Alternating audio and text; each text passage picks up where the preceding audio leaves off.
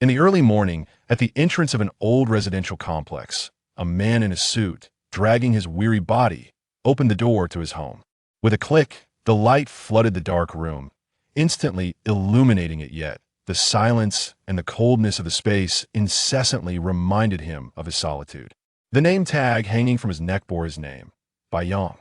Sighing, Bayang felt the weight of exhaustion enveloping him after yet another grueling day at work.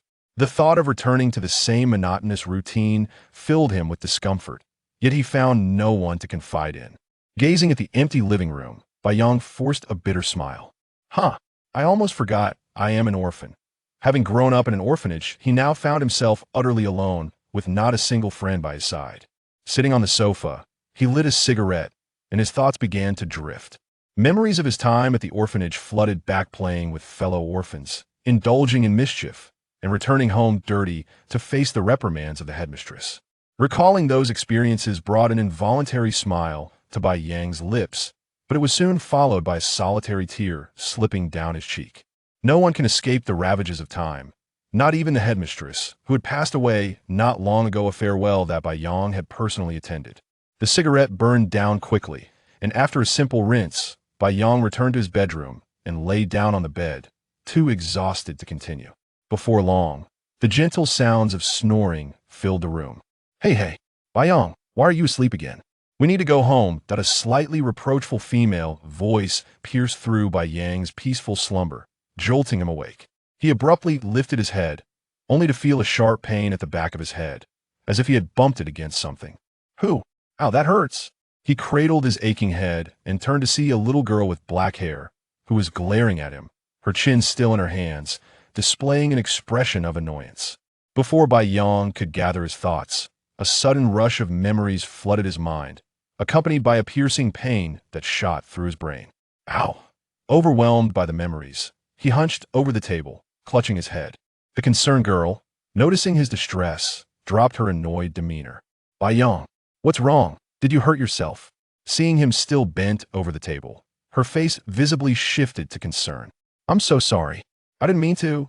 It's fine, Naishue, I just woke up a bit dazed. At that moment, Bai Yang raised his head to meet the anxious gaze of Nai Zumor accurately, Uchiha Naishue. Just moments ago, Bai Yang had come to understand the extraordinary circumstances surrounding his existence. He had traversed dimensions, and not just any kind of travel, he had soul transcended into the world of Naruto. His name was now also Bai Yang, but more precisely, he was Uzumaki Bai Yang, a descendant of the Uzumaki clan. However, his previous self had been a forsaken orphan, wandering the ninja world since the age of 3, until he was fortuitously discovered by Minato during a mission at the age of 6. Seeing the boy's plight and recognizing their kinship, Minato took him to Konoha upon Bai Yang's consent. Kushina, moved by his circumstances, could not bear to let him roam alone and, with Minato's approval, provided him with a small house for free accommodation. Upon discovering Bai Yang's exceptional ninja talent, they enrolled him in the Ninja Academy. Now, at 9 years old, Bai Yang had been studying there for nearly 3 years and was set to graduate in 6 months, ready to be assigned to a jounin. Yet, in an era of war, the ability for children to graduate was not solely in their hands. Bai Yang scoffed at the third Hokage's plan to train new stars for battle. Sending freshly graduated children to the front lines was simply outrageous. He had no idea how he had wound up occupying this body, nor did he know of the character's existence in the original narrative, had it not been for an untimely demise. Really? I thought I had hurt you with my chin. After all, you seem so frail. What? Me? Frail? Hey, you little brat. Do you know how rude it is to call a boy weak? Bai Yang's inner monologue spiraled into frantic thoughts, but a glance at his own body made him realize. She might have a point. Ugh, what has this body been eating? Why is it so thin? What are you talking about? Naishue leaned closer, her curiosity piqued. Oh, nothing. Bai Yang scratched his head, dismissing her concern as he stood up and surveyed the surroundings. They were currently in the classroom of the Ninja Academy. As for Naishue, Bai Yang searched his memories and discovered that she was indeed his childhood friend. Since starting at the Ninja Academy, Bai Yang had sat beside Naishue. Initially, he had been isolated by his classmates due to his striking red hair, a hallmark of the Uzumaki clan, which had led them to deliberately avoid him. Some even attempted to bully him. Despite his experiences of 3 years of wandering, which should have made him resilient, Naishue had stood up for him, driving away his would-be bullies. Thus, they forged a friendship, walking home together each day, further endearing her to him. Daydreaming again. Come on, let's go home together. Naishue reached for Bai Yang's arm, leading him out of the classroom. Hey, wait, I haven't grabbed my bag yet. Following Naishue back to their respective homes, Bai Yang's abode was adjacent to hers. After exchanging farewells, he returned to the cold solitude of his own dwelling. A fleeting sense of melancholy washed over him as he chuckled to himself, musing how a grown man like him could possibly be overwhelmed by loneliness. Perhaps a little. Shaking his head, Bai Yang silently made his way to the kitchen. There's nothing a hearty meal can't solve. Time to eat. Food is essential. With anticipation, he opened the fridge, only for his smile to vanish upon seeing its near-empty state. He slumped down onto the floor in resignation.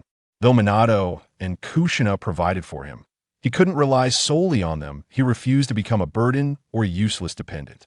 Resolutely, Bai Yang steeled himself, clutching his almost empty wallet as he stepped out of his home. Chapter 2. Cooking. As Bai Yang returned home with a bag of freshly selected meats and vegetables, he noticed a figure standing at his doorstep. Upon approaching, he recognized the visitor. Hey, Naishue, what brings you to my home? Are you looking for me? Naishue, having heard his words, slightly tilted her head in his direction before turning away, puffing up her cheeks in a display of pride and extending a plastic bag towards him. Bai Yang, puzzled, accepted it and discovered it was filled with pork and some ribs. My parents are out on a mission and there's no one at home. I can't cook. And you're my only good friend. I remember you know how to cook, right? Bai Yang chuckled at her words and replied, since you're here, you are a guest. It's not proper for a guest to bring something. He stepped forward, freeing one hand to pull Naishue inside. Though he could prepare a few dishes, his culinary skills left much to be desired. Before his journey, he had relished the experience of learning various recipes online to indulge himself. After guiding Naishue to the living room sofa, he turned and entered the kitchen. The sound of chopping vegetables filled the air, and soon a delightful aroma wafted from the kitchen. Naishue's eyes sparkled, and she quietly approached the kitchen door, peeking in with curiosity. At that moment, Bai Yang was busy stir-frying. The setting sun illuminated his handsome profile, his vibrant red hair catching the light, and a faint smile gracing his lips. Naishue, watching from the doorway, felt a blush creep onto her cheeks. This guy was surprisingly charming. With a slight pout, she stealthily slipped into the kitchen, intently observing Bai Yang at work. The fragrance was intoxicating. Tears formed at the corners of her mouth as she gazed at the dish simmering in the pot. Despite its somewhat unappetizing appearance, it seemed promising, though she couldn't identify the dish. Bai Yang was preparing braised pork, using the ingredients available at home to avoid an inconvenient trip to the store. He cut the pork Naishue had brought into pieces, blanching them in cold water to remove impurities, then rinsed them in warm water and drained them. He heated the frying pan, added oil, and introduced sugar, stirring it on low heat until it turned into syrup. After adding the pork and sauté until golden, he poured in soy sauce and a bit of water to cover the meat, along with scallions, ginger, Sichuan peppercorns, and star anise. Once it boiled, he reduced the heat to a simmer, adding salt when the meat was tender enough to pierce with chopsticks. After covering the pot, he let it cook for another 20 minutes, finishing with a vigorous boil to reduce the sauce. This dish was a treat Bai Yang had learned online, one he personally enjoyed, though he was uncertain about the quality of the pork in this world. After covering the pot to let it simmer, he turned to prepare other ingredients, only to bump into Naishue, who had been lost in thought. The collision startled her back to reality. Ouch, that hurt. Bai Yang rubbed his forehead, casting a reproachful glance at Naishue. Weren't you supposed to wait on the sofa? Why did you sneak into the kitchen? Naishue, a hint of crimson on her cheeks from the impact, held her forehead and mumbled, it smells too good. Bai Yang didn't catch her words and asked for clarification. Because the aroma from the kitchen is irresistible. I was just curious. Seeing her slightly aggrieved expression, Bai Yang sighed and gently patted her head, apologizing. All right. I'm not scolding you. If you want to watch, feel free. Shaking her head, Naishue blushed and brushed his hand away, saying then, I'll just watch here. Bai Yang, unfazed by Naishue's reaction, resumed his preparations for the second dish. Under her watchful gaze, he took out a bowl of ribs, washing them thoroughly to remove any blood, and set them aside to dry. He mixed soy sauce, vinegar, and sugar in a small bowl to create a marinade, then heated some oil in a pan, adding ginger and scallions to infuse the aroma. After browning the ribs on both sides, he poured in a bottle of beer, stirring until the fragrance filled the air, before adding the marinade. Once it reached a boil, he added enough water to cover the ribs, bringing it to a vigorous boil, then simmered until the sauce thickened and the meat was tender. In a flourish, he sprinkled sesame seeds on top. Perfect. He clapped his hands and turned to Naishue. What do you think? Looks good, right? Snapping out of her daze from the enticing aroma, Naishua nodded eagerly. Is there more? Is there more? Embarrassed, Baiyang scratched his head and replied, I'm not wealthy enough to buy that much food. Besides, I didn't know you were coming. I was only preparing a modest meal for myself. A moment of silence followed, and Naishua awkwardly chuckled, glancing away. Allah, I'm so hungry. When do we eat? Baiyang retrieved a rice cooker, preparing to steam the rice, and led Naishua out of the kitchen. Just a little longer. It'll be ready in about 15 minutes. Unaware of any impropriety in holding Naishua's hand, he sat her down on the sofa. Call me in 15 minutes. I'm a bit tired. Before Naishua could respond, Baiyang had reclined on the sofa, closing his eyes. However, he was not truly asleep. He was reflecting on the memories of his previous life. The overwhelming impact of his memories in the classroom had left him with only a vague understanding of his past. Now what time is it? Oh no, the 46th year of Konoha. This is terrible. The Nine-Tails incident. It's a disaster. Realization struck him. He had just arrived. And only 6 years remained. 5 years isn't enough time for anyone to grow. No. The Nine-Tails incident cannot happen. Otherwise, the ninja world will descend into chaos. Think. Baiyang, think. Wait a minute. I'm from the Uzumaki clan. This is fantastic. We have a chance. In a flash, Baiyang formulated a plan. He would seek out Kushina to learn sealing techniques. With enough strength, he could seal the Nine-Tails, especially since he was a descendant of the Uzumaki clan. Mastering sealing techniques would be a breeze. Thus, Baiyang resolved to speak with Kushina the following day, as she seemed rather free lately, with little to occupy her time. Chapter 3. The basement. As Baiyang reclined on the sofa, indulging in a moment of tranquility, Naishua quietly approached him. This fellow, truly handsome. Does he really trust me enough to sit beside him without fear of my doing something outrageous? Swallowing nervously, a mischievous grin appeared on Naishua's face as she moistened her dry lips and held her breath, slowly leaning towards Baiyang. Lost in thought, Baiyang remained oblivious to Naishua's proximity until an unexpectedly ticklish sensation brushed against his lips. Still with his eyes closed, he merely waved a hand in front of his face, believing it to be a fly. However, Naishua had already retreated, her cheeks flushed with warmth. What a soft sensation, so delightful. Fixating on Baiyang's profile, Naishua tentatively licked her lips, a smile gracing her face. Under the soft glow of the light, his side profile appeared even more striking, a stark contrast to his usual gentle and silent demeanor. Beneath his closed eyelids lay an aura of profound calm and relaxation, as if time had come to a standstill in that moment. After gazing at Baiyang for what felt like an eternity, she suddenly glanced at the clock on the wall, relieved that she hadn't lost track of time. After waiting a moment, she called out to Baiyang as he had instructed. Woohoo! Mealtime! Baiyang placed 2 plates of food on the dining table. The enticing aroma of braised pork and sweet and sour ribs wafting towards Naishua. The delicious scent made her mouth water, and her stomach protested in hunger. Hearing the growl of her stomach, Baiyang chuckled, stopping her just as she reached for a piece of braised pork. Don't rush. There's rice too in an instant. Naishua, who had been brimming with excitement, deflated like a punctured balloon, hopelessly dropping her chopsticks. When Baiyang returned with 2 bowls of rice, Naishua was nearly entranced by the food, gazing at him with a look of longing. The food is ready. Let us eat. Upon hearing Baiyang's words, Naishua eagerly grabbed her chopsticks and picked up a piece of braised pork to savor. The flavor was utterly enchanting, and she couldn't help but emit a strange sound of delight. Hearing her unrestrained reaction, Baiyang felt his cheeks flush. She truly was a bit impudent.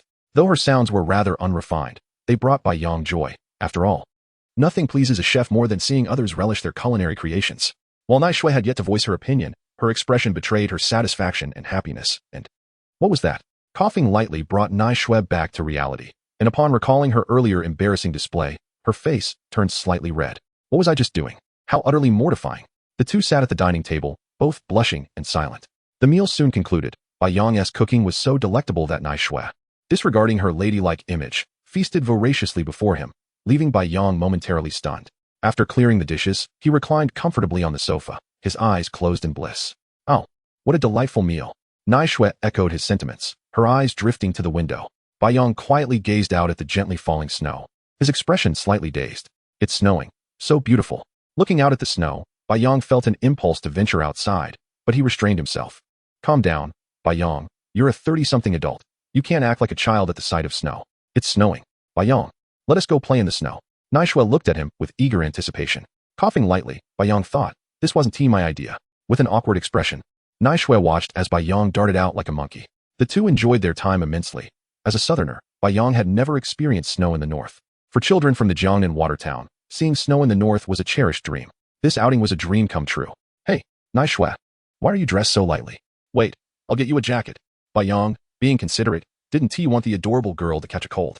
Approaching the wardrobe, he rummaged through it until he found a light yellow cotton jacket, roughly her size. Handing it to Naishua, he said. Here, don't catch a cold. I don't want your parents coming to my house looking for me. Naishue's parents were from the Uchiha clan. Her father was a jonin who had awakened the 3-tomo Sharingan, while her mother, although not possessing the 3-tomo, held the 2-tomo Sharingan. Their personalities complemented each other well. Her father gentle and kind, unlike many Uchiha, and her mother proud, yet caring. They were both very kind to Baiyang, who, being a lonely child, was Naishue's only friend. However, given their personalities, if Naishue fell ill, her mother would undoubtedly come to reprimand Baiyang. Just the thought of it sent a shiver down his spine. Goodbye. Be careful on your way back. With a smile, Baiyang turned to leave. Wait. Naishue's voice stopped him, and he turned back, curious. Baiyang, can I come over for dinner sometime? I'll pay for it. Naishue's cheeks reddened as she called out to him. With a smile, Baiyang replied. As long as you want to come, you are always welcome. His gentle smile pierced Naishue's heart like a sword. He truly made her want to cry. Nodding happily, Naishue skipped away, and as he watched her depart, Baiyang smiled, but once inside, that smile faded. For something stirred beneath the floorboards, specifically, a faint chakra fluctuation accompanied by subtle sounds. Shortly after entering the kitchen, he heard a soft sobbing. Listening closely, he realized the sound emanated from beneath his feet, reminiscent of a ghostly wail. This house couldn't possibly be haunted, could it? In the kitchen, drawing on his experiences from past television dramas, Baiyang knocked on the walls and floor until, with a puzzled expression, he moved the refrigerator aside and discovered the entrance to a cellar below. At that moment, a sinister whisper echoed in his mind, as if a dark mouse was beckoning him. Hey, welcome to my Mickey Mouse Clubhouse. Chapter 4. Nameless White Yang shook his head vigorously, attempting to cast aside the unsettling thoughts that clouded his mind. What had intruded upon his consciousness? He opened the wooden planks leading to the cellar, peering into the inky blackness of the entrance. Scanning his surroundings, he seized a candle and ventured inside. The candle flickered in the stillness of the night, providing White Yang with a modicum of warmth and light, illuminating the oppressive darkness that enveloped the walls, easing his anxious spirit slightly. After descending the staircase for a while, the sloped path began to level out. The candle swayed in the breeze, and when it had burned halfway, White Yang finally arrived at a more spacious area. By the faint glow of the candle, he discerned that this place resembled a storeroom. Further inspection revealed it to be a repository for various items, ninjutsu scrolls, ninja tools, and perhaps even a few forgotten relics. Regardless of their nature, they could be of assistance to White Yang in his current predicament. As for the owner of this place, it mattered little. Though it belonged to Minato, the original occupant had been a deceased high-ranking shinobi, and Minato had never renovated the premises. The only one who might have known the contents had long since passed, leaving White Yang unburdened by any moral obligation. Rubbing his eager hands together, White Yang approached the sealing talisman, gently placing his hand upon it.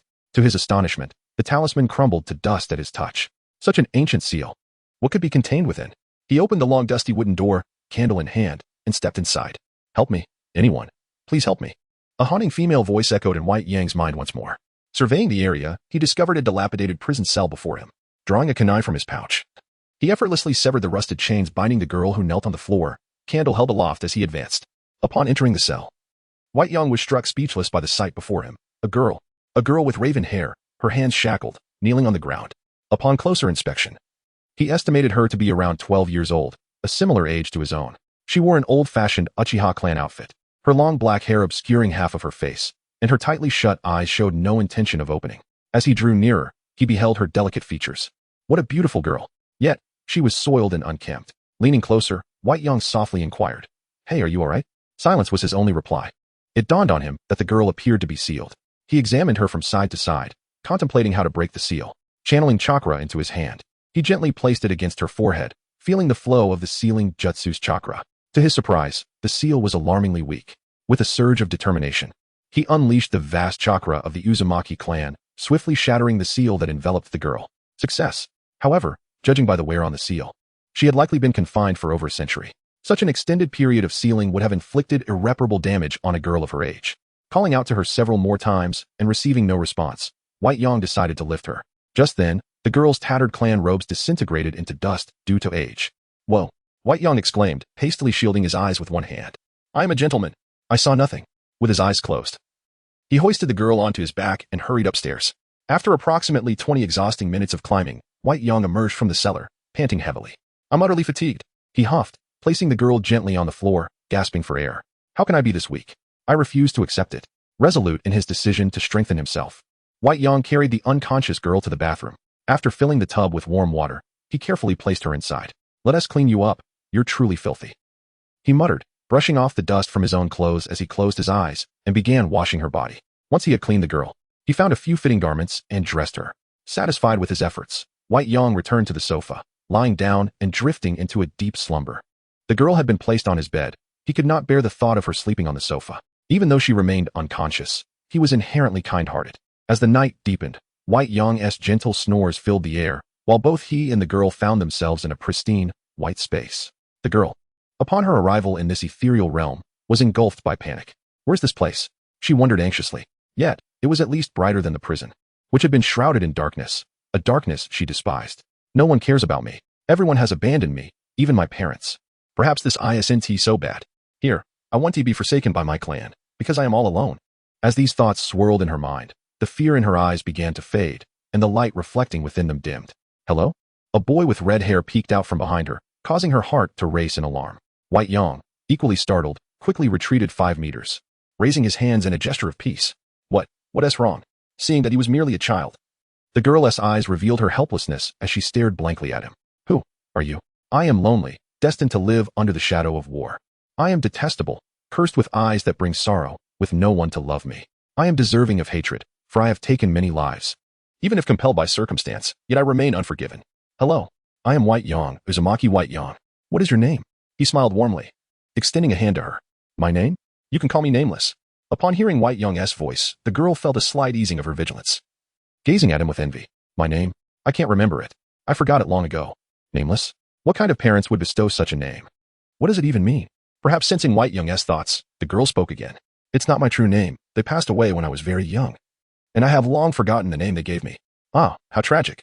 Chapter 5. From now on, you shall be called Light. No one will ever like me. My existence only brings calamity. My kin despise me. My parents abandoned me. I do not wish to go anywhere. Let me remain here alone. The Nameless One gazed vacantly at the bright white walls of the consciousness space. Hearing this, Bayang quietly approached her. Although the Nameless One exhibited a moment of wariness, she soon disregarded him. Almost immediately, she felt a small hand resting gently on her head, softly caressing her hair. Her dazed expression gradually sharpened as Bayang's voice drifted from beside her. Isn't this place beautiful? Or, do you not wish to see the world outside? At his words, the Nameless One's pupils trembled, disbelief flooding her features as she looked at Bayang. Then, as if struck by a sudden thought, the light in her eyes dimmed once more. I cannot leave. I can only stay here, waiting to be released again to participate in war, as a weapon. I am not even worthy of a name. Upon hearing this, Bayang's hand trembled slightly. Poor child, your parents perished in battle during your childhood. And your formidable power led your kin to loathe you, sealing you as a weapon of war from the Warring States period? If you were free, what would you wish to do? Bayang slowly withdrew his hand from her head and sat on the ground, facing her, with a bitter smile. The Nameless One hesitated before murmuring, I do not know. With a resigned smile, Bayang stood, brushed off non-existent dust from his clothes, and gently patted the Nameless One on the head. Standing behind her, he spoke, if you feel lost, look up at the sunlight on the horizon. Seek a way to resolve your confusion. It might just be the greatest gift you need in life. Bayang displayed a radiant smile, causing the Nameless One to momentarily lose herself in thought. If you are willing, until you find your life's purpose, I will care for you. But if you are unwilling, then you are free. Bayang's figure began to blur, his voice echoing in her ears. You are no longer a weapon. You are no longer nameless. I hope you live each day under the light, free from the disturbances of war. You are no longer nameless. You are light. I wish for you to become the light that illuminates the world. You are Uchiha Light. Her pupils quivered, disbelief filling the eyes of the Nameless One as she stared at the place where Bayang had vanished. Bayang, unbeknownst to her, a single crystalline tear slipped from the corner of her eye, falling to the ground and creating ripples. Uchiha Light. Thank you, Bayang. What a beautiful name. As consciousness returned, early the next morning, Bayang awoke with disheveled hair, sitting up on the sofa, groaning, ugh, my head hurts. Lost in his own thoughts, he failed to notice the girl beside him until he turned around and was startled by the sudden appearance of the Nameless One. Whoa. Bayang stepped back in surprise, quickly realizing that this girl was the Uchiha he had rescued the day before. Hello, Nameless. In truth, the Nameless One had long since awakened. Finding herself in an unfamiliar environment, she had curled up in a corner, fearful. After nearly an hour of inner turmoil, she had finally emerged from the room. The sound of snoring reached her ears, causing her to tense up instantly. Activating her kaleidoscope Sharingan, she fixed her gaze on the shadow lying on the sofa. Slowly, she crept closer, only to discover that the figure was Bayang. Upon recognizing him, she let out a slight sigh of relief and closed her Sharingan, remaining motionless beside Bayang. Well, nameless. It was only after Bayang woke up and was startled by her presence that she snapped back to reality. Do you still call me nameless? She leaned closer to Bayang, staring intently into his eyes. If not nameless, then what should I be called? Bayang, puzzled, asked. Isn't that the name I gave you? The nameless one's expression was one of exasperation. Isn't that your choice? It's a lovely name, isn't it? Uchiha Light. Bai Yang was momentarily taken aback, quickly recalling their conversation in the consciousness space. So, this is your choice? Nodding. The nameless one stood before Bai Yang and bowed deeply. Bai Yang waved his hand dismissively, helping her to her feet and ruffling her hair. All right, from now on. You are the Light of the Bai Yang family. Light did not flinch away from Bai Yang's hand. She simply gazed quietly at the boy before her. However, Light, you are currently an unregistered citizen. If you reveal your identity, the Uchiha clan may reclaim you. Thus, you must live as a wandering commoner under my care.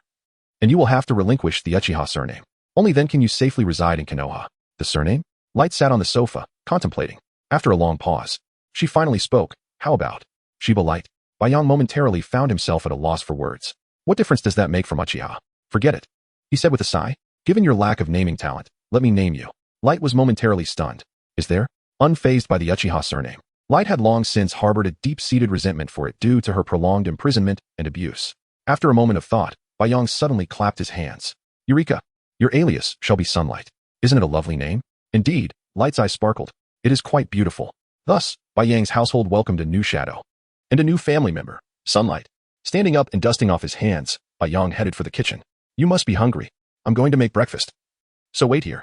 Light initially intended to follow him, but paused for a moment before quietly returning to her seat on the sofa. After a short while, Bai Yang emerged from the kitchen, carrying several sandwiches. Time to eat.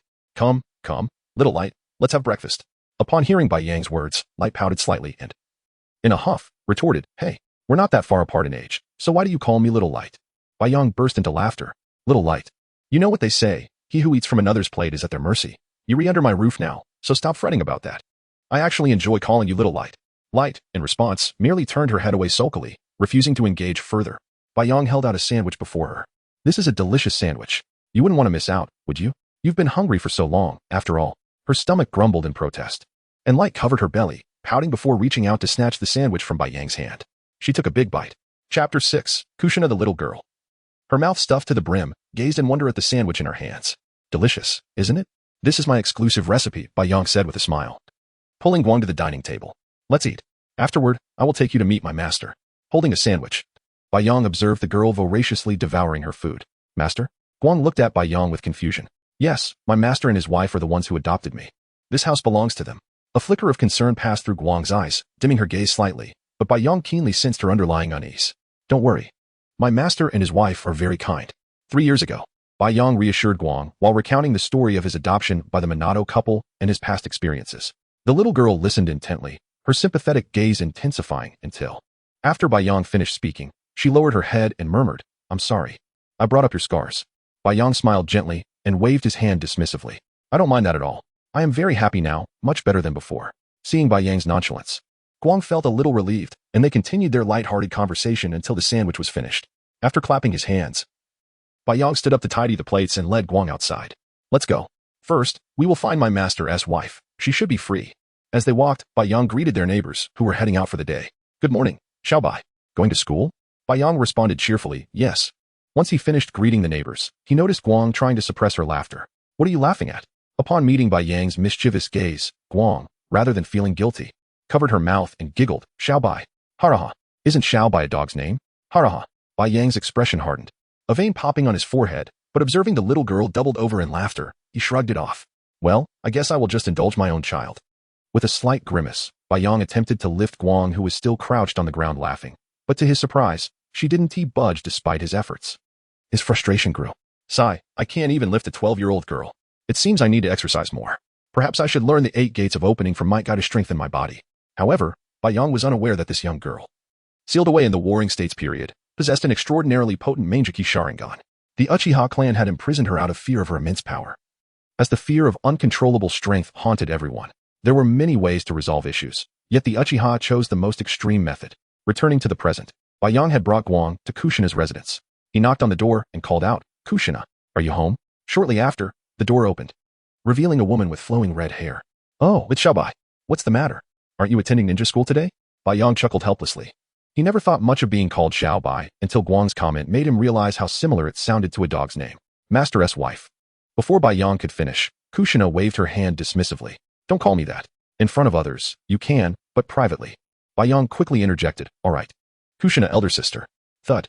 Before he could finish, Kushina's furious punch sent him crashing into the floor. Call me sister. After realizing Guang was standing behind Bai Yong, time seemed to freeze. Kushina's expression turned awkward, and Guang's lips twitched. The two lost in their thoughts were finally roused by Bai Yong, who stood up from the ground. Sister Kushina, please don't hit me. It hurts. Bai Yong looked reproachfully at Kushina, who waved her hand and pulled him closer, whispering, Hey, Xiaobai, who is this child? Her gaze shifted toward Guang. Bai Yong scratched his head, puzzled by Kushina's thought process for speaking about Guang as if she couldn't hear them. However, to avoid further punishment, he quietly explained. This sister is someone I found wandering in the village. After learning about her, I realized her story closely resembles mine, except she wasn't abandoned. Her parents were murdered by outsiders. She has been wandering alone in the ninja world and fainted at my doorstep yesterday, so I saved her. With Bai Yang's elaborate fabrication, the somewhat oblivious Kushina quickly believed him. She approached Guang and enveloped her in a warm embrace, burying the girl's face deep in her chest. Initially tense, Guang was taken aback by Bai Yang's tall tale. When had she experienced such things? But as Kushina held her, a long-dormant heart seemed to awaken. She felt a sense of comfort she hadn't known in ages, and a tear slipped down her cheek. Struggling against a lump in her throat, Guang softly asked, Sister Kushina, may I hug you? Kushina paused, then smiled warmly, Of course. Hug me for as long as you like. Upon hearing this, Guang clung tightly to the woman before her, unable to contain her tears any longer, which fell and soaked Kushina's back. Kushina felt a pang of sympathy for the unfortunate child. After Guang had cried for a while, Kushina welcomed them into the house. So, Xiaobai, have you taken this child in? Kushina asked from the couch. Bai Yong replied, Yes, Kushina, elder sister, but I won't send her to ninja school. Kushina's expression stiffened, her eyes narrowing at Bai Yong. Why not, Bai Yong? Our family has some assets. We can easily take in 2 children, if necessary. I can go talk to that old man Saratobi. Interrupting her incessant chatter, Bai Yong spoke firmly, Little Guang, she despises ninjas, and she doesn't want to become one. Kushina's anger froze, replaced by an expression of regret as she turned to Guang. I'm sorry. I acted on my own accord. Chapter 7.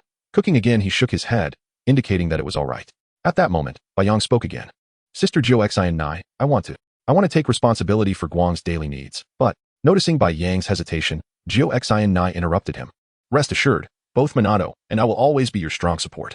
Whatever you wish to pursue, I will support you. Upon hearing this, Bai Yong looked up at Jiu Xi and I with determination in his eyes. I want to lease a shop. I wish to teach Guang culinary skills and open a small restaurant to earn a living for ourselves. Jiu Xi and I smiled at this, ruffling Bai Yang's hair. Regarding this matter, of course, you can. I will prepare the initial funding for you.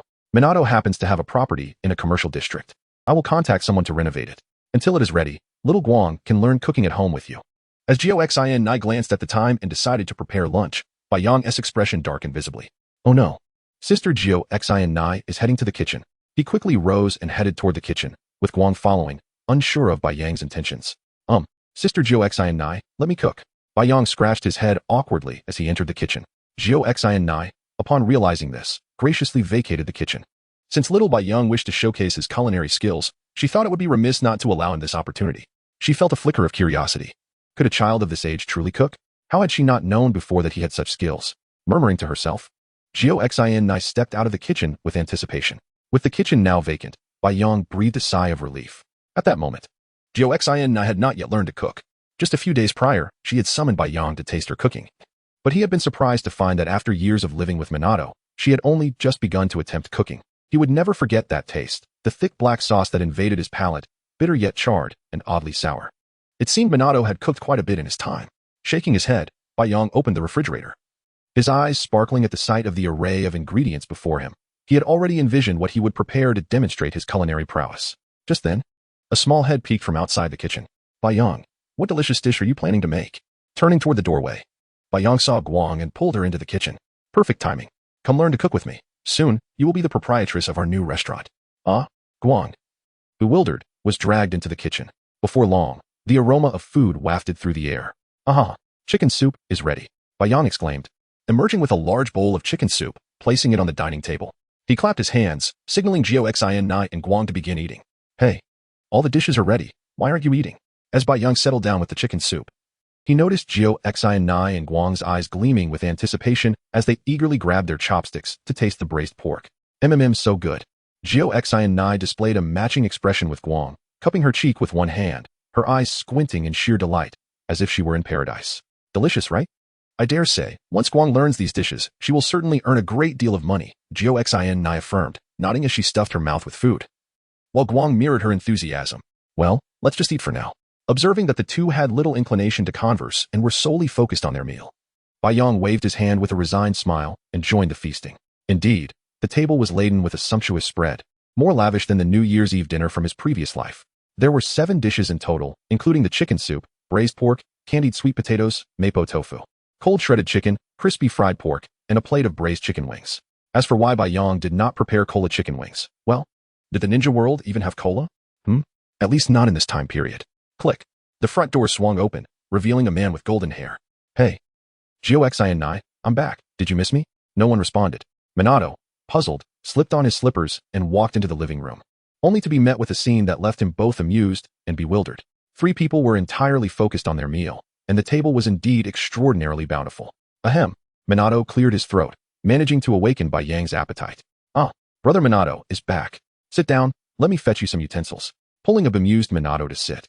Baiyang soon returned with a set of bowls and chopsticks. Brother Minato, let us eat. Minato glanced at the dishes on the table, mistakenly believing they were prepared by Goxin. After a moment's hesitation, he bit down on a piece of candied sweet potato, and suddenly, his eyes sparkled with delight. Delicious. Another addition to the dining brigade. After finishing their meal, the group reclined on the sofa, rubbing their bellies in contentment. Little Bai, how come I never knew you were such a good cook? Goxin lay contentedly across Minato's lap, sprawled out without a trace of decorum. Of course you didn't know. You never came to my house for a meal. Usually, it's Brother Minato who cooks. Baiyang lay beside Guang, patting his stomach and burping as he casually remarked. Then, Baiyang recounted to Minato the plans he had discussed with Goxin and introduced Guang's background, albeit a fabricated one. With a smile, Minato looked at Baiyang and Guang. We will support your decision. I will start looking for renovations today. In about a week, you will be ready to open. During this time, take a week off to teach little Guang well. He nodded at them, affirming his support. Baiyang then expressed his desire to learn the sealing techniques of the Uzumaki clan, to which Goxin readily agreed. For sealing techniques were indeed the hallmark of the Uzumaki clan, and Baiyang would surely benefit from it. Thus, after a brief chat, Baiyang bid farewell to Guang and departed. Not long after they left, Goxin clung to Minato's arm, a hint of melancholy in her voice. The children have grown up, they will have to be self-reliant. Minato gently caressed Goxin's cheek, smiling in reassurance. Independence was a necessary part of their growth. All they could do was provide the necessary support. Chapter 8. Naiju and Guang. Not long after they set out, Baiyang brought Guang to the vegetable market. As he surveyed the array of vibrant stalls, Baiyang meticulously selected vegetables while jotting down notes in a small notebook. After a short while, he leaned closer to Guang and whispered, Little Guang, you must remember the vegetables I'm selecting. These are the ingredients for the dishes I'm going to teach you. Guang pouted slightly, muttering, I prefer you calling me Sister Guang. What did you say? And nothing. After a brief moment of discontent, Guang refocused her attention on Baiyang's actions. Tomatoes, eggs, we can make scrambled eggs with tomatoes, braised eggplant, chives scrambled with eggs, and candied sweet potatoes. After purchasing a dozen varieties of vegetables, Baiyang, with a heavy sack in hand, began the journey home with Guang. Phew, I can't take it anymore. Guang, you take over. Baiyang bent slightly, gasping for breath. Guang accepted the sack he handed her, effortlessly slinging it over her shoulder.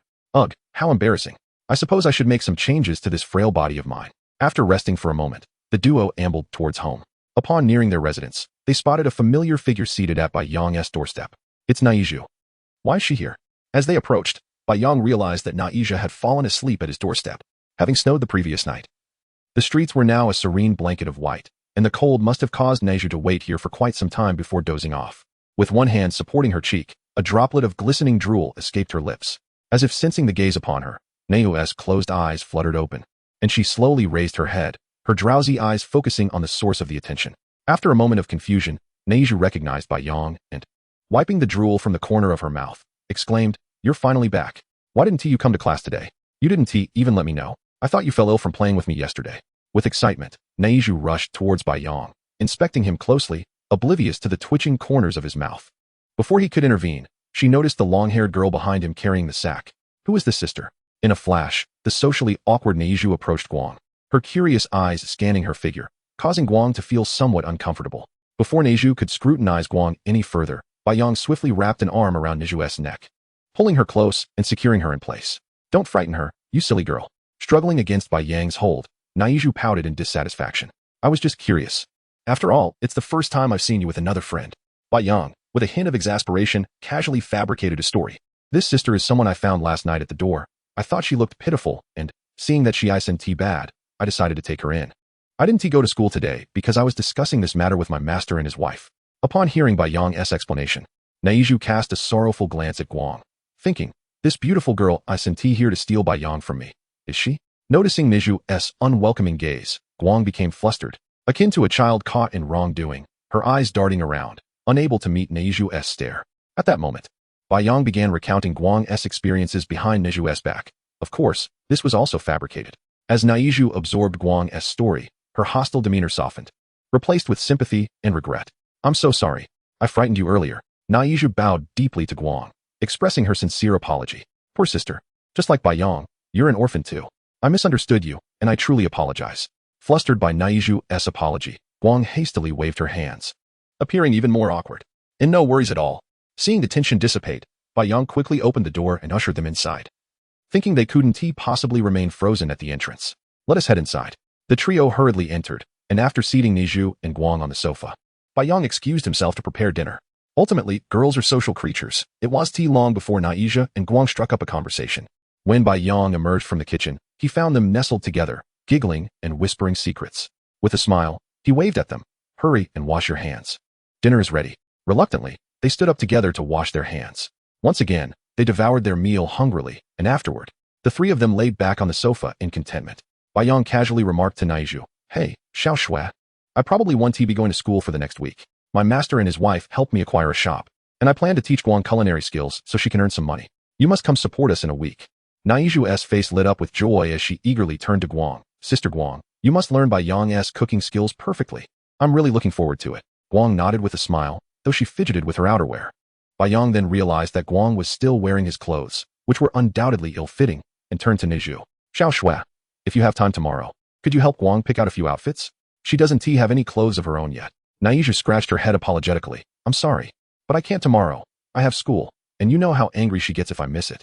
Bai Yang sighed, waving his hand in resignation. All right then. I'll accompany Guang tomorrow. I should buy some clothes for myself too. Feeling the weight of his somewhat depleted wallet, Bai Yang's expression stiffened as he turned back to Naiju. Xiao Shui. Naiju tilted her head in confusion, surprised by his polite tone, as he had never addressed her this way before. Could I borrow some money?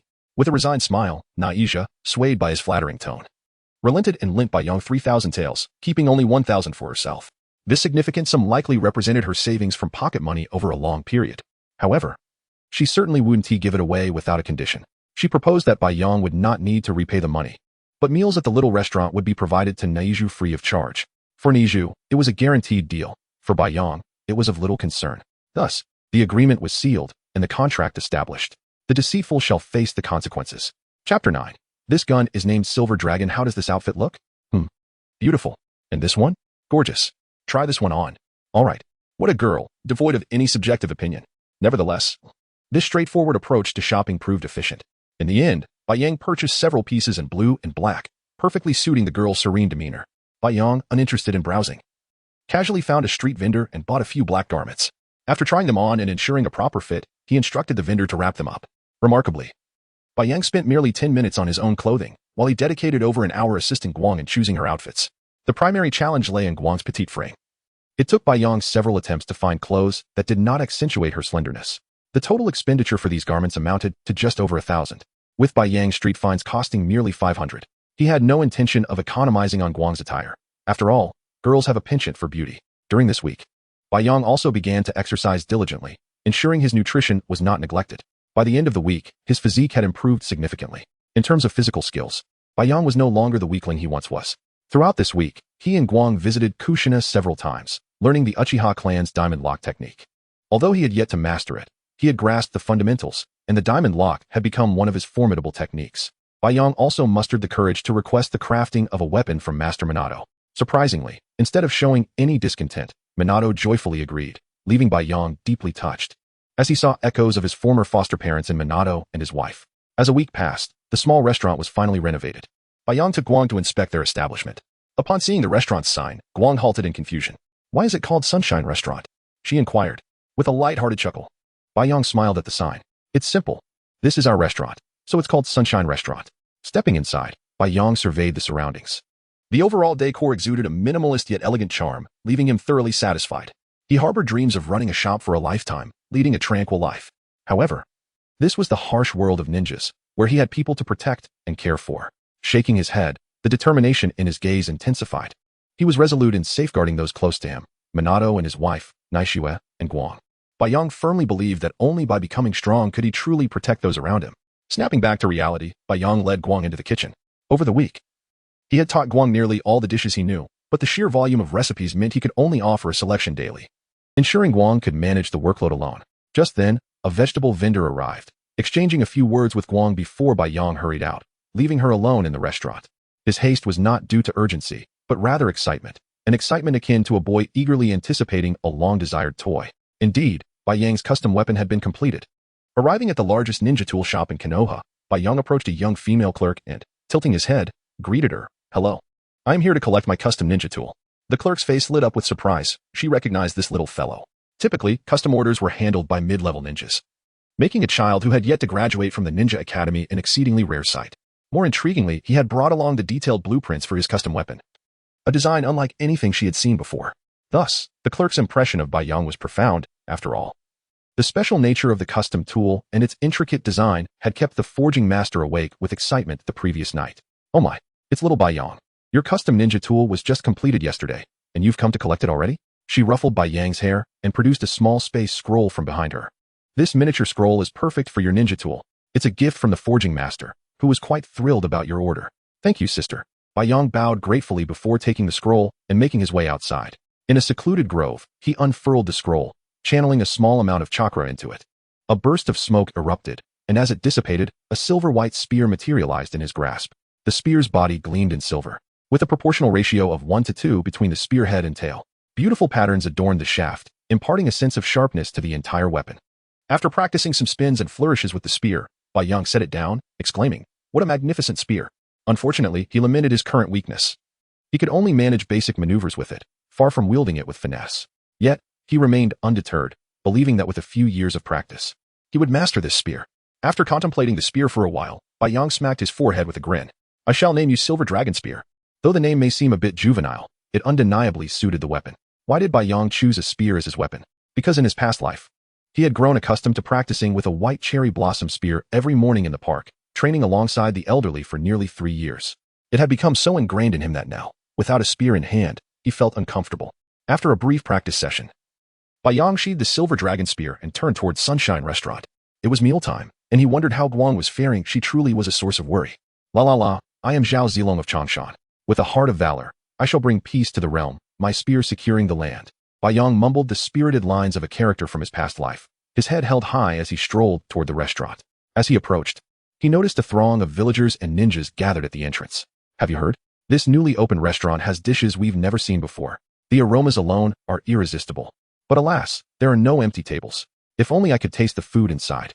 Before Yang even reached the door, the bustling chatter filled him with pride.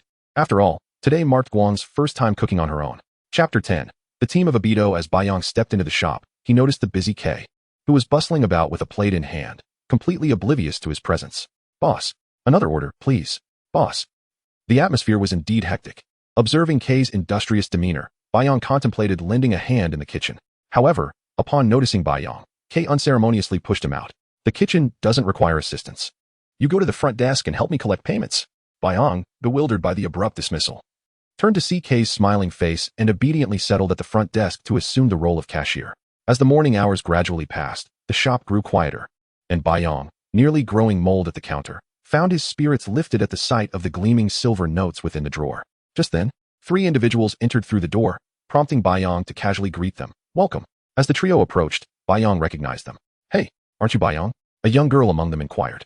It dawned on Yang that these were Kakashi Hatake, Rin Noira, and Obito Uchiha, 3 of Minato's disciples. This meant he was their senior. Having not attended the Ninja Academy since his arrival a week prior, Yang had made little effort to familiarize himself with his classmates, aside from Naishue, causing him to forget these 3 entirely. "Wow, it really is Yang. Did you drop out to work as a waiter here?" Obito, the black-haired boy with orange goggles, exclaimed, known for his remarkable reflexes. Meanwhile, Kakashi merely glanced at Yang before returning his gaze elsewhere.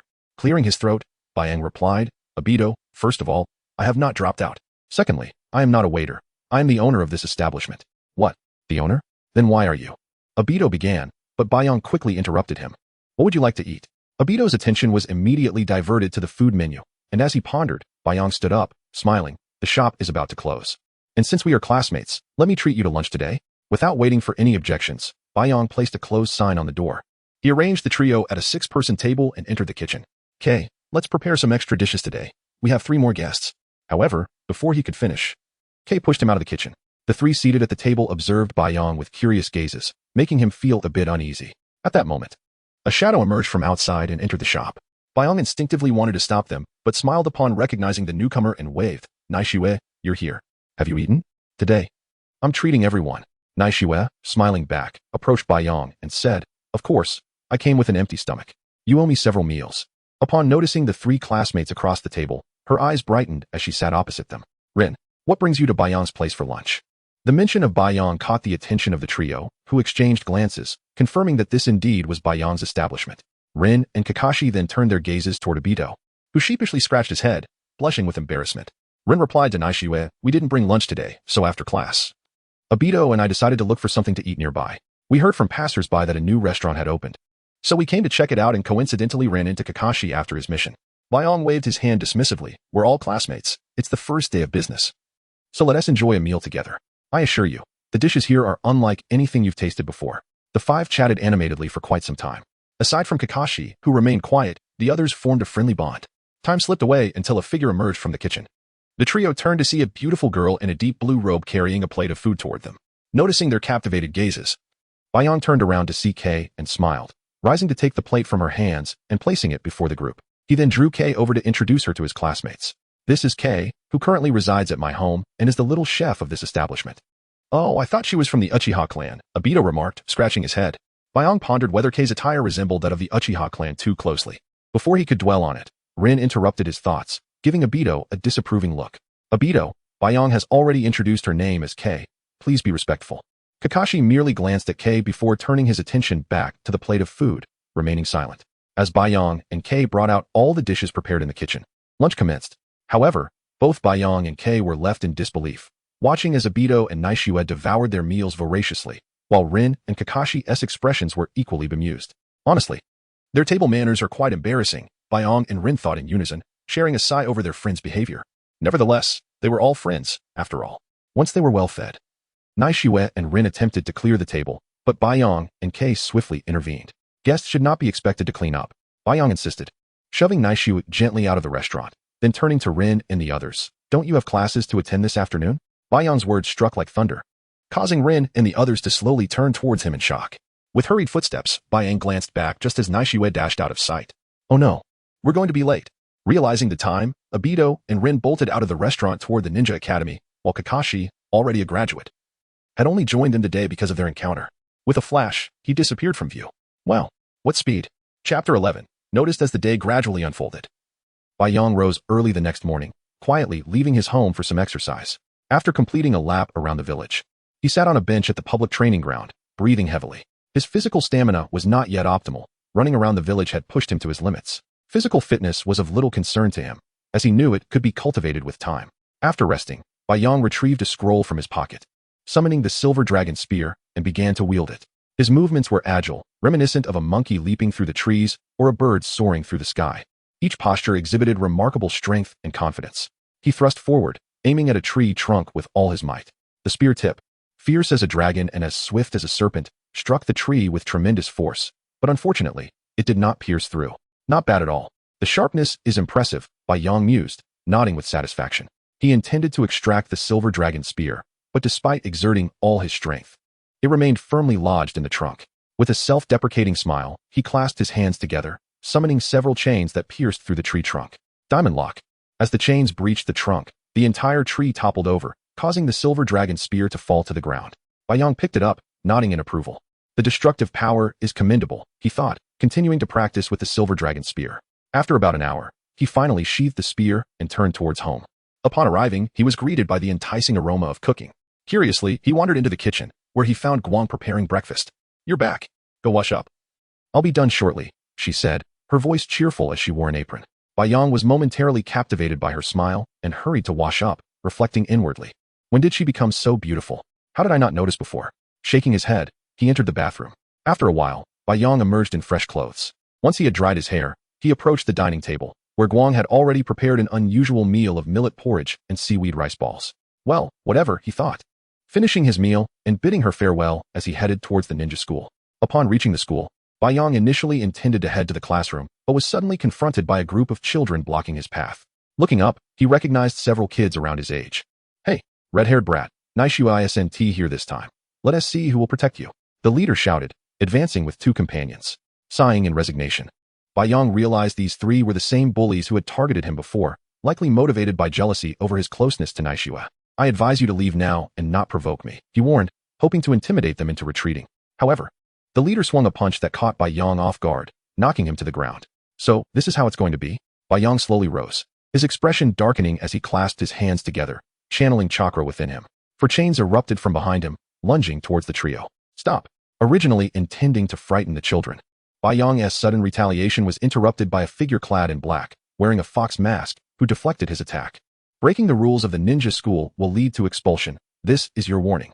The masked figure, a member of the school's dark division, reprimanded Yang and the children before vanishing in an instant. Once the dark figure had disappeared, Yang stood and continued towards the classroom, casting a final glare at the trio. If you come after me again, I suggest you do it outside the school. Though he left the threat unfinished, the message was clear, leaving the three children bewildered. How frightening. Upon entering the classroom, Yang discovered it was empty. Evidently, he was the first to arrive. He settled into his seat, stifling a yawn, and rested his head on the desk to catch some sleep. Time passed, and he was stirred from his slumber by a gentle hand stroking his cheek. Blinking awake, he found himself gazing at a charming girl. Naishua? Startled, Naishua withdrew her hand, blushing and scratching her head awkwardly. It's almost time for class. Don't sleep anymore. So she was the one trying to wake me. Yang stretched and smiled at Naishua. What will the teacher teach us today? Naishua didn't respond but stared at him, entranced. Yang was blissfully unaware of his own charm and the effect it had on the young girl, leaving her utterly captivated. Suddenly, the previously noisy classroom fell silent, and Yang felt an eerie sense of deja vu. Oh no, it's that oppressive atmosphere from high school. Looking up, he saw a teacher with a scar over his left eye and a spiky hairstyle standing at the podium. This instructor, a member of the Saratobi clan named Saratobi Hazar, was merely a chunin, yet his fierce appearance belied a gentle nature, which had led the third Hokage to assign him as a teacher at the ninja school. Ahem. Clearing his throat, Saratobi Hazar raised his head to address the class. Today, we will engage in practical training, so gather at the training ground. With that, he exited the classroom. Meanwhile, at the Hokage building, a member of the Dark Division was reporting to the third Hokage. That child learned the diamond lock in just a few days. The third Hokage, Saratobi Hiruzen, was astounded. After confirming the report, he burst into laughter. It seems our village has gained yet another prodigy, having mastered the diamond lock at such a young age. And with his proficiency in the body flicker technique learned a year ago from Kushina, Yang was now on the verge of graduation, barring only his physical conditioning. After a lengthy pause, Saratobi Hiruzen finally spoke. Send the scroll for the multi-shadow clone technique to Kushina's home. Inform her not to squander the birth of a genius. With an acknowledgement, the Dark Division member vanished from the Hokage building, leaving Saratobi Hiruzen alone in his seat. Deep in thought. Chapter 12. The duel with Kai. Before long, an elderly man, comparable in stature to Saratobi Hiruzen, entered the office. Hiruzen, that little brat from the Uzumaki clan is dangerous. His heart is not with Konoha. Hand him over to me, and I will make him. Danzo. Saratobi Hiruzen bellowed, interrupting the aggressive Danzo, and spoke slowly. That child possesses bonds. Even if he lacks the will of fire, as long as he has connections, he will feel a sense of belonging to the village. Therefore, I cannot allow you to drag him into the shadows. Don't think I am unaware of your actions. He is a threat. Danzo persisted, rebutting angrily. He indiscriminately shelters foreign ninjas and recklessly alters our cultural practices. This is an invasion, a violation of Konoha. If Yang had heard Danzo's words, he would surely have erupted in anger. Invasion? You're out of your mind. Unable to tolerate Danzo's nonsensical tirade, Hiruzen slammed his hand on the table, roaring, Danzo, I am the Hokage. Once again, this classic declaration significantly diminished Danzo's confidence. He had been suppressed by this proclamation for years and still found himself unable to lift his head high. You will regret this, Hiruzen. Danzo stormed out, leaving behind yet another memorable phrase in frustration. Meanwhile, Yang stood on the training grounds, initially expecting to face an unknown opponent. However, as the instructor called out names, a figure clad in green with a distinctive black bowl cut appeared before him. Ugh, it's you? No way. Should you really be here? Rubbing his forehead, Yang and Might Guy formed a stance, both eager for this long-awaited confrontation. Yang, it's time for you to witness the fervor of my youth. This individual was none other than the formidable Might Guy, known as the Blue Beast of Konoha. Now, Guy had already mastered the 8 gates technique under the tutelage of Might Dai, and his proficiency in taijutsu at such a young age was remarkable. He was capable of opening the first gate. However, being contemporaries with Obito and the others, Baiyang was acquainted with Guy, though it was unfortunate that today, Guy had been invited as a genin to challenge these younger students. Guy was instructed to instill a sense of pressure in the soon-to-graduate students, but he unexpectedly found himself facing the prodigious Uzumaki Baiyang, who was often compared to Kakashi. As a battle enthusiast, Guy immediately requested a spar with Baiyang. Baiyang initially intended to decline, but upon noticing Nashiwe watching him, he reluctantly accepted the challenge. Not wanting to lose face in front of the girl, as their eyes met, after a brief exchange of pleasantries, Guy leapt forward. Tatakai. The sound barely echoed before Guy's figure flickered, appearing beside Baiyang, delivering a swift kick aimed at his waist. Thanks to Baiyang's quick reflexes, he executed the body replacement technique, narrowly dodging the strike, and gradually regained his composure, meticulously observing Guy's every movement. Initiative is key, but it won't work against me, Baiyang assessed, swiftly forming hand seals to create 2 identical shadow clones that charged toward Guy. He continued to weave seals, preparing to unleash his powerful ninjutsu. Guy, not one to remain idle, promptly dispatched Baiyang's clones and continued his assault. With a slight smile, Baiyang watched as Guy charged toward him, inhaling deeply. Realizing Baiyang's intentions, Guy quickly distanced himself. Fire style, Grand Fireball Jutsu. A torrent of flames erupted from Baiyang's mouth, coalescing into a blinding fireball reminiscent of the sun. Its searing heat overwhelming Guy. His expression shifted to one of alarm as he vanished from sight, narrowly evading the 5-meter-wide inferno. That was close. Sweat beaded on his forehead as Guy regarded Baiyang with newfound seriousness. Now, it's time to unleash my full power. Sensing the surge of chakra emanating from Guy, Baiyang felt a twitch at the corner of his mouth. Seriously? Just a basic attack and you're already pulling out your big guns? At that moment, Guy, oblivious to Baiyang's musings, was grappling with the newfound power of the 8 gates, his body radiating a green aura as chakra surged outward. Despite the stillness in the air, his bowl cut was tousled by an unseen wind. 8th gate of the 8 gates, the opening of the first gate. With that proclamation, Guy's figure became ghostly, instantly appearing before Baiyang. So fast, Baiyang hastily raised his arms to block a kick from Guy. While he managed to protect himself, the impact reverberated through his arm, leaving it numb. He quickly distanced himself, retrieving a storage scroll from his pocket. Unfurling the scroll, a silver-white spear materialized in Baiyang's grasp, silencing the crowd momentarily. With a flourish, he planted the spear in the ground and confidently declared, "Since this is a taijutsu duel, you must give it your all." Guy, his eyes gleaming with determination, produced a scroll of his own, summoning a pair of nunchaku. The atmosphere crackled with their shared enthusiasm as they simultaneously shouted, "Bring it on." Tatakai. Their speeds were impressive, yet Guy surpassed Baiyang by a notch. As the sounds of clashing weapons and the chakra fluctuations from their battle intensified, the surrounding spectators fell silent, utterly captivated by Baiyang, who had never before revealed such prowess in class. Obito's lips twitched slightly. Is this really a child of our age? This is somewhat terrifying. As the shockwaves from their clash grew stronger, the crowd instinctively stepped back, wary of being caught in the crossfire of their confrontation. Just when everyone thought the standoff would persist, Guy abruptly leaped back, creating distance between them once again. Veins bulged on Guy's forehead as his chakra surged once more. Second gate. Open. Baiyang's expression darkened. His stamina was nearing its limit, and continuing the fight with Guy using pure taijutsu left him with little chance of victory. However, Guy's movements were far from over. His face flushed red as he attempted to surpass his limits, preparing to unlock the third gate. 8th gate of the 8 gates. The opening of the third gate. Chapter 13. A disturbance at this moment, Baiyang felt an overwhelming surge of energy coursing through him, as if he had been ignited. His previously depleted stamina was replenished. He was acutely aware that, in terms of physical combat, he could not match the prowess of Guy. So he decided to sheath his silver dragon spear, storing it within a scroll. Once more, he formed the necessary hand seals, apologizing to Guy. "Since you have exerted yourself fully, I too shall give my all. Be prepared." High emotional intelligence, going all out. Low emotional intelligence, unable to match in physical prowess. Ahem. Regardless, Baiyang was indifferent. After all, a ninja duel without ninjutsu, purely physical combat, was rather absurd, wasn't he it? Of course. He would never concede the fact that he had lost to Guy in pure physicality. Absolutely not. With fluid motions, Baiyang quickly formed the seals again, placing his fingers at the corner of his mouth. Wind release. Great breakthrough. A series of tornadoes erupted from his mouth. Yet, his assault did not end there. He continued to weave the seals. Fire release. Phoenix fire technique.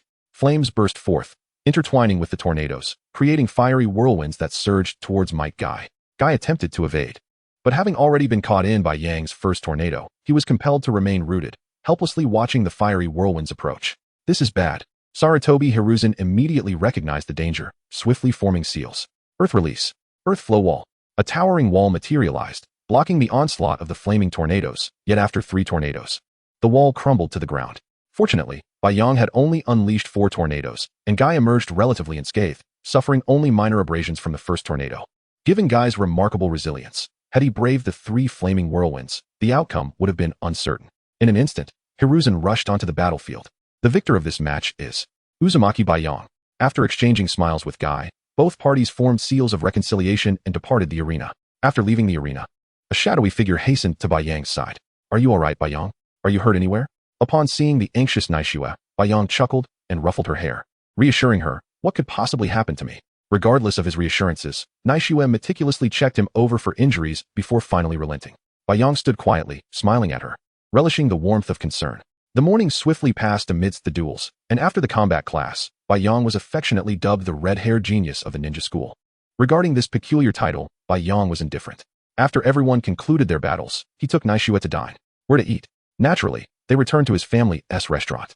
It was free and delicious. Why dine elsewhere? As they approached the restaurant, they were met with a cacophony of noise. A crowd had gathered outside, resembling a rabble rather than patrons. Realizing what was unfolding, Bai Yang urgently pulled Naishue through the throng and entered the establishment. There, they beheld 3 unfamiliar brutes surrounding a figure, Ko, who stood defensively with a kitchen knife, fear etched across his face. Scoundrels! What do you think you're doing? Bai Yang's anger flared. It did not matter who was involved. Bullying someone from his family was unacceptable. Releasing Naishue's hand, he launched himself forward, delivering a swift kick that knocked one of the thugs to the ground, sending him crashing into a nearby slender middle-aged man. Bai Yang landed and glared at the remaining thug, his voice low and menacing. You have 1 minute to state your purpose and your origins. If you are here without cause, I do not recommend you leave this place unscathed. Seeing his comrades sprawled unconscious, the thug trembled before Bai Yang, fear evident in his demeanor, yet he hesitated to divulge the truth. We were just here for a meal. His food was not only slow in coming but also infested with bugs. When we sought compensation from the owner, he refused, leaving us with no choice but to. Before he could finish, Bai Yang erupted in fury, seizing the thug by the throat and lifting him effortlessly, despite their height difference. I shall grant you one more chance. Speak the truth. As Bai Yang's expression darkened, the thug began to plead desperately, please, brother. I made a mistake. It was the restaurant across the street that envied you. They hired us to cause trouble. We're just 3 ruffians. Spare us. The crowd of onlookers began to murmur, realizing that the troublemakers were sent by the neighboring restaurant. This establishment was cherished for its quality and affordability, and the audacity of the rival eatery to instigate such chaos was met with collective outrage. Bai Yang's expression grew increasingly grim as he dragged the man forward, parting the crowd and heading towards the rival restaurant. Meanwhile, Naishue was comforting the frightened Ko, who appeared despondent. The expressions of the 3 ruffians had triggered memories of her own harrowing past, where she had endured confinement for countless days, causing her to unravel. Oh! Ko broke down in tears, wildly swinging the knife, startling Naishue and rendering her momentarily frozen, uncertain of how to respond. After a prolonged moment, Naishue sprang into action, rushing next door in search of Bai Yang, realizing he was likely the only one who could calm Ko and restore her composure. Upon entering the neighboring restaurant, Naishue found Bai Yang furiously smashing tables and chairs, while a middle-aged man, presumably the owner, cowered in fear beside the unconscious thug. Bai Yang, it's Ko, she is not all right. At the sound of her distress, Bai Yang halted, urgency flooding his expression as he turned to return to his own establishment. The child had been imprisoned for nearly a century. He hoped she had not been traumatized anew. Upon entering the establishment, Bai Yang discovered Hikari kneeling on the floor, clutching a kitchen knife in her right hand, overcome with emotion and weeping uncontrollably. Onlookers stood at a distance, whispering amongst themselves. Could she have been subjected to bullying? She seems excessively distraught by a mere fright. You're not aware? Those 2 youngsters are the proprietors of this establishment. The boy is a disciple of the Yellow Flash, Minato Namikaze, supposedly adopted by him years ago. The girl is also an orphan, taken in by the boy. Her past remains shrouded in mystery. Ignoring the surrounding murmurs, Bai Yang navigated through the crowd and hastened to Hikari's side. Hikari, stay away. Don't come near me. Wah. Hikari frantically brandished the kitchen knife, inadvertently striking Bai Yang's shoulder. Silence descended, permeating the air.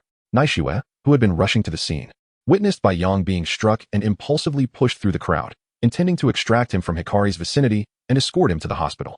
However, Bai Yang gestured with his left hand to halt her. Wait, Naishue. Bai Yang, restricted to using only his left hand, signaled Naishue to remain at a safe distance. He was uncertain of Hikari's prior experiences and the extent of her reactive behavior. As a member of the Uzumaki clan, He could endure a minor injury, which would soon mend itself. However, he feared inadvertently harming Naishue. After ensuring Naishue's safety, he turned his gaze towards the bewildered Hikari. Hikari, regaining her senses, realized that the knife had made contact. Her distraught mind gradually cleared, and her vacant eyes began to focus, fixating on Bai Yang's shoulder. Bai Yang's injury was not insignificant, but it was far from critical for an Uzumaki. He gritted his teeth and bore the pain. He was oblivious to Hikari's gaze, and slowly raised his only functional left arm towards her head. Hikari instinctively squeezed her eyes shut, lowered her head, and trembled slightly. However, the anticipated pain and reprimand never materialized. Instead, she was enveloped in a warm embrace, Bai Yang's radiant embrace. You were frightened, weren't you, Hikari? I'm here. No one can harm you. Hikari, as if disbelieving her ears, remained stunned, her eyes wide with astonishment. After a long pause, large tears welled up and streamed down her cheeks, soaking Bai Yang's back. Wah! Unable to suppress her pent-up emotions, Hikari, as if finding an outlet, sought to release the accumulated grievances of the past century. She clung to Bai Yang, sobbing uncontrollably. Perhaps, you've endured much hardship, but now, you are free, you are carefree. There's no need to dwell on your past. Let the past be the past. Bai Yang gently stroked Hikari's hair, smiling as she wept in his arms. In moments of distress, tears can bring solace. Bai Yang suddenly recalled a common saying from his previous life. The past cannot be altered, but the future can be redeemed. Hikari, let us witness this beautiful future together. Hikari nodded blankly, staring at Bai Yang in a daze. May I? She asked. Bai Yang smiled and nodded. You may, and only you may. Upon hearing this, Hikari wept even more profusely. Why? Why are you so kind to me? Bai Yang gazed at Hikari in silence for a long moment before finally smiling and saying, If you must know, it's because you are Hikari, my family. The crowd of onlookers gradually dispersed, and Hikari's sobs subsided. Exhausted from crying, she soon fell asleep in Bai Yang's arms. Seeing Hikari asleep, Bai Yang signaled Naishue to approach. However, at that moment, a group of individuals marched towards the restaurant entrance, blocking the exit. We received a report of a disturbance and an assault with a deadly weapon. We are the Konoha military police force, here to apprehend the perpetrators. Bai Yang turned to see a familiar face among the Uchiha leading the group. After a moment of recognition, he realized it was Fugaku Uchiha. Uncle? Naishue's unexpected exclamation snapped Bai Yang back to reality. He saw Naishue standing beside Fugaku, tugging at his arm. Uncle, they were being mean. Naishue proceeded to embellish the details of the earlier incident for Fugaku. After Fugaku acknowledged her account, the group noisily departed towards the neighboring establishment. For Uchiha members even carried out the two unconscious men from the restaurant. Once the area was clear, Bai Yang instructed Naishue to lower the shutters of the restaurant. He needed to tend to his wound. To be frank, Bai Yang was uncertain whether the Uzumaki clan's self-healing method would fully heal the injury. He withdrew the kitchen knife from his shoulder, causing a gush of blood to spurt out and splatter on the floor. Hiss! Taking a deep breath, Bai Yang raised his left arm and bit down hard. Bai Yang, what are you doing? Naishue, witnessing Bai Yang's self-inflicted pain, rushed to his side to stop him. However, Bai Yang released his arm, smiled at Naishue, and waved his hand. I am a descendant of the Uzumaki clan. The Uzumaki possess a unique physiology. When injured, we can bite our arm or another part of our body, and our body will automatically heal the one who bit us. Bai Yang's tone then darkened slightly, tinged with anger. It is because of the Uzumaki clan's bloodline and their mastery of sealing techniques that the land of whirlpools was destroyed and the Uzumaki clan scattered. Seeing Bai Yang's distress, Naishue quickly tried to cheer him up. All right. Little Bai's the most amazing. When Little Bai grows up, he'll learn all the powerful ninjutsu and impress everyone. How about that? She patted Bai Yang's head. Naishue then noticed that the cut on Bai Yang's shoulder was healing at an astonishing rate. This is incredible. Seeing that his wound had nearly healed, Bai Yang gently placed Hikari, who was still fast asleep in his arms, on a chair. He considered waking her, but decided to let her rest. She was exhausted and deserved a break. At that moment, Naishue approached Bai Yang, pulled him into a corner, and blushed, stammering for a long time. Bai Yang took the initiative and asked, What is it, Naishue? As if summoning great determination, Naishue raised her head resolutely, her face flushed, and stammered, Teach that. I started my period. Can biting you cure it? Chapter 15 Why are your relatives biting me? Bai Yang exclaimed, caught off guard as he gazed at the crimson-faced Naishue, who seemed on the verge of fury. So, it's just relatives? What do they want from me? Who's come? I don't recall you having any relatives. Is it an aunt or someone? Uncle Fuyue isn't your relative, is he? Bai Yang's innocent expression only fueled Naishue's indignation. Was he genuinely this oblivious or merely pretending? Such an embarrassing matter. How could he even bring it up?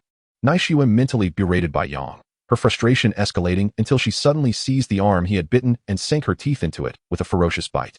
Ouch! Ouch! That hurts. What are you doing? Naishue, her anger boiling over, had lost control and bit down hard enough to make Bai Yang jump in pain. Noticing his distress, she released her grip, standing there in a state of bewilderment. Oh no, oh no. I didn't control my strength properly. I hope I didn't cause any serious harm to this fool. What should I do? He shouldn't be in any serious trouble, right? Peeking at Bai Yang's arm. Naishua saw a neat row of bite marks, but thankfully no blood. As her worries eased a little, she huffed dismissively, ignoring Bai Yang completely as she turned to leave for school. Bai Yang stood there in confusion, scratching his head. What had gotten into her? She was so irritable all of a sudden, but his arm throbbed painfully. After closing the restaurant, he cradled the sleeping Guang in his arms and headed home. There was no point in going to ninja school now. He would request a leave of absence later. The restaurant needed to be closed for 2 days for renovations. Tomorrow, Bai Yang planned to take another day off to contact some renovation teams, considering it an investment in his little restaurant. As he walked home, Bai Yang idly glanced around, when suddenly he felt a little head nuzzle against his chest. Looking down, he was captivated by Guang's delicate features. Nestled against him, Guang's beautiful lashes fluttered slightly. Her complexion tinted with a hint of red. Her long black hair cascaded over her exquisite face, conveying a sense of fragile beauty. Rest assured, I will never let you get hurt again, nor will I allow you to suffer. In her dreams, Guang seemed to sense Bai Yang's words. Her trembling lashes relaxing, and her anxious expression softened into a gentle smile as she sank deeper into peaceful slumber. Upon reaching his doorstep, Bai Yang spotted a vibrant red figure standing silently at his home. Just one glance, and he recognized the visitor as Conan, the fiery-haired sister from the Hidden Leaf. Conan, Bai Yang called out, cradling Guang as he approached. Hearing her name, Conan turned to him. Oh, you're back, little Bai Yang. I thought you would be home for lunch. I've been waiting with some special treats. As she approached, Conan noticed Guang sleeping in Bai Yang's arms. Her heart tightening with concern, and she hurried over to him. What happened? Reaching Bai Yang, she took the sleeping Guang from him, while Bai Yang, exhausted, stood still to catch his breath. Don't worry, Conan. It was just a minor issue. Guang simply fell asleep. After checking on Guang, Conan let out a sigh of relief, her tension easing. Then her gaze fell upon Bai Yang, noticing his dirty clothes and a tear in his shoulder. Her keen eyes quickly spotted the blood on his shoulder, prompting her to lean closer, scrutinizing him intently. What happened to your shoulder? Bai Yang, feeling guilty, hastily tried to conceal his shoulder from her view. Seeing his anxious demeanor ignited Conan's anger. Though there was no wind, her flowing red hair seemed to rise of its own accord, and her expression darkened visibly. It was evident that Conan was furious, a mere prelude to an impending storm.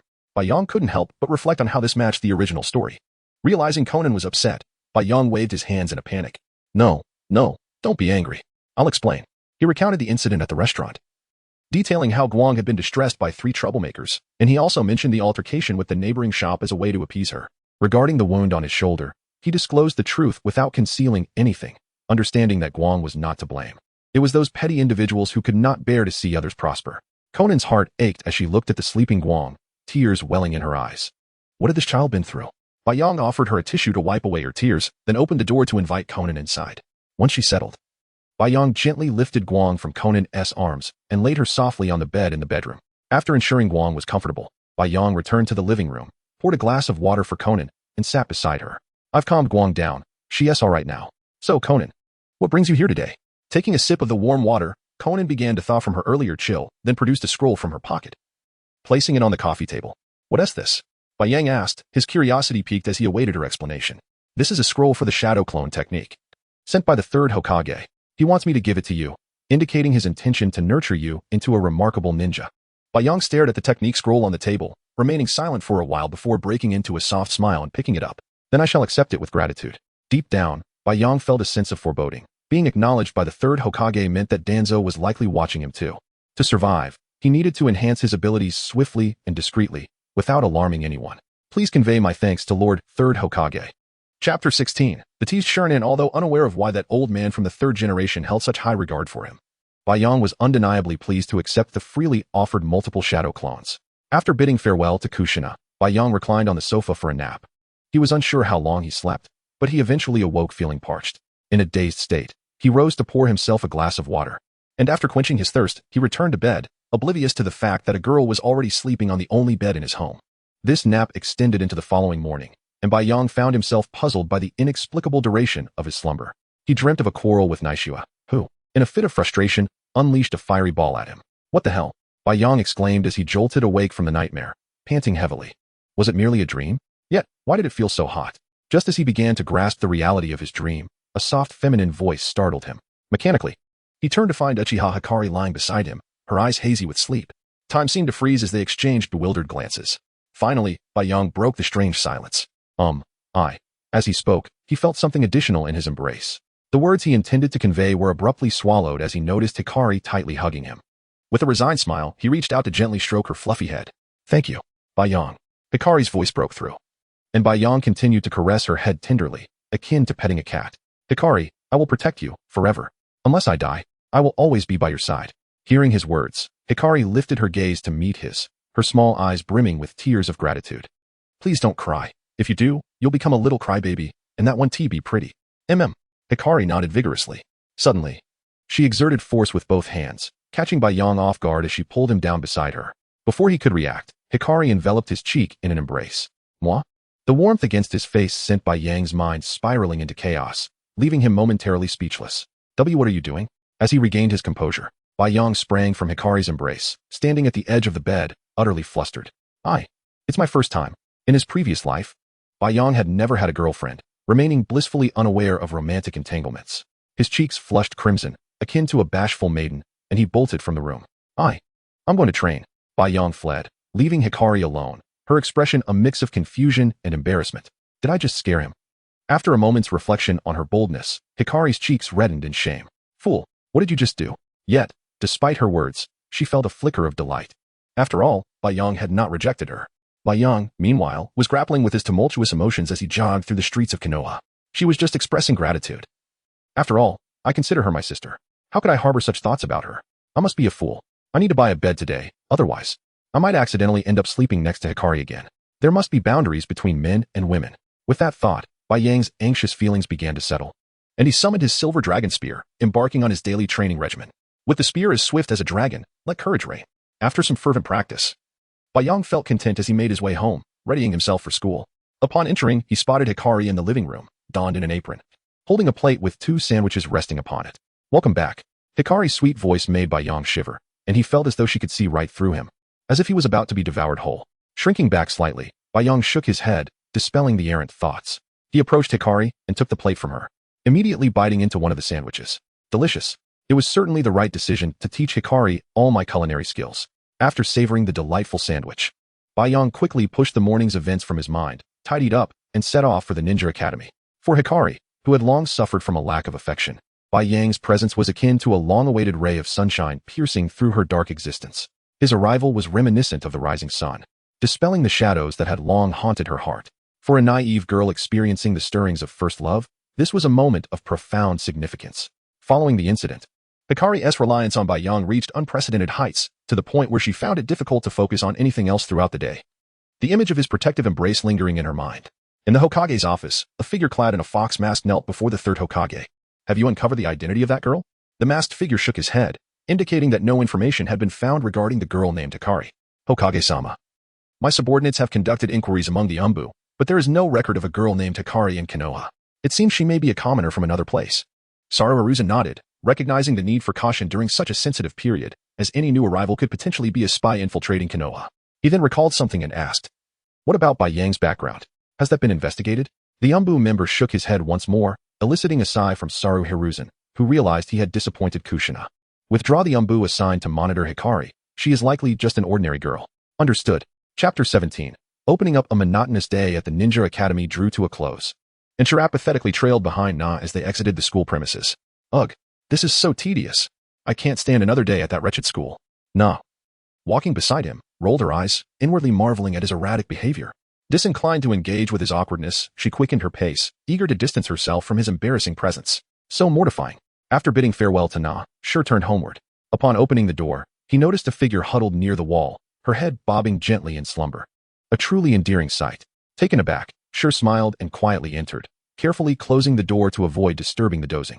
He knelt silently beside her, gazing at the girl with a gentle smile. "My little, so utterly adorable." Perhaps stirred by the sound of the door, S head ceased its nodding, and she opened her hazy eyes, meeting Shir's gaze. "Oh, you're awake?" Upon seeing Shir, a sense of emptiness within dissipated, and she beamed at him.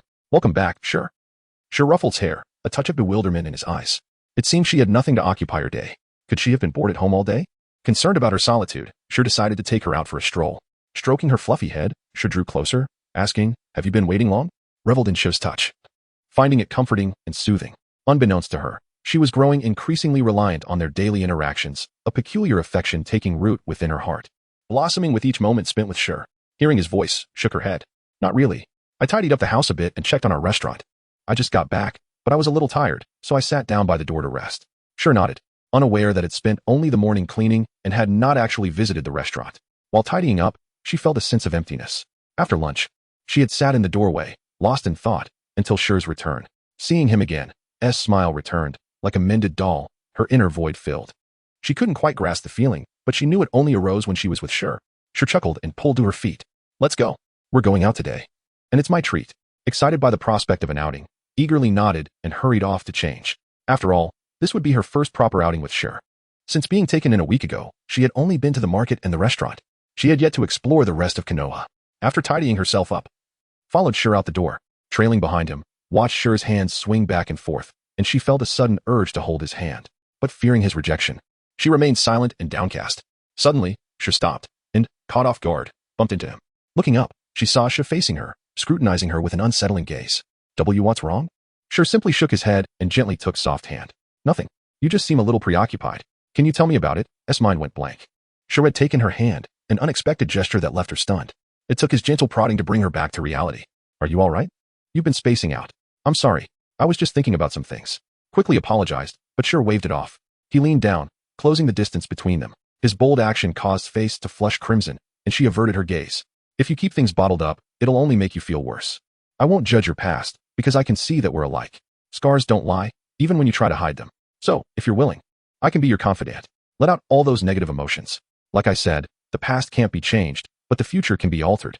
S' flushed complexion paled as Sure spoke, until tears began to trickle down her cheeks. So, there really was someone who would accept her. Someone who genuinely liked her and didn't see her as a monster. She didn't know why she was crying, only that Sure's words had struck a chord within her heart, causing her eyes to sting uncontrollably.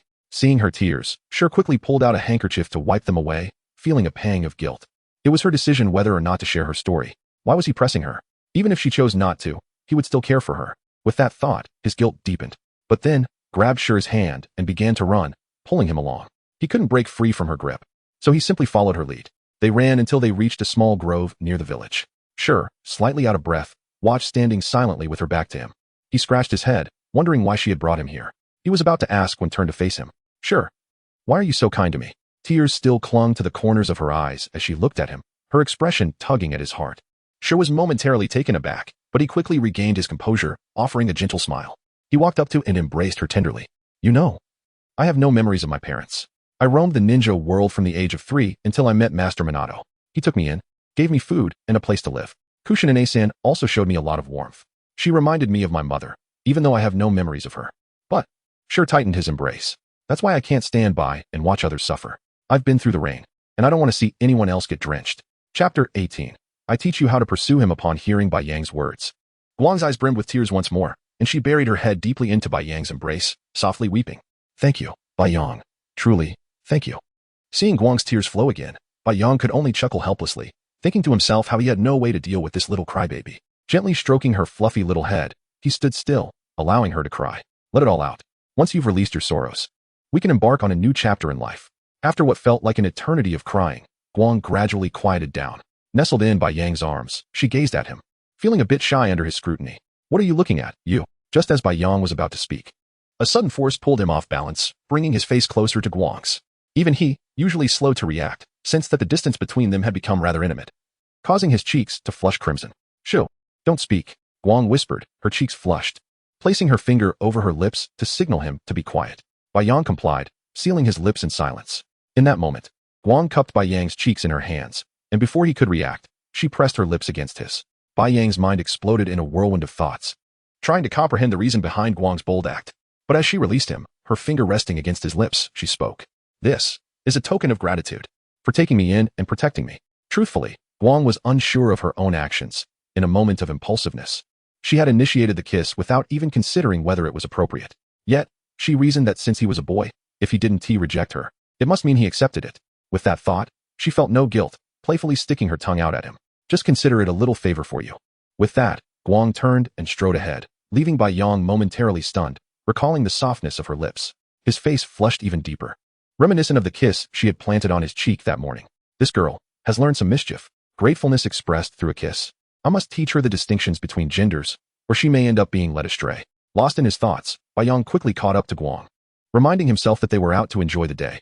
That evening, Baiyang guided Guang around the village of Konoha, helping her familiarize herself with the surroundings. During their stroll, they encountered Obito and Rin, who were also out shopping. After a brief discussion, they decided to continue together, as Guang had few friends, and Baiyang was eager for her to make new acquaintances. Meanwhile, Rin engaged Guang in conversation, their laughter ringing out, which brought a smile to Baiyang's face. She finally has a friend. Who? Baiyang was taken aback when Obito caught his murmured words. Turning to Obito, who wore a puzzled expression, Baiyang casually draped his arm over his shoulder and whispered conspiratorially, "Hey, you like Rin, don't you?" "Nanny, how did you know?" Obito exclaimed, bouncing around as if he had been caught in a secret. Baiyang chuckled, leaning closer. "I've known for a while. Do you want to pursue Rin? I can teach you." Obito's expression changed to one of eagerness, his eyes sparkling with hope as he looked to Baiyang for guidance. Baiyang noticed that neither Rin nor Guang were paying attention to them, so he quickly gestured for Obito to keep his voice down. "Lower your volume if you want to win her over." Obito nodded vigorously, mimicking a zipping motion across his lips, acknowledging the need for discretion. The two boys stood before Rin and Guang, conspiring on how to help Obito win Rin's heart.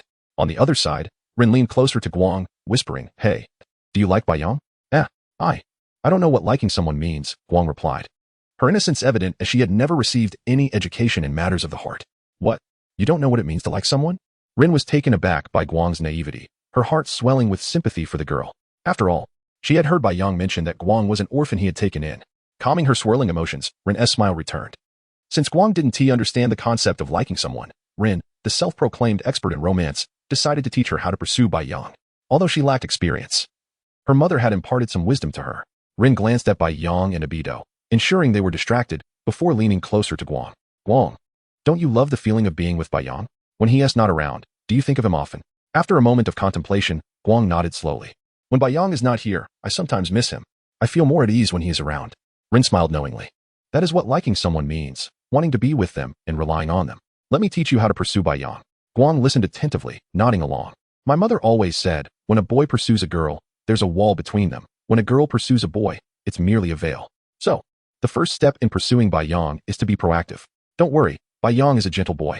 If you take the initiative to get closer, he will likely come to like you in no time." Guang understood the advice, but Rin's next words sparked a sense of urgency within her. "However, you must be cautious.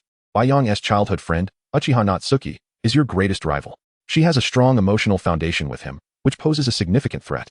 Guang's face paled slightly, anxiety creeping in as she worried whether Baiyang would ever like her. But Rin had another idea. "But Guang, what is your greatest advantage?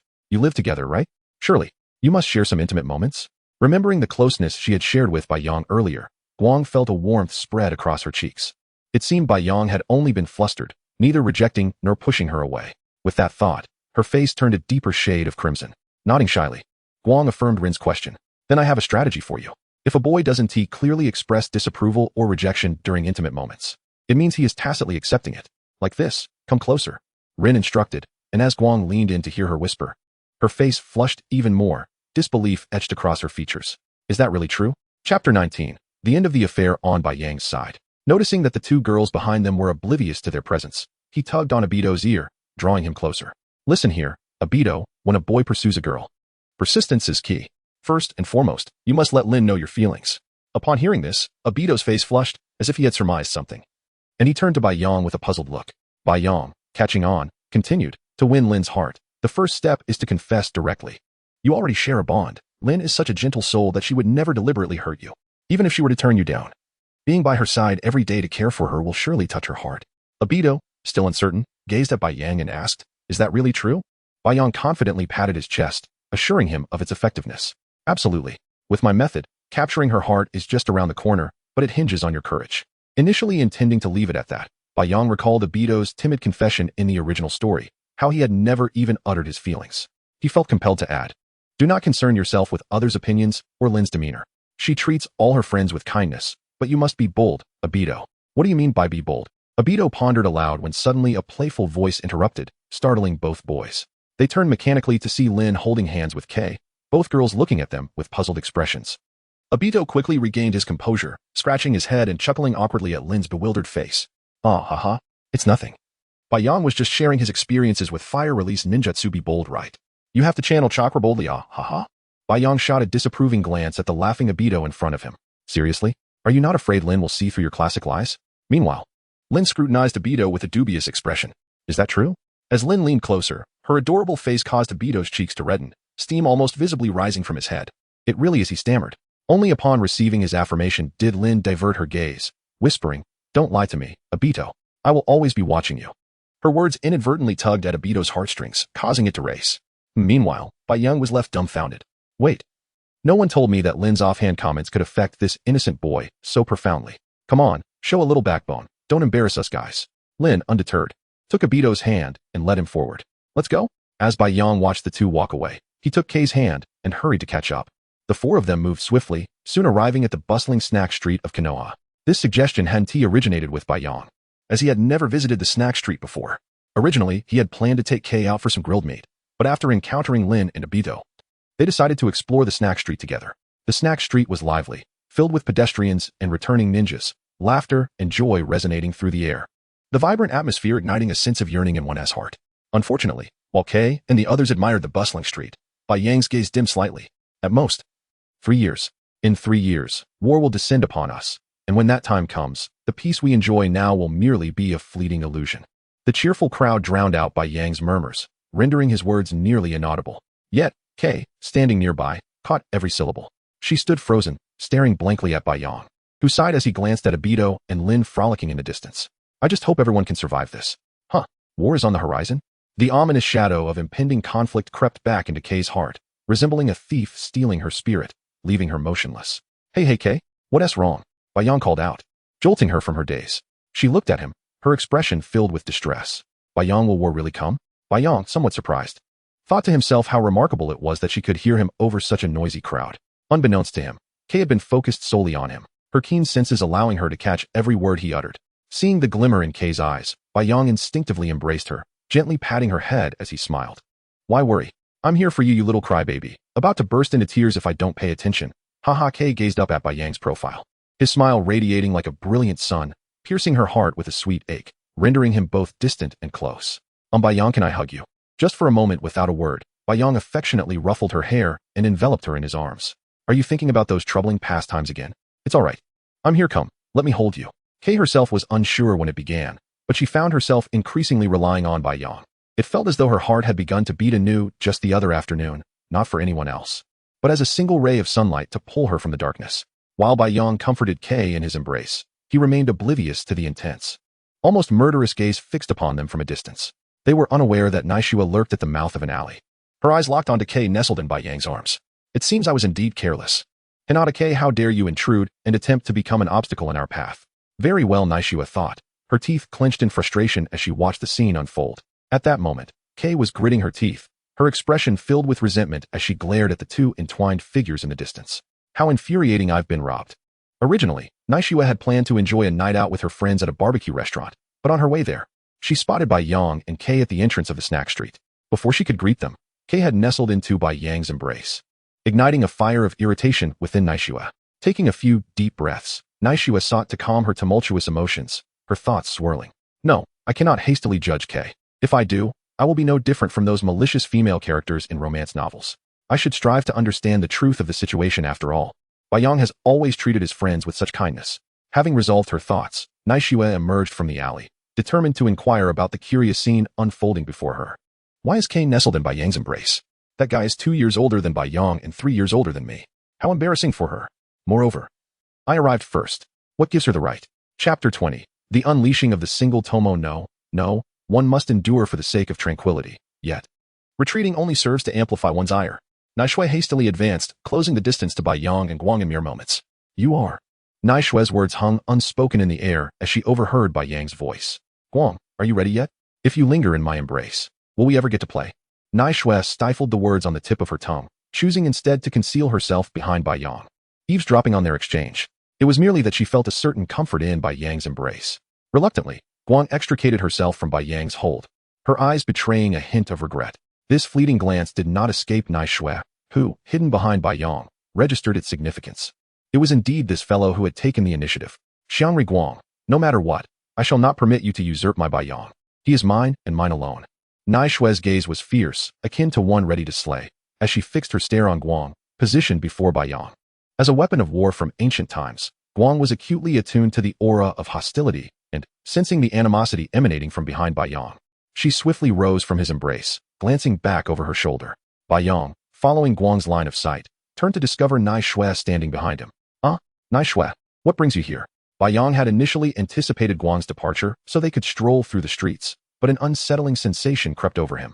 As if he were being scrutinized, the hairs on his body stood on end as he mechanically turned to face the source of his discomfort, only to find Nai Shui glaring at him, her expression brimming with indignation. Nai Shui remained silent, her gaze fixated on Bai Yong. Suddenly, she closed her eyes, and Bai Yong felt an icy chakra radiating from her. This chilling energy converged within her body, rapidly gathering at her eyes.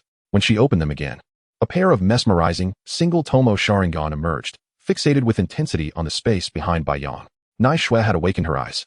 Bai Yong was taken aback by this unforeseen development, instinctively retreating 2 steps. Nai Shui, your eyes. He stood there, momentarily stunned, captivated by the singular Tomo Sharingan that glimmered in Nai Shui's gaze. It is said that the Uchiha clan is marked by profound emotions, with their innate talents for fire style and jinjutsu stemming from their bloodline limit, the Sharingan. However, not all descendants of the Uchiha clan can awaken it. Those with purer bloodlines tend to awaken it more readily and exhibit superior talent. Yet, as previously noted, the Uchiha are an emotional lineage. The second Hokage, Senju Tobarama, once remarked that the Uchiha are not cold-hearted. In contrast to the Senju clan, their understanding of love is more profound than any other clan. However, this depth of feeling often leads the Uchiha to seal their emotions, creating a misconception that they revere power above all else. Yet, when Uchiha members grasp the essence of love, the emotions they have long restrained are unleashed, granting them strength that surpasses that of the Senju clan. Nevertheless, an intense love can bear adverse effects. Should an Uchiha lose that love, their fervent affection may transmute into an equally potent hatred, leading to a drastic transformation in their character. During this tumultuous process, a unique chakra manifests in the minds of the Uchiha, stimulating their eyes to change, resulting in the awakening of the Sharingan. This is the culmination of Senju Tobarama's research on the Uchiha bloodline. In essence, when the Uchiha experience intense emotional stimuli, they may awaken the Sharingan, which gradually evolves into the 2 Tomo and 3 Tomo Sharingan over time. Should the stimulus be considerable, it can even ascend to the formidable Mangekyou Sharingan. However, at this moment, the pivotal focus is not on elucidating the Uchiha's history or the conditions for the evolution of the Sharingan, but rather on Nai Shui, who stands before Bai Yong, having awakened her eyes in his presence. Sensing the transformation within her, Nai Shui instinctively rubbed her eyes, then turned away, no longer wishing to gaze upon Guang, who stirred her discontent. It's nothing. I have matters to attend to. I shall take my leave now. Ignoring Bai Yang's call, Nai Shui pivoted and strode away, glancing back only once, specifically at Guang behind Bai Yong. Xiangri Guang, our paths will cross again, Bai Yong is, and shall remain mine. Guang, too, perceived the animosity in Nai Shui's eyes. Reflecting on the moment of their first encounter, she recalled Nai Shui's fleeting expression, identical to the one she bore just moments ago. Casting a glance toward Bai Yong, she suddenly comprehended the unfolding circumstances. In truth, I do not wish to seize what belongs to another. However, I cannot bring myself to relinquish Bai Yong. I desire to be with him. Thus I must apologize, Nai Shui. For now we find ourselves as adversaries. Bai Yong scratched his head in confusion, turning to the despondent Guang. Is there some misunderstanding between you two? He too was baffled, having believed that Nai Shui and Guang were close friends. He had not anticipated Nai Shui's sudden emotional upheaval, culminating in the awakening of her Sharingan. As he pondered, a thought crossed Bai Yang's mind. Could it be that Nai Shui felt jealousy upon witnessing my time with Guang? However, he quickly dismissed this notion, shaking his head. How presumptuous of me. Nai Shui is such a charming girl. How could she possibly harbor feelings for me? Bai Yong was inherently self-deprecating, his emotional awareness stunted, leading to a lack of romantic relationships prior to his arrival in the world of Naruto. This self-doubt persisted, leaving him timid and reticent in matters of affection, as he subconsciously believed himself unworthy of love. Nai Shui had recognized Bai Yang's emotional obliviousness, which is why she had refrained from pursuing him directly, instead opting to foster a brotherly friendship over the years, hoping that time would gradually alter his disposition, leading him to realize his own feelings. She had anticipated ample time to reshape Bai Yang's character. However, Guang's sudden emergence had disrupted Nai Shui's plans, as she observed the glimmering admiration in Bai Yang's eyes, akin to a precious gem. Understanding Guang's gaze upon Bai Yong ignited Nai Shui's fury, which solidified into an intense hatred. This emotional turmoil was the primary catalyst for Nai Shui's awakening. Love, hatred, anger. A confluence of emotions coalesced to form that singularly enchanting Tomo Sharingan. Chapter 21. What was I just thinking? Fuming, Nai Shui hastily distanced herself from Bai Yong and his companion, swiftly vanishing from their sight.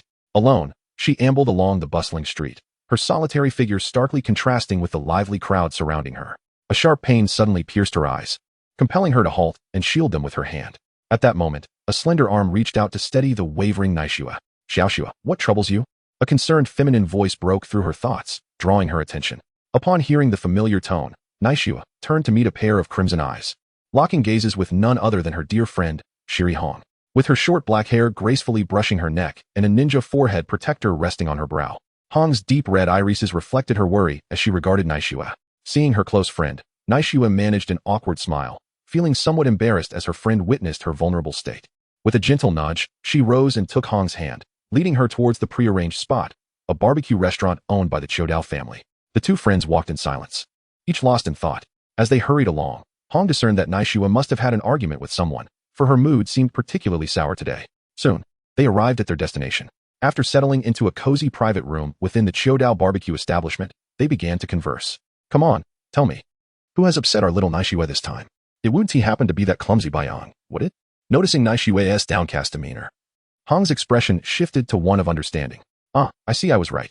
Now, do share the details. Did you perhaps bite him again in a fit of rage? Naishua's cheeks flushed crimson, and she sprang to her feet in protest. It's not that. Stop teasing me and listen. She then recounted her recent discoveries in the peculiar gaze of Guang, while Hong listened intently, occasionally nodding as if deep in contemplation. After a thoughtful pause, a mischievous grin spread across her face as she turned to Naishua. Looks like our little Naishua has encountered a rival in love, huh? Haraha. Naishua's face turned a shade darker with indignation as she glared fiercely at Hong. Haraha. Hong chuckled nervously under Naishua's intense gaze, suddenly feeling a chill. She then began to devise a strategy for Naishua to confront her rival. Oh, I have a brilliant idea. Naishua's eyes sparkled with interest, sitting up straight as she eagerly awaited Hong's suggestion. You could do this, and then that, and finally. As Hong elaborated, a nearly flawless plan unfolded from her lips. Naishua's enthusiasm grew, her eyes glimmering with admiration as she gazed at Hong, exclaiming, You are incredible, Hong. You're practically my sister. Haraha. With Hong's plan igniting her spirit, Naishua's previous gloom dissipated, and her laughter filled the air, even transforming the once mundane barbecue into a delightful treat. Meanwhile, Bayang, having experienced Naishua's brief episode, strolled with Guang towards the snack street. As they wandered aimlessly, Bayang soon spotted Abito and Rin. He initially intended to join them, but noticed Abito had taken Rin's hand, and Rin's cheeks flushed slightly without pulling away. Seeing this, Bayang simply smiled and steered Guang away, allowing the pair their privacy. He continued to explore the snack street with Guang. Bayang, I want takoyaki. Bayang, I want those 3 colored dumplings. What's that? Wow. Odin. Bayang, I want to eat. Guang, experiencing the wonders of street food for the first time, was nearly speechless with delight. Flitting from one stall to another, Bayang trailed behind her, chuckling quietly. He purchased everything she desired, watching her cheeks puff up with joy. After 2 hours of indulgent wandering, the night deepened, and Bayang and Guang emerged from the snack street, satisfied and holding hands as they strolled home. In that moment, they resembled a family. Though let there be no misunderstanding, I refer to them as siblings. Despite Guang being 3 years older than Bayang, yet still only 12, her height was only marginally greater than his, by a mere few centimeters. Bayang, having previously been undernourished, had noticeably improved in stature thanks to Guang's culinary guidance, transforming from a frail figure into someone considerably more adorable. As they walked in comfortable silence, Bayang felt an unsettling sense of forgetfulness creeping in. It feels like I've forgotten something important. After pondering for a while without any revelation, he decided to let it go, leading Guang home. Once inside, they both took showers. Bayang, clad in blue pajamas, sat on the sofa cleaning his silver dragon spear, while Guang, in pink sleepwear, sat beside him, quietly observing. Feeling the weight of Guang's intense gaze, Bayang turned, confusion etched on his face. Guang, why aren't you asleep? Why are you just staring at me? Startled by his attention, Guang quickly lowered her head, covering her flushed cheeks with her hands, wiping the drool from her mouth as she recalled her earlier mischievous thoughts. What on earth was I just thinking? Chapter 22. The new attributes of light unbeknownst to Bayang. While he was meticulously polishing the silver dragon spear, Guang had already finished her bath and was quietly seated on the sofa, observing him. Her gaze was fixed intently on the profile of Bayang, who, at first, was oblivious to her stare. How handsome Bayang looked. I wish I could always be with him, bound to him with chains in the basement, glued to him every day. When Bayang turned to look back, he noticed a faint, ominous red glimmer in Guang's eyes, her expression one of infatuation, which left him feeling somewhat flustered. Despite his pure-hearted soul, being gazed at so openly made him feel a touch shy. Upon hearing Bayang's words, Guang snapped back to reality, wiping the drool from the corner of her mouth, and smiled at him. Tonight, you sleep in the bed, and I'll take the sofa. Why? Baiyang asked, puzzled by her thoughts. If I sleep in the bed, where will you sleep? Guang merely pointed to the space beneath her, indicating she would sleep on the sofa. No way. Baiyang adamantly refused. A boy should never allow a girl to sleep on the sofa. Seeing his refusal, Guang appeared anxious. Then, can I just lay a mat on the floor? Please. Baiyang felt a pang in his heart as Guang clasped her hands together, presenting a pitiful expression. This girl was adorably irresistible. Despite her pleading, Baiyang still raised his hand to signal a definite no. Absolutely not. Not happening. With only one bed in the house, laying a mat meant they would be in the same room, and they were no longer children. It felt inappropriate. After 3 firm refusals, Guang was nearly in tears. She rushed forward, hugging Baiyang's arm, resting her face against his chest, pleading, please. Sighing. Baiyang could not bear to see her in such distress and decided to compromise. This girl had many admirable qualities, but she cried too easily. Little did he know. Uchiha Guang's tears had long dried up hundreds of years ago. Only in front of Baiyang could she return to being an ordinary girl, allowing herself to revel in his warmth. All right, how about this? You sleep in the bed, and I'll lay a mat beside you. Is that acceptable? Upon hearing this, Guang's sobs ceased momentarily, her large, glistening eyes darting around in contemplation before she agreed. Okay, the soft, fuzzy sound that emerged from her made his heart flutter. And fearing an involuntary reaction, he quickly pushed Guang away from his embrace. You go to sleep now. I'll prepare the mat. Baiyang set aside the silver dragon spear, rose, and entered the room, rummaging through the cabinet for a cooling mat, 2 blankets, and a pillow, one to serve as a mattress, the other as a cover. After arranging the pillow, he noticed Guang on the bed, her breathing already steady, seemingly asleep. Baiyang was astonished by how quickly she had succumbed to slumber. He quietly turned off the light and nestled into his own bedding, drifting into a deep sleep. What Baiyang did not realize was that an hour after he had fallen asleep, Guang slowly opened her eyes. Hunting time. Stealthily, Guang slipped out of bed. Gently lifted Baiyang's blanket, and seeing he remained undisturbed, she boldly embraced him in a princess carry, carefully placing him back onto the bed. After covering him with a blanket, Guang hastily slipped under the covers herself. Success. Yes, indeed, the sly little lowly Lin had taught Guang this method. To climb into bed, and thus, her subsequent actions were merely a reflection of Lin's innocent guidance. She knew nothing of the world but had heard from her mother that such actions would leave boys incapable of refusing girls. Consequently, Lin had led Guang astray. The nighttime was meant for slumber, not for Guang to invade Baiyang's bed. Yet she not only believed in this, but executed it. By placing Baiyang onto the bed, she had created her own conditions. Once nestled next to Baiyang, Guang wrapped herself around his warm body, a blissful and serene expression gracing her face. I love this. We will always be together. Baiyang. Guang lay in Baiyang's embrace. But after a brief moment, perhaps feeling insatiable, she boldly turned over and straddled him, her hands resting on his face, staring intently at his lips. I desire. Unable to suppress the tumultuous feelings within her, Guang leaned in, cradling Baiyang's face, and pressed her lips against his. The fresh taste of mint lingered in Baiyang's mouth, a result of the toothpaste he used, with a hint of sweetness that Guang savored. This was her true first kiss, an offering of her most precious gift to her beloved Baiyang. After what felt like an eternity, they parted. A glistening trace of saliva remaining at the corner of Guang's mouth, a testament to their fervent encounter.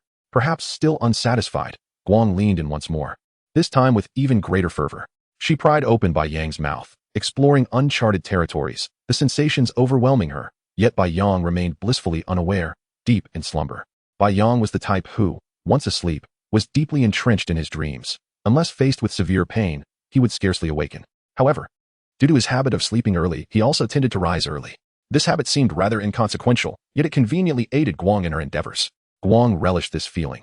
Every time their breaths intertwined, her heart raced uncontrollably, flooding her with an unfamiliar euphoria, an obsession she could not shake. It appeared she could not bear to be away from Baiyang.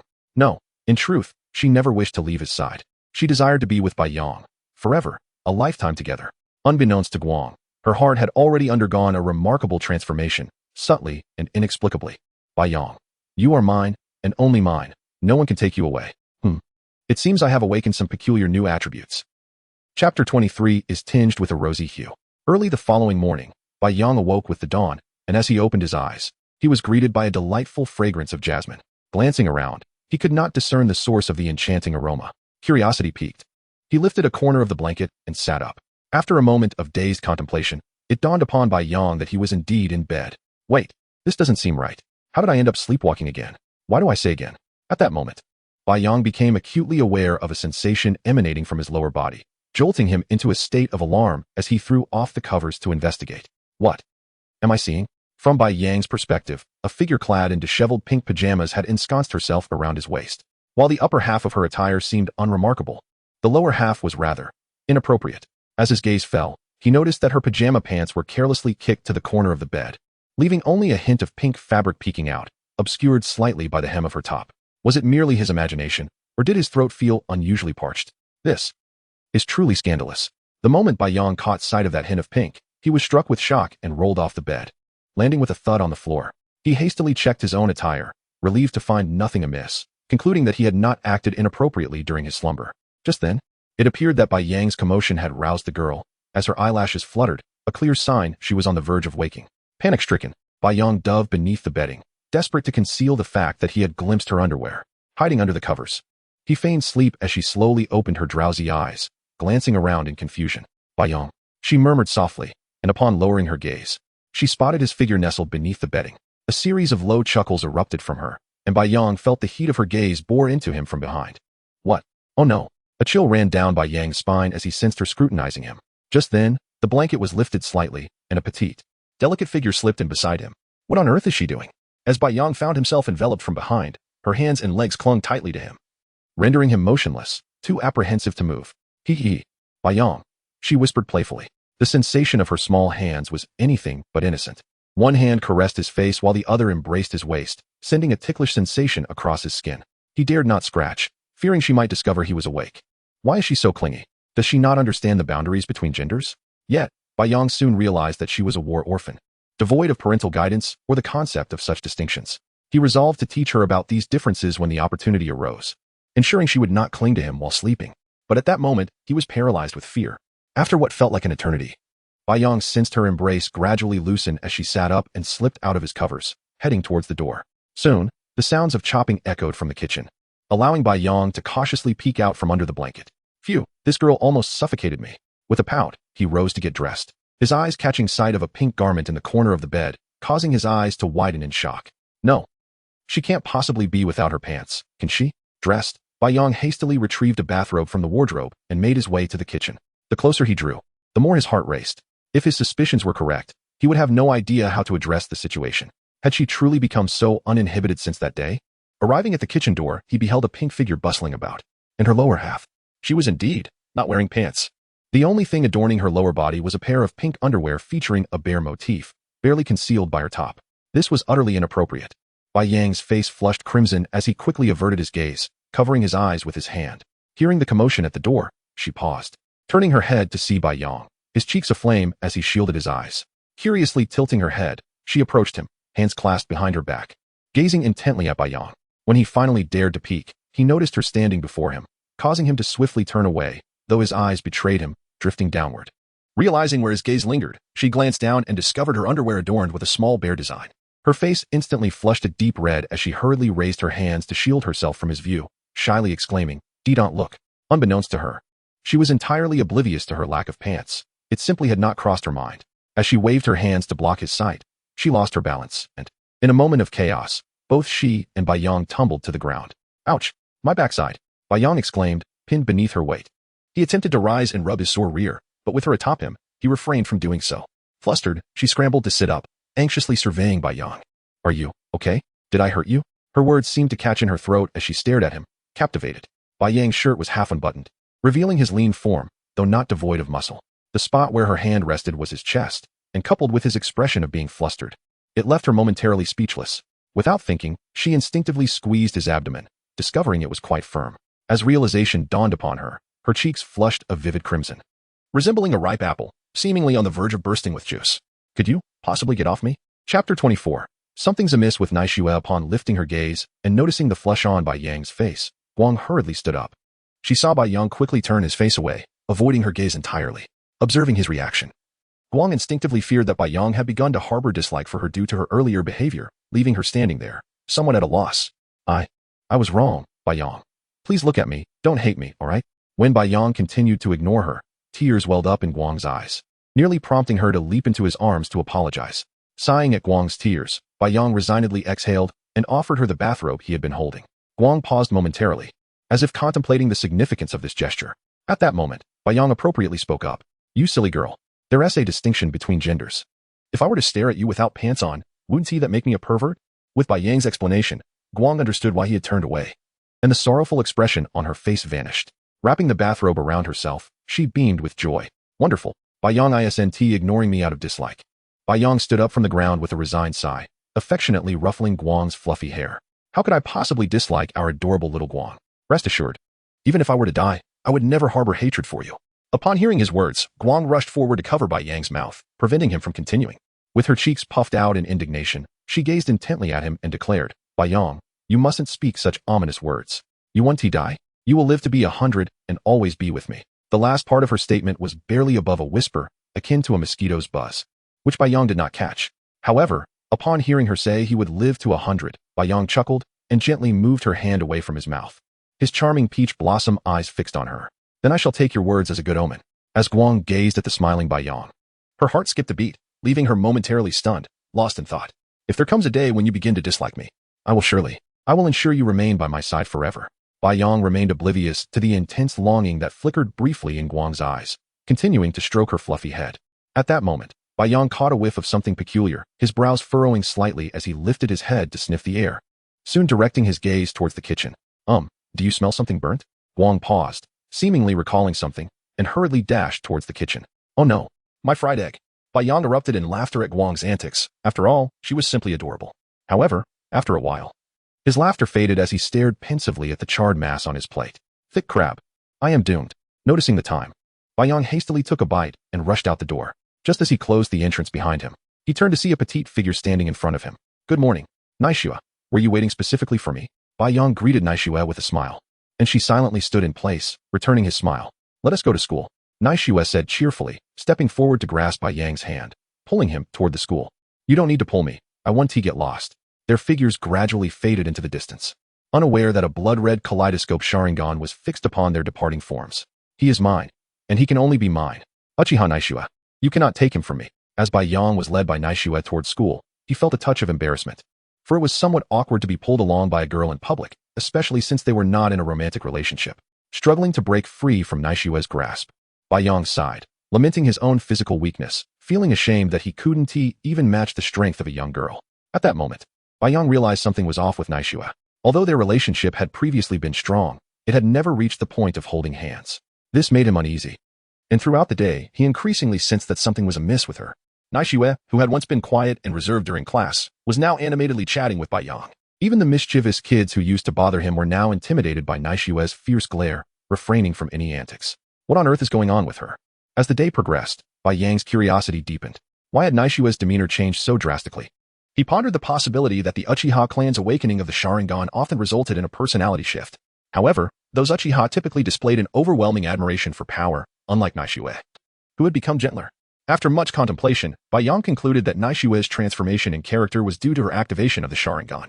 In truth, however, this was not the case. Although Naishua had awakened her Sharingan, her inner mindset remained unchanged. Her newfound gentleness stemmed from the pursuit techniques imparted to her by Hinata the previous night. Thus, her softness was predominantly an act intended for Bai Yang's eyes alone. While their previous interactions had been somewhat similar, Naishua now sought to genuinely pursue Bai Yang, necessitating the creation of a new persona. Hinata had advised her, take the initiative. Don't worry about whether he likes you or not. He's your childhood friend. As the saying goes, a girl pursues a boy through a veil. Keep pursuing him shamelessly. I refuse to believe he won't be moved. As the school bell rang, Bai Yang stirred from his doze, stretching lazily. He had dozed off during class, boredom overcoming him. And the teacher, unable to reprimand him since he was already knowledgeable, had allowed him to sleep as long as he didn't disturb others. Ah, that feels good. Huh, you're still here? Stretching, Bai Yang turned to see Naishua, sitting quietly nearby, her eyes sparkling as she gazed at him. Looking around, he noticed that they were the only two remaining in the classroom. It appeared that the other students had all gone home after school. Bai Yang. Bai Yang turned toward Naishua in confusion, only to find her smiling at him with her eyes narrowed. What's wrong? I like you. May I pursue you? Chapter 25. Natsuki's confession. The atmosphere suddenly fell silent, and Bai Yang's smile froze, his expression one of disbelief as he gazed at Natsuki. After a long pause, he spoke slowly, a hint of uncertainty in his voice. What did you just say? She chuckled softly, then looked at Bai Yang with eager anticipation, reiterating. Bai Yang, I, Uchiha Natsuki, have had feelings for you for quite some time. Would you grant me the chance to pursue you? Bai Yang stood there, stunned, as Natsuki had confessed her feelings for him. He struggled to gather his thoughts, regarding Natsuki with a curious gaze. He could sense the original owner's emotions towards her: fondness, admiration, gratitude, but those were not his own. To Bai Yong, who had only arrived in this world 2 weeks prior, Natsuki felt like a familiar stranger. Her sudden confession left him somewhat at a loss.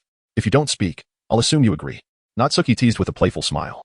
Leaning in to gently pinch his fingers, Bai Yong, feeling overwhelmed, took a couple of steps back. Upon witnessing his reaction, Natsuki's expression dimmed, her eyes turning red, brimming with unshed tears as she looked at him. Do you dislike me this way? No, that's not it, Bai Yong hurriedly responded. His demeanor visibly flustered as he leaned forward to wipe away her tears, murmuring, I'm sorry, Natsuki. It's not that I don't like you, but I need to become stronger. I need the power to protect everyone. Things outside the village have been increasingly unstable. Once peace returns, I promise to give you a response, all right? Hearing that Bai Yong had not outright rejected her confession, the gloom on Natsuki's face lifted instantly. She turned to him, worry etching her features. So, you mean, once things are peaceful outside the village, you will respond to my feelings? Bai Yong, relieved that she had stopped crying, nodded helplessly. Natsuki's face broke into a radiant smile, her large eyes sparkling as they fixated on Bai Yong. Hiki. With sudden enthusiasm, Natsuki sprang up, wrapping her arms around Bai Yang's neck and pulling him down. Bai Yong, caught off guard, stumbled slightly, lowering his head, only to unexpectedly meet her lips. Bai Yong. As Natsuki embraced him, Bai Yang's face flushed crimson, steam rising from his head as his thoughts became increasingly chaotic, his eyes narrowing into slits. It felt as if everything was unraveling. Noticing that Bai Yong offered no resistance, Natsuki's gaze grew dreamy as she savored the kiss. Her soft tongue prying open his lips, eager to delve deeper. Realizing what Natsuki was doing, Bai Yong quickly pushed her away, grabbed his bag, and fled. I have something at home. I need to go. Watching Bai Yong flee in a panic, a smile crept across Natsuki's lips. You didn't explicitly reject me. In her heart, as long as Bai Yong hadn't clearly turned her down, he was already hers. She stared in the direction he had run off, her eyes bright with affection, nearly overflowing with love. However, her expression soon darkened visibly. Hey, Bai Yong. You can only be mine. I will act first, so that little vixen won't have a chance. After all, it's a well-known principle. First come, first served. Thinking of the time she spent with Bai Yong, Natsuki's body trembled slightly as she raised her gaze. The warmth in her eyes vanished, replaced by a chilling resolve. Meanwhile, Bai Yong, having distanced himself from Natsuki, ran frantically through the streets of Konoha. After what felt like an eternity, he found himself in a deserted alleyway. His mind was a whirlwind, grappling with the fact that Natsuki, whom he had known for years, had feelings for him. While he couldn't deny a fondness for the lively little girl, he was acutely aware of the immaturity of their bodies. He was merely 9. And she was only 8. No, this is too complicated. Bai Yong wrestled with the conflicting memories of his past life and his current reality. Did he like her? Yes, he did. For a girl who had been by his side for 3 years, even the coldest of hearts would stir. But it felt too soon. With war looming on the horizon, he had many paths yet to traverse. Should he perish in battle, Natsuki would bear the deepest sorrow, a thought he could not bear. Sighing, Bai Yong felt a sense of helplessness. He appreciated Natsuki, yet she was so young. He had promised to give her an answer, and after much contemplation, Bai Yong resolved to respond to her after the battle at Shinobi Bridge. By then, their relationship might blossom further, and the war would soon conclude. He envisioned a small home in Konoha, a future filled with happiness, and as for what lay ahead, he would consider that when the time came. With his spirits lifted, Bai Yong gradually stood and began walking home, for he knew a certain girl awaited him. I'm back. Upon entering, he found Hikari standing at the entrance, beaming at him. Welcome back. Bai Yong quickly masked his earlier turmoil, donning a smile as he looked at Hikari. What delicious food have you prepared? I'm famished. Hikari, perceptive to the fleeting shadow in Bai Yang's eyes, even if only for a moment, smiled and informed him that dinner would take a while longer, urging him to wash up first as she headed into the kitchen. After a quick shower, Bai Yong donned his pajamas and lay on the sofa, closing his eyes to gather his thoughts. His desire to enhance his strength intensified. At that moment, a soft figure nestled beside him, causing Bai Yong to blink in surprise as he opened his eyes to find Hikari beside him. He felt it was time. It was time to impart the knowledge of appropriate boundaries between the sexes, lest this girl draw too close, risking an incident that could spiral out of control. Chapter 26. Outside, I am indifferent. At home, you belong to me. Alas, Xiao Guang, I have something to discuss with you. Guang nestled in Bai Yang's embrace, gazing at the boy before her with a smile. You say? I am listening. Bai Yong, feeling helpless as he watched Guang lean against him, sighed softly and began to explain their relationship and the teachings he had received about the propriety between men and women since childhood. As Bai Yong spoke, Guang's expression grew increasingly tense, and by the time he finished, her head was bowed as if deep in thought, sensing it was time for her to reflect alone. Bai Yong stood up to head to the kitchen. Just as Bai Yong entered the kitchen, Guang suddenly smiled from the sofa. You can say what you want. I can choose not to listen, right? Though disobedient children may be disliked, I like you, and I bestow my most significant kiss upon the most important person to me. Surely, I cannot be disliked. Guang mused, dismissing Bai Yang's earlier words. Just as he had said, it was only those who liked each other that could be together. She liked Bai Yang, and she believed he liked her too. Thus, she thought there was nothing strange about their relationship. When Bai Yang returned from the kitchen with the meal, Guang was already seated at the dining table. Believing she had grasped his intent, Bai Yang smiled and took a seat across from her. They chatted amiably, feeding each other mouthfuls of food. And the moment felt pleasant and beautiful. Until, Nai Shui confessed to me today. With this statement, an awkward silence enveloped the dining table. After a long pause, Guang set down her knife and fork, forcing a smile as she looked at Bai Yang, speaking each word carefully. So, are you with Nai Shui now? Although she appeared to smile, a deep sense of unease flickered in her eyes, as if she feared that Bai Yang would be deceived by Nai Shui at any moment. Bai Yang, oblivious to the turmoil in Guang's gaze, sighed in resignation. Alas, not yet. We've been friends for years, and her sudden confession caught me off guard. I need some time. Besides, these past years have been tumultuous. For her sake, I will only consider her feelings when things settle down. Initially relieved by Bai Yang's rejection, Guang's heart plummeted when she heard he planned to pursue Nai Shui after calmer days. Her body trembled slightly as tears as large as pearls cascaded down her cheeks, landing on the food before her. Noticing Guang's silence, Bai Yang looked up in confusion, only to be struck dumb by the sight. Guang was wiping her tears with one hand and sobbing softly with the other. This isn't right. It shouldn't be like this. Bai Yang hurried to her side, retrieving a handkerchief to help wipe away her tears. What's wrong? Why are you suddenly crying? Please don't cry. Seeing Guang, resembling a weeping flower, Bai Yang's heart ached. He could not fathom what had caused her such sorrow. No, this isn't right. Bai Yang, this is wrong. You clearly said that only those who like each other can be together. You said you liked me. Why must you be with Nai Shui just because she confessed? I like you too. So why can't it be us together? As Bai Yang absorbed Guang's words, his expression shifted from concern to shock. No way. You like me? But we've only known each other for 2 weeks. This can't be right. He pondered. Did she like him because he had taken her in? Shouldn't her feelings be limited to gratitude? Why would it involve anything deeper? The intricacies of a woman's heart were indeed difficult to decipher. After pouring out her feelings, Guang clung to Bai Yang, sobbing, Bai Yang, please don't be with her. Can you be with me instead? You said you liked me. And you must take responsibility for your words. I like you too, so we can be together, we can have that kind of relationship. Guang desperately pleaded with Bai Yang to be her partner, while his expression grew increasingly grave. He gazed at the tearful girl before him, feeling a deep sense of helplessness. But I have already promised Nai Shui. At this, Guang's eyes darkened, her gaze growing icy as a voice echoed in her mind. Bind him. Only by completely possessing him will he truly belong to you. Besides, as long as Bai Yang is at home, Nai Shui will have no opportunity to intervene. Since he does not love you, then force him to love you. Suddenly, Guang stood up, her stature slightly shorter than Bai Yang's, yet her presence was formidable. Gripping his wrist with determination, she pressed him to the ground, rendering him immobile. Her voice was a haunting whisper. Bai Yang, we clearly like each other, but if you refuse to be with me, I will have to force you to stay by my side. Bai Yang found himself unable to escape Guang's grip, his lips twitching as he looked at the girl pinning him down. A flutter of emotions stirred within him. Did he like Guang? Perhaps, there was something there. In her, he saw a reflection of his former self, lonely, desolate, and forlorn. This was the impression he had upon first meeting her. He could not discern whether it was compassion for his past self or something else entirely, but after 2 weeks spent with this tragically burdened girl, he felt a growing fondness. Moreover, he feared for her. He feared she might do something drastic. A person enveloped in darkness, after basking in sunlight. Could they endure the abyss once more? To Guang, Bai Yang was the light in her life. Now, she felt that light was being threatened by Nai Shui, igniting a profound sense of panic and insecurity within her. She could no longer bear the thought of returning to that dark place.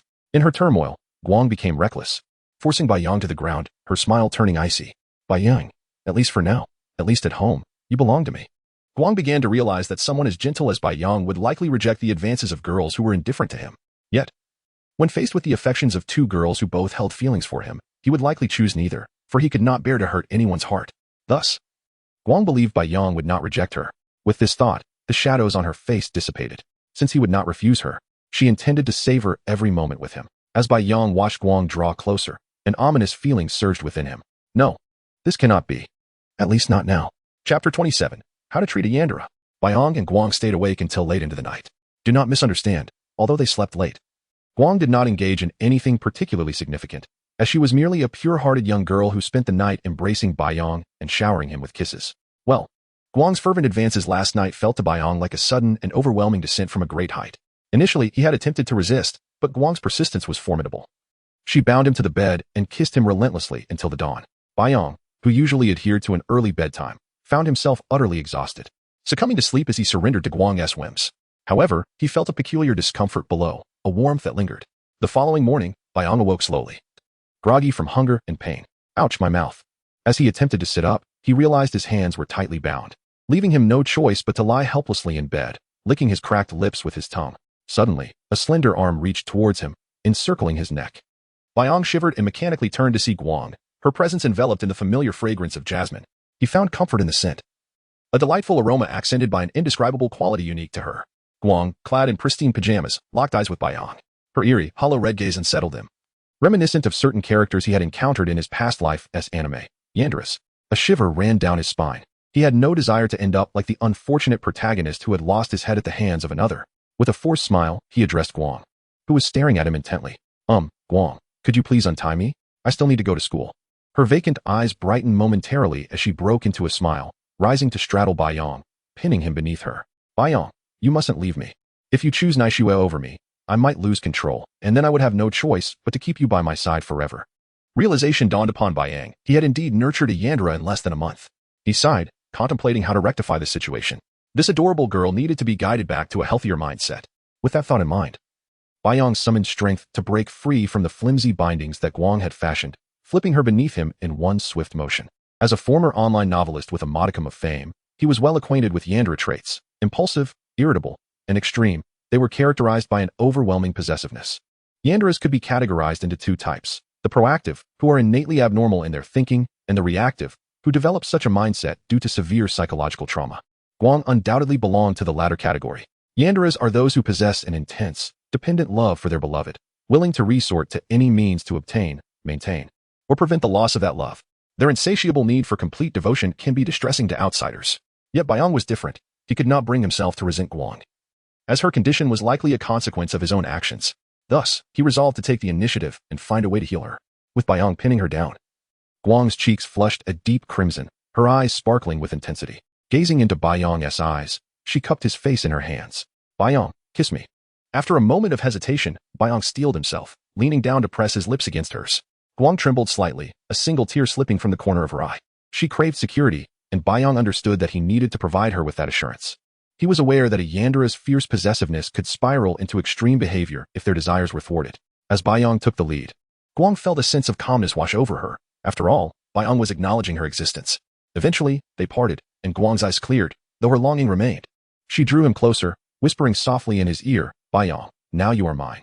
With that, she enveloped him in her embrace, peacefully closing her eyes. Baiyang was uncertain of the proper methods to treat a Yandere. In his past life, while researching for his novels, he had scoured the internet for information on Yanderes.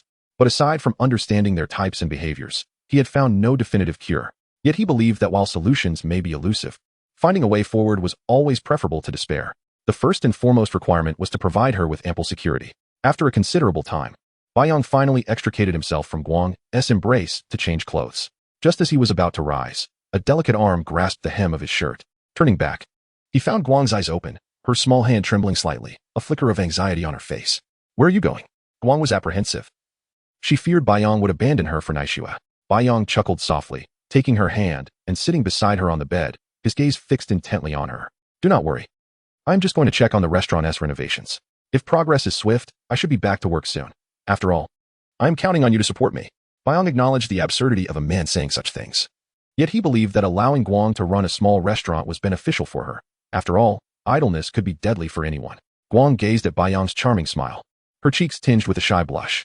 She responded with a soft releasing her grip on his shirt. Baiyang affectionately ruffled her fluffy hair, then casually donned a jacket before stepping out the door. Indeed, Baiyang intended to visit the restaurant. He needed to ensure that finances would not dwindle in a matter of days. However, as he exited, he spotted a petite figure lurking in the distance. It was Naishue. Baiyang's heart raced with trepidation. He feared Guang would discover Naishue's presence and misconstrue the situation. His concern was not unfounded, for Yanderes were known to exhibit dark tendencies. Chapter 28. Someone at the door. Baiyang understood well that a Yandere, once detached from their beloved or deceived by them, has a high likelihood of succumbing to darkness. The transformation of a Yandere into malevolence is a source of profound dread for Baiyang. Once a Yandere descends into madness, their actions become utterly unpredictable, often leading to horrifying deeds. For instance, severing the head of their beloved to keep them eternally close, or dismembering them entirely. Some even harbor a desire to merge with their beloved, reducing them to powder to be consumed. A truly chilling prospect. A prime example being Chungu, whose head was taken by a Yandere, held ominously in her hands. Just contemplating such a scenario sent shivers down one's spine. A fine sheen of invisible sweat appeared on Bai Yang's forehead as he wiped away the cold perspiration, casting a furtive glance towards the door. Noticing it was unoccupied, he proceeded towards Naishue. Naishue had noticed Bai Yang the moment he stepped outside, her eyes sparkling with delight, as if she had been waiting for an eternity. That morning, after attending her classes and not seeing Bai Yang, who typically arrived early, she had felt a pang of worry for him. Following her morning lectures, she had taken leave to seek him out at his doorstep. However, after ringing the doorbell for what felt like an age, she was met with silence. Resigned, she sat quietly on the steps near Bai Yang's entrance, awaiting his arrival. When Bai Yang finally emerged, Naishue hurriedly approached him. "What's the matter, Bai Yang? You didn't come to class today? I rang the doorbell for quite a while, but you didn't answer. Is something wrong?" Bai Yang, having not heard her knocking due to his late-night slumber and his innate difficulty in waking, scratched his head awkwardly, crafting an excuse. "I was taking care of someone who was ill until late last night, so I didn't wake up this morning. I tend to sleep very deeply, so I'm sorry I didn't hear you knocking." A flicker of unnoticeable jealousy glimmered in Naishue's eyes, but she quickly masked it with her usual demeanor. "Really? Such a gentle Bai Yang, yet you have never cared for me like that." The thought left her feeling slightly bitter. She inwardly chastised Bai Yang, but then instinctively reached out to grasp his hands. Bai Yang, taken aback, instinctively recoiled, yet upon meeting Naishue's hopeful gaze, he stifled the urge to withdraw. He was uncertain why he felt such an instinctive need to shy away. Ever since Naishue confessed her feelings for him, their dynamic had shifted. They no longer shared the same carefree rapport. Naishue's feelings acted as an invisible barrier, leaving Bai Yang uncertain of his place beside her. Were they childhood friends or suitors? He found himself in a state of perplexity. Yet, to spare Naishue's feelings, he did not reject her outstretched hand. As Naishue caressed Bai Yang's distinctly defined fingers, a glistening tear escaped her lips, only for her to quickly realize and turn away to wipe her mouth with her hand. That was close.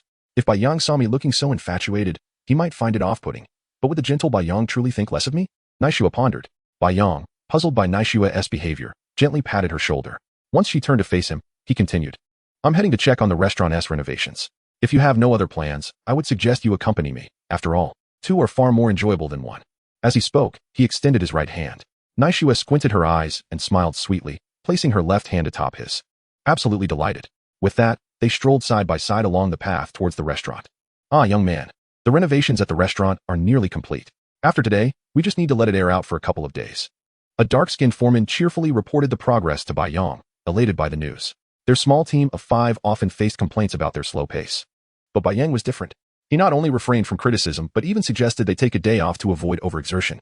Bai Yang nodded, pleased, and preemptively paid the workers, even offering a little extra, which thrilled the crew. Instead of resting, they eagerly resumed their work within the restaurant. A boss like this, I'd gladly take on a dozen more projects. After inquiring about the progress and reiterating a few precautions, Bai Yang took Naishue's hand and departed. Bai Yang. It's nothing. I just wanted to call your name. Naishue's voice trailed off. Bai Yang, puzzled, shrugged it off and continued towards the training grounds. Since acquiring the scroll for the shadow clone technique, he had yet to examine it, and he was eager to practice this future protagonist's signature skill. Naishue trailed quietly behind Bai Yang, her small hands clasped behind her back, skipping along like an eager little tail. Upon reaching the training grounds, Bai Yang took out the scroll for the shadow clone technique in front of her. "Hey, what's this?" Naishue leaned in closer, her curiosity piqued by the small scroll in Bai Yang's hand. He playfully tapped her on the head, causing her to pout in indignation. "Bai Yang, you idiot. What did you say?" Bai Yang grinned, resembling a mischievous cat, fixated on Naishue. Realizing Bai Yang had overheard her mutterings, Naishue blushed and awkwardly scratched her cheek, offering an embarrassed smile. "Nothing. Absolutely nothing." Seeing Naishue relent, Bai Yang withdrew his playful demeanor, affectionately ruffling her hair before unfurling the scroll. Naishue leaned closer, her eyes widening as she read the title inscribed in Japanese, Shadow Clone Technique. She gasped slightly, then quickly turned away, forcing herself not to gaze at the scroll's contents. She recognized it. Their teacher had discussed the advanced version of the Shadow Clone Technique in class, the forbidden art of the Shadow Clone Technique. Generally, ninjas rarely had the opportunity to learn such skills. Chapter 29. The Technique of Multiple Shadow Clones. Upon noticing Naishue turn around, Bai Yang smiled and spoke. "It's all right. This scroll was gifted to me by Elder Kushina. If you wish to see it, I can show you, but I would advise against attempting to learn it." Bai Yang observed Naishue, who displayed a look of confusion, and continued to enlighten her. The technique of shadow clones differs from that of multiple shadow clones. While both are fundamentally derived from the same source, their distinctions are considerable. The reason multiple shadow clones are regarded as forbidden techniques is primarily due to the immense chakra consumption they entail. Noticing the puzzled expression on Naishiwa's face, Baiyang promptly clarified what chakra was. Chakra is a term I use to describe a substantial amount of energy within us. It's not particularly significant. When employing the technique of multiple shadow clones, each clone siphons an equal portion of your chakra. They possess physical forms, akin to countless embodiments of oneself, yet they are exceedingly fragile. Any damage incurred or information received will be relayed to the original upon their dissolution. Baiyang understood that multiple shadow clones function like a chakra-extracting pump, capable of depleting the user's energy in an instant. The number of clones created depends on the user's chakra reserves. The more chakra one possesses, the greater the number of clones produced. Each clone acts independently, endowed with distinct perceptions and cognitions. Once their tasks are completed, they return to the original, who subsequently receives their accumulated information. However, when these clones encounter danger, the immense pain inflicted upon them is also felt by the user, often magnified 1,000-fold. Without sufficient resilience, the agony is intolerable. Thus, to wield this forbidden technique, one must possess considerable physical fortitude. In the original narrative, Sasuke's reluctance to utilize multiple shadow clones may stem from a fear of injury, which could be quite embarrassing. Currently, in the world of Naruto, only Naruto himself can adeptly employ the technique of multiple shadow clones. Why is this the case for others? The answer is straightforward. Naruto, as a Jinchuriki, harbors the chakra of the nine tails within him. This grants him an advantage when utilizing shadow clones, outstripping the majority of others. Kakashi and Sasuke, despite obtaining the forbidden scrolls of Konoha, refrain from using this technique due to their insufficient chakra reserves. It would merely be a futile endeavor. Thus, Sasuke's unwillingness to employ multiple shadow clones is not solely due to his vulnerability, but also the considerable chakra expenditure involved. With his already limited chakra, creating numerous clones would lead to an inevitable defeat, rendering the situation quite embarrassing. Naishiwa nodded with a smile, grasping the essence of why multiple shadow clones are deemed a forbidden technique, realizing it is due to the risk of some individuals exhausting their chakra reserves. With her newfound understanding of the technique, Naishiwa quickly lost interest in the scroll and instead focused her large, sparkling eyes on Baiyang's profile. In her eyes, he held far greater allure than the scroll itself. After elucidating the principles of multiple shadow clones, Baiyang turned his attention back to refining his own ninjutsu. The afternoon swiftly passed, and as evening approached, the exceptionally gifted Baiyang had learned to utilize multiple shadow clones, albeit not yet with mastery. He raised his hand and began forming the hand seals in sequence. Z, Cho, Yin, Wu, Chen, Si, Wu, Wei, Shin, Yu, Su, Hai. Upon completing the final seal, Baiyang felt approximately half of his chakra vanish instantaneously, and a cloud of smoke erupted around him. When the haze cleared, over 100 identical corporeal versions of Baiyang stood before him. However, as Baiyang had not given them any explicit instructions, the multitude of shadow clones busied themselves with their own antics. Baiyang, with an exasperated expression, observed his clones. Several were squabbling over Baiyang's silver dragon, while others engaged in games of rock, paper, scissors, or bickering amongst themselves. A few even gathered around Naishiwa, playfully teasing the shy girl. Unable to endure the chaos any longer, Baiyang swiftly dispelled the clones, and a cloud of smoke enveloped the area once more. As the smoke dissipated, Baiyang was left standing with a look of exasperation, while Naishiwa gazed at him with a hint of disappointment in her eyes. Just moments ago, Naishiwa had been entranced by the sudden appearance of over 100 Baiyangs. Her eyes wide in astonishment as a tear of joy slipped from the corner of her mouth. Wow, so many Baiyangs. Baiyang, witnessing the drool at the corner of Naishiwa's mouth, could only sigh in disbelief. How could she possibly feel such affection for mere clones? After the clones vanished, Naishiwa looked up at Baiyang with longing eyes, her intentions unmistakable. Baiyang, recognizing her subtle desires, gently tapped her on the head. Can you not fill your mind with such nonsense? Even if I were to create a clone for you, it would not be the true me, silly girl. Naishiwa scratched her head, offering an awkward smile in response. She bore no resentment towards Baiyang for seeing through her intentions. After all, she simply yearned for his presence. Baiyang, somewhat at a loss for words, turned to grab his silver dragon spear and began walking homeward. Time to head back. Naishiwa, realizing Baiyang was about to leave her behind, hurriedly caught up. Wait for me, Baiyang. The two walked side by side toward home, with Naishiwa's presence merely an excuse. Baiyang was her true objective. As they strolled, they passed a seldom visited alley where a small stall was set up. Baiyang, initially oblivious to what the stall sold, took a few steps before sensing that something was amiss behind him. Curiously glancing back, Baiyang saw Naishiwa, gazing excitedly at the stall's offerings. He approached to discover it was a jewelry shop, brimming with an array of adornments, earrings, bracelets, necklaces, and more. Noticing Naishiwa's rapt attention, Baiyang sighed in resignation. All right. Let her pick a couple of items. Once she's decided, I'll take care of the payment. Upon hearing Bayang's words, Naishue erupted with joy, planting a kiss on his cheek in gratitude. This unexpected display left Bayang blushing, acutely aware of their surroundings. Chapter 33 Necklaces Irritated. Bayang shot a glance at Naishue before stepping forward to examine the jewelry on display. After a moment of contemplation, his eyes brightened as they fell upon a particular necklace. Noticing Bayang's interest, the shopkeeper's eyes sparkled with enthusiasm as he eagerly handed the necklace to him. Here, young man, this necklace is quite an antique.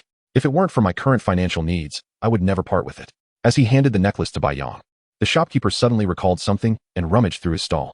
Moments later, he produced 2 more necklaces that were similar in design and presented them to Bayang as well. Take a look, these 2 are part of the same set. Together, these 3 necklaces symbolize light, vigilance, and companionship. If you fancy them, I can offer you a generous discount. How about 8,000? Bayang accepted the necklaces and examined them closely. Each of the 3 necklaces was shaped like the sun, the moon, and a star. He gazed at them silently, instantly grasping their meanings. Ah, I must have this. Upon seeing the moon-shaped necklace, Naishue rushed forward to seize it, clutching it tightly to her chest, as if afraid Bayang would refuse. She was no fool. She recognized the sun and moon necklaces as a couple's set. Bayang affectionately ruffled her fluffy hair and retrieved his wallet from his pocket, handing over 8,000 to the shopkeeper.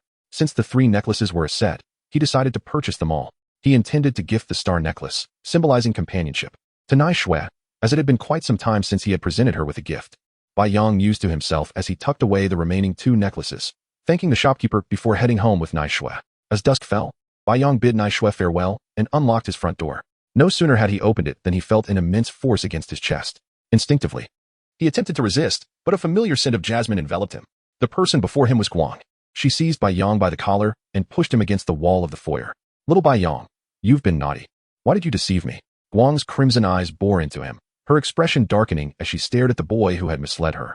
A fiery tempest raged within her, threatening to consume her rationality. She could no longer contain herself. Having seen Bayang return with Naishue through the peephole, her once eager anticipation had turned to icy disappointment. Bayang had lied to her, claiming he was going to check on the restaurant's renovations. Yet he had secretly gone on a date with Naishue instead. Don't, Guang. Before Bayang could explain, Guang's body, imbued with an aggressive aura, pressed against him. Time passed, and just as Bayang felt he might suffocate, Guang finally released her grip on his mouth.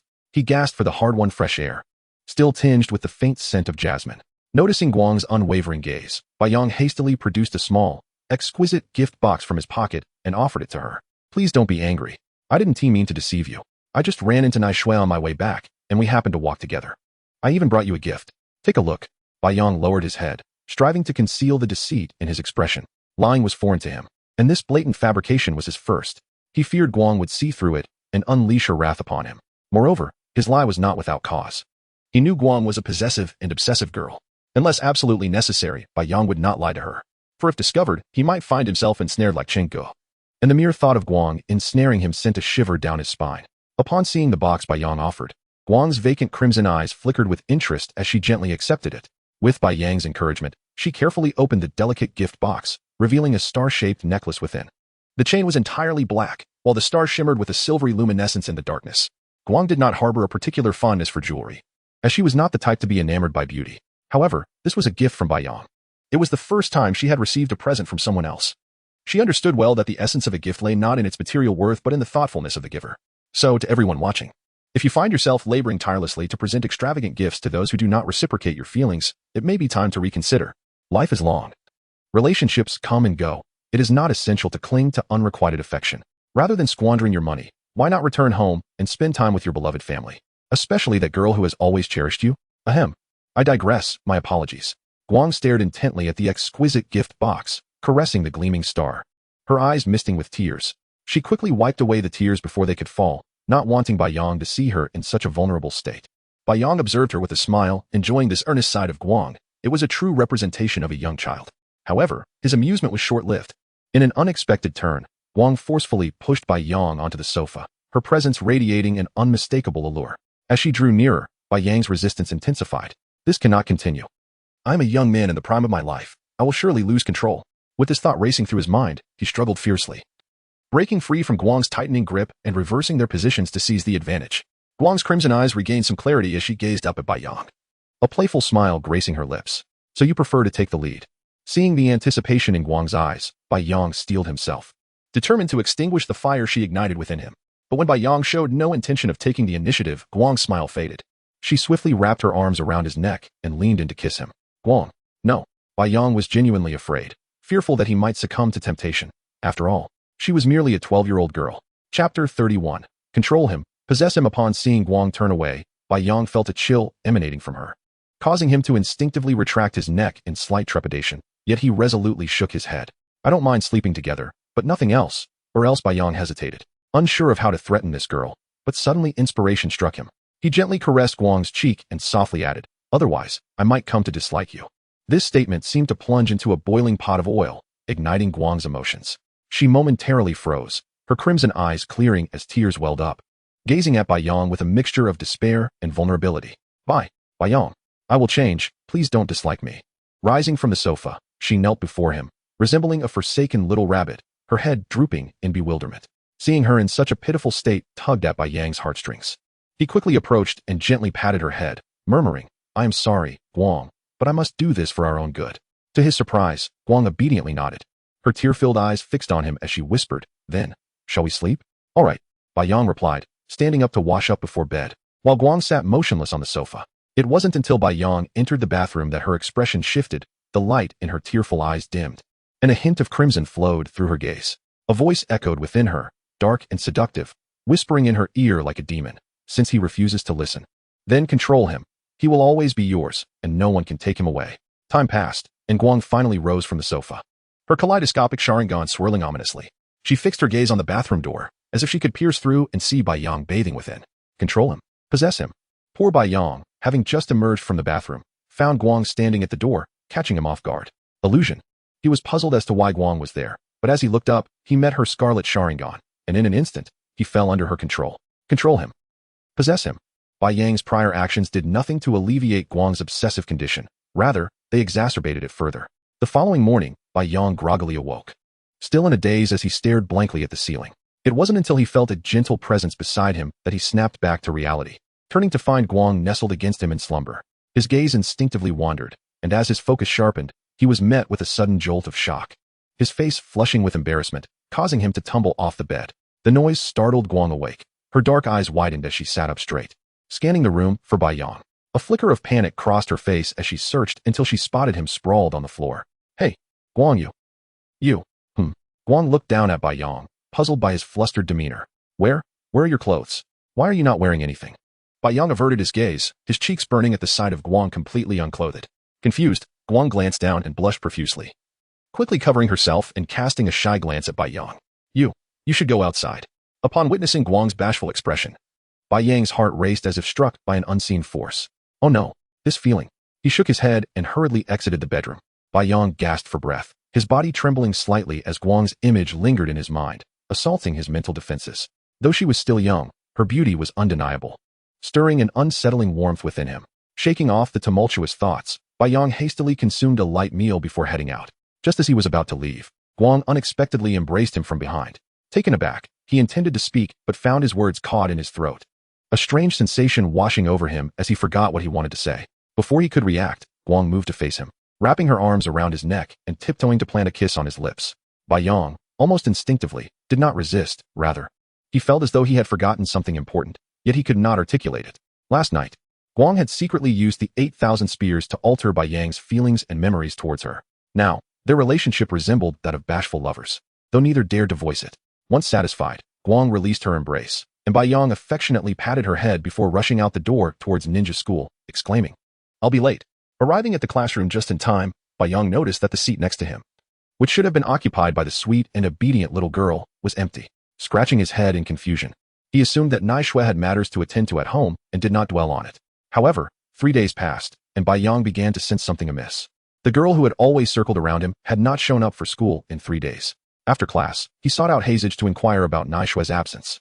Hazage regarded Bai Yang with a solemn expression and shook his head. Naishue has taken a 3-day leave, and I am unaware of the specific reason. After a moment of hesitation, he sighed deeply, his face grave as he looked at Bai Yang. Typically, Naishue would not request leave unless under special circumstances, which would require either her parents or herself to do so.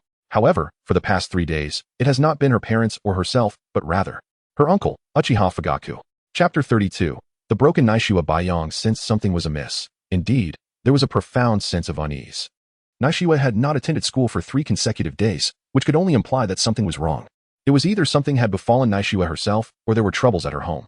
Casually requesting a leave of absence from his homeroom teacher, Byong swiftly made his way towards the Uchiha clan's residence. Please let there be nothing wrong. Naishue, he silently chanted as he ran. Soon arriving near the Uchiha compound. Who goes there? 2 Uchiha sentinels stationed at the entrance immediately assumed a defensive stance upon spotting the distant figure clad in red dashing towards them. Each held a kunai, their expressions grave as they focused on the breathless red-haired youth before them. Byong initially offered no response, bowing his head as he gasped for air. After a moment, he regained his composure, lifting his gaze to the 2 Uchiha guards. I am Uzumaki Byong, a friend of Uchiha Naishue. She has not been to class for 3 days, and I am deeply concerned for her. May I enter to check on her? The 2 Uchiha guards exchanged glances, their stern expressions softening upon hearing Byong's words. Sensing their hesitation, Byong's heart tightened. Just as he was about to press further, one of the taller guards stepped forward. Ah, you are indeed Naishue's friend, correct? Yes. Byong nodded, unease evident in his eyes as he looked up at the man. The guard hesitated, seemingly grappling with his thoughts, but soon mustered the courage to speak. His voice tinged with sorrow. Child, Naishue's parents. During a mission, they were ambushed by ninjas from another village. Tragically, none of the entire team, including them, survived. What? Although he had prepared himself for the worst, the raw truth struck Byong like a thunderbolt, rendering him speechless. He stood frozen, memories of a young couple's beaming faces flashing through his mind. Those were the remnants of the original owner's memories. Oh dear Byong. You're here to play with Naishue again. Go on, have fun. Have you eaten yet, little Byong? If not, let us share a meal. In the coming days, we'll be on a mission, so please take care of our Naishue at school, little Byong. He could hardly fathom that such gentle souls had fallen victim to the treachery of enemy ninjas. Byong, if one day we are no longer here, you must look after our little Naishue. As the comforting faces of Naishue's parents once again filled his mind, Byong jolted back to reality and dashed towards Naishue's home. The Uchiha sentinels at the entrance offered no resistance, merely casting sorrowful glances towards Hokage Rock. Is war about to begin anew? Upon reaching Naishue's doorstep, Byong collided with a tall, lean man, who turned out to be Naishue's uncle, Uchiha Fugaku. Upon recognizing Byong, Fugaku's somber demeanor briefly softened with a hint of sadness. He bent down to pat Byong's shoulder, locking eyes with him as he spoke earnestly. You seem rather frantic. You must have heard about Naishue. She is upstairs. My words seem to fall on deaf ears. Please, talk to her gently. With that, Fugaku sighed resignedly and departed, leaving Byong standing alone. After a brief moment of hesitation, Byong resolutely stepped across the threshold of Naishue's home. Climbing the stairs to the 2nd floor, he noticed a profound silence, the kind where a pin drop could be heard. He scanned the tidy living room, but found no sign of Naishue. Making his way to her room, he opened the door only to find it empty as well. The final room remained, the master bedroom, where Naishue's parents had once resided. Byong approached the door, and it was then he discerned the faintest sound of sobbing. He turned the doorknob and entered. Upon crossing the threshold, he spotted Naishue. Dressed in black mourning attire, she knelt on the bed, her back to the doorway. Her shoulders trembling as quiet sobs escaped her lips since Byong's arrival. Naishue offered no acknowledgement of his intrusion, clutching something in her arms. As he drew closer, Byong realized what she held, a family portrait. Encased in a wooden frame, it depicted Naishue with her parents, both of whom stood beside her. Their hands resting gently on her shoulders, all 3 smiling at the camera. It was a beautiful moment, yet that beauty had been shattered by war. Mama, Papa, why? Why did this happen? Naishue's voice resonated, intensifying Byong's heartache. He approached her slowly, wrapping his arms around the weeping Naishue. Her body stiffened initially, as if instinctively resisting contact, but upon recognizing Byong, she ceased to struggle and allowed him to hold her. Byong, I have no family left. Byong's heart ached at her words. He tightened his embrace, lowering his head to meet her tear-filled gaze. Naishue, that is not true. You still have me. I am your family now. I promise to take good care of you. Having momentarily stifled her tears, Naishue could no longer contain her grief upon hearing Byong's words, collapsing into his embrace as she sobbed uncontrollably. Ah! Byong forced a semblance of a smile, gently stroking Naishue's hair until exhaustion claimed her. And she finally slumbered in his arms. You will not be without family. From now on, I shall be your family. Chapter 33. The Revelation of Light. In the evening, Master Guang, having toiled throughout the day, was joyfully preparing dinner in the kitchen.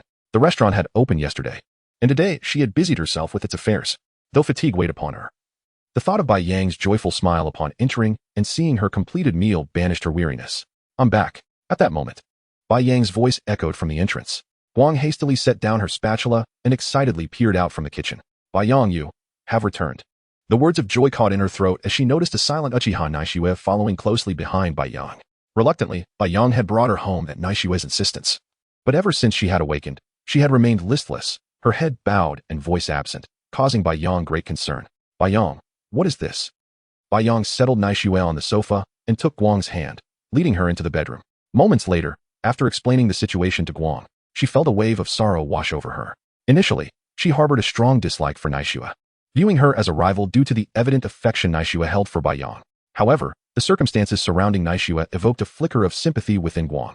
Witnessing the shattering of her own family was far more harrowing than never experiencing familial warmth at all. After all, each individual's experience is unique, and perspectives on loss vary significantly. Much like Sasuke and Naruto, Sasuke could not fathom the depths of loneliness Naruto endured. Nor could Naruto comprehend the weight of hatred Sasuke bore. Guang, feeling a melancholic heaviness, stepped out of the bedroom and approached Naishiwa, uncertain of how to offer comfort. She quietly sat beside Naishiwa, resting her head on her shoulder and gently stroking her silky hair. Often, solace does not require words. Simple physical presence can convey warmth. Naishiwa, previously lost in thought, turned to Guang, her eyes glistening with unshed tears. The girl who should have been her adversary, the sister who ought to stand against her, was now offering comfort during her darkest hour. After a lengthy pause, Guang took Naishiwa's hand, rising from the sofa as Bai Yang called them to join the sumptuous dinner he had prepared. As they prepared to eat, Guang unexpectedly produced a bottle of rice wine. Recalling that a little drink could alleviate her troubled spirits, a notion gleaned from the drunken ramblings of patrons at the restaurant. However, upon receiving a disapproving look from Bai Yang, she reluctantly set the bottle down, eliciting a soft chuckle from Naishiwa. Humph, minors are not permitted to drink, Bai Yang declared, picking up his chopsticks and beginning his meal, followed suit by Guang and Naishiwa. Midway through, noticing Naishiwa's continued gloom, Guang contemplated briefly before placing her chopsticks down. The sound drew the attention of Bai Yang and Naishiwa, both pausing in their meal, regarding her with curiosity. Bai Yang, you've raised me for so long, yet I have never revealed my true identity to you, have I? Bai Yang, momentarily taken aback, waved his hand with a smile. It's all right, I don't mind. I do. Guang interjected, her eyes filled with determination. Bai Yang faltered, realizing he had never truly sought to understand Guang's thoughts or her past, only wishing to help her evade it. How selfish of me, he mused. Guang's tone was somber yet resolute as she continued, Naishiwa, do you know? My name was actually given to me by Bai Yang. Her gaze remained fixed on Naishiwa, who, upon realizing the gravity of Guang's words, turned to Bai Yang in astonishment. When Bai Yang nodded in affirmation, Naishiwa's curiosity intensified. With her hands supporting her chin, Guang stared at the ceiling, her eyes betraying a simmering resentment. In truth, I am not a mere wanderer, but a ninja. Sealed for nearly a century, hailing from, she abruptly lifted her head, a glint of crimson flashing in her eyes as a trio of shapes resembling boomerangs manifested into her Sharingan. Uchiha. Naishiwa's expression shifted from confusion to shock as she stood abruptly, gazing incredulously into Guang's eyes. This is the Manjiki Sharingan. Bai Yang, however, appeared unfazed, his expression one of acceptance. The implications of Guang being a weapon of war sealed by the Uchiha clan spoke volumes of her immense power. Aside from the Manjiki Sharingan, he could not fathom what else she possessed. Yet, curiosity lingered. What was Guang's ocular technique? He had never witnessed her in combat. Guang's voice resumed. I was born during the Warring States period, my parents both belonging to the Uchiha clan. Yet, I have long forgotten their faces and names, as they perished in the war when I was just a child. I grew up in a compound devoid of my parents, under the care of an uncle and a few older brothers, whom I affectionately called Dad, trailing behind him with endless questions, which he patiently answered. However, when I turned 8, the conflict between the Senju and Uchiha clans escalated, and others began to stir unrest. During the war's peak, the Uchiha clan's territory was besieged by rival ninja clans. They slaughtered many, sparing none, and I was hidden beneath the floorboards by my uncle and brothers, witnessing their deaths before my very eyes. Guang inhaled deeply, striving to quell the turmoil within her as her gaze hardened further. Chapter 34. The hasty 4 years that fateful night. Tears of profound sorrow streamed from my eyes as I awakened my kaleidoscopic Sharingan.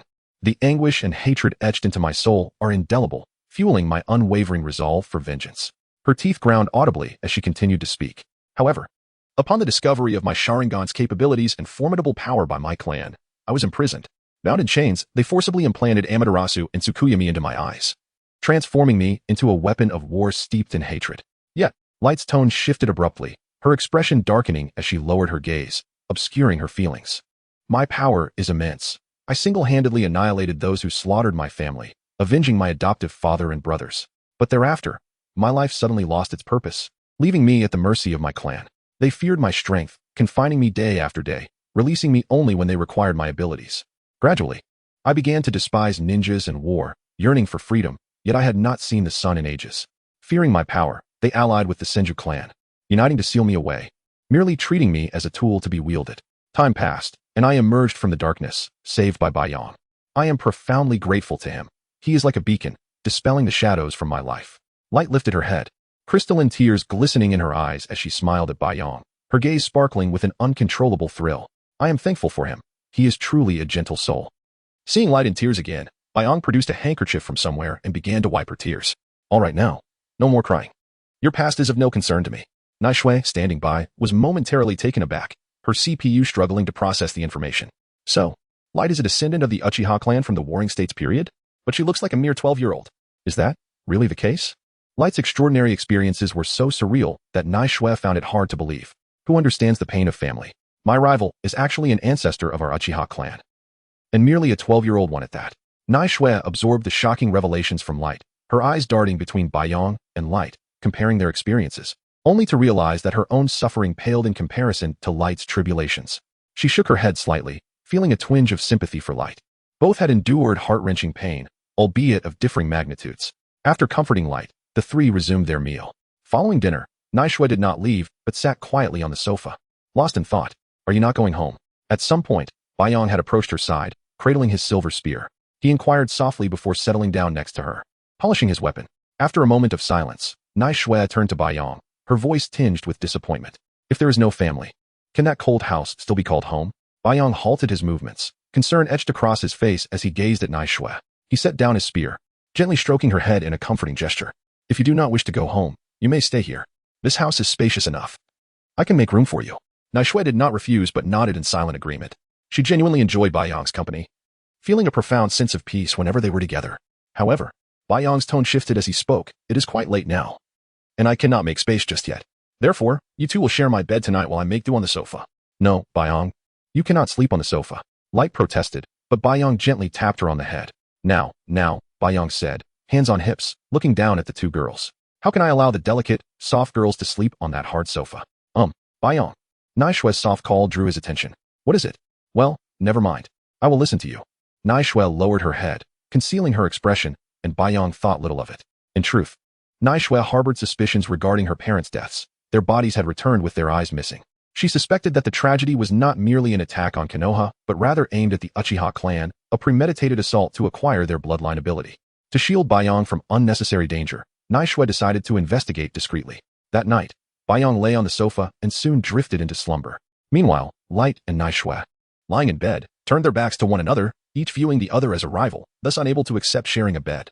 Yet perhaps due to 3 days without proper rest, Naishui grew drowsy upon lying down and quickly fell into a deep sleep. As for Light, she felt uneasy. After having shared a bed with Baiyang for so long, his absence left her feeling unsettled. However, it wasn't too long before sleep overtook her as well. Time passed swiftly, and in the blink of an eye, for years had elapsed.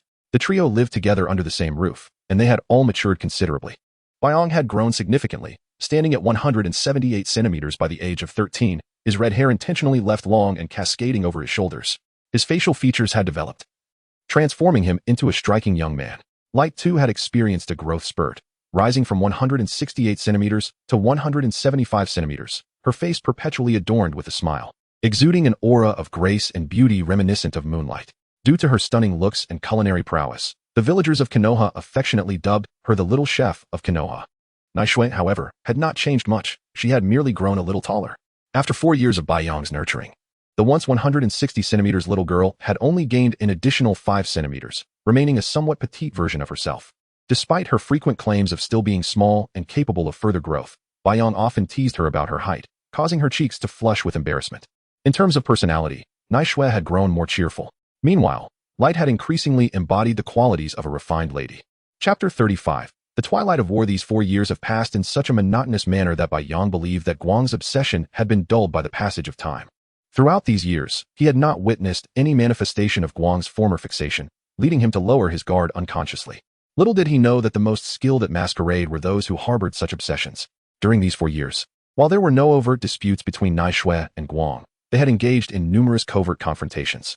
Baiyang had advanced to the rank of CH Nin, undertaking various missions and honing his abilities to the level of J Nin. However, He had no intention of taking the J-nin examination just yet, as his focus was directed towards the impending battle at the Kamizukabashi Bridge. After graduating, Baiyang was not assigned to lead a J-nin team.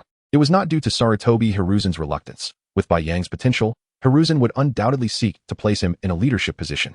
To Baiyang's surprise, he had turned down such a proposal. As a disciple of Minato Namikaze, he chose not to follow other J-nin leaders, but instead formed a 4-person team with Obito, Kakashi, and Rin, under Minato's guidance. Hiruzen, upon reflection, conceded to Baiyang's wishes and assigned him to Minato's team. Naishue, on the other hand, had achieved J-nin status through her exceptional performance and dedication. 6 months prior, against Baiyang's counsel, she joined Danzo's route. Baiyang was taken aback upon learning of Naishue's decision. He returned home and had a fierce argument with her, leaving both in discontent. Baiyang was furious, unable to grasp Naishue's motivations for her actions. Her departure to route was essentially a one-way journey. In truth, Naishue had uncovered vital information during her 2 years of clandestine investigations. By engaging with ninjas who returned their parents' remains and subtly using genjutsu to extract memories, she discovered clues. The fragments of fox masks scattered on the ground bore a striking resemblance to those used by Root. Naishue's primary objective in joining Root was to unearth the identity of her parents' murderer, thus, to shield Baiyang from potential repercussions. She had argued vehemently and plunged into her investigation alone. Meanwhile, Baiyang was participating in a practical training exercise with Obito and the others under Minato's guidance. Standing in an open field, surrounded by intricate strings, the ends of which were tethered to countless shurikens and concealed weapons, Baiyang awaited Minato's command. At Minato's signal, Obito and the others deftly severed the strings linking the weapons. With a whoosh, a multitude of projectiles surged through the air, yet Baiyang wielded his spear with grace, deflecting the onslaught effortlessly. Just then, a figure emerged from the grass, clapping for Baiyang, with golden hair and striking features. It was none other than his mentor and team leader, Minato Namikaze. Baiyang, your taijutsu and reflexes have reached J-nin level. Why not forego this mission and complete your J-nin examination here instead? We can regroup after our task, Minato suggested. Baiyang smiled and gently shook his head. I cannot do that. We are a team. If I were to be absent, it would diminish our combat effectiveness, and that is something I cannot allow. Minato, understanding Baiyang's resolve, waved his hand, signaling the trio to descend from the nearby trees. All right. The drill is over. Everyone take a break. The trio consisted of a now-grown Obito, Rin, and Kakashi, who had not changed much in stature over the past 2 years, leaving Baiyang as the only one who appeared to be of J-nin caliber. At that moment, an arm draped over Baiyang's shoulders. Turning, he found Obito beside him. Baiyang, you were incredible just now. With that many shurikens and kunai, even Kakashi and I couldn't have managed. Baiyang beamed at the compliment, feeling a swell of pride. Oh, come on. I've always been this impressive. Please, I could handle it. As for you, Obito, perhaps not, Kakashi interjected nonchalantly. What's that supposed to mean? If I were in your place, I could do it. Obito shot back, his eyes wide with determination. I advise against it. I won't be coming to your rescue, Kakashi replied, crossing his arms and turning away, dismissing Obito entirely. Are we about to fight? Obito's face reddened with indignation as he rolled up his sleeves, intent on proving a point. Baiyang quickly intervened, pulling Obito aside while attempting to calm him. Hey, don't take it to heart. Kakashi has always been like this. Let us not escalate things, all right? Despite Baiyang's attempts, Obito struggled against his grip, shouting, let go of me. Baiyang, if I don't make him kneel and sing conquer today, I swear I won't carry the Uchiha name. Just then, a familiar voice rang out from a distance, breaking the tension. Baiyang turned to see a girl leaning against a tree, smiling, a basket in her hands. Her dark eyes sparkled like polished jade as they locked onto them. Ah, it's Guang. Baiyang released his hold on Obito, who stumbled forward, landing face first on the ground. You scoundrel, forsaking friends for beauty. Obito muttered, his voice muffled. Ah, Sister Guang, Rin exclaimed, rushing to her side and wrapping her arms around Guang's. Are you here to bring us lunch again? Meeting Rin's sparkling gaze, Guang smiled and nodded, lifting her basket. Everyone must be hungry. Come and taste what I brought today. Since Baiyang had joined Minato's team, Guang had visited many times, always making sure to bring enough for Kakashi and the others to avoid making Baiyang feel isolated. Initially, Baiyang had thought it a mere whim of Guang's, but as he trained in various locations, he began to notice a pattern. How could she always find him without him ever revealing his schedule? Baiyang was left perplexed. Chapter 36. Sister Guang brings food well, it doesn't matter. Today, I am fortunate enough to indulge in a delightful meal. Let us see what delectable dishes Guang has brought. Wow, braised pork and sweet and sour ribs. Both are my favorites. Thank you, Guang. You are truly wonderful. Baiyang opened the lunchbox that Guang had handed over, and upon seeing the scrumptious food inside, his eyes sparkled with joy, nearly drooling with anticipation. These were indeed his most cherished dishes. It was evident that Guang, having been healed by him, had become exceptionally endearing and considerate. Over the past 4 years, Bai Yang had exhausted every possible method from various angles to treat Guang's obsessive tendencies. In essence, he had showered her with kindness from every conceivable direction, helping her to release the burdens in her heart and return to being a cheerful girl. Observing the two from a distance, their gazes unwaveringly fixed upon one another. Abito felt a pang of envy. Guang's affection for Bai Yang was unmistakable. Even he, an outsider with a rather blunt demeanor, could discern it. He now envied Guang's boldness and initiative towards Bai Yang. Throughout these 4 years, Abito had also taken great care of Rin, subtly expressing his feelings through Bai Yang. However, he had yet to witness any signs of affection from Rin towards him, which left him feeling disheartened for quite some time. Bai Yang was at a loss as to how to assist in this matter. In the original anime, Rin and Abito were referred to as the official pairing, a notion desired by the audience. Yet in the manga, Rin had clearly expressed her affection for Kakashi. Bai Yang found it perplexing to comprehend Rin's feelings, thus allowing her to develop freely. After all, Abito's feelings needed to evolve on their own. He, a novice in romance, should not meddle. Sigh. With Guang being so proactive towards Bai Yang, how could he possibly remain oblivious? Rin, holding a basket, sat nearby, glancing at the two under the tree with keen anticipation. Watergate observed Bai Yang and Guang with a smile, choosing not to interject. However, he felt a slight headache at the thought of Bai Yang's household not being limited to just one girl. Don't you remember? Bai Yang explicitly stated that before achieving peace in the ninja world, he did not wish to start a family, he remarked. Why? Rin tilted her head in confusion, seeking an explanation. Abito also shook his head in bewilderment, indicating his lack of understanding. At that moment, Kakashi stepped in to clarify for the two. Because Bai Yang fears. What? Rin and Abito turned to him simultaneously, Watergate also curious to learn the answer. I can see Bai Yang's aversion to war and his cautiousness during missions. Clearly, he fears death, fearing that if he were to die, no one would care for Guang, and that his absence would bring her sorrow. Watergate understood. Which ninja was unafraid of death? Except for those who had already formed families, they all feared their children losing their parents and worried about their wives and children. Thus, this was the reason Bai Yang had not accepted Guang's feelings. He feared that being with her would lead to his demise, and that in the throes of war, he would leave Guang uncared for. Rin murmured to herself, gaining newfound admiration for Bai Yang. He was truly a gentle soul. Abito could not disagree. Bai Yang's attention to every member of the team was meticulous.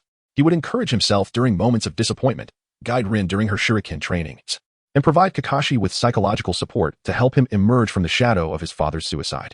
Now, open your mouth. Bai Yang looked at the delicate face leaning towards him, accompanied by a faint scent of jasmine. His cheeks flushed slightly. No need for that. I can manage myself.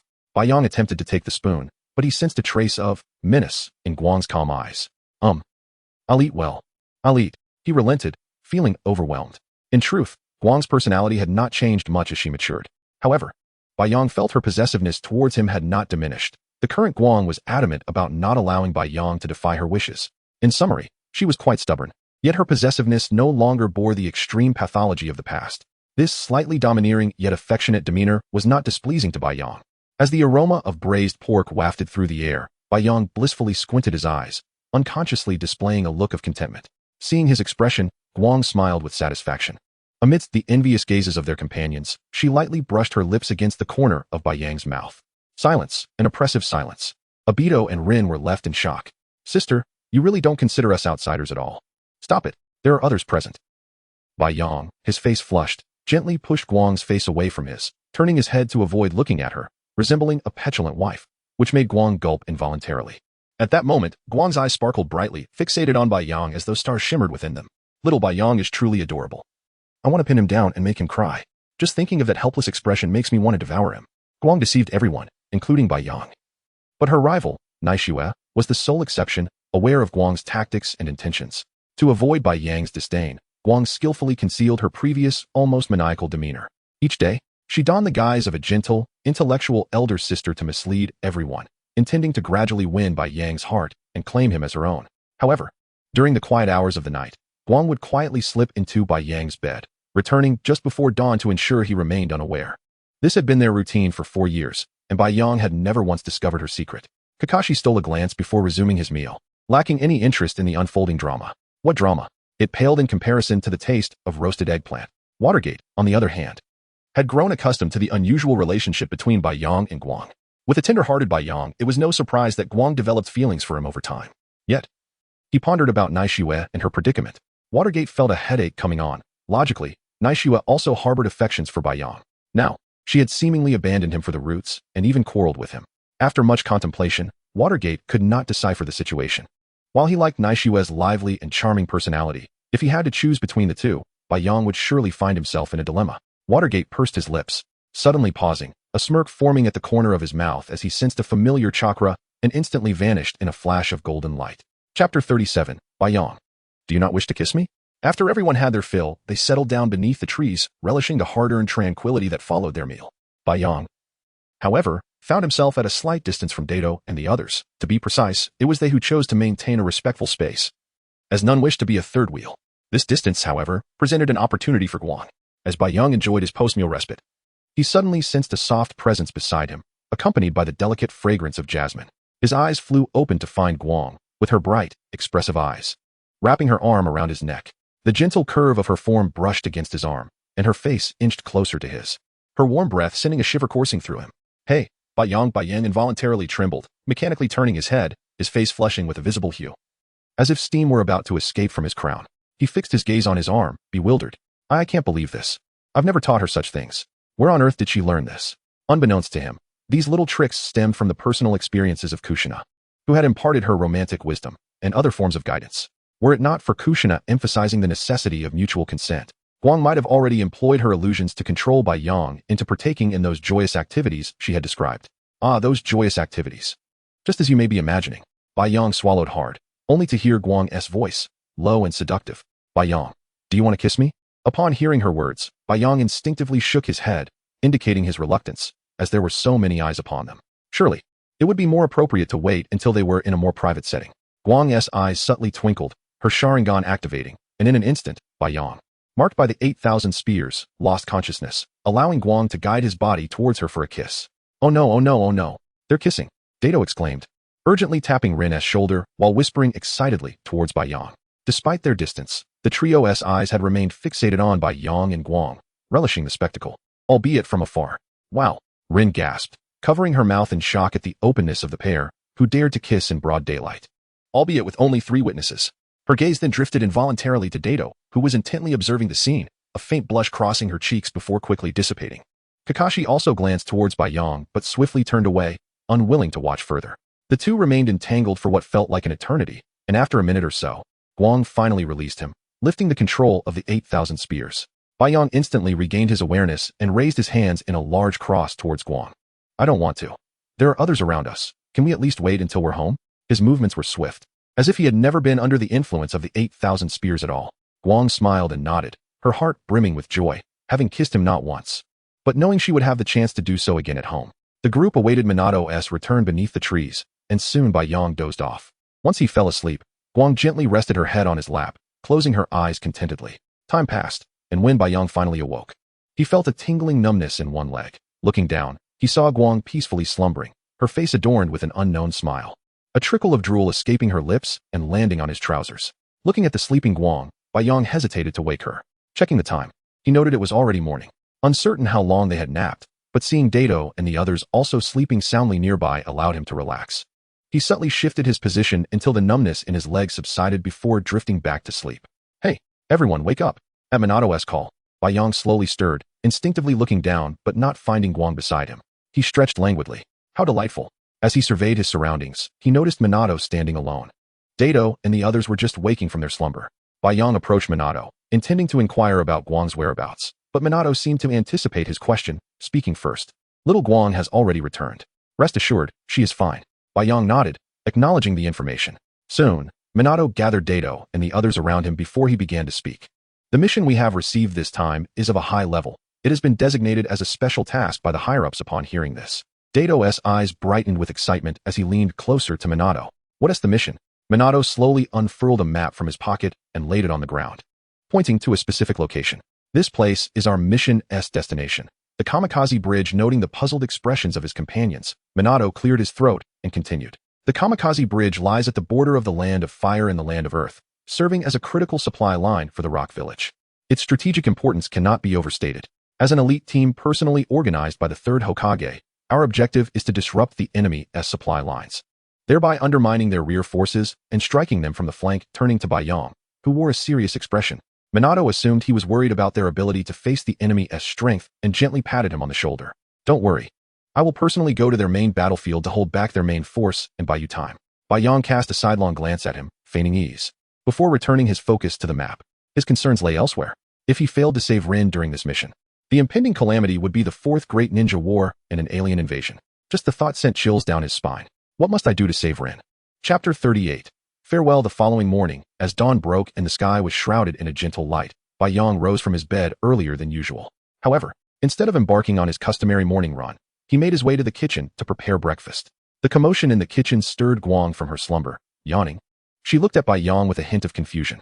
Typically, it was Guang who took on the responsibility of cooking, except on rare occasions when Bai Yang had to rise early for a mission, at which point he would lend a hand in breakfast preparations. Another mission, is it?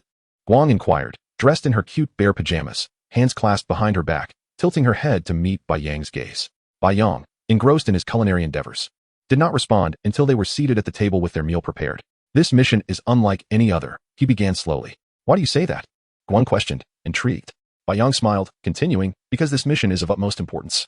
Should it succeed, the war will conclude swiftly. Guang, when I return, I hope you will be with me. With that, he cast a warm smile in her direction. Guang, momentarily taken aback, quickly regained her composure and asked, What? What did you just say? Bai Yang gently tapped her forehead, reassuring her, when I complete this mission and return, I will be with you. We shall no longer dwell in this ambiguous phase. Be my girlfriend, and I shall give you a rightful name.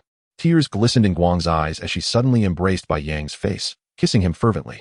She released him only when he struggled for breath, wiping away non-existent tears from the corners of her eyes. This is wonderful. I've waited so long for this day. Throughout their 4 years together, Bai Yang had made a choice regarding their mutual feelings. After that incident 4 years prior, Naishue seemed to transform into a different person, speaking less and immersing herself in rigorous training, often returning with injuries that tugged at one's heartstrings. Their conversations dwindled to a mere whisper, not because Bai Yang had changed, but because Naishue had. Surely, she no longer harbored feelings for him. On the rooftop of Bai Yang's dwelling, a figure adorned with a mask sat quietly, tears streaming from the crevices of her disguise, dripping onto the tiles below. You promised me that you would respond to my confession after the war. Have you truly ceased to care for me? The mask slowly fell to the ground, revealing Naishue's tear-streaked, sorrowful visage. You deceitful liar. When I return, Bai Yang pressed a gentle kiss to Guang's cheek, waving goodbye as he sprinted towards the village entrance. Only Guang remained, her heart fluttering with joy, while Naishue stood atop the roof, forlorn. In an instant, Guang appeared beside Naishue, gazing at the tears that cascaded down her cheeks, offering a warm smile. Though you act for Bai Yang's sake, I know that if you were to speak, he would undoubtedly assist you. Your relationship over these 4 years need not be so awkward, like two familiar strangers. Naishue gradually donned her unique mask, concealing her expression, and spoke in a deliberately subdued tone.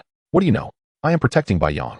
Until I gather all the evidence, I must maintain an absolute distance from him. With that, Naishue stood, the calmness of her three-tomo Sharingan, gazing intently at Guang. You have won this round. Uchiha Guang. With a swift turn, Naishue vanished from Guang's side in a flurry of movement.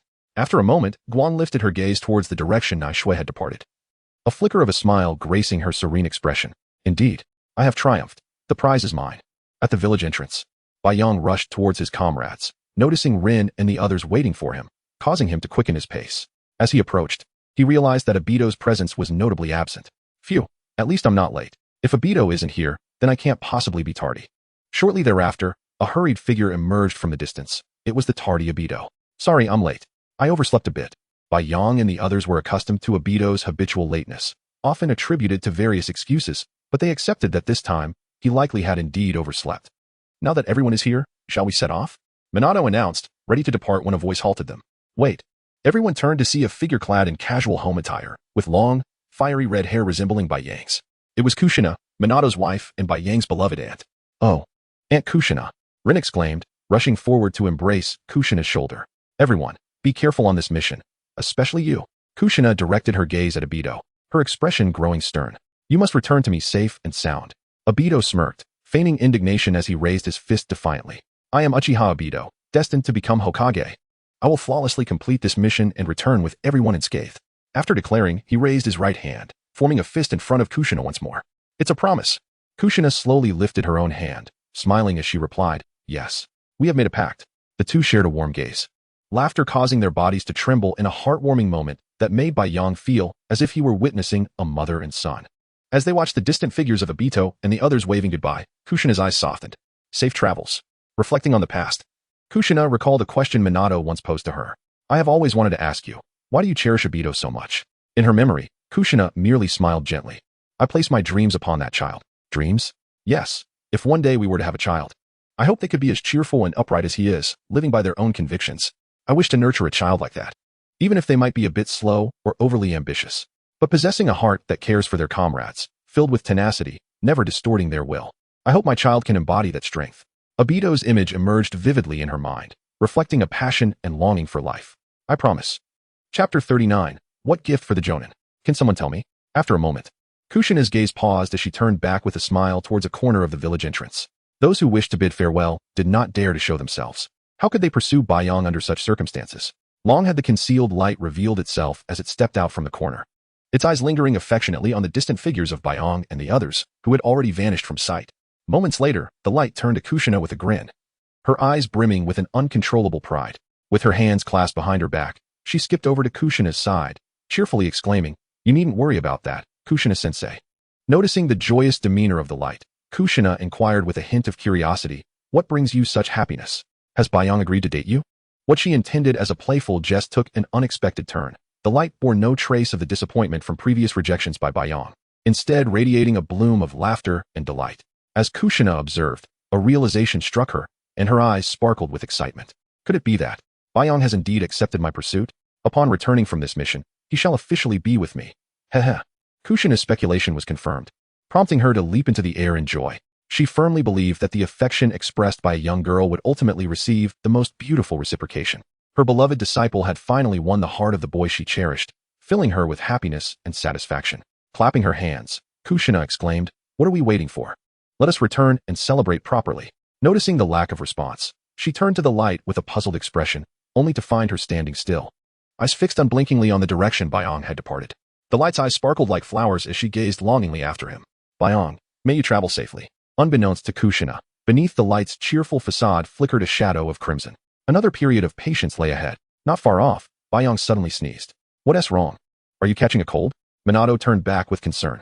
"No, I should be fine," he mused to himself. Could it be that the light is already missing me the moment she departs?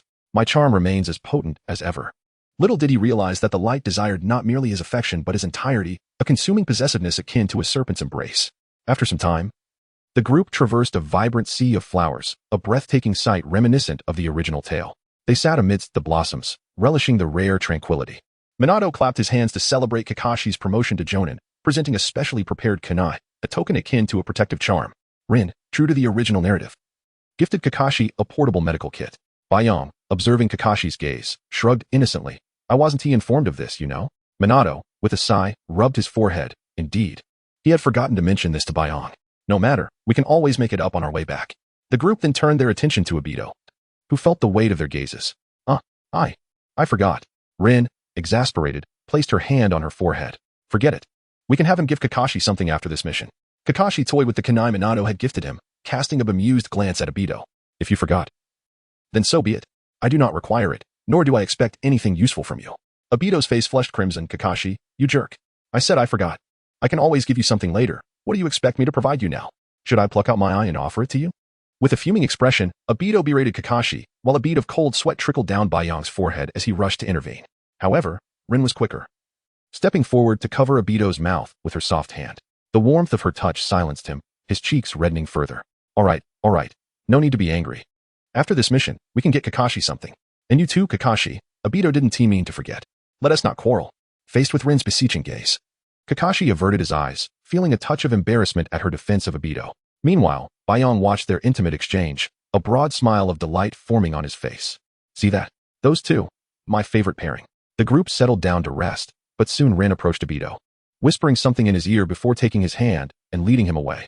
Baiyang's eyes gleamed with intrigue, and his eagerness did not escape Minato and Kakashi's notice. As Baiyang attempted to sneak closer, Minato playfully struck his head. "Hey." Baiyang turned, puzzled, but Minato merely shook his head with a smile. "Baiyang, eavesdropping on others' whispers is not proper behavior." Baiyang pouted, resigning himself to wait patiently. After about half an hour, the two returned, hand in hand. Upon nearing, they noticed the trio watching them, specifically, their entwined hands. The realization of being observed caused their faces to flush a deep crimson.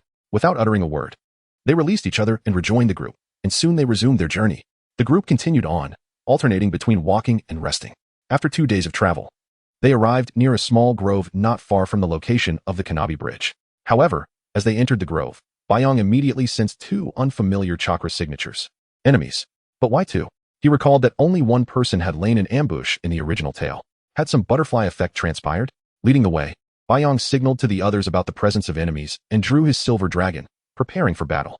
The others, save for Minato, followed suit, retrieving their kunai and bracing themselves for the impending confrontation. Chapter 40. The reckless Kakashi. At this moment, Kakashi stepped forward from the crowd, raising his hand. Just in time. Let me test my new ninjutsu. Minato raised his hand to halt him. Do not be hasty. However, Kakashi remained silent, merely forming hand seals. Minato-sensei. I am the captain today. Gathering lightning chakra. A blinding white light suddenly erupted from Kakashi's right hand, where countless bolts of lightning crackled, producing a sound akin to the chorus of thousands of birds. The rock ninja, who had long been concealed in the trees, changed expression, cursed under his breath, and swiftly retreated into the distance. Chidori. Kakashi muttered lowly, pursuing the enemy. Minato, seeing this, shouted urgently, come back. Kakashi. Yet, at that moment, Kakashi had already shot forth like an arrow released from its bow. Baiyang, witnessing this, quickly bid farewell and followed suit, leaving 3 individuals staring at one another in bewilderment. These 2 reckless fools. The trio soon gave chase. Kakashi had already closed in on the enemy, who visibly panicked. A dozen shadow clones unleashed a flurry of shurikens at Kakashi, but they were all intercepted by shuriken fired from the shadows. Damn it. Reinforcements. The rock ninja muttered, as suddenly, numerous shadow clones surrounded Kakashi, while he prepared to flee with a few remaining clones. Kakashi. A voice called out. And a silver spear shot toward the rock ninja's true form. Clang. The rock ninja reacted swiftly, deflecting Baiyang's spear with a kunai. As he beheld the suddenly appearing red-haired man, and felt his trembling arms, a bead of cold sweat trickled down his forehead. Reinforcements? And such monstrous strength. Realizing he was outmatched, the rock ninja hastily retreated into the forest. Don't think you can escape. Kakashi bellowed, the brilliance of Chidori intensifying, eliminating the surrounding clones before charging toward the fleeing enemy. Stop. Baiyang attempted to intervene, but seeing Kakashi had already dashed far away, he could only sigh in resignation. However, recalling the potential threat, Baiyang focused, honing his Byakugan to sense the enemy's chakra and determine their location. As he expanded his vision, veins bulged on his forehead. Damn. That rascal Kakashi. The reason for Baiyang's outburst was the sensation of 2 unfamiliar chakra signatures closing in on Kakashi, while the 3 remaining enemies were still on the move. Shikashio. Baiyang punched the tree trunk beside him, oblivious to the dent his blow had left. After releasing his frustration, Baiyang swiftly rose, grasped the silver dragon spear nearby, and pursued the direction Kakashi had taken. Meanwhile, Kakashi was engaged in a fierce confrontation. 1, 2, 5, 8. With each utterance from Kakashi, a shadow clone was pierced by his Chidori. Kakashi's speed was remarkable, and in no time, he found himself behind the rock ninja's true form. Realizing escape was futile, the rock ninja drew a kunai, turning to face Kakashi. Sensing the overwhelming chakra emanating from Kakashi's hand, the rock ninja narrowed his eyes. This is troublesome. It seems I'll have to wait for reinforcements. Creating several more shadow clones, they surrounded Kakashi. Kakashi narrowed his eyes and suddenly swung his right hand, effortlessly dispatching 3 shadow clones. The remaining clones rushed to shield their true form, but for Kakashi, it was all in vain. A few more swipes of his hand sufficed. Kakashi exploded with speed, swiftly eliminating several more clones before confronting the rock ninja directly. Got you. You've fallen for it. They both exclaimed simultaneously as Kakashi's hand pierced the rock ninja's chest, while the rock ninja's kunai nearly struck Kakashi's waist. Suddenly, a silver spear hurtled toward the rock ninja's face, while Minato had used the flying thunder god technique to teleport next to Kakashi, whisking him away to safety. When Kakashi regained his senses and looked back, he saw the rock ninja's head pierced by the silver spear. After the rock ninja fell, Baiyang leaped down from a nearby branch, but as soon as he landed, he delivered a chop to Kakashi's forehead. Reckless fool, I truly can't believe you have no fear of being surrounded by enemies. Only after being struck did Kakashi snap back to reality, asking in confusion, are there other enemies? Baiyang, exasperated, rubbed his forehead, contemplating scolding Kakashi further when he suddenly realized, wait a minute, where's that enemy? Baiyang immediately focused, activating his Byakugan to meticulously search for the remaining unfamiliar chakra within the small forest. Note, the Byakugan is a unique sensory ninjutsu of the Uzumaki clan. Damn, they flanked us. Baiyang hurriedly grasped the silver dragon spear and raced back along the path they had come. He sensed the remaining enemy's chakra, but what alarmed him was that it was located in front of Rin and Obito. Seeing Baiyang's hurried figure, Minato felt a surge of unease but composed himself. Turning to Kakashi to instruct, Kakashi, your new ninjutsu is indeed impressive, But your reaction and perception abilities are your greatest weaknesses. If I hadn't intervened in time, you would have already become a corpse. Therefore, it would be wise to refrain from using this jutsu in the future. Seeing Kakashi nod in acknowledgement, Minato patted his shoulder reassuringly before abruptly remembering something and hastily led Kakashi to pursue Baiyang. Meanwhile, on Obito's side, shortly after Minato vanished, he tightly grasped Rin's hand, keeping her securely behind him, as he keenly sensed the eerie atmosphere surrounding them. It was too quiet, unnaturally quiet for summer, as there were no sounds of birds or insects, which felt very wrong. Suddenly, several shurikens, accompanied by kunai, shot out from the nearby thicket. Obito reacted instantly, swiftly forming hand seals, and a massive fireball erupted from his mouth, colliding with the incoming projectiles and deflecting them all in an instant. Who goes there? Obito asked, his voice tinged with nervousness as he tightened his grip on Rin's hand. Seeing the ambush fail, the assailant stepped out from the bushes, revealing himself. You two little brats are quite cautious. It seems Konoha has no shortage of promising talents this year. Chapter 41. Timely arrival. Was Lin injured? If Baiyang were present, he would undoubtedly be taken aback, for the individual emerging from the thicket was none other than the rock ninja, Daisher, who had previously abducted Lin and blindsided Kakashi, injuring his left eye. As Obito gazed at the imposing figure before him, his expression grew increasingly grave. The rock ninja. Upon noticing the forehead protector adorning the intruder's brow, Obito cursed silently, his concerns shifting towards Lin's safety. Although they were merely two isolated youths, swift resolution was imperative. Their companions seemed to be approaching. With a single hand, the rock ninja formed a seal and instantaneously vanished from their sight. No, he has disappeared. Both Obito and Lin exchanged incredulous glances, desperately scanning their surroundings for any trace of Daisher, but the area fell into an eerie silence, suggesting that their adversary had indeed retreated. Lin, believing the threat had dissipated, let out a slight sigh of relief, yet Obito remained unconvinced. Lin's safety was paramount, and he could not afford to make hasty conclusions. Lin, calm down. The enemy may not have left. Obito tightened his grip on Lin's hand.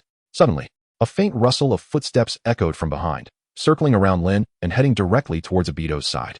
Obito, without a moment's hesitation, Lin positioned herself beside him, ready to shield him. In an instant, the sound of a blade piercing flesh filled the air, and Obito turned in disbelief to witness Lin clutching her injured shoulder, resolutely standing before him. Lin, you, do not worry about me. Be cautious of the enemy, Obito. Enduring the agony radiating from her shoulder, Lin knelt behind him. How infuriating. That scoundrel has harmed Lin because of me. I shall exact vengeance. Anger surged within him. As if some malevolent force seized control of his mind, a dark chakra surged into Obito's eyes, catching him off guard. Instinctively, he raised his hand to shield his vision. What an opportunity. Daisher, lurking in the shadows, seized the moment to ambush, swiftly appearing behind Obito and Lin, intent on eliminating them both. However, just then, a specially crafted kunai shot forth from a distance. Daisher, startled, raised his hand to deflect the incoming weapon, subsequently retreating into the shadows to observe. The commotion drew Obito's attention, and he spun around, only to find nothing amiss, save for Lin, who knelt on the ground, nursing her wound. What transpired? A familiar voice broke the tense silence, and both Lin and Obito turned to see Minato, with his golden hair, crouching beside them. Earlier, upon hearing Baiyang mention the presence of two chakra signatures, Minato instantly comprehended the situation. He activated the Flying Thunder God technique, swiftly bypassing Baiyang and Kakashi, racing back to the source of the disturbance. Upon spotting the two figures, Minato's eyes widened in alarm. For a figure brandishing a kunai stood poised to ambush them from behind, Daisher. Minato hurled his kunai with remarkable speed, but Daisher, quick on his feet, evaded the strike, vanishing from Minato's sight. A flash of golden light later, Minato reached Obito and Lin, inquiring about their injuries. When he learned that Lin had been attacked and wounded, his heart tightened, but after a thorough examination, he found solace. Lin had merely sustained superficial injuries, with no life-threatening damage. The trio remained vigilant for a while, but nothing else transpired. Just then, they heard a familiar shout, prompting them to turn and see Baiyang and Kakashi hastening towards them. How are you? You're not hurt, are you? Baiyang inquired first, but upon noticing the wound on Lin's shoulder, his brow furrowed in concern. It is my fault. I failed to protect Lin, allowing her to be harmed. Baiyang gazed at Obito, who hung his head in self-reproach, unable to voice any blame. After all, had it been Kakashi neglecting to safeguard Lin, Baiyang would have surely cast a disdainful glance, but with Obito, he refrained from reproach, recognizing that he had yet to awaken his eyes, rendering him relatively weak. Baiyang approached Obito, intending to offer a comforting pat on his shoulder. However, as Obito raised his head, Baiyang's hand froze in midair. The Sharingan, Baiyang exclaimed, drawing the attention of Kakashi and Minato, who were tending to Lin's wound. They turned to Obito's eyes, beholding the crimson gaze adorned with two tomo. He has unlocked the two tomo Sharingan, Minato exclaimed, astonished. Kakashi remained silent, fixated on Obito's newfound eyes. Bai Yang clapped his hands and presented a kunai to Obito. Congratulations. You have awakened a Sharingan. A proud legacy of the Uchiha clan. Obito accepted the kunai, staring at his own crimson reflection in its blade, momentarily lost in thought. Bai Yang suddenly snapped back to reality, quickly scanning the surroundings for any lingering chakra. His earlier distraction had caused him to overlook the absence of enemy corpses, suggesting that they might still be lurking nearby. However, the results of his search left him somewhat disheartened. The enemy's chakra had vanished, indicating their departure from the area. Regrettably, this meant that any plans to sabotage the bridge would now face greater obstacles, as the foe likely sought to alert others. Straightening up, Bai Yang glanced at Obito, who remained entranced by the kunai, and chuckled softly, wrapping his arm around his neck. Obito, now that you have awakened the Two-Tomo Sharingan, you will be better equipped to protect Lin, correct? Do not berate yourself for not safeguarding her. You have grown stronger, and soon. Protecting her will be but a trivial matter. Do not despair. Encouraged by Bai Yang's words, Obito regained his former vigor, nodding with a smile. Yes, with that. Bai Yang turned and approached Lin, rolling up his sleeves to reveal his slender, pale arms, extending them towards her. Bai Yang, what are you doing? Lin inquired, perplexed. As Minato too turned his gaze to Bai Yang, quickly grasping his intent. Just as Bai Yang prepared to explain, Minato interjected. Bai Yang, it is unnecessary. Lin's injury is not severe. After a brief rest, it will scab over, and it will not impede our subsequent plans. Thus, you need not act so. Chapter 42. Healing Rin. Rebuking Kakashi as Kushina's spouse, Minato was naturally cognizant of what Bai Yang intended. Kushina had elucidated to him the extraordinary physical attributes of the Uzumaki clan, their unparalleled healing prowess. Any ninja sustaining a mortal wound could be saved by partaking of the Uzumaki's flesh. This formidable constitution, coupled with the Uzumaki clan's mastery of potent sealing techniques, was undeniably a major catalyst in the annihilation of the land of whirlpools. Thus, upon witnessing Bai Yang extend his arm toward Rin's mouth, Minato swiftly discerned Bai Yang's intent to heal Rin. The others turned their gaze toward Minato, who, while fiddling with the kunai, elucidated, Bai Yang, being an Uzumaki, possesses formidable recuperative and healing abilities. His offering his arm to Rin is for the purpose of mending her wounds. The trio then redirected their attention to Bai Yang. At this juncture, Obito, perplexed, scratched his head and inquired, if memory serves, Bai Yang isn't versed in medical ninjutsu. How, then, does he intend to heal others? Minato remained silent, his gaze fixed on Bai Yang, who, in turn, shifted his gaze to Rin and stated softly, we Uzumaki typically facilitate healing by having the injured party partake of our flesh, thereby absorbing chakra and converting it into vitality. Thus, Rin, a bite from me will mend your wounds. Eh? Save for Minato, the others were taken aback. Was this peculiar healing method genuine? Rin, flustered, blushed crimson, her gaze oscillating between Obito and Bai Yang. Would Obito be jealous if I did this? She mused, gently shaking her head at Bai Yang. Perhaps not. My injury isn't severe enough to warrant it. Upon hearing this, Bai Yang was about to offer some persuasion, but at that moment, Obito poked his head from the side, sternly admonishing Rin, nonsense, Rin. You must allow Bai Yang to heal you. Otherwise, I shall be consumed by guilt. Rin, upon hearing Obito's words, arched her delicate eyebrows and rolled her eyes at him. I declined precisely to avoid your jealousy, yet you remain oblivious, you obtuse dolt. How infuriating. After this silent tirade, Rin casually seized Bai Yang's forearm and took a bite. Ouch, ouch, ouch, sister, ouch, be gentle, be gentle. Bai Yang, caught off guard by the girl's ferocity, was in excruciating pain. Bai Yang's outburst finally prompted Rin to release her bite. Bai Yang, aggrieved, caressed his forearm and glared resentfully at Rin, who, in turn, scratched her head in embarrassment. My apologies, Bai Yang. Rin then noticed the faint throbbing in her shoulder had dissipated. She raised her hand to gently rub the site of the injury, only to discover that the pain she had anticipated was absent. She gazed in astonishment at Bai Yang. This is truly incredible. The wound has completely healed. Obito, equally astounded, stared at Bai Yang in admiration. Astounding. After a brief respite, they resumed their journey. Prior to their departure, Bai Yang made a request of Minato. Minato-sensei, would you consider equipping Obito and Rin with additional Flying Thunder God kunai? This would enhance the team's safety. Minato, after a moment's contemplation, acquiesced and bestowed a Flying Thunder God kunai upon both Obito and Rin. Bai Yang, however, demurred, stating that he had no need for one. Minato, seeing this, did not press the issue, as Bai Yang's combat prowess was nearing that of an elite jonin, and he required little supervision. After a day's travel, the group finally arrived several kilometers from the Canopy Bridge. Here, Minato bid farewell to the four, departing for the main battlefield to engage the primary enemy forces, thereby affording Bai Yang and his team ample time to demolish the bridge. Following some deliberation, the group resolved to elect a leader by means of a vote. I shall count to 3, and then we shall vote for our leader. 3, 2, 1. Upon uttering these words, Yang promptly extended his finger toward Kakashi. However, the ensuing scene left him dumbfounded. Kakashi and the other two simultaneously extended their hands, their fingers pointing directly at him. In that instant, Yang felt as though he were turning to stone. Why me for leader? Why has this arduous task fallen upon my shoulders? But upon further reflection, Yang decided that he could indeed assume the mantle, for under his command, Rin would certainly not perish, and the subsequent tribulations would be averted. Yet, Yang suddenly paused. Wait, something's amiss.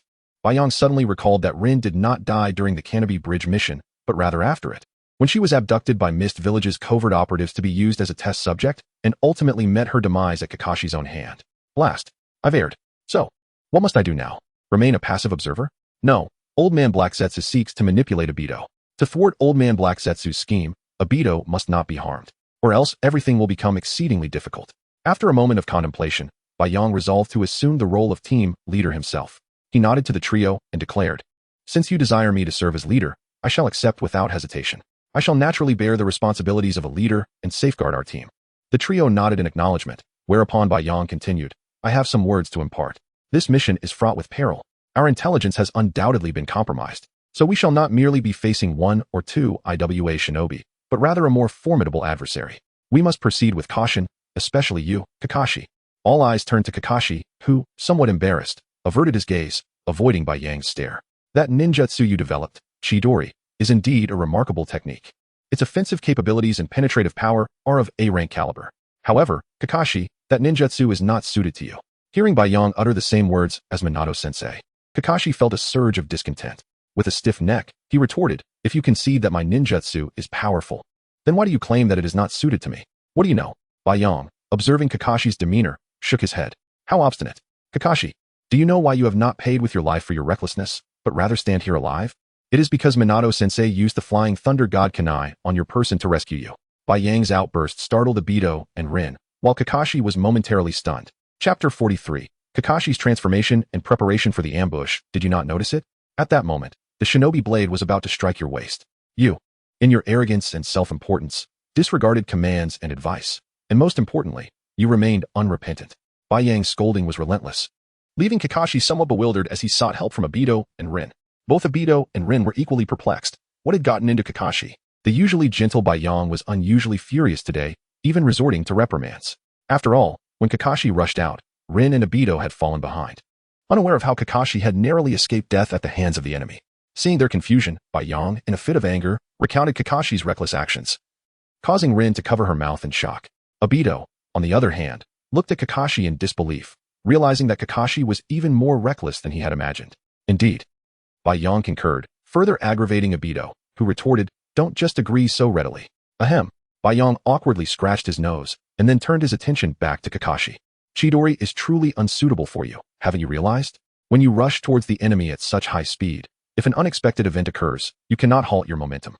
Yang approached Kakashi, sitting down before him as he continued, "There are numerous drawbacks to ninjutsu that cannot be fully mastered in actual combat, such as accidental injuries or collateral damage.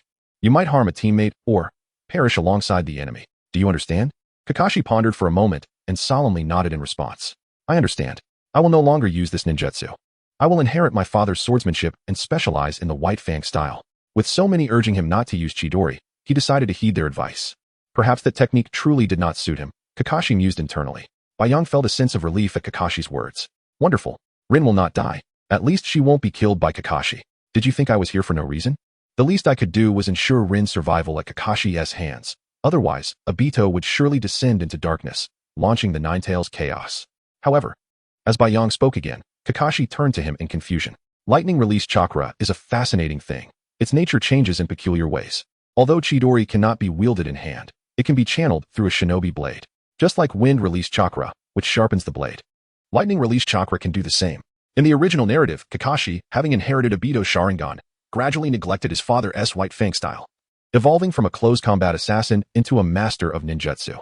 While this progression was commendable, Obito's ever-open Sharingan drained Kakashi's chakra continuously, leading to his decline.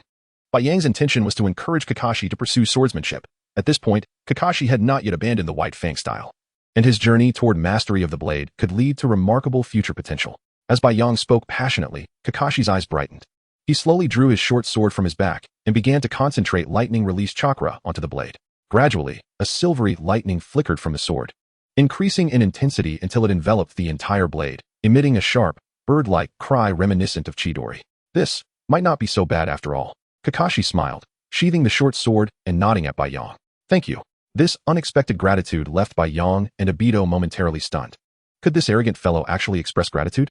After returning a smile, Baiyang signaled for the trio to follow him as they made their way toward the Kamui Bridge, unaware of the impending challenges that awaited them. As they approached within approximately 3 kilometers of the Kamui Bridge, Baiyang waved for the group to halt. Baiyang, why are we stopping? We still have some distance to cover to reach the Kamui Bridge, Rin quietly inquired from behind him.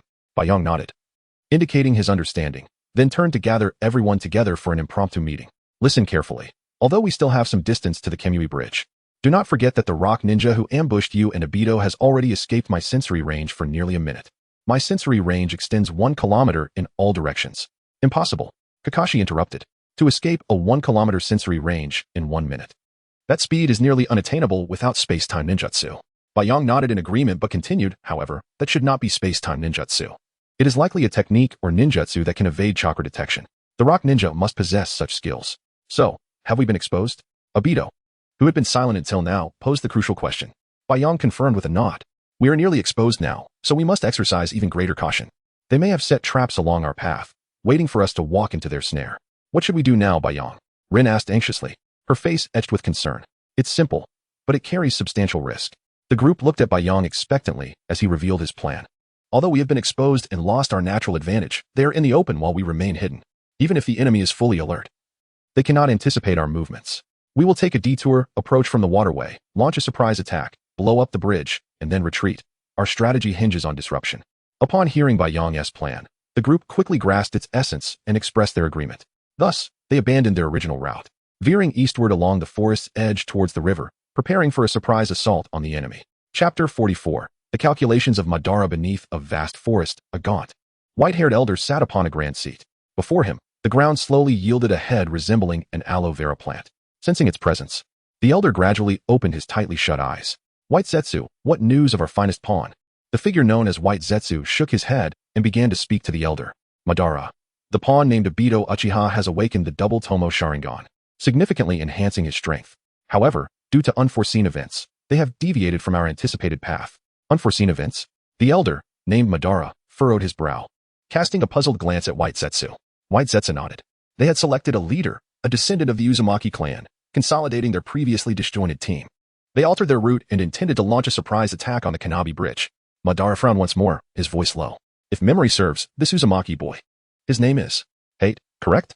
Indeed, White Zetsu confirmed. I see.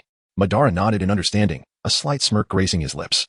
I have a faint recollection of that boy. You gathered intelligence on Konoha previously, did you not? He has a rather close relationship with a certain girl. White Zetsu looked at Madara with confusion. Madara, do you intend to change your pawns? Madara shook his head, then nodded slightly. Changing pawns is not the point. If Yandere Uchiha has not fallen into our trap, then let us change pawns. After all, I am curious to see what becomes of a radical madman after losing the most significant person in his life. How wicked, Madara. With those words, White Zetsu slowly sank back into the earth, vanishing from Madara's sight. Instantly, the dark, expansive subterranean space fell silent once again. Moments later, Madara's deep voice resonated softly. I eagerly await to discover who it is, my pawns, returning to Hate and his companions. The four of them devised a plan to diverge from their original route, stealthily navigating the river towards the Kamui Bridge. Fortunately, Hate had not sensed any enemies along the way, allowing them to quietly proceed along the waterway. Meanwhile, on their original path, two figures, one tall and one slender, were stealthily concealed within a thicket. Hey, Daisher, do you think those guys will really come? We've been waiting here for nearly a day. The smaller man expressed his impatience, glancing back at Daisher. Daisher, equally puzzled, stared intently at the location where Hate and his group were expected to arrive. Logically, they should pass through here. This is indeed the closest route to the Kamui Bridge. Considering the time, they should have arrived by now. Why haven't they shown up? Just as the two speculated on the reasons, Hate and his group spotted the outline of the Kamui Bridge. As they neared the bridge, an unexpected turn of events occurred. Dozens of kunai, armed with explosive tags, shot down from the bridge towards them. Danger. Hate sensed the imminent threat and swiftly formed hand seals. Wind release. Great breakthrough. A powerful gust of wind erupted from Hate's mouth, igniting the kunai with explosive tags that were about to reach them, creating a massive cloud of smoke. Yet, being on the river, the smoke dissipated almost immediately, revealing 10 enemies standing before Hate and his companions. Who are these people? Hate felt a sense of familiarity with this group, particularly the one who appeared to be their leader, evoking a sense of recognition within him. Captain Susumizuchi, please stand behind us. This statement jolted Hayate's memory as he recalled this character from the original story. Susumizuchi, a special jonin from Iwagakure, had led a team to infiltrate Konoha to assist the likes of Magyar, H-Ka, and Daisher during the mission at the Kanabi Bridge. Thus, it became clear to Hate that they were surrounded. Wait, how did this person arrive here? Shouldn't he have come later? Hate felt a bead of cold sweat trickle down his forehead. It wasn't fear. It was the realization that this individual in front of him had been defeated by Kakashi with a single strike in the original story, leaving Hate uncertain of his capabilities. Obito, safeguard Rin. Kakashi, provide cover for me. I am about to unleash my ultimate technique. Huh, what ultimate technique? Kakashi inquired, perplexed, as he glanced at Hate, who suddenly formed a one-handed seal. In an instant, countless golden chains erupted from behind him, surging towards Susumizuchi and his 10 companions. Adamant and sealing chains. With a furious shout from Hate, 3 ninjas were impaled by the chains, falling lifelessly into the river. Scatter. Susumizuchi, as the captain, reacted swiftly, directing the remaining team members. At that moment, a kunai armed with an explosive tag shot from Kakashi's hand, hurtling straight towards Susumizuchi. Captain, watch out. The closest ninja to Susumizuchi hurriedly pushed their leader aside. Aya! A chilling scream pierced the air as a charred piece of blackened flesh plummeted down. Oh, he actually took the bullet for the captain. You truly deserved it. Hate remained unmoved by their display of camaraderie. With a flick of his thought, 3 more chains surged towards the remaining 3 ninjas. Clang, clang. The sound of metal clashing filled the air as the 3 ninjas had anticipated Hayate's attack, engaging the chains in combat. But little did they know, who said I only had 3 chains? 3 additional chains erupted from behind Hate, racing towards the trio. A splendid symphony ensued as the 3 were swiftly bound together by Hayate's chains. As Hate surveyed the scene, he found only 3 enemies remaining, including Susumizuchi. The captain appeared to be in shock, staring blankly at Hate, as if petrified by his overwhelming power. What is happening? Though puzzled, Hate was determined not to squander this opportunity. He unleashed 3 chains in unison, piercing through Susumizuchi. Only 2 ninjas remained, who were swiftly dealt with by Kakashi. Chapter 45, Captured Again. Thus, the support team led by Suma Sure was utterly vanquished by Yang, Kakashi, and Obito. But why were there 3 of them? It was because the squad leader, Suma Sure, inadvertently glimpsed Obito's eyes, instantly falling prey to his illusion technique, allowing Yang to swiftly incapacitate him. Exhaling deeply, Yang turned to Kakashi and offered a knowing nod, signaling their harmonious collaboration. Kakashi, observing the smile adorning Yang's face, returned the gesture with a hearty thumbs up. Yet, when the duo shifted their gazes backward, they were taken aback. Where on earth is everyone? What happened to Obito and Rin? Yang exclaimed incredulously. Is it that they can't catch up with the Flash? It was so quick. In a flurry, Yang activated his Byakugan to probe the chakra signatures of the 2 missing friends. Upon discovering their chakra intermingled with that of 2 unfamiliar presences, he facepalmed.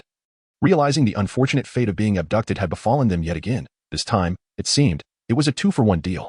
Confirming their location, Yang hastily pursued the assailants. Retrieving a device resembling an explosive pack from his bag and tossing it onto the bridge, following up with a fireball jutsu. This explosive device was something Yang had crafted using detonation tags prior to their arrival, a formidable weapon that he relished. His storage scroll contained many more, after all.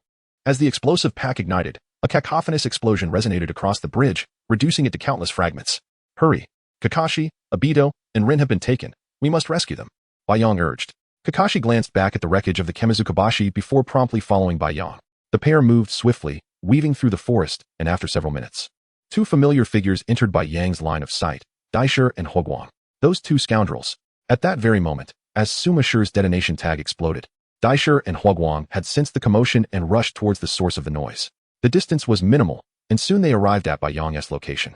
Spotting Obito and Rin standing in the back, they exchanged glances, silently understanding each other's intentions. In a flash, they each moved behind Obito and Rin, knocking them unconscious and hoisting them onto their backs as they dashed into the forest. Brilliant.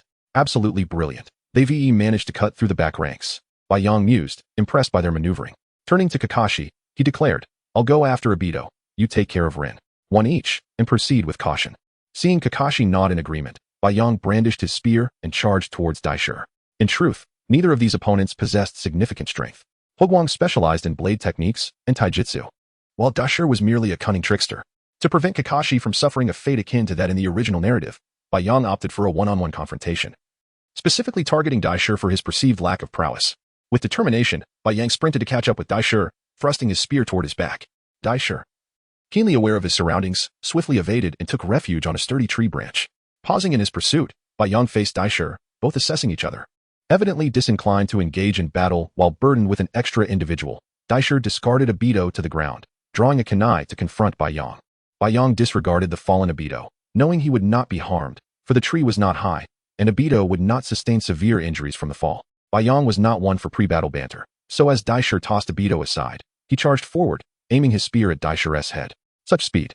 Daisher gasped, only to find his head pierced by Baiyang's spear. However, he felt no sensation of impact. Instead, Daisher exploded into a cloud of smoke, revealing that Baiyang had struck a wooden stump. A substitution technique. Realizing this, Baiyang swiftly scanned his surroundings, but Daisher had vanished from sight. Had he gone invisible? Having witnessed the events unfold, Baiyang quickly understood Daisher's intentions. He stood still, closing his eyes as his Byakugan activated. Perceiving Daisher's chakra as it flitted about nearby, a smirk crept onto his lips. Ah, my dear brother, you fancy yourself a mouse, do you? Allow me, the righteous Baiyang, to apprehend you properly. Remaining motionless, Baiyang awaited the opportune moment. Meanwhile, Daisher, perplexed by Baiyang's stillness, stealthily circled behind him, preparing for a surprise attack. Just as his kunai was about to strike Baiyang's back, Baiyang's spear lunged from the side, piercing Daisher. The chilling sound of metal penetrating flesh echoed as Baiyang confidently withdrew his spear, turning to face Daisher. When? Did you notice? Daisher gasped, clutching his grievously injured chest, collapsing against a tree, his breath faltering. Baiyang, adopting the demeanor of a villain, placed a foot on Daisher's chest. Grinning as he explained, I am a sensory-type ninja, you fool. It's merely a concealment technique. Your presence was entirely transparent to me. My dear brother, you're simply lacking. Practice more. Listening to Baiyang's taunts, Daisher felt akin to a mere jester. Cursing under his breath before expending his last ounce of strength to give Baiyang the middle finger, his neck slumping as he breathed his final breath. Ah, someone has met their end. I shan't reveal who, let you ponder. Elated after outsmarting the mouse, Baiyang descended from the tree to check on the unconscious Obito. Confirming he was unharmed, Baiyang adjusted him, laying him against the trunk. With a sigh of relief, Baiyang exhaled onto his palm, cracking his knuckles before delivering a resounding slap to Obito's face. Chapter 46 Obito, how could you? Ah, what's wrong? Smack. The sound of a palm meeting a cheek. What's the matter? What do you mean what's wrong? I asked you to protect Rin, and this is how you do it? Baiyang exclaimed, his words laced with frustration, yet his hands remained in motion. Hey, stop hitting me, Baiyang. Please, it hurts. I was wrong. Obito shielded his head, crying out in pain. After Baiyang had vented his anger, he finally set Obito aside. By the way, where's Rin? As Obito regained his composure under Baiyang's affectionate, yet forceful reprimand, anxiety etched across his face as he looked at Baiyang. Rin should be fine. Kakashi has gone to rescue her. But Obito, do you really think this will make Rin like you? Obito's previously anxious expression faded, only to be replaced by a frown at Baiyang's words. So I can't do anything right. I always talk big, but act foolishly. Obito, if you don't put in more effort, Kakashi might truly replace you. Baiyang's intent was not to chastise Obito, but rather to indirectly invoke Rin's significance in Obito's heart, hoping to spur him into action. Otherwise, if he continued to act so recklessly. Is that so? I feel the same way. I am too weak, Obito muttered, his head drooping in disappointment, prompting Baiyang to facepalm in exasperation. Why are you feeling down, given your personality? Shouldn't you be motivating yourself to become stronger and protect Rin? Baiyang shouted, startling Obito. Is it really possible for someone like me? Obito sank to the ground, staring blankly at his toes, nervously fiddling with his goggles. Baiyang squatted in front of him, gently patting his shoulder in a comforting manner. Don't worry, Obito. What Rin cares about is not your strength but your sense of responsibility, your kindness, and your gentleness. Trust me, Rin will not dislike you. But you must become stronger to protect her. As Baiyang's words of encouragement sank in, Obito gradually lifted his spirits, regaining his previous smile, nodding earnestly at Baiyang. All right, I will become stronger, become Hokage, and then protect Rin. Baiyang preferred this bright version of Obito, smiling and nodding in agreement. Then I'll be the first to support your bid for Hokage, restoring the Uchiha name to its former glory in the ninja world. Haraha. The two did not linger, for Kakashi was still facing an enemy, and Rin's fate was uncertain. However, after sensing their surroundings, they detected no chakra within a kilometer radius, leaving them to search aimlessly. A series of urgent bird calls echoed in the distance. Initially indifferent, Baiyang soon recognized the sound as that of the Chidori. Let us go. Weave found them. Calling out to Obito, the two hurried towards the source of the Chidori's call. They moved swiftly, weaving through the trees, drawing closer to the sound. Upon bursting through the underbrush, their eyes widened in shock at the scene before them. Kakashi stood with a short sword raised, lightning chakra coiling around it, piercing through Rin's abdomen. Behind Rin lay the lifeless remnants of a fire. As the lightning chakra dissipated, the sword fell to the ground, and Kakashi's eyes rolled back as he collapsed. Rin, blood trickling from her lips, lay motionless on the ground, her eyes closed and head tilted. Obito, witnessing the scene, fell silent, as if the tragedy were insignificant, yet Byong sensed it was merely the calm before the storm. After a moment, Obito suddenly bowed his head, covering his face. Stumbling forward, he slipped and fell to the ground. Rin. His dark pupils spun wildly, turning crimson. Blood tears streamed down his face as his Sharingan uncontrollably activated. The Tomo began to swirl, transforming into a sinister pair of eyes. These eyes belonged to Obito's Mangeki Sharingan. What? Byong gasped in disbelief, watching Obito rise from the ground, incredulous. No. Rin is dead. I can understand your awakening, but the truth is Rin has suffered a fatal wound. She isn't dead. Byong rushed past Obito to Rin's side, checking her pulse. Her pulse is weak. She must have fainted from the pain. There's no immediate danger. A little treatment should suffice. Obito approached Byong, his Mangeki Sharingan fixed on Rin, his gaze dimming, gradually turning lifeless. After a long pause, he hoarsely asked, Byong, is Rin still alive? Oh, she is perfectly fine. Byong rolled his eyes, bewildered by Obito's distress over something that wasn't even fatal. Oh, she is not dead. Not dead. Obito, who had initially appeared despondent, asked Byong with a hint of hope. Upon hearing Byong's confirmation, he quickly reacted, excitement illuminating his features. She is not dead? Really, Byong? Rin is truly alive. Byong continued his actions without pause, merely nodding to affirm that Rin was, indeed, alive, though he was somewhat disappointed by Obito's reaction. Lifting Rin's shirt, Byong revealed the wound on her waist, a penetrating injury caused by the lightning chakra. Blood still flowed from the injury. He pried Rin's mouth open and placed his forearm against her lips. Whether she was aware or not, she gently bit down on his arm. Observing the wound closely, Byong noted the bleeding ceased at a visible rate, indicating the effects of her Uzumaki lineage. He then began to diligently bandage Rin's injury, while Obito, helpless, stared wide-eyed, transfixed by the unfolding scene. Chapter 47. At least there's nothing serious. What happened? Dato stood behind Byong, his gaze somewhat forlorn as he fixated on Rin. It's nothing grave, just a non-fatal injury. With a week of rest, she should recover. After dressing Rin's wounds, Byong turned to the unconscious Kakashi behind him, exasperated. Sigh, how does Kakashi always manage to injure his allies? Dato's eyes followed Byong's, filled with reproach and disdain as he spoke in a low voice. Kakashi, that guy, he strikes with such force, injuring Rin. Byong could discern Dato's anger and disappointment towards Kakashi, yet he had no intention of offering any consolation, for Kakashi had indeed harmed Rin. Her pulse appears normal. Chakra fluctuations are slightly weak, likely a result of chakra exhaustion followed by a mental shock, causing this temporary unconsciousness. Byong stood, patting Dato on the shoulder. Never mind, it wasn't intentional. You should be able to see that. Now, could you hand me the kunai from Teacher Minato? I need to summon him. Can this kunai still summon Teacher Minato? Although puzzled, Dato handed over the special kunai that Minato had given him. Upon receiving the kunai, Byong infused it with his chakra. The flying thunder god seal gradually illuminating as the chakra flowed. In an instant, a golden light appeared, and Minato materialized beside Byong, holding that very kunai. What is the matter? Is there an insurmountable enemy? Minato's first reaction was to glance around, finally resting his gaze on the sprawled figures of Kakashi and Rin. What has happened to them?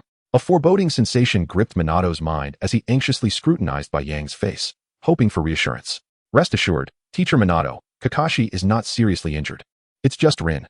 What has happened to her? Minato's voice quivered. Indeed, death is an all too common occurrence in war. Those who partake in battle are never entirely safe from injury or demise. He had witnessed the brutality of warfare and had steeled himself for it. Yet the thought of actual death still saddened him. Rin has sustained a non-fatal injury, and I've administered preliminary treatment, now that the task is complete. Could I trouble you to escort Rin back to the village for further care? Minato seemed relieved, realizing that Rin was not dead, and he exhaled in relief. As if sensing Minato's thoughts, Byong shot him a look of exasperation before turning away.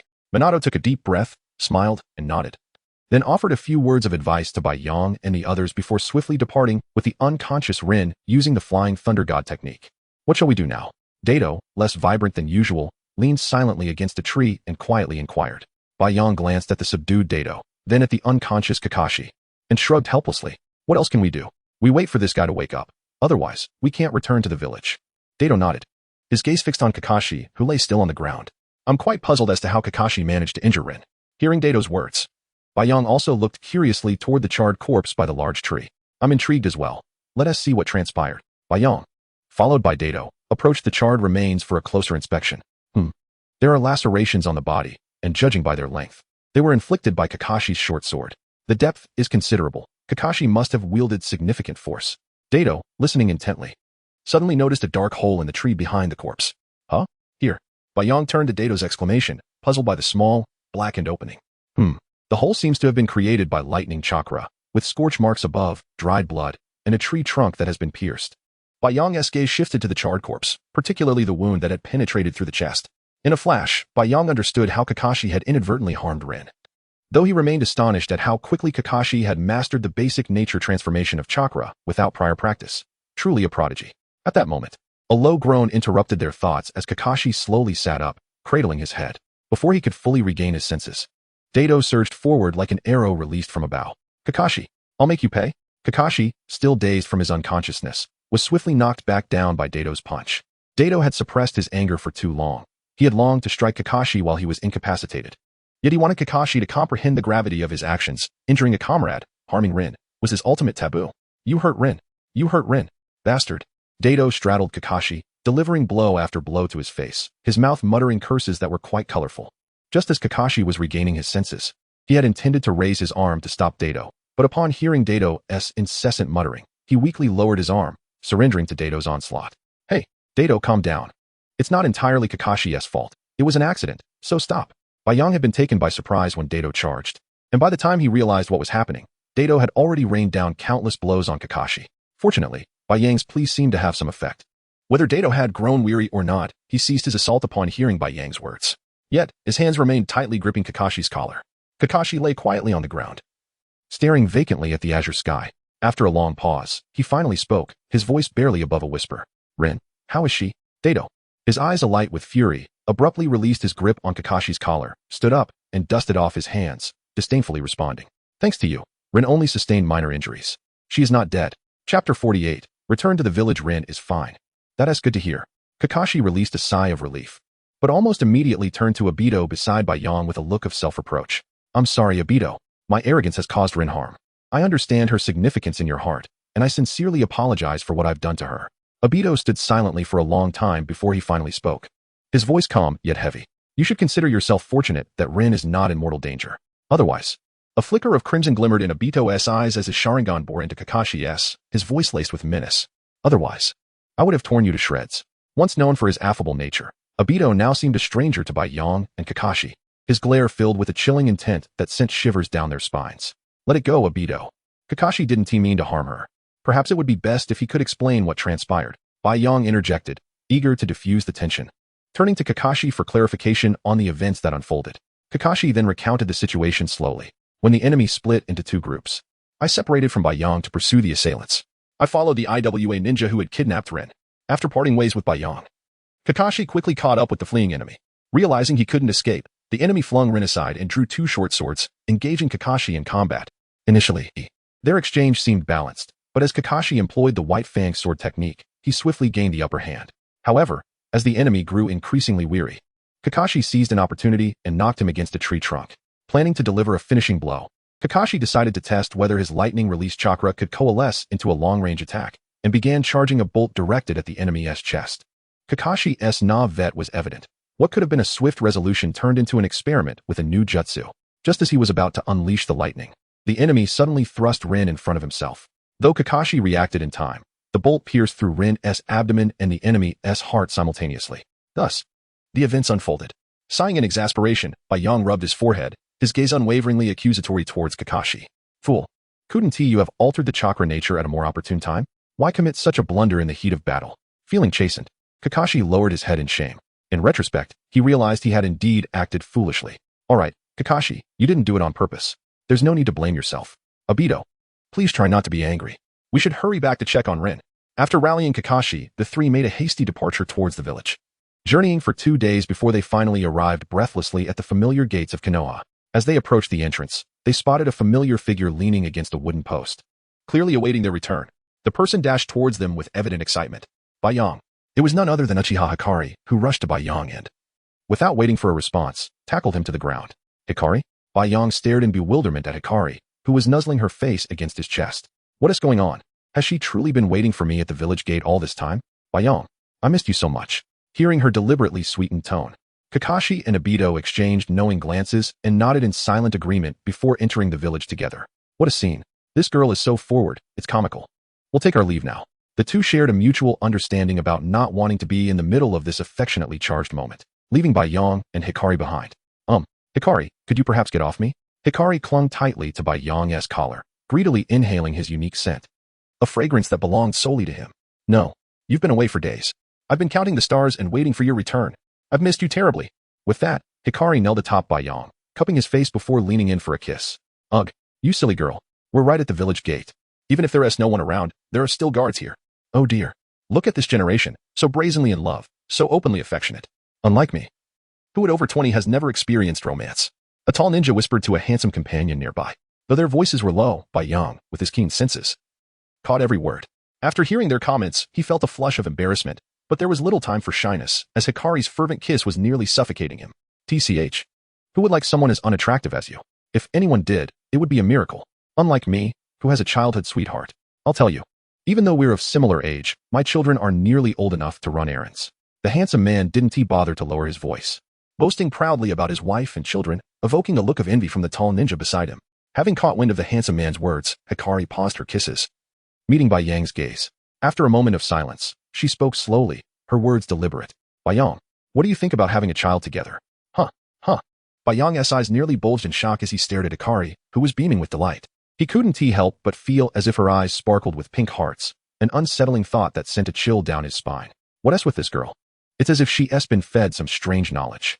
Those eyes, they remind me of a famished tiger at the zoo.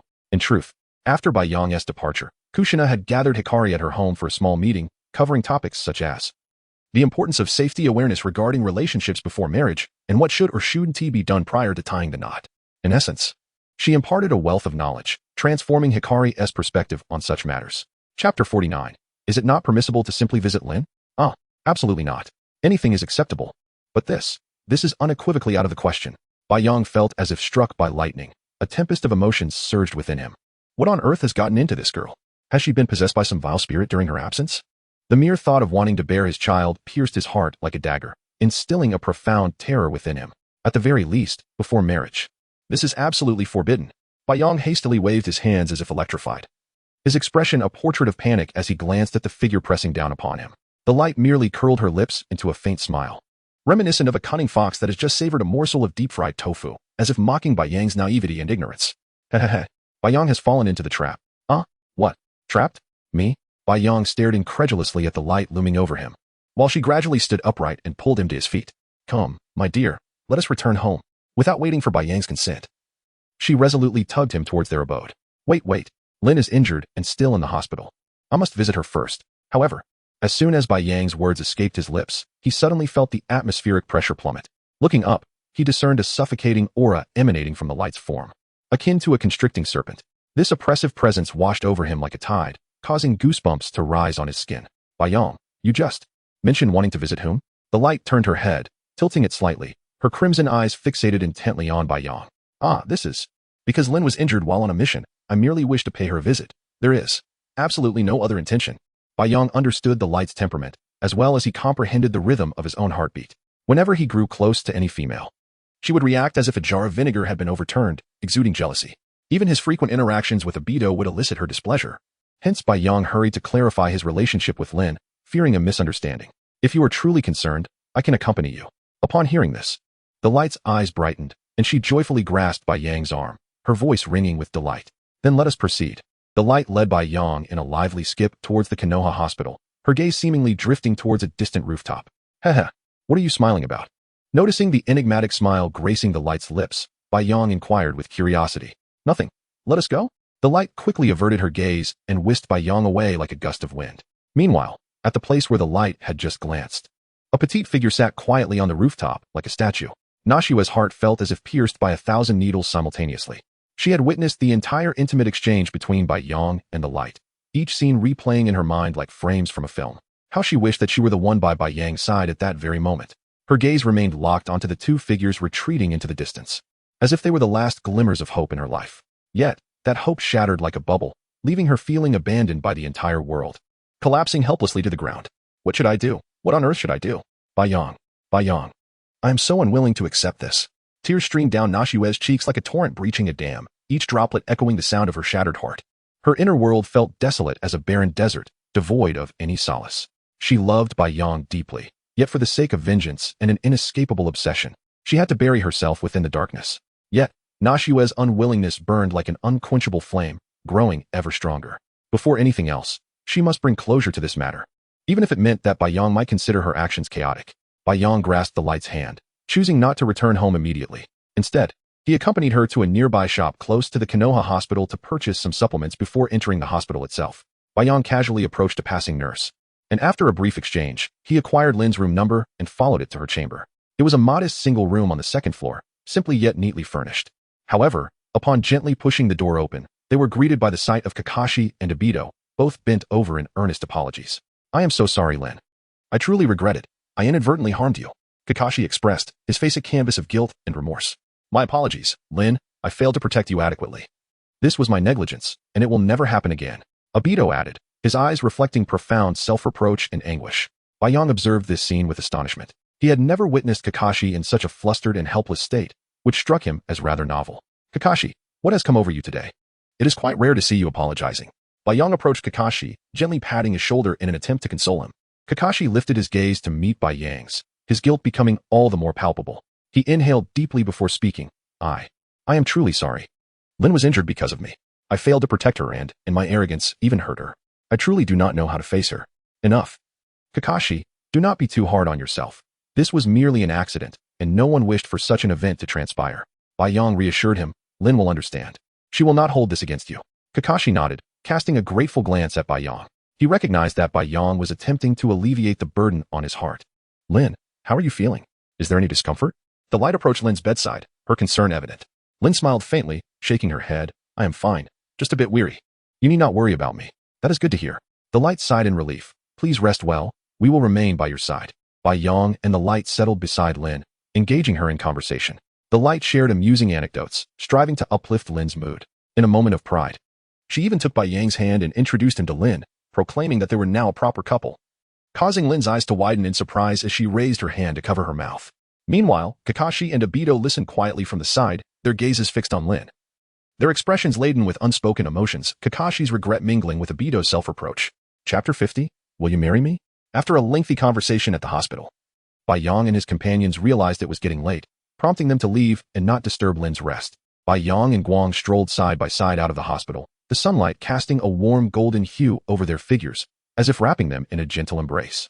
After bidding farewell to Kakashi and Obito, the duo turned to make their way home. At this moment, the setting sun painted the sky in vibrant hues, generously spilling its afterglow upon the earth. The golden light illuminated their slender silhouettes, resembling two elegant shadows. Guang held Bai Yang's hand tightly, her gaze fixed on his profile, unwilling to look away for even a moment.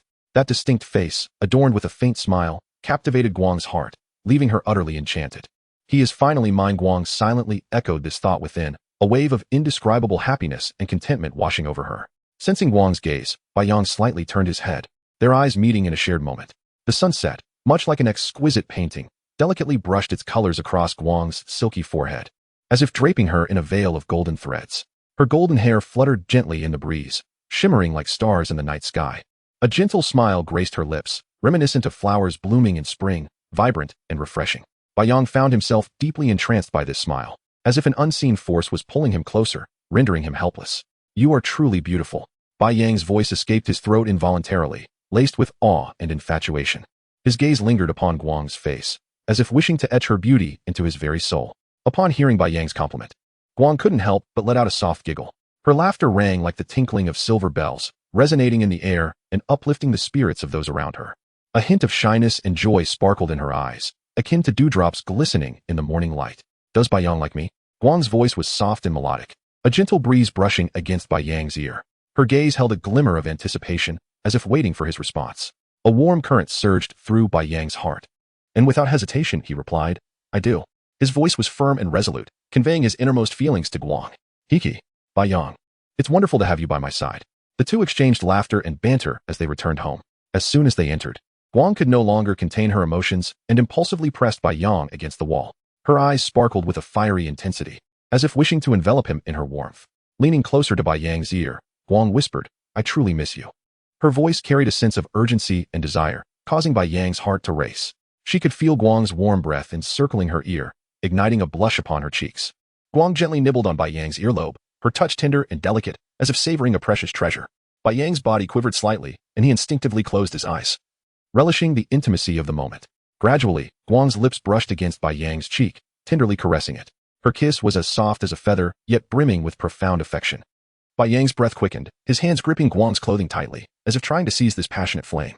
Finally, their eyes met, and unable to resist any longer, Bai Yang leaned in to capture Guang's lips, their breaths intertwining in a harmonious dance. Bai Yang and Guang embraced with fervor, as though they were two kindling flames ready to ignite. However, just as Guang attempted to pull Bai Yang toward the bed, he firmly halted her. No, Guang. We cannot proceed like this before we are married. A hint of disappointment flickered in Guang's eyes, her gaze, reminiscent of autumn waters, searched Bai Yang's face in confusion. Then will you marry me now? Guang's question pierced Bai Yang's heart like an arrow, rendering him crimson as an overripe apple. Stammering, he replied, not now. The war is not yet fully over. I wish for us to grow completely first, and when the time is right, I will personally propose to you. Is that all right? Of course, I will wait for you, forever. Guang purred like a docile kitten, nestling comfortably in Bai Yang's embrace, savoring his gentle caress. Her head felt as soft as cotton candy, and as Bai Yang tenderly stroked her, the intimacy between them painted a beautiful scene. If only Guang's eyes had not flickered with a hint of a troubled look, this tableau would have been even more perfect. Unbeknownst to Bai Yang, he missed that fleeting glimpse of distress in Guang's gaze as he instructed her to prepare dinner before retreating to the bathroom for a shower. After a few days of fatigue, Bai Yang finally had a moment to relax. Once the water temperature was just right, he began to hum a tune while washing away his weariness. I love bathing. My skin feels so good. When Bai Yang emerged from the bathroom clad in pajamas, his eyes were immediately drawn to the sumptuous feast laid out on the dining table. The tantalizing aroma of the dishes wafted through the air, making his mouth water uncontrollably. Rubbing his hands together, a blissful smile illuminated his face. Filled with gratitude and adoration for Guang, like a child, he rushed towards her, arms wide open for a heartfelt embrace. Being Guang's boyfriend is truly a blessing. He chuckled softly, his voice imbued with contentment. Holding Guang tightly, he felt her warmth enveloping him, as if the entire world consisted solely of the two of them. Guang also smiled, rising on her toes to plant a gentle kiss on Bai Yang's lips. Her gaze radiated tenderness and love, silently assuring him that she too reveled in this shared happiness. Let us eat, Bai Yang urged. There is something even more delicious after dinner. Guang's voice carried a hint of mystery, piquing Bai Yang's curiosity. He released Guang and seated himself at the table, eagerly picking up his chopsticks to savor the delectable array of dishes. Each bite filled him with the warmth of Guang's care and affection, as he relished every flavor, his heart swelling with bliss. Oh, so delightful. Bai Yang devoured his meal with the ferocity of a starving tiger, stuffing himself until his belly felt ready to burst. Damn those military rations, do not contact me again. You are dismissed. Chapter 51. The cat's infidelity. Have you had your fill? Light, akin to a languid feline, sat quietly beside Bai Yang, her legs crossed, resting her chin on one hand. Her gaze, reminiscent of shimmering stars in the night sky, gazed intently at the large boy. Full now, Hick. After indulging in his meal, Bai Yang resembled a content little bear, cupping his round, full belly with a blissful expression as he reclined on the sofa. Ah, how comfortable. Eating always makes one sleepy. Must be the food coma, so drowsy. Light stifled a yawn, then lay beside Bai Yang like an obedient pup, one arm gently draping over his shoulder while one leg, light as a butterfly, rested upon his, like a koala.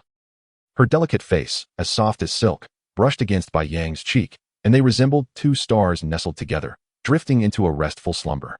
However, at that moment, click, the crisp sound of a window opening sliced through the tranquility like a bolt of lightning across the night sky.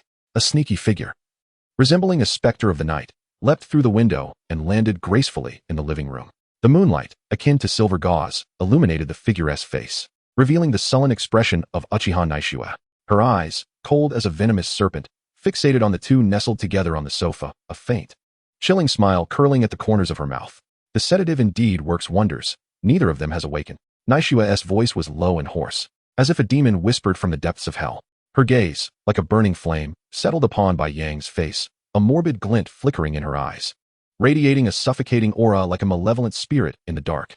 Even if I cannot possess your heart, I shall not leave without claiming your body. Nishua's laughter echoed like the cry of an owl in the stillness of the night.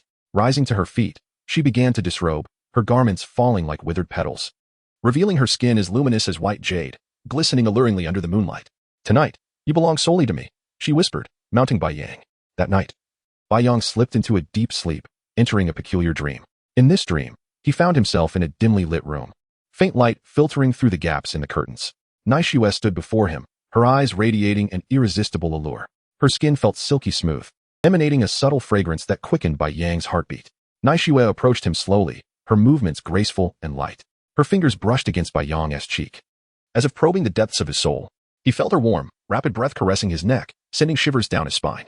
Suddenly, Naishue lunged at Bai Yang, her lips fervently pressing against his. Bai Yang's body stiffened in shock. He attempted to push her away, but her strength was overwhelming, holding him tightly. In that moment, his rationality was drowned by desire, and he gradually reciprocated Naishue's fervor. Just as Naishue indulged in the throes of passion, light burst in. Her eyes brimmed with fury and despair, a sharp dagger clutched in her hand. She charged at Naishue without hesitation, plunging the dagger into her chest. Naishue's body shuddered violently, blood gushing from her wound, staining her white garments. Bai Yang was rendered speechless, unable to fathom that Light could commit such an act. He tried to intervene, but it was too late. Light's gaze was wild and filled with hatred. She seemed to have lost her sanity. Afterward, Light dragged Bai Yang into the basement beneath the kitchen. The damp air enveloped them as she locked him on the bed, tormenting him day and night until he succumbed to depravity, unwilling to release him even unto death. Bai Yang suddenly awoke, glancing at the sleeping Light beside him, exhaling a sigh of relief. How could it be Light? She could never do such a thing, absolutely not. Stretching lazily, he rose slowly, rubbing his sleepy eyes as he looked out the window. The sky remained shrouded in darkness, with only a faint glimmer of light peeking through the clouds, reminiscent of dawn's early light. It was still early, and a wave of drowsiness washed over him like a tide. Bai Yang couldn't help but yawn widely. He carefully lifted the slumbering Light as though cradling a precious treasure, fearful of waking her. Upon returning to the bedroom, he gently laid Light on the bed, covering her with the blanket, then lay down beside her, swiftly drifting into slumber. In the bedroom, soft snores intertwined, creating a gentle lullaby. Meanwhile, behind the refrigerator in the living room, a petite figure stood. Her clothes were disheveled, barely covering her body, yet a sly smile adorned her face. Naishue stealthily emerged from behind the refrigerator, her gaze fixed on her abdomen. She caressed it gently, a triumphant smile gracing her lips as she murmured, "Bai Yang's first time is mine. Uchiha Light. Even if you are our ancestor, you can only have my leftovers." As her words faded, Naishue swiftly donned her clothes, then utilized her body flicker technique to vanish from Bai Yang's home, leaving behind an eerie silence. Approaching noon, Bai Yang slowly opened his eyes, stretching widely, as if awakening from a beautiful dream. He yawned, the sound resonating, seemingly dispelling all remnants of fatigue. Sitting up slowly, he surveyed the surroundings, noticing Light's absence. A flicker of confusion crossed his face as he rubbed his eyes, still not fully awake. Dressed in loose pajamas, he staggered out of the bedroom, yawning adorably as he walked. Upon entering the living room, he scanned the area but still found no sign of Light. Puzzled, he scratched his head, murmuring to himself, "Where is she?" Suddenly, his attention was drawn to a note on the coffee table. The note lay there, quietly awaiting his discovery. Curiosity piqued, Bai Yang approached, picking it up to read intently. "I'm going to check on the apprentices at the restaurant. Don't worry about me. Lunch is on the table. Remember to heat it up before you eat. Love, Light." Bai Yang read each word aloud, his voice soft and warm. A smile crept onto his lips, filled with affection and happiness. It feels wonderful to know someone cares. Chapter 52. A visit to Kushina. Bai Yang casually had his lunch before donning his shoes and stepping out. Today, he intended to pay a visit to Kushina. So he sought out Obito and Kakashi, who were engaged in combat training. As for how he located them, their team often trained in a particular forest, and Bai Yang simply opened his mind to find their whereabouts. Upon arriving at their training ground, Bai Yang was greeted by the sight of dozens of shuriken flying towards him. "Goodness, that startled me," Bai Yang exclaimed. But soon his attention was captivated by the scene unfolding before him. Fire style. Fireball jutsu. Obito inhaled deeply, his abdomen slightly expanding as if gathering boundless power. His eyes shimmered with determination and resolve, fists clenched tightly as chakra surged within him like a tumultuous wave. As the chakra flowed, a blazing orb of fire gradually formed in his mouth, growing larger and more luminous, resembling a radiant sun. It emitted an oppressive heat that distorted the surrounding air. Finally, Obito unleashed the immense fireball, which erupted forth like a volcanic explosion. The ball roared forward with unparalleled might, racing toward Kakashi. Wherever it passed, the ground was scorched, and the air ignited, creating a wall of searing flames. Kakashi widened his eyes, swiftly reacting to this sudden assault. He sidestepped to evade the fireball's direct impact. Yet the residual heat still scorched him. The fireball continued its rapid trajectory, seemingly intent on devouring everything in its path. A smug grin crept across Obito's face. "How about that, Kakashi? How will you dodge such a massive fireball?" Kakashi narrowed his gaze, sharp as a hawk's, swiftly drawing a gleaming short sword from his waist. Simultaneously, lightning chakra surged like a torrential flood, enveloping the blade in a brilliant glow. "Lightning style? Chidori blade," Kakashi murmured, his voice resonating with the authority of thunder. He raised the short sword, its blade vibrating slightly, producing a crisp ringing sound. As the nature of his chakra shifted, the sound transformed into a sharp, piercing cry, reminiscent of 1,000 enraged birds. A beam of lightning chakra converged, hurtling toward Obito like a bolt of lightning. This column of light moved with astonishing speed, akin to a meteor streaking across the night sky, carrying with it immense power. Obito, in the midst of battle, had not activated his Sharingan. Faced with Kakashi's lightning-fast Chidori blade, a fleeting look of panic crossed his face. However, Kamui, as the divine might unfolded, the Chidori blade effortlessly passed through Obito's form, inflicting no harm. Kakashi's eyes widened in surprise, yet he did not pause in his assault. He darted forward, like a wraith, toward Obito's direction. Clap, clap, clap. Yang clapped his hands vigorously, instantly capturing the attention of Obito and Kakashi, who ceased their movements and turned to him with puzzled expressions. Ahem. Yang cleared his throat before speaking slowly. Enough of the fighting. I'm going to visit Sister Kushina. Would you like to join me? Sure. Count me in. Obito raised his hand without hesitation. Although he had awakened the Manjiki Sharingan, his current demeanor seemed markedly different from before. He remained lively. Yet there was an added air of composure in his demeanor. Kakashi glanced at Obito, smirking slightly, then nodded at Yang. I'll go too. Yang nodded and led the two of them toward Kushina's home. However, as they reached the doorstep, the trio spotted Kushina emerging with a basket in hand. Sister Kushina. Obito, undeterred, called out her nickname, causing Yang and Kakashi to instinctively distance themselves from him. Huh? As the air pressure suddenly dropped, Yang and Kakashi moved back further, and a fragrant breeze wafted through. Kushina's sizable fist landed squarely on Obito's head. Ouch, that hurts. With her beautiful crimson hair floating gracefully with her chakra, Kushina rolled up her sleeves, glaring at Obito. I told you, Obito, don't call me Sister Kushina outside. Obito rubbed his head, grinning at Kushina. I was wrong, Kushina-sensei. Kushina retracted her fist, a hint of satisfaction gleaming in her eyes as she regarded Obito, her lips curling upward in approval. Yet, a flicker of doubt stirred in her mind. Would this boy truly change? She pondered silently. Obito had always been a troublesome child. Though he occasionally displayed signs of remorse, he would often revert to his old ways. While Kushina mulled over Obito's future behavior, a sudden question interrupted her thoughts. She lifted her gaze to Yang, who was curiously observing the basket in her grasp. Kushina-sensei, what are you planning to do with that? Yang inquired with curiosity, glancing briefly at the basket before returning his gaze to her. Kushina looked at the basket, a gentle smile gracing her features as she lightly caressed its edges, seemingly savoring the warmth of the food within. You see, Minato. I don't know what got into him, but ever since he returned, he has been insisting on practicing the Flying Thunder God technique during his free time, missing lunch at home every day. So, I'm going to deliver him some food. Would you like to come along? A hint of exasperation and affection laced Kushina's voice. The Flying Thunder God technique? Yang scratched his chin in confusion. Realizing the timeline didn't quite add up, Minato should have mastered it long ago. Could it be? He racked his memory, finally recalling the legendary jutsu associated with Minato. Spiral Flash Super Wool Dance, third style. Yang couldn't help but chuckle. The name was so peculiar that he nearly forgot it. After all, Minato's talent for naming was rather abstract, and the fact that he could remember all those titles was amusing to Yang. Kushina noticed Yang struggling to suppress laughter and tilted her head in confusion, but she thought little of it, leading the three of them toward the village outskirts. Chapter 53. Requesting to learn the Flying Thunder God technique, a few individuals accompanied Kushina to a forest on the outskirts of the village, where they could hear Minato's voice from afar. Spiral Flash Super Wheel Dance, Roar 3 styles. The sound echoed through the tranquil woods, as if striving to pierce the heavens. Yang and the others could not help but awkwardly cover their heads with their hands, their faces betraying a resigned smile.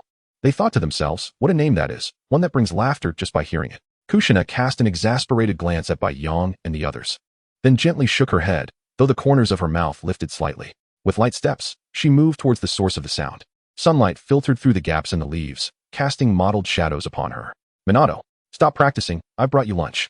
Upon hearing Kushina's voice, Minato abruptly halted his movements. His figure, swift as lightning, appeared before Kushina in the blink of an eye, his eyes brimming with surprise and anticipation, akin to a child spotting their favorite toy. Ignoring the three behind Kushina, he rushed forward and enveloped her in a tight embrace, his arms securing her waist as if to merge her into himself.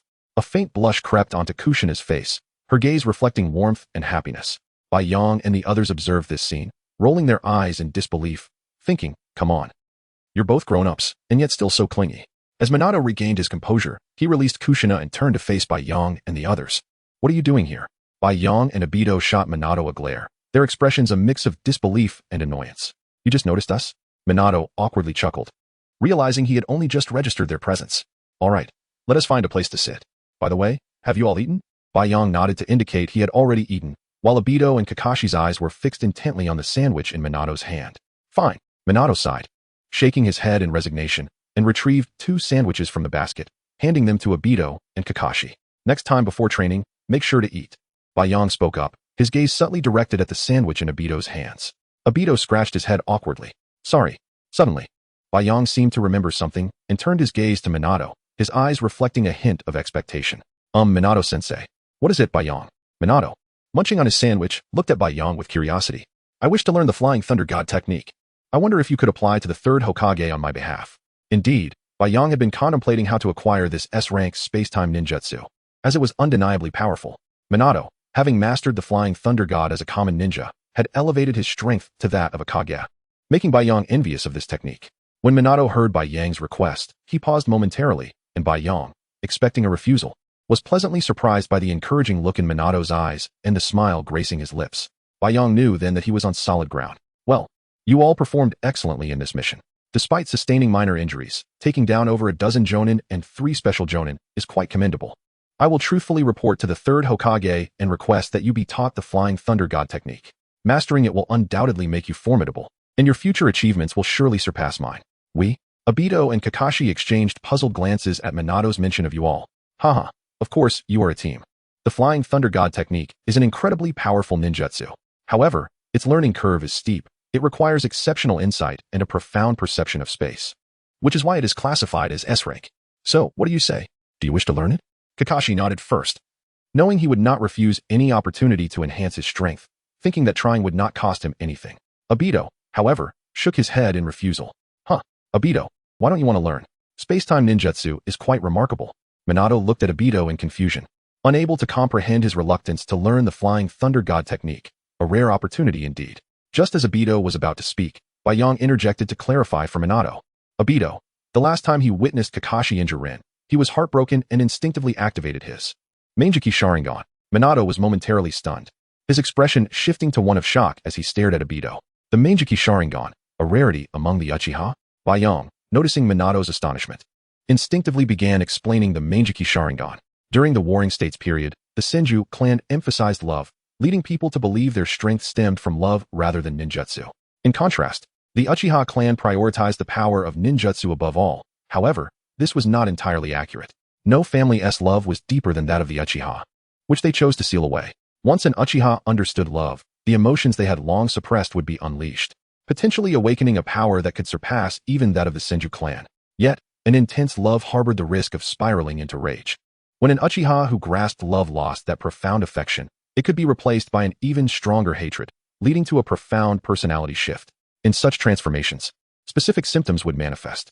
When an Uchiha lost a significant love or suffered from deep sorrow, a unique chakra would surge within them, affecting their optic nerves and altering their vision.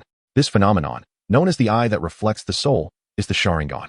The Sharingan resonates with one's inner strength, and coupled with the power of hatred, it grants swift enhancement in capability. Most Uchiha are sensitive, and those who awaken intense emotions often succumb to darkness. The deeper the darkness, the more formidable their ocular prowess becomes, making them increasingly difficult to contend with, much like Uchiha Madara, who was renowned alongside the first Hokage, Hashirama Senju. Witnessing the second Hokage, Tobirama Senju, slay his brother, Madara awakened his Manjiki Sharingan, thus gaining tremendous power. Thus, when Obito saw Kakashi inadvertently harm Rin, he instinctively believed she had perished before him, and the overwhelming love transformed into hatred, affecting his optic nerves, which led to the awakening of his Manjiki Sharingan. After Bai Yang finished recounting the tale, he turned to look around, only to find the others staring at him with expressions akin to that of observing a monster. Chapter 54. No longer concerned with names, a title of your choosing, Bai Yang. How do you possess such extensive knowledge about the Sharingan? The voice of Obito was infused with astonishment and confusion, his gaze fixed intently upon Bai Yang, as though he sought to penetrate the depths of his soul. A pang of anxiety gripped Bai Yang's heart. He realized he had divulged too much information, forgetting that such knowledge was not common to all. Beads of sweat began to form on his forehead, and his heartbeat quickened uncontrollably. He attempted to mask his tension with a casual smile, but it appeared somewhat forced. This information, it largely falls under the category of unofficial history. I stumbled upon it in a book on Konoha's history at the library. Unfortunately, I seem to have misplaced that book. Otherwise, I could have shown it to you. Bai Yang scratched his head, striving to make his voice sound more at ease. His gaze swept across the faces of Minato and the others, attempting to gauge their reactions. Upon hearing Bai Yang's words, the doubts on Minato and the others' faces diminished slightly. They exchanged glances, seemingly pondering the credibility of Bai Yang's statements. Minato's gaze returned to Obito, still tinged with a hint of determination. Then why do you not learn the Flying Thunder God technique? Minato's voice was calm yet resolute, leaving Obito feeling somewhat exasperated. He let out a soft sigh. A flicker of resignation and self-deprecation evident in his eyes. Every Uchiha who awakens the Mangekyou Sharingan possesses unique ocular techniques, with the abilities of the left and right eyes differing. My two Sharingan techniques are entirely related to space-time. Obito's voice was deep and resonant. As if recounting an ancient and mysterious tale, he slowly lifted his gaze, staring off into the distance, as if lost in reminiscence. A profound light shimmered in his eyes, suggesting a capacity to traverse both time and space, glimpsing both past and future. My Sharingan techniques are sufficiently powerful, allowing me to traverse freely through space-time. Therefore, I find no necessity to invest time in mastering the S-rank ninjutsu of the Flying Thunder God, Obito asserted with a tone of unwavering confidence, his eyes brimming with trust in his own abilities. Minato raised an eyebrow, intrigued. Encouraged by Minato's interest, Obito continued. The abilities of my left and right eyes are both named Kimui, yet they differ significantly in their methods of release. One is offensive, while the other is defensive. The left eye allows for free adjustment of focal length, distorting the space within the field of view to ultimately transport targets to a different dimension, which I refer to as the space-time. This space can accommodate various objects. In addition to ordinary items, it can also include parts of a body or energy, and I can transport myself in and out of this space. The size of the transported object is contingent upon the amount of chakra the user possesses. The right eye, however, requires physical contact or proximity to the target before it can absorb them. Yet it can also transport parts of one's own body into the alternate space to evade attacks, as well as facilitate one's own entry and exit from the space-time.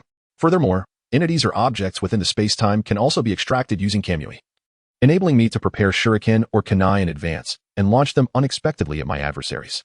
My Kamui can also leave a marker in a location after I arrive, allowing me to return to that spot at any time. Although this method may not rival the speed of the Flying Thunder God, it suffices for launching surprise attacks on opponents. After Obito concluded, he noticed Minato deep in thought, and he chose to remain silent, casually sitting down in a comfortable position before gently closing his eyes to rest. Time passed slowly, enveloped in tranquility, as if the very air had solidified. Eventually, Minato lifted his head with a grave expression, his gaze piercing as he looked at Obito. His eyes conveyed profound concern, as though he were contemplating an exceedingly critical matter. Have you ever revealed your awakening of the Mangekyou Sharingan to anyone? Minato's voice was low and serious, carrying an undeniable weight. Obito shook his head lightly, his movements betraying a hint of hesitation, as if recalling something. I have not confided in anyone. Only Bai Yang, Kakashi, and you, Minato-sensei, along with Kushina-sensei, are aware. After all, Bai Yang specifically instructed me not to discuss it with others, nor to use the Mangekyou Sharingan in front of anyone else. Bai Yang? Minato inquired, his expression puzzled, a flicker of confusion crossing his gaze. Bai Yang nodded slightly, inhaling deeply before speaking. I am merely endeavoring to protect Obito. With great power comes great responsibility. The more formidable he appears, the more attention he attracts. My primary concern lies with Root. His voice carried an undertone of helplessness and apprehension, brimming with wariness towards that organization. Root? Minato exclaimed in surprise, his brows furrowing tightly, clearly taken aback by Yang's words. He couldn't help but recall the clandestine organization lurking in the shadows of Konoha. Is it due to Naishua? Minato queried. Curiosity etched on his features. A shadow flickered across Yang's eyes, and he lowered his head, speaking ominously. Naishua suddenly joined Danzo's Root for reasons unknown, leading to a fierce argument between us. Sigh. Minato, in a gesture of consolation, patted Yang's shoulder. This child has essentially grown under our watch. Her actions must surely reflect her own unspoken struggles. Perhaps we should refrain from delving too deeply. Sighing, Yang reminisced about the once spirited little girl who would bicker with him incessantly, now transformed into a cold, unfeeling member of Root, no longer orbiting around him as she once did, leaving him feeling somewhat unsettled. Well then, Minato-sensei, I shall take my leave. Please remember to mention my request to learn the Flying Thunder God technique to the third Hokage. Wait a moment, Yang. Minato called out urgently as Yang turned to depart. While the Flying Thunder God does require approval from the third Hokage, I also have a powerful original technique that I can teach you. Chapter 55, The Spiral Sphere. We are saved. Upon hearing Minato's words, Yang instantly turned around, his eyes gleaming with excitement as he gazed at him. Could it be? This technique is called.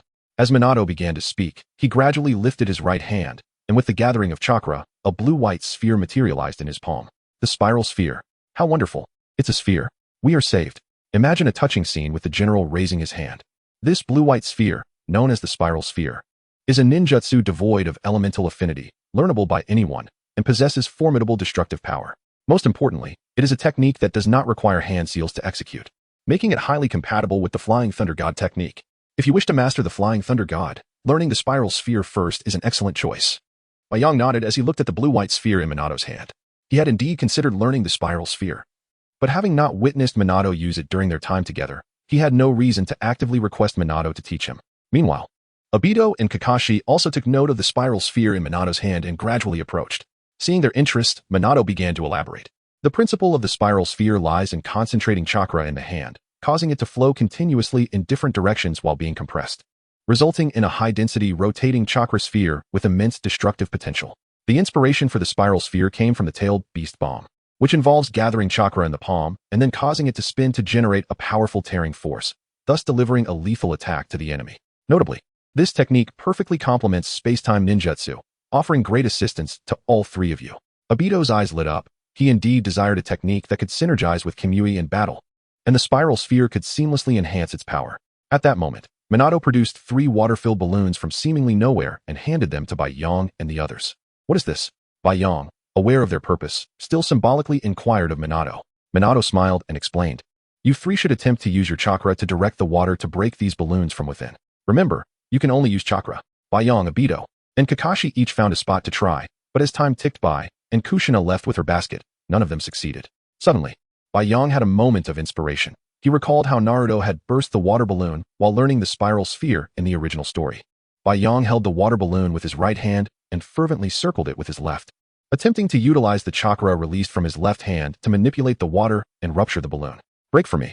As the speed of Bai Yang's left hand increased, the water balloon trembled violently. Finally, under Minato's astonished gaze, the water balloon in Bai Yang's hand erupted. Bai Yong gazed at the remnants of the shattered balloon and smiled. He had completed the first stage of training for the Spiral Sphere in just half a day. The training for the Spiral Sphere is divided into 3 stages. The first stage involves releasing chakra in a specific part of the body. The second stage entails maintaining the release of chakra. The third stage consists of manifesting the chakra to cause destruction. Using chakra to burst the water balloon serves to better control the chakra. Minato approached Bai Yong, patting his shoulder with delight. "Incredible, Bai Yong. Even Jiraiya-sensei took 3 years to master the Spiral Sphere, yet you accomplished the first stage in merely half a day, truly a genius." Bai Yong felt a bit bashful from Minato's praise, awkwardly scratching his head. Obito and Kakashi eagerly joined in to inquire about Bai Yang's training insights. Bai Yong, of course, selflessly shared his knowledge with them. Obito and Kakashi tried the method Bai Yong had described. Although their water balloons exhibited strong reactions, they still failed to burst. Leaning against a tree, Bai Yong quietly observed the exhausted Obito and Kakashi, smiling and shaking his head. "It seems I truly am a genius." Just then, a familiar call, reminiscent of a yellow oriole emerging from the valley, echoed from afar, drawing Bai Yang's attention like a refreshing spring. He turned to see Hikari, akin to a fairy walking in the afterglow of the setting sun, approaching him with her hands clasped behind her back. Her face radiated an uncontrollable smile, blossoming like spring flowers, her gaze fixed intently on Bai Yong. "It's quite late. Shall we head home?" Bai Yong lifted his gaze to the darkening sky, nodding in agreement. He greeted Minato and the others before stepping forward, tenderly grasping Hikari's hand as they leisurely made their way home, as if cherishing a rare treasure. Beneath a forest, Uchiha Madara sat in a somber mood, staring at the white Zetsu before him. "So, what is the status, Zetsu?" Zetsu grinned ominously and nodded at Madara. "Rest assured, Madara. I am ready. During this operation, I will utilize bait to perfectly control that piece. As for the other failed piece, what do you intend to do, Madara?" With his eyes closed in contemplation, Uchiha Madara slowly opened them, pondering for a moment before gently shaking his head. "Eliminate him. If he cannot become my piece, he will undoubtedly pose a significant obstacle to the Moon Eye plan in the future. Oh, and think of a way to eliminate all those involved as well." "Heh. Madara, how ruthless. I shall proceed with the task at hand." Meanwhile, in Konoha, over the course of several days, Bai Yong diligently followed Minato to learn the Spiral Sphere. His extraordinary talent enabled him to master it in less than 2 months. At Minato's request, the third Hokage, Hiruzen Sarutobi, readily approved Bai Yang's wish to learn the Flying Thunder God technique. However, Bai Yang's original intent was to first learn the Spiral Sphere before progressing to the Flying Thunder God. Thus, after successfully forming his first sphere, Bai Yong excitedly sought out Minato to request instruction in the Flying Thunder God technique. Minato, due to mission obligations, initially imparted the method of learning the Flying Thunder God to Bai Yong before departing for his task. Chapter 56. The early movements of Madara. The abduction of Rin barely a day into his training of the Flying Thunder God technique, Bai Yang was approached by Obito. What is going on? Bai Yang inquired, perplexed, as Obito emerged from the vortex. Bai Yang, Rin has been kidnapped. We must hurry to rescue her. Bai Yang was taken aback, and before he could fully process the situation, Obito drew him into the Kamui dimension. In a dense forest, a figure raced through the underbrush when suddenly a vortex appeared beside him, and Bai Yang along with Obito landed next to Kakashi. Upon touching down, Bai Yang immediately sought information from Kakashi. What is the situation? Where's Rin now? Kakashi responded through gritted teeth. The ones who kidnapped Rin are Umbu from the Mist Village. I've been pursuing them for some time, but their pace seems deliberately erratic, alternating between quick and slow. Damn it, Bai Yang thought in confusion. Logically, Rin should have been abducted during a subsequent mission and used as a test subject to become the Three Tails Jinchuriki. But now, had Madara's plan been expedited? This was the only possibility that crossed Bai Yang's mind. He then resolved to focus. And the three of them pursued the direction in which the Mist Ninja had fled. At the Konoha route base, a younger Danzo surveyed a carefully selected group of elite assassins, nodding in satisfaction. Your mission is to eliminate the Mist Ninja who are attempting to rescue that little girl, including any villagers who dare to intervene. We must take these measures to prevent war. Danzo then directed his attention to a petite figure before him. Uchiha Naishua, I appoint you as the team leader for this mission. You shall personally lead these elite individuals I have trained to execute this task flawlessly. Yes, Lord Danzo. For reasons unknown, Naishua felt a twinge of unease, as if something of great importance was about to slip away from her grasp. Meanwhile, time passed slowly for Bai Yang as Obito, having strained his ocular powers by transporting both Kakashi and Bai Yang repeatedly, was forced to pause and rest. After releasing Bai Yang and Kakashi from the vortex, Obito collapsed to the ground. Bai Yang instinctively reached out to assist him, but Obito pushed him away with one hand. Eyes wide with urgency. Don't worry about me. You must go. I'll catch up soon. Please, you must save Rin. With only a concerned glance exchanged with Obito, Bai Yang and Kakashi continued their pursuit toward Rin's location. Before long, as Bai Yang and the others drew closer to Rin, several unfamiliar figures appeared before them. Who are they? Bai Yang sensed the strange chakra surrounding them and called out to Kakashi. You hold them off. I'll go rescue Rin. Understood. Kakashi's expression darkened as he faced the four Mist Ninja that had suddenly materialized. After throwing a shuriken to provide cover for Bai Yang, he swiftly drew his short sword. Since there were no allies here to harm, he decided to unleash his wrath. Lightning release, Chidori blade. Hearing the diminishing sound of Chidori behind him, Bai Yang allowed a smile of reassurance to grace his lips as he pressed on in pursuit of the Mist Ninja. Through Bai Yang's relentless efforts, he finally caught up with the group of Mist Ninja that had kidnapped Rin as dusk approached, confronting dozens of them in an open space. To be precise, they were Umbu from the Mist Village. As Bai Yang drew nearer, he recognized the attire and masks of the Mist Umbu, confirming their identity. Bai Yang. A familiar voice drew his gaze, revealing Rin held under the arm of a Mist Umbu, her expression one of shock. Run. Don't worry about me. Please, just go. Wah. Rin suddenly burst into tears, unable to fathom the immense pressure Bai Yang and the others must have faced to chase after her. Go now. If you stay, it might lead to war between Konoha and the Mist. Seeing the tears in Rin's eyes and the despair reflected in her gaze, Bai Yang's heart quivered, and his expression quickly turned fierce as he accelerated toward the Umbu holding Rin. Get your filthy hands off her. Concentrating wind chakra at the tip of his weapon, Bai Yang pierced the Mist Ninja's skull. Swiftly catching Rin as she nearly fell, Bai Yang pivoted and disappeared into the shadows. Run, brother. Before the group of Mist Ninja could react, Bai Yang had scooped up Rin and was sprinting away at incredible speed. Capture them, the lead Mist Ninja shouted, prompting dozens of Mist Ninja to pursue Bai Yang. Holding Rin tightly, Bai Yang dashed through the forest with remarkable speed. Fire release. Great fireball technique. Bai Yang heard the incantation behind him and couldn't help but grimace. What the hell? A Mist Ninja using fire release? The fireball loomed large, and Bai Yang attempted to evade it, but a shuriken struck his calf, causing him to falter and be struck by the fireball, sending him crashing to the ground. Protecting Rin, Bai Yang lowered his head, shielding her in his embrace as they both were knocked to the ground by the fireball. Though the fireball was not overwhelmingly damaging, it certainly halted Bai Yang's escape. Dozens of Mist Ninja perched on the trees, their eyes fixated on the smoke resulting from the fireball, and gradually, a staggering figure emerged from the haze. It was Bai Yang. However, he was in a disheveled state, his vibrant red hair singed unevenly, no longer gracefully flowing as it usually did. His face was smeared with dirt, and to those unfamiliar with Bai Yang, it would be difficult to recognize him at first glance. As the smoke cleared, Bai Yang remained alone, with Rin nowhere in sight. It turned out that in the chaos of the smoke, Bai Yang had pushed Rin away from his embrace. Go. They're after you. Hurry. I'll hold them off. They're no match for me. Rin's eyes reflected reluctance, and she timidly spoke, but, before she could finish, Bai Yang shoved her away once more. Get out of here. Seeing Bai Yang panting heavily, Rin could only stifle her tears and turn to flee without looking back. Chapter 57. Thankfully, it is you. Dozens of mist ninja observed as Lin's figure vanished from sight, refraining from pursuit and instead fixating on Bai Yang's fiery red hair. They exchanged glances, subtly nodding, before returning their gaze to Bai Yang. Bai Yang's mouth puffed slightly, and he spat out a mouthful of blood onto the ground. Cursing under his breath, he raised his left arm and bit down fiercely. As he felt his wounds and chakra gradually mending, a cruel smile crept upon his lips. He struck his chest with his hand and shouted loudly, "Come on! You worthless Miss Ninja, I can take on 10 of you by myself. That's more than enough."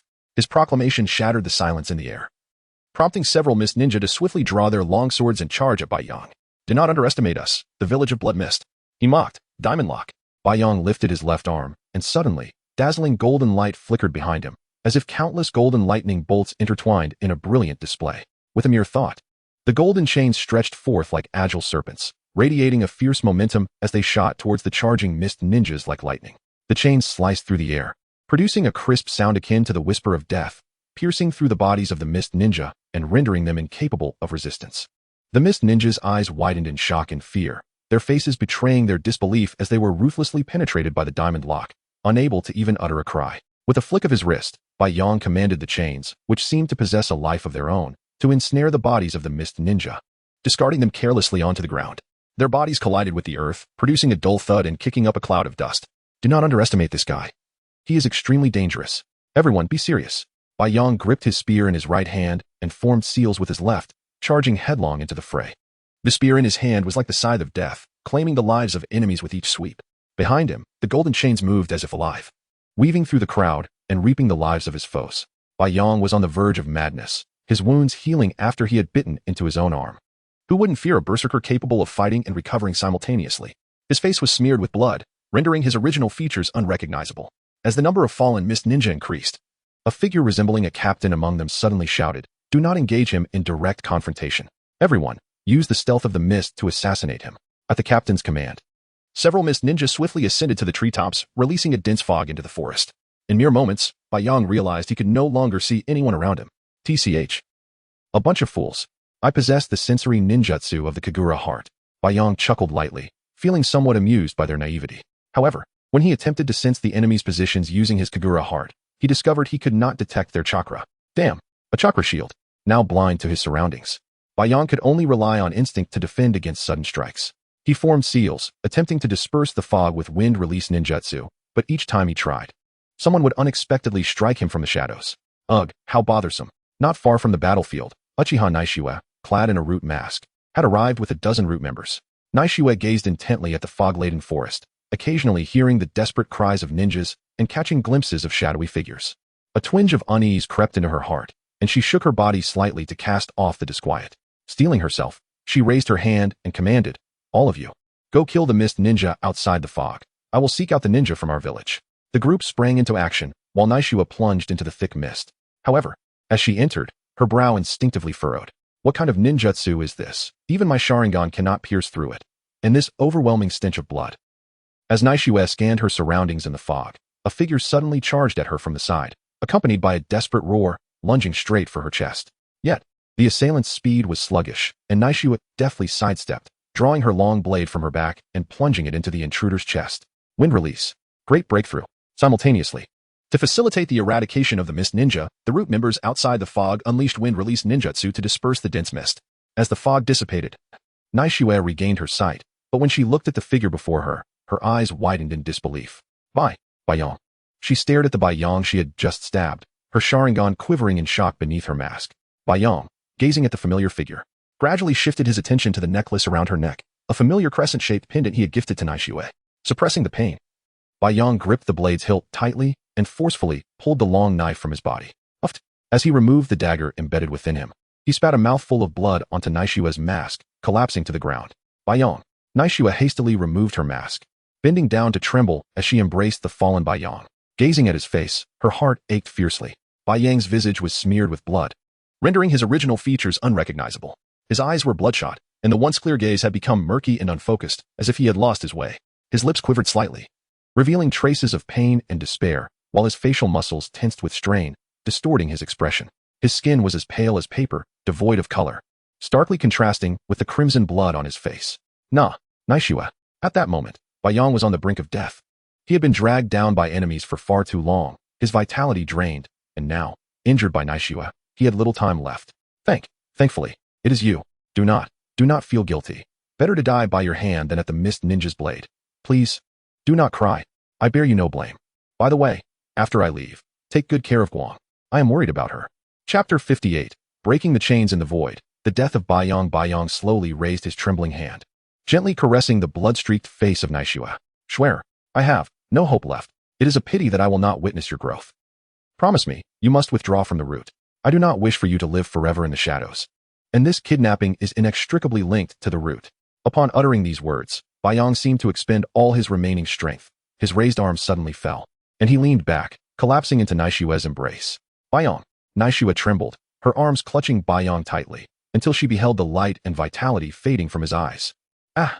Naishua screamed to the heavens. Words fail to convey the depth of her anguish. Imagine for yourselves. Baiyang. What have I done? Naishua covered her cheeks, crying out in despair, her commotion drawing numerous ninjas from the root to investigate. Captain, what has happened? A small squad from the root stood behind Naishua, perplexed by the sight of her wailing to the sky. As Naishua turned her back, a pair of kaleidoscopic Sharingan, resembling 3 crescent moons, was suddenly revealed to all.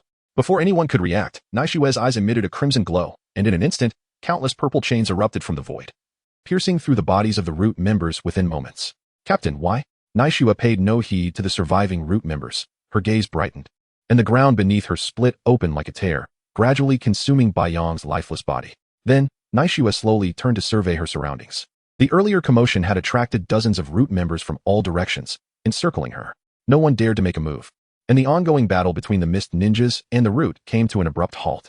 What is happening? Are the leaf ninjas turning against one another? At that moment, Naishua abruptly lifted her head, her ethereal Sharingan emanating a chilling light. All of you shall perish. With a whispered incantation, hundreds of purple chains broke free from the confines of the void, precisely piercing the chests of every individual present. Instantaneously, the forest fell into a profound silence, as if time itself had frozen in that moment. Only the vivid crimson blood flowed slowly from the corpses, dripping drop by drop onto the ground, creating a haunting sound that echoed through the stillness, reminiscent of a death knell, sending shivers down the spine. Silence, a deathly silence. In an instant, the forest seemed to have been stripped of all vitality, leaving Naishua as the sole survivor. A purple fissure tore open from the void, gradually engulfing Naishua within. In the blink of an eye, she found herself in a darkened realm. The expanse around her was vast, akin to a barren plain, stretching endlessly with no end in sight. Her gaze soon fell upon Baiyang's lifeless form lying nearby. Each step felt unbearably heavy, as though she were treading upon shards of glass, piercing her heart. Her eyes were hollow and lost, as if her soul had departed. Eventually, Naishua approached Baiyang's body, her gaze lingering on his pallid face. Tears cascaded from her eyes like a torrent, mingling with the blood on her cheeks. Her trembling hand gently caressed his cold visage, yearning for the warmth that had faded. Naishua's lips quivered, as if attempting to articulate something, yet no sound escaped. Her throat felt constricted, rendering her breathless. An overwhelming sorrow and agony filled her heart, as if the entire world had crumbled in that moment. Unable to contain herself any longer, Naishua threw her head back in anguish, weeping uncontrollably. She wiped at the corners of her eyes, yet the tears would not cease. From now on, no one would be there to wipe her tears when sorrow enveloped her, and it was all her doing. She had, with her own hands, taken the life of the one she cherished most dearly.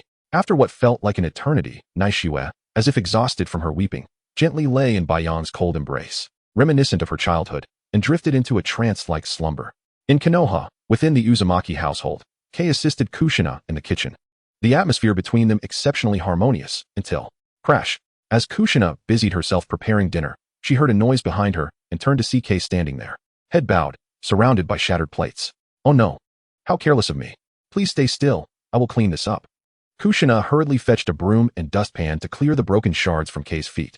At that moment, Kei suddenly moved, as if impervious to pain, stepping directly onto the fragments. Ah, Kei, you cannot feel. Initially surprised by Kei's sudden action, Kushina was taken aback when she heard Kei murmuring something. What? Kushina leaned closer, lowering her head, and was met with Kei's eyes filled with panic and fear, which startled her greatly. I cannot feel Baiyang anymore. The next words from Kei were filled with urgency, and Kushina looked at her in confusion, asking, what do you mean you can't feel Baiyang? Little Kei, what's wrong? Oh no. Before Kushina could finish her inquiry, Kei dashed out of the room. Bursting through the door, Kei leapt towards the sky, an overwhelming darkness emanating from her chakra, as a red apparition gradually rose from the ground, enveloping her within. The Susanoo of Yatagarasu descended, Kushina, who had pursued her outside, was momentarily stunned by the sight before her, frozen in place as she watched the giant clad in red armor soar into the heavens, gradually fading from view. What? What is that? Kei, riding the Yadagarasa Susanoo, hastily flew toward the outskirts of the village. Why? Her voice was low and urgent, laced with a hint of terror. Why can I no longer sense Bayang's presence? Chapter 59. I can no longer sense Bayang's presence. The commotion caused by the light startled everyone in Konoha village. In an instant, nearly every inhabitant bore witness to the towering red giant that had risen from the ground. At that moment, Sarutobi Hiruzen, situated within the Hokage building, dropped his pipe in shock as he gazed at the distant giant with a look of alarm. He turned anxiously to his accompanying Umbu and commanded, "What on earth has happened? Investigate at once." "Yes," replied the Umbu, who swiftly departed. Shortly thereafter, he returned with another Umbu to the Hokage's office. The new arrival rushed to Sarutobi Hiruzen's side and reported urgently, "Honorable Third Hokage, I am an Umbu member assigned to monitor Lady Kushina. Just now, we witnessed the emergence of that red giant." Hiruzen's eyes narrowed as he gestured for the Umbu to continue. "While we were observing Lady Kushina, for reasons unknown, the chakra of the individual accompanying her, Hinata, suddenly became chaotic. She exchanged a few words with Lady Kushina before dashing out the door. Upon reaching outside, Hinata suddenly transformed into a colossal red giant and flew away from Konoha. We even heard her muttering something before her departure. What was it?" Hiruzen inquired, puzzled. "It seemed to be, I can no longer sense Bayang's presence." Hiruzen was taken aback, an inexplicable sense of foreboding creeping into his heart. He hastily instructed his Umbu members, "Gather personnel immediately and pursue Hinata. We must be swift." At that moment, the door to the Hokage's office was forcefully pushed open, revealing Shimura Danzo, his expression grim. Upon entering, he exclaimed, "Hiruzen, have you noticed? That red giant we just saw is exceedingly dangerous. We must eradicate her before she poses a threat." Seeing Danzo stoke the flames of panic, Hiruzen furiously seized his collar, shouting in indignation, "Danzo, you had better pray that this matter does not concern you. Otherwise." With a fierce glare, Hiruzen turned away, bewildered by how a once steadfast companion had transformed into this. As Hokage, he could not afford to let Danzo lead his root organization unchecked, so he had discreetly placed his own informants within. Today, he received alarming news from his informants that Noara Rin had been abducted by Mist shinobi infiltrators. To avert war, Danzo had orchestrated a mission to eliminate the Mist, with the team led by Bayang's childhood friend, Uchiha Hikaru. However, this mission also included Konoha ninjas coming to rescue Rin, among whom were Bayang, Kakashi, and Obito. The haunting words, "I can no longer sense Bayang," reverberated in Hiruzen's mind, instilling an unsettling anxiety within him. With Bayang's companion demonstrating erratic behavior, he found it increasingly difficult to suppress his worries. Yet, could it be that the girl who often accompanied Kushina was from the Uchiha clan? As Hokage, Hiruzen was well aware of the Uchiha's lore, which stated that only those who awakened the Manjiki Sharingan could wield the towering armored giants known as Susanoo. Feeling a headache coming on from his thoughts, Hiruzen decided to dismiss them and hurriedly set off with a contingent of Umbu towards the village outskirts. Meanwhile, Rin, having parted ways with Bayang, was sprinting towards Konoha, suppressing her tears. "I'm sorry. I'm so sorry." She ran tirelessly, losing track of time. Suddenly, a figure darted out from the woods ahead. Unaware, Rin collided headlong into the person. Before she could comprehend the identity of her assailant, the force of the impact knocked her to the ground. Terrified, she swiftly drew a kunai from her pouch, pointing it at the unexpected intruder. "Rin," a familiar voice called out. As she opened her eyes, she was met with the sight of Obito, who was slightly out of breath, beads of sweat dotting his forehead. After exhausting his ocular powers, he had paused to catch his breath, awaiting the gradual recovery of his strength. When he sensed his powers returning, his gaze sharpened once more. Activating his Manjiki Sharingan, he utilized Kimui to blur his form, entering the Kimui space for rapid relocation, racing towards Kakashi, who had just concluded a battle. However, Kakashi had sustained an injury to his ankle during the fight and was unable to move. Obito frowned, acutely aware of the pressing time constraints. Reluctantly, he decided to draw Kakashi into the Kamui space to continue their journey. Just as Obito turned to leave, he collided with Rin, who was still in a panic-stricken flight. Rubbing his head, Obito felt a surge of emotion upon seeing Rin, who appeared on the verge of tears. Thank goodness, Rin is all right. Feeling the tremors of Rin's body in his embrace, Obito exhaled deeply, asking, "It's a relief you're safe, Rin, but where is Bayang?" As Obito finished speaking, Rin, nestled in his arms, suddenly stiffened, sensing the unusual aura of her beloved. Looking up, she gazed into his eyes with hollow intensity, whispering, "Bayang. Bayang is still behind. He is still behind. To allow me to escape, he faced over 40 elite Mist Umbu, all by himself." Obito's eyes widened in disbelief as he grasped Rin's shoulders, incredulous. 40 of them? Yes. Rin's eyes brimmed with tears as she looked desperately at Obito. "Quick, Obito, we must save Bayang." "All right." Nodding, Obito urgently took Rin's hand, leading her back in the direction from which she had come. Just then, a thunderous sound of breaking air approached them rapidly, causing both to look up in alarm, witnessing the red giant racing overhead. That is Hinata. Chapter 60, Bayong. Where have you gone? Due to the activation of the kaleidoscope Sharingan, Obito gazed upward, and, through the translucent Susanoo, beheld the light enveloped within. He stared, mesmerized, at the Susanoo soaring through the air, whispering to himself. Was that light truly from the Uchiha clan? Of course. Bayong. Realizing that the light was heading in the direction from which Rin had previously come, Obito reacted swiftly, clutching Rin and rushing towards her path. An inexplicable sense of unease gnawing at his heart. In the sky, light, encased within the Susanoo, scanned the ground with an anxious gaze. Where could it be? Where exactly? At last, a nightmarish battlefield emerged before her eyes. Light hastily dispelled the Susanoo and descended rapidly, landing firmly on the gruesome terrain. What is happening here? Though she had been a weapon of war prior to her sealing, she had only witnessed such bloodshed a few times. The ground was drenched in blood, truly resembling a river of crimson flowing across the earth. Bayong, where are you? Bayong, please don't scare me. Bayong, Light called out desperately, frantically searching the vicinity until she looked down to find a silver sun necklace lying in a pool of blood like a solitary star. The very necklace Bayong wore around his neck. Embedded in the bloodied earth was a silver spear, the silver dragon, Bayang's weapon. Even at this moment, Light struggled to comprehend that the Bayong she had cherished just days ago had departed from her life so abruptly. Light had long since marked Bayong with her 8,000 spears imprint, enabling her to sense his presence and current location as if she were a radar. The means to dispel this imprint were limited to two: the death of the caster or the death of the marked. Bayong, her gaze vacant, as lifeless as ashes, Light fixated on the silver spear below her. After a long moment, tears, like pearls on a broken string, cascaded from her exquisite eyes. Falling to the ground, as if her very soul had been drawn from her, she knelt, clutching Bayang's spear tightly, and wept openly. Not long after, Obito and Rin arrived at the scene, with Kakashi emerging from the Kimui space.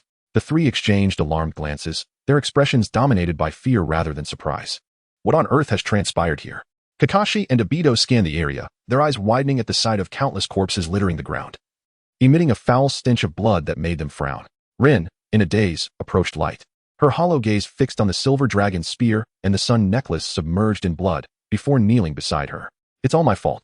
If it weren't for my words, Bayong wouldn't have perished. With that, Rin too knelt and began to cry, while Obito and Kakashi stood behind her, guilt-ridden, their eyes drawn to the silver spear as if they could perceive Bayang's shadow within it.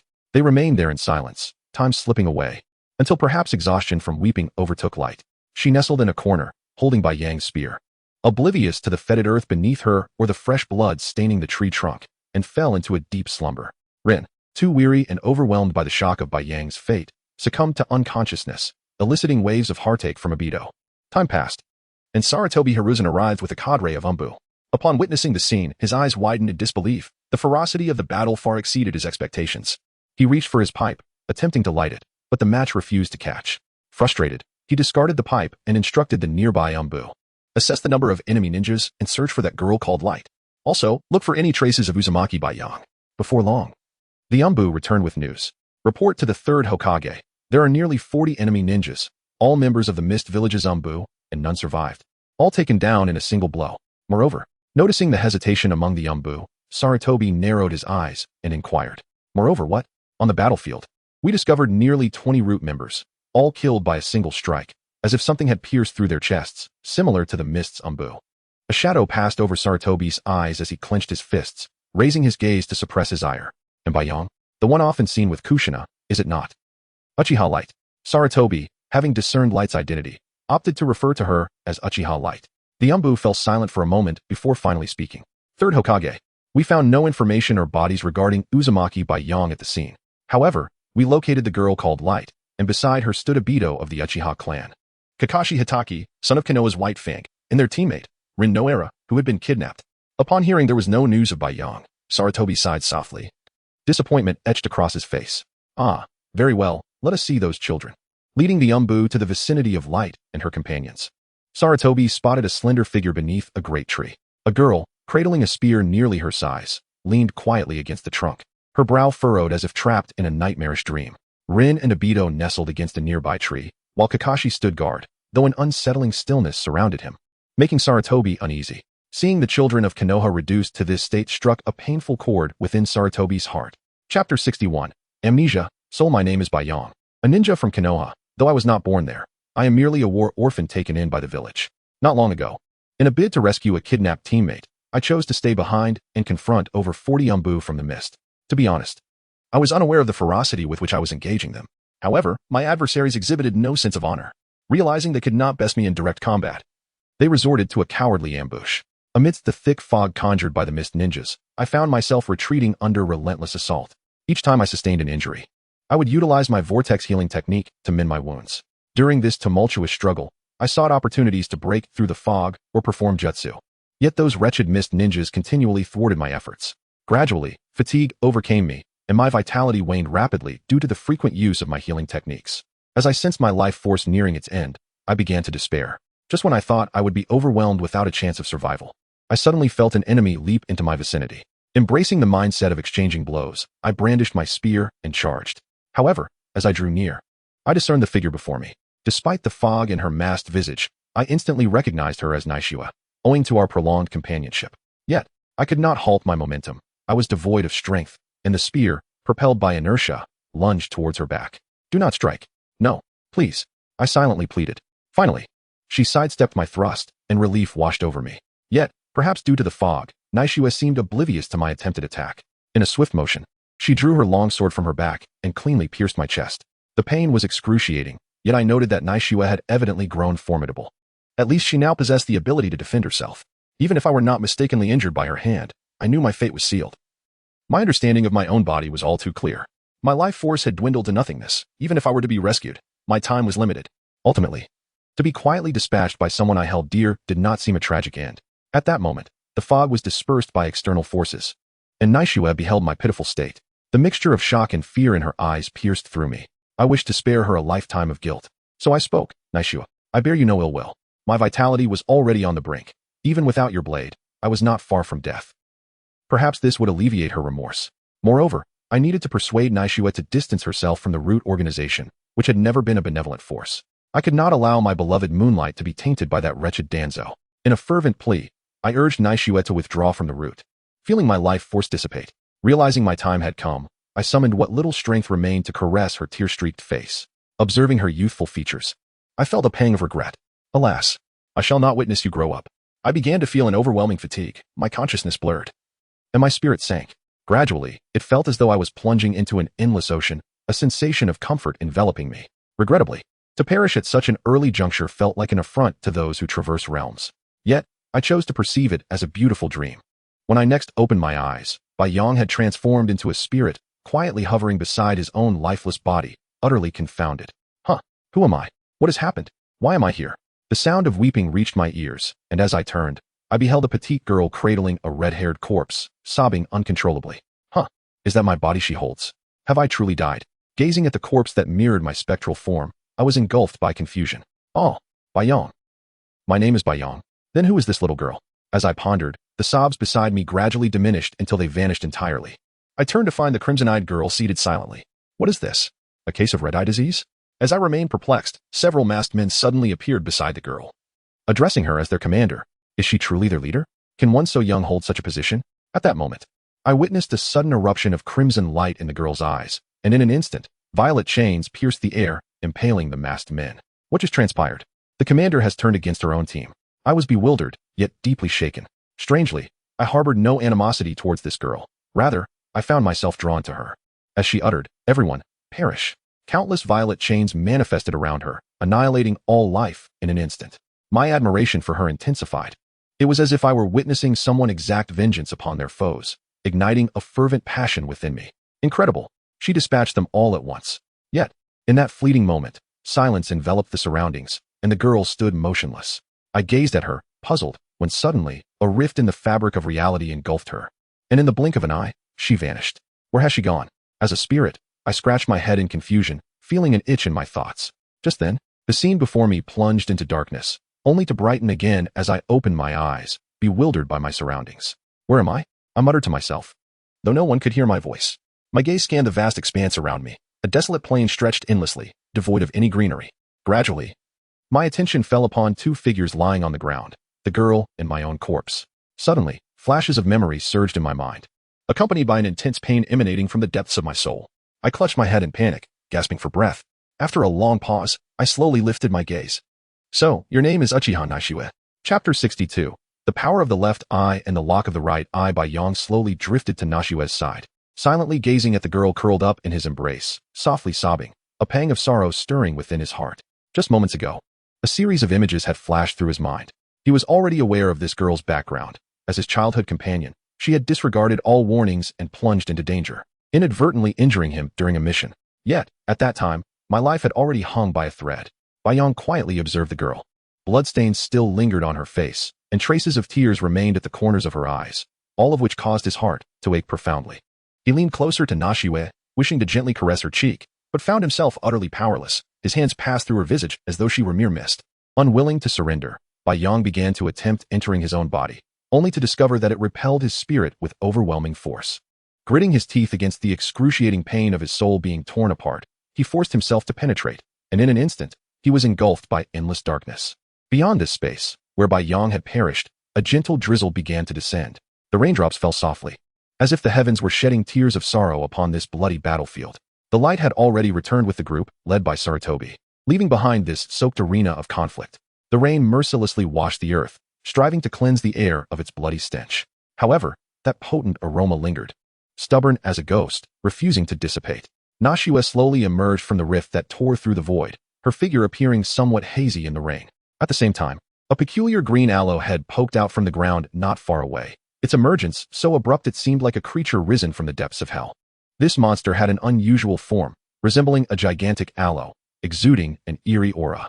Who goes there? Naishue instantly activated her kaleidoscopic Sharingan, her gaze fixating intently on the aloe head. Although the distance was not great, she could discern every detail. The surface of the aloe head bore subtle textures, as if etched by the passage of time. Within the aloe's interior, a white figure lay hidden, resembling a humanoid creature. Its skin gleamed like porcelain, radiating an unnatural luster. And its right face bore no eye, covered in wrinkled patterns akin to ancient bark, sending a chill down one's spine. Hello, a high-pitched voice erupted from the aloe head, leaving it ambiguous whether it was a greeting or merely a catchphrase. Go die? Naishue dismissed the creature, her grief over by Yang's demise weighing heavily on her. Her emotions were in turmoil, lacking an outlet for her frustration, and this monster presented itself as the perfect target. Merely a creature, if it were to perish. At least she could extract some semblance of value from its demise. With a flash of crimson light from her Sharingan, Naishue's right hand suddenly manifested a long whip composed of purple chains. This whip originated from her right eye's kaleidoscopic Sharingan, known as the Lock of Heaven. The Lock of Heaven focused on offensive capabilities, capable of automatically detecting enemy positions within a kilometer radius and forming tiny spatial rifts behind them, connecting to the alternate space of her left eye. Within these spatial rifts resided countless locks of heaven, freely manipulated by Naishue's will, serving as an excellent method for stealthy assassination. As long as she desired, Naishue could summon these purple chain whips at will. Her left eye's kaleidoscopic Sharingan, meanwhile, possessed the ability known as the power of the void. As its name implies, the power of the void harnessed the forces of time and space, with a unique temporal flow distinct from the outside world. One day spent in this alternate space equated to 2 days passing in reality at a speed of 0.5 times that of reality. Naishue could traverse this space at will, consuming minimal ocular energy, and could use markings to navigate between realms, necessitating her left eye to inscribe the mark. Once marked, she could access the rift regardless of the damage inflicted upon the designated location. Conversely, using the power of the void for transportation required rifts to open spatial tunnels, with greater distances demanding more ocular energy. In simpler terms, Naishue's left and right eyes connected to different alternate spaces, allowing free access to the left, while the right solely linked to an inaccessible realm brimming with chains, providing her with an endless arsenal to strike down foes within a kilometer radius. Naishue swiftly appeared near the aloe head, raising her whip and delivering a powerful strike. Fueled by her need for release, she unleashed her full strength upon the creature, which, having merely greeted her, was instantly cleaved in half, its body collapsing lifelessly to the ground. Oh dear, luckily, I sent a spore first, otherwise, it would have been my end. A voice sounded from the other side, as another identical aloe head emerged from the ground, wearing a smug expression that provoked an immediate vein to throb on Naishue's forehead. Without a moment's hesitation, she swung her whip towards the audacious aloe head. Wait. Before her whip could land, the aloe head vanished into the earth, eluding her grasp.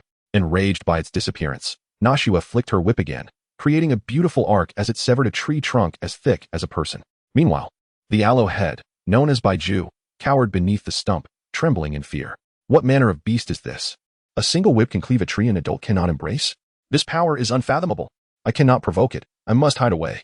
Thus, Baiju remained concealed beneath the stump, entirely disregarding the task assigned to him by Obito.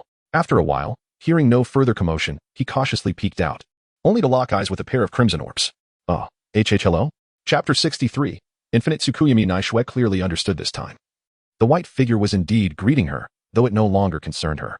She swiftly extended her right hand and seized the entirety of Baiju's head, pulling him forcefully from the ground as if he were a mere white radish. Baiju was genuinely alarmed. Naishue had extracted his true form, and once his true self perished, there would be no coming back. It was not merely a spore clone. Wait, I can help you. Naishue remained unperturbed as a spatial rift materialized before Baiju, from which the heavenly lock extended, gradually entwining around his body. Just as Naishue prepared to execute her next act of torment, Baiju's subsequent words halted her in her tracks. We can resurrect Bai Yang, as long as you are willing to undertake it, he shouted, his eyes filled with terror as they locked onto her. Naishue released her grip on Baiju, her gaze fixed intently upon him, the eerie scarlet of her kaleidoscopic Sharingan instilling dread within him. You can resurrect Bai Yang? Do not attempt to deceive me, or else. Naishue's expression darkened as she slowly mimed slicing her throat. Well, just follow me. Baiju sighed helplessly and led Naishue toward Madara's hiding place. Have you arrived? Uchiha Madara sat upon a stone pedestal, his eyes slowly opening to gaze intently at the large boulder at the subterranean entrance. As a spatial rift opened in the stone, Baiju and Naishue emerged in succession. I must say, your ocular technique is remarkably effective, Baiju remarked, stepping lightly ahead as if he were entirely familiar with the surroundings, quietly marveling at the conveniences provided by Naishue's extraordinary ocular prowess. Naishue followed closely, her kaleidoscopic Sharingan burning like flames as she scanned the vicinity with vigilance. This expansive underground space was suffused with a mysterious aura, its walls constructed from hard rock, appearing smooth and solid. However, it felt eerily empty, save for the massive black silhouette standing silently at the center. Naishue's gaze was gradually drawn to the dark figure, and as she approached cautiously, her pupils widened in astonishment upon recognizing the scene before her. There sat an elderly man with hair as white as snow, motionless as a statue upon a stone chair. His visage bore the deep marks of time, wrinkles etched like ravines across his face. Behind him loomed a massive plant resembling a pink bud, its tendrils extending like serpents, tightly connecting to the old man's body. These appendages seemed alive, subtly writhing and imparting an uncanny sensation. The old man regarded Naishue with an examining gaze, his eyes deep and piercing, as if they could penetrate her very soul. Under that scrutiny, Naishue felt a chill creep up her spine, causing her to shudder involuntarily. Madara, I have brought the person you requested. You two may converse. I shall withdraw for now. Baiju's voice shattered the silence, and after speaking, he utilized the technique of the mayfly, gradually vanishing into the ground, disappearing from their sight.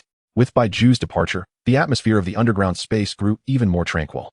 Naishue and the old man faced one another, time seemingly freezing in that moment. She sensed the formidable aura emanating from him, a power steeped in the weight of experience, accompanied by the presence of a formidable being that made her break into a cold sweat. Naishue's gaze traversed Madara's face until she noticed the three-tomo Sharingan gradually igniting in his deep-set eyes, prompting her to exclaim in astonishment, the Sharingan. You are of the Uchiha clan? Madara silently regarded the kaleidoscopic Sharingan in Naishue's eyes, and after a prolonged pause, he finally spoke. As you can see, though my eyes are not my own, I am indeed of the Uchiha clan. However, I severed ties with them long ago, merely an old man possessing Uchiha blood. Naishue observed the tubes connecting to Madara from behind him, pondering for a moment before questioning. Since you are of the Uchiha clan, what is your name? Oh, I am the ghost of the Uchiha, Uchiha Madara. Oh, Uchiha Madara. Wait, Uchiha Madara. Naishue's expression shifted from calm to bewilderment, her face a picture of shock as she regarded Uchiha Madara, then suddenly appeared skeptical, addressing him with disbelief. What? Old man, even if you wish to conceal your true name, you cannot deceive me like this. I am not a fool. Lord Madara already perished in his battle against Lord Hashirama. Before Naishue could finish her retort, she inadvertently caught a glimpse into Madara's eyes, and in an instant, their surroundings transformed into a pure white space.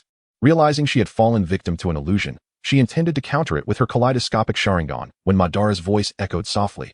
I advise you not to break my illusion. I do this to prove my identity. Hearing his voice, Naishue looked at him in confusion, only to witness Madara morph into a young man. As Naishue beheld Madara's youthful form, her eyes widened in astonishment. The visage he assumed bore an uncanny resemblance to the illustrations of Uchiha Madara she had seen in her childhood. You Uchiha Madara. It seems you are not entirely dull. This is my appearance from my youth. Since you recognize this form, you must have confirmed my identity. He continued. To be frank, I have a means to assist you in resurrecting Bai Yang, your beloved Uzumaki Bai Yang. But to achieve this, certain prerequisites must be met. At this juncture, Madara's words trailed off, seemingly awaiting Naishue's inquiries. Upon hearing the possibility of resurrecting Bai Yong, Naishue, filled with excitement, eagerly asked, "Then what? What are the prerequisites?" Observing Naishue's fervent expression, a slight smile crept onto Madara's lips. "Have you heard of Infinite Tsukuyomi?" Chapter 64, Revenge. Infinite Tsukuyomi. Naoki gazed at Madara, who wore a sinister smile.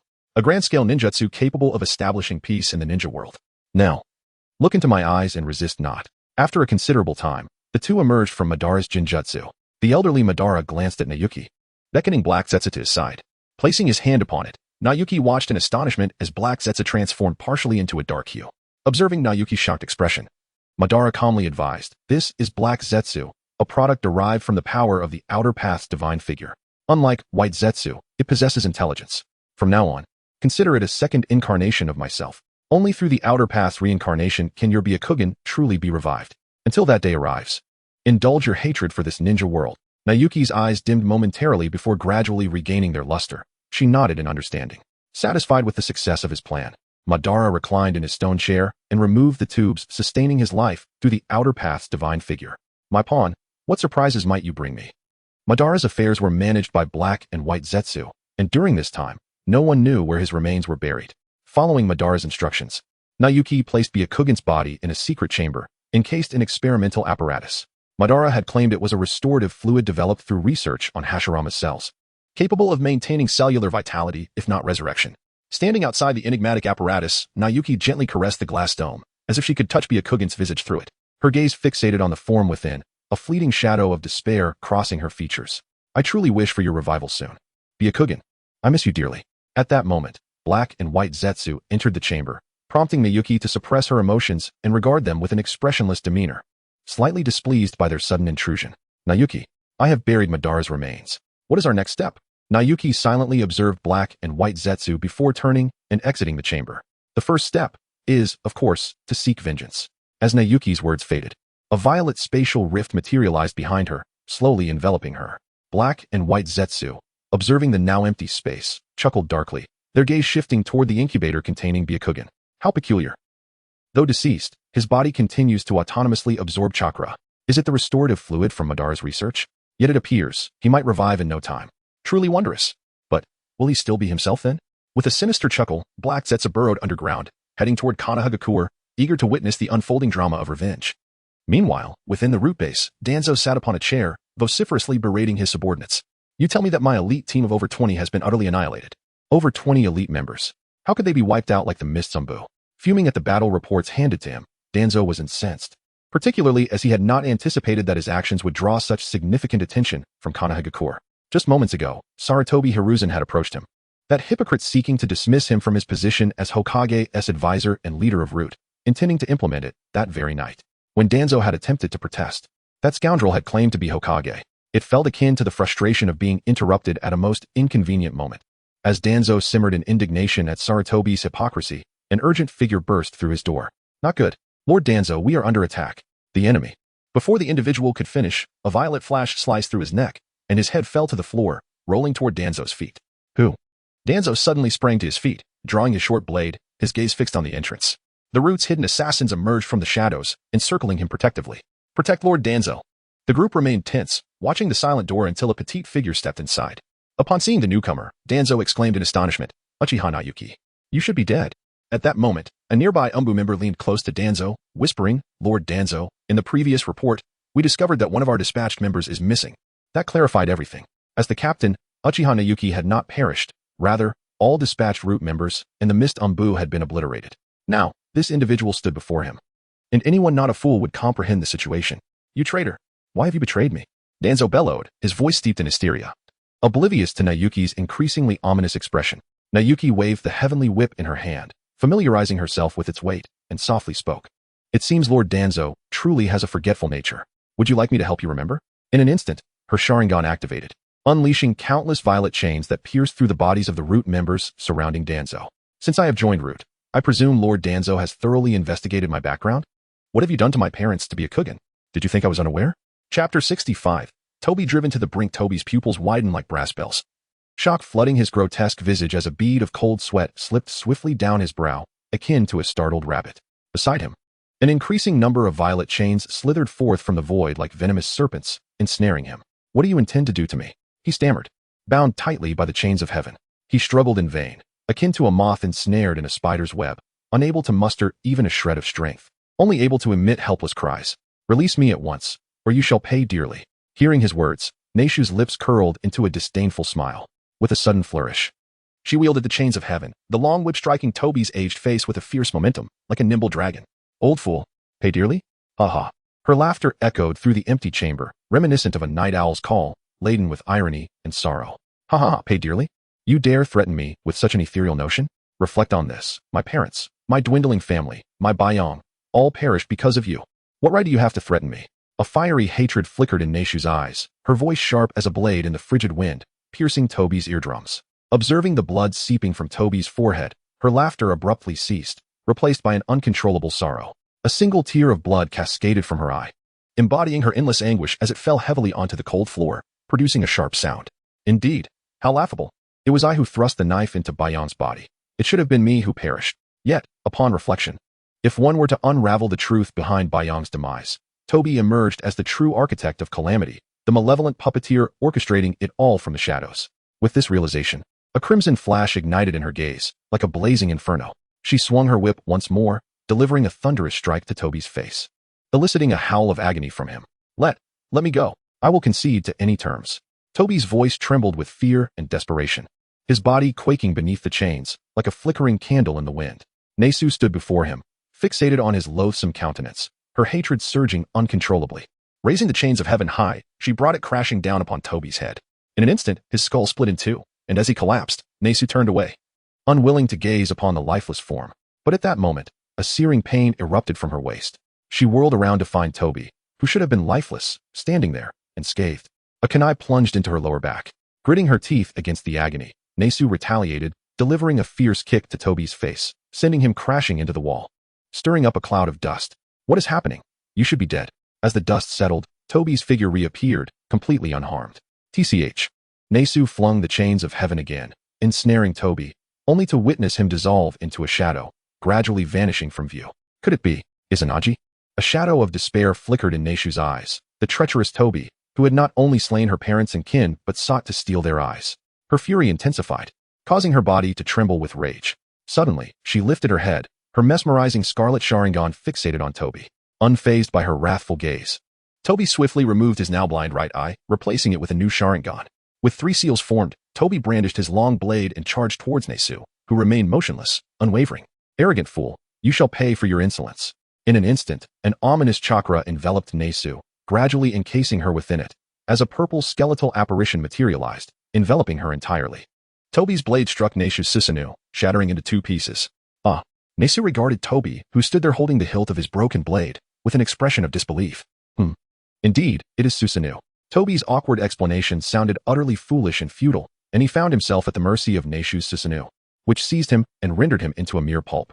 Unbeknownst to him, Neishu was about to reveal the true meaning of cruelty. Thus, for the next 5 minutes, Toby experienced the numerous ways he could perish at the hands of Neishu. You despicable bastard.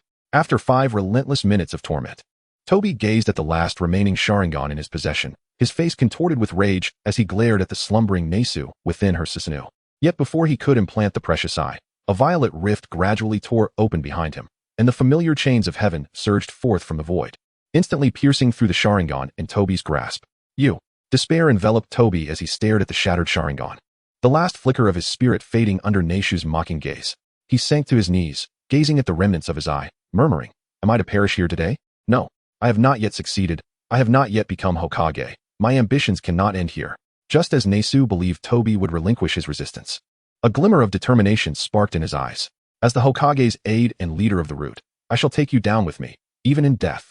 In Neishu's bewildered gaze, Toby suddenly tore open his collar, revealing a seal that materialized abruptly upon his chest. My mission is complete. Chapter 66. The death of Danzo. Danzo roared, and suddenly, a pool of black liquid erupted from his chest, splattering onto the ground, followed by a continuous stream of the dark substance gushing forth. For Konoha. A flicker of concern crossed Natsuki's eyes, and then her Sharingan glowed crimson.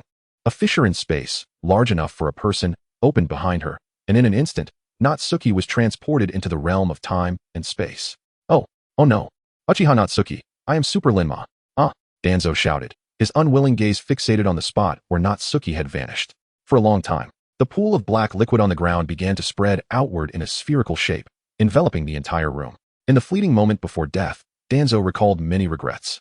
His teacher, Hashirama Senju, had become Hokage due to a single phrase from Hiruzen Sarutobi about facing challenges fearlessly, while he himself had wished to be a decoy. There were confrontations with Hiruzen, where he constantly wielded the authority of Hokage over him. So many memories flooded his mind. He remembered each time he committed malevolent acts, only to be met with Hiruzen's helpless sighs. Haraha. Reflecting on those past events, Danzo laughed heartily. Yet as he chuckled, a tear of bitterness slipped from the corner of his eye. Why? Why have I clung so desperately to the illusory title of Hokage? Looking back now, how foolish I am, to die at my own hands without accomplishing anything. Sigh. Though I have done many wicked deeds in my lifetime, every action was for the sake of Konoha. I have never regretted it. Ha ha. As Danzo's laughter echoed, the black spherical sealing technique swiftly consumed the entire room. In an instant, countless corpses of Umbu and everything within was crushed to dust. And then, the black sphere rapidly shrank, returning to Danzo's body. His figure slowly collapsed, devoid of any life force, yet his face retained that defiant smile. A fissure in space opened, and Natsuki emerged, quietly observing Danzo's lifeless body. With a hint of lingering fear, she chuckled softly before stepping on his face. What a pity. I almost fell for your trick. But that jutsu was impressive. Had I not possessed the power to break through time and space, I would have nearly been exchanged for you. At that moment, a figure gradually materialized beside her. She turned to see the peculiar form of black and white Zetsu. What is that appearance of yours? The previous petal-like aloe head had vanished, replaced by a head resembling a pitcher plant. Oh dear, no need to mind. It is a form of protection for myself, as well as an offensive technique.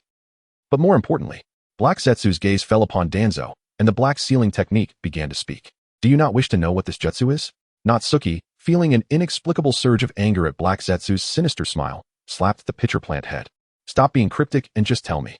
Unperturbed by Natsuki's slap, Black Zetsu crossed its arms, gazing intently at the seal inscribed on Danzo's corpse. If I recall correctly, this seal is called the Inner Four-Symbol Seal, an S-rank sealing technique. When activated, the user's blood will erupt forth, forming a sphere while sealing surrounding matter and dragging it into the underworld. It sounds formidable, yet it is not all that impressive. While the Inner Four-Symbol Seal is indeed powerful, it requires prior preparation, and upon activation, it costs the user their life. Such a technique, which cannot be released at will and demands a sacrifice, is rather impractical, especially given its slow speed. I was unaffected outside, as you can see. After listening to Black Zetsu's explanation, Natsuki nodded in understanding and pressed her foot down harder on Danzo's face. TCH. You thought you could exchange with me? Not a chance. What strength do you even possess? Just as Natsuki reveled in her triumph, a cacophony of voices rang out from outside. Lord Hokage, right here. Lord Danzo is inside. Upon hearing this, Natsuki's expression darkened momentarily, and she tore open a spatial fissure, stepping into it with Black Zetsu. As the fissure closed, Hiruzen Sarutobi entered with a cohort of individuals. Danzo, today I shall revoke your position. Before Hiruzen could finish, he spotted Danzo's fallen form nearby. Lord Danzo, a root member, who had just guided Hiruzen, rushed over to Danzo's side. Hiruzen swiftly followed, arriving at Danzo's side to see the seal of the inner four symbols on his chest. Alas, do not shake him, he is already dead. The root member froze, disbelief etched on his face as he looked to Hiruzen, who nodded gravely at the seal. That is the seal of the inner four symbols. Once activated, it signifies the user's demise. Hiruzen sighed upon gazing at Danzo's body, then spoke. You all should search the vicinity and see if you can uncover who did this. Also, retrieve Danzo's body. Find a day to lay him to rest in the Konoha Martyrs Cemetery. After a long while, the surrounding Umbu members returned to Hiruzen's side. What have you found? Any leads? The Umbu members exchanged glances before shaking their heads in unison, indicating they had discovered nothing. Very well. Henceforth, merge the root into the Umbu for new training. Those who do not wish to become Umbu members shall be compensated to return home and continue their lives as ninjas. Chapter 67. Orochimaru. Within the information chamber of the root, a familiar spatial rift opened, and Naishiue along with Heibaiju emerged. This room is remarkably concealed. Were it not for my use of the mayfly technique, I would have truly struggled to locate this place. Naishiue disregarded Heibaiju's incessant murmurs and casually approached a scroll, lifting it to examine its contents. Regarding my research on the cells of Hashirama, I have yet to achieve success in mastering the project related to them. I still require young children or experimental subjects from the Uzumaki clan. However, I do not advise you to involve the Jinchuriki of the Nine Tails. Simply help me find a few children or recently deceased members of the Uzumaki clan, as they must have recently expired to retain active cells. If you can procure them, I shall test whether I can indeed perform resurrection.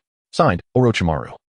Upon reading this, Naishua momentarily appeared lost in thought, before suddenly recalling something and turning to Heibaiju. With your network of information, can you ascertain Orochimaru's current whereabouts? Heibaiju leaned in to glance at the information in the letter, gazing at Naishua in disbelief. You can't possibly.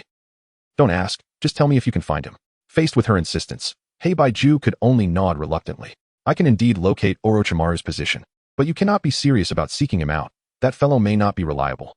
Heibaiju appeared to be cautioning Naishua, though in reality, he was disinclined to do so, as it mattered little either way.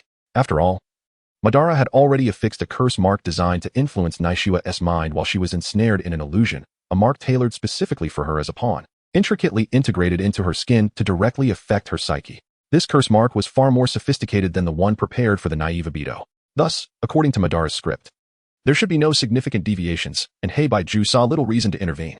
Noticing the fervent gaze Naishua directed at him, Heibaiju felt an inexplicable bead of cold sweat form on his brow. Very well.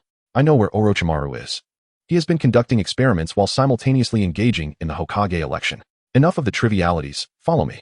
Naishua grasped the bundle of scrolls and opened a spatial rift, stepping through alongside Heibaiju. Simultaneously, Orochimaru was documenting the evolutionary data of Hashirama's cells in a dilapidated underground base not far from Konoha. Sigh, another failure? Observing the lifeless body floating within the incubator, Orochimaru shook his head in regret. It seems there are only two methods to adapt to Hashirama's cells. One is to assimilate them while the children are still young and possess strong adaptability. And the other is... What could it be? A sudden feminine voice interrupted, startling Orochimaru as he turned to behold Naishua, who had appeared without warning. Upon noticing the pair of crimson Sharingan in her eyes, he offered a slight smile. The other method involves merging the potent life force inherent in the Uzumaki clan cells with Hashirama's cells, allowing for a symbiotic relationship that ultimately enables mastery over Hashirama's cells. With the Uzumaki bloodline supplying chakra while Hashirama's cells provide a continuous source of vitality. After elaborating, Orochimaru continued to gaze at Naishua and Heibaiju with an intrigued expression. Now then, may I inquire how this mysterious lady and this uniquely colored humanoid entity managed to enter? Orochimaru's eyes glimmered with curiosity, genuinely eager to understand how they had accessed a base entrance that could only be opened with a password. Naishua revealed no secrets. Her Sharingan flickered momentarily, and a spatial rift opened before Orochimaru, revealing a scene identical to that outside the base. Ah, splendid. It is indeed a space-time ocular technique, truly remarkable. The Uchiha's Sharingan never ceases to amaze me. It seems you possess considerable knowledge of the Sharingan. Naishua teased, observing Orochimaru's evident delight. Naturally, the Sharingan is arguably the most exquisite ocular phenomenon I have encountered, possessing nearly flawless dynamic vision, and it evolves with one's strength, especially the Mangekyou Sharingan, which is simply extraordinary. The foundational Susanoo, the complementary ocular techniques of each eye, and the mesmerizing Genjutsu. Orochimaru rambled on, sharing everything he knew about the Sharingan, before turning excitedly to Naishua. May I study your Sharingan? Naishua shot him a disbelieving glance. Who would willingly part with their eyes for someone else to examine? Is this even a sensible request? Recognizing the absurdity of his demand from Naishua's expression, Orochimaru felt a palpable disappointment at her rejection. In truth, upon first seeing the Mangekyou Sharingan in Naishua's eyes, he had instinctively considered rushing forward to take it. But his keen senses had immediately detected the dangerous aura permeating the air. This individual is perilous. This was Orochimaru's subconscious evaluation upon laying eyes on Naishua for the first time. Indeed, given Orochimaru's current means of self-preservation and strength, he would be fortunate to even make a move before being instantaneously eliminated. Sigh, I shall be forthright. I have come to seek your assistance in attempting to resurrect an individual. In exchange, I will provide you with a facility to conduct your research on Hashirama's cells for a time. Upon hearing Naishua's proposition, the spark of excitement ignited in Orochimaru's gaze, as he fixated intently on her, cautiously inquiring, during the period I study the Hashirama cells, or while I attempt to resurrect this person, will I have the freedom to come and go from the laboratory? Of course, we shall impose no restrictions on your personal freedom. However, resurrecting a person is indeed a formidable challenge. I must first observe. A fleeting shadow of doubt crossed Naishua's eyes as she regarded Orochimaru. As you wish. Whether the resurrection succeeds or fails, it will still be a worthwhile exchange for you. Chapter 68. Persuading Orochimaru as she spoke. A glimmer of intrigue illuminated Naishua's eyes, and a mysterious rift in space slowly manifested before her. From within the rift, a palpable energy wave surged, sending a shiver down one's spine. Naishua turned to Orochimaru beside her, softly uttering, "Let us proceed." With that, she lifted her foot, ready to step into the rift. Just then, Orochimaru's voice broke the silence. Please, wait a moment. His words, though softly spoken, resonated with clarity in the stillness. Naishua halted, turning back with a hint of impatience in her gaze. Orochimaru wore a barely perceptible smile and continued, before we depart. There is an important matter I must attend to. I intend to visit the forbidden jutsu room in Konoha and retrieve all the ninjutsu stored there. Naishua furrowed her brow, caught off guard by Orochimaru's request, yet she quickly regained her composure, nodding gently. She then raised her hand and casually waved it through the air. In an instant, another rift appeared before them. Follow me, Naishua said nonchalantly before stepping into the newly formed rift without hesitation. Orochimaru, with a slight smirk, followed suit. After a brief disorientation, the trio opened their eyes to find themselves in a familiar locale. Where are we? Orochimaru queried, surveying the empty streets with a hint of confusion. Over there, Naishua replied, pointing in a direction. Following her gesture, Orochimaru's gaze landed on a grand edifice, the Hokage building. Wait here for a moment. I shall return shortly, he declared before vanishing in an instant, leaving Naishua and the black and white Zetsu waiting quietly for his return. Naishua's expression darkened as she fixated on the Hokage building. Addressing Zetsu beside her, Zetsu, follow Orochimaru and conceal your presence. Once he has taken some scrolls, you shall retrieve the remaining ninjutsu scrolls. Zetsu nodded slightly in understanding, his form gradually sinking into the ground, melding with the earth and disappearing from sight. Meanwhile, Orochimaru's cunning gaze swept the surroundings. He stealthily approached the guard station at the repository of ninjutsu scrolls, seizing a moment of distraction to strike swiftly. With a muffled thud, the guard collapsed, rendered unconscious before he could react. Having successfully neutralized the obstacle, Orochimaru slithered silently into the chamber brimming with invaluable ninjutsu scrolls. However, to his surprise, he seemed less interested in the vast array of scrolls than anticipated.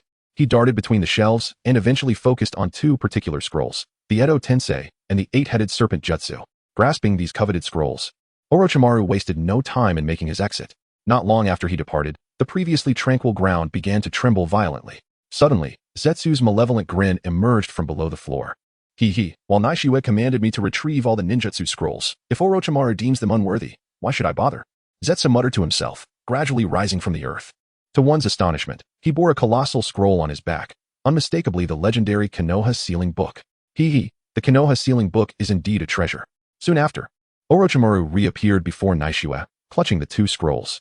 Upon seeing him, Naishua gestured, and the familiar rift reopened before him. Let us depart. Naishua stepped through first, and Orochimaru, casting a glance around, inquired, what of that peculiar organic being? Naishua's lips twitched at his description, clearly struggling to maintain her composure regarding Zetsu. She turned back to Orochimaru, patiently explaining, that is not a peculiar being. His name is Zetsu, my assistant.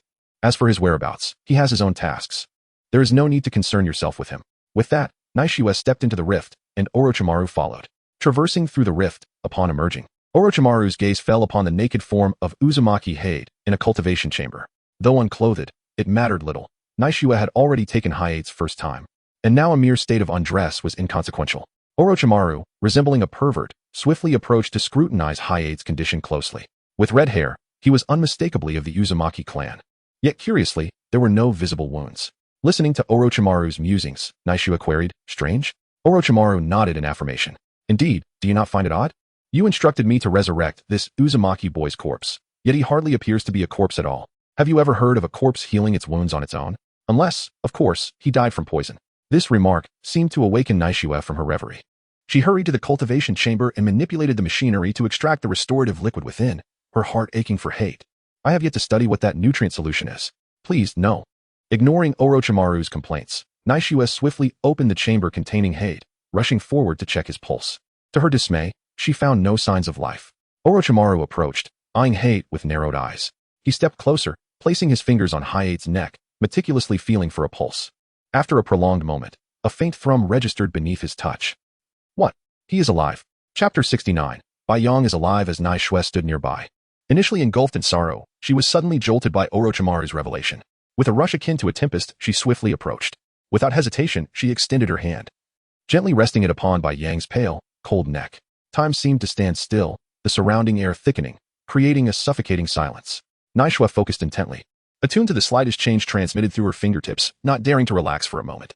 Finally, after what felt like an eternity of agonizing anticipation, a faint, nearly imperceptible pulse began to resonate at her fingertips.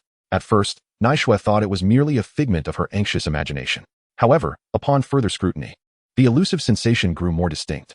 In an instant, Her eyes sparkled with a mix of surprise and joy, and she exclaimed, "Wonderful, wonderful, he is still alive."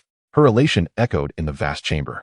Yet, standing beside her, Orochimaru's expression remained devoid of joy. Instead, he furrowed his brow, unable to restrain his urge to douse her enthusiasm with cold reality.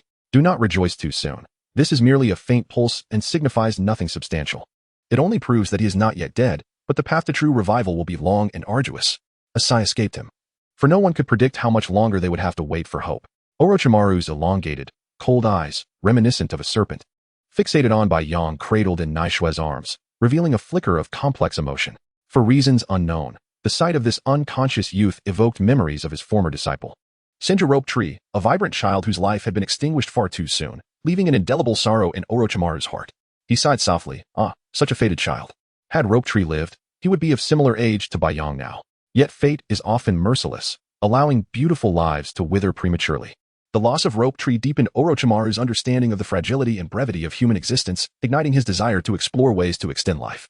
Gradually, Orochimaru shifted his gaze from Baiyang's pallid face to the resolute Naishue beside him. His expression remained placid, yet beneath the surface stirred an almost imperceptible tremor. After a moment of silence, he spoke in a tone stripped of emotion. "I shall employ every means at my disposal to save his life. Before that, I shall not leave this place." However, regarding the materials required for his treatment, before Orochimaru could finish, Naishue interrupted him without hesitation. She lifted her head, her gaze unwavering as she met his eyes. "You need not concern yourself with the materials. If you can save him, I will find a way to procure even the tailed beasts for you." Orochimaru nodded slightly in acknowledgement and began to make his way toward the door. His figure gradually faded from view, leaving the space for Naishue and Baiyang. At this moment, perhaps having a bit of solitude with her beloved was a comfort for Naishue. Once Orochimaru had departed, only Naishue remained with Baiyang, who lay in her arms, devoid of warmth. Her gaze fell freely upon his familiar yet ghastly face, her eyes entwined with boundless tenderness and indescribable anguish. "If only I had been more attentive, if only I had not chosen to join the merciless root organization, perhaps you would not have to endure such suffering. It is all my fault. Baiyang, I truly miss you." Naishue murmured softly, her voice trembling with deep remorse and longing. Unbeknownst to her, crystalline tears cascaded down her beautiful cheeks, each drop soaking Baiyang's cold visage. Yet, she did not allow herself to wallow in sorrow for long. She swiftly wiped away her tears with her sleeve. When she lifted her head again, her once fragile gaze transformed into one of fierce determination as it locked onto Baiyang's tormented face. "Rest assured, Baiyang, no matter the cost, I will find a way to bring you back to life. Moreover, I shall strive to create a world devoid of conflict and bloodshed."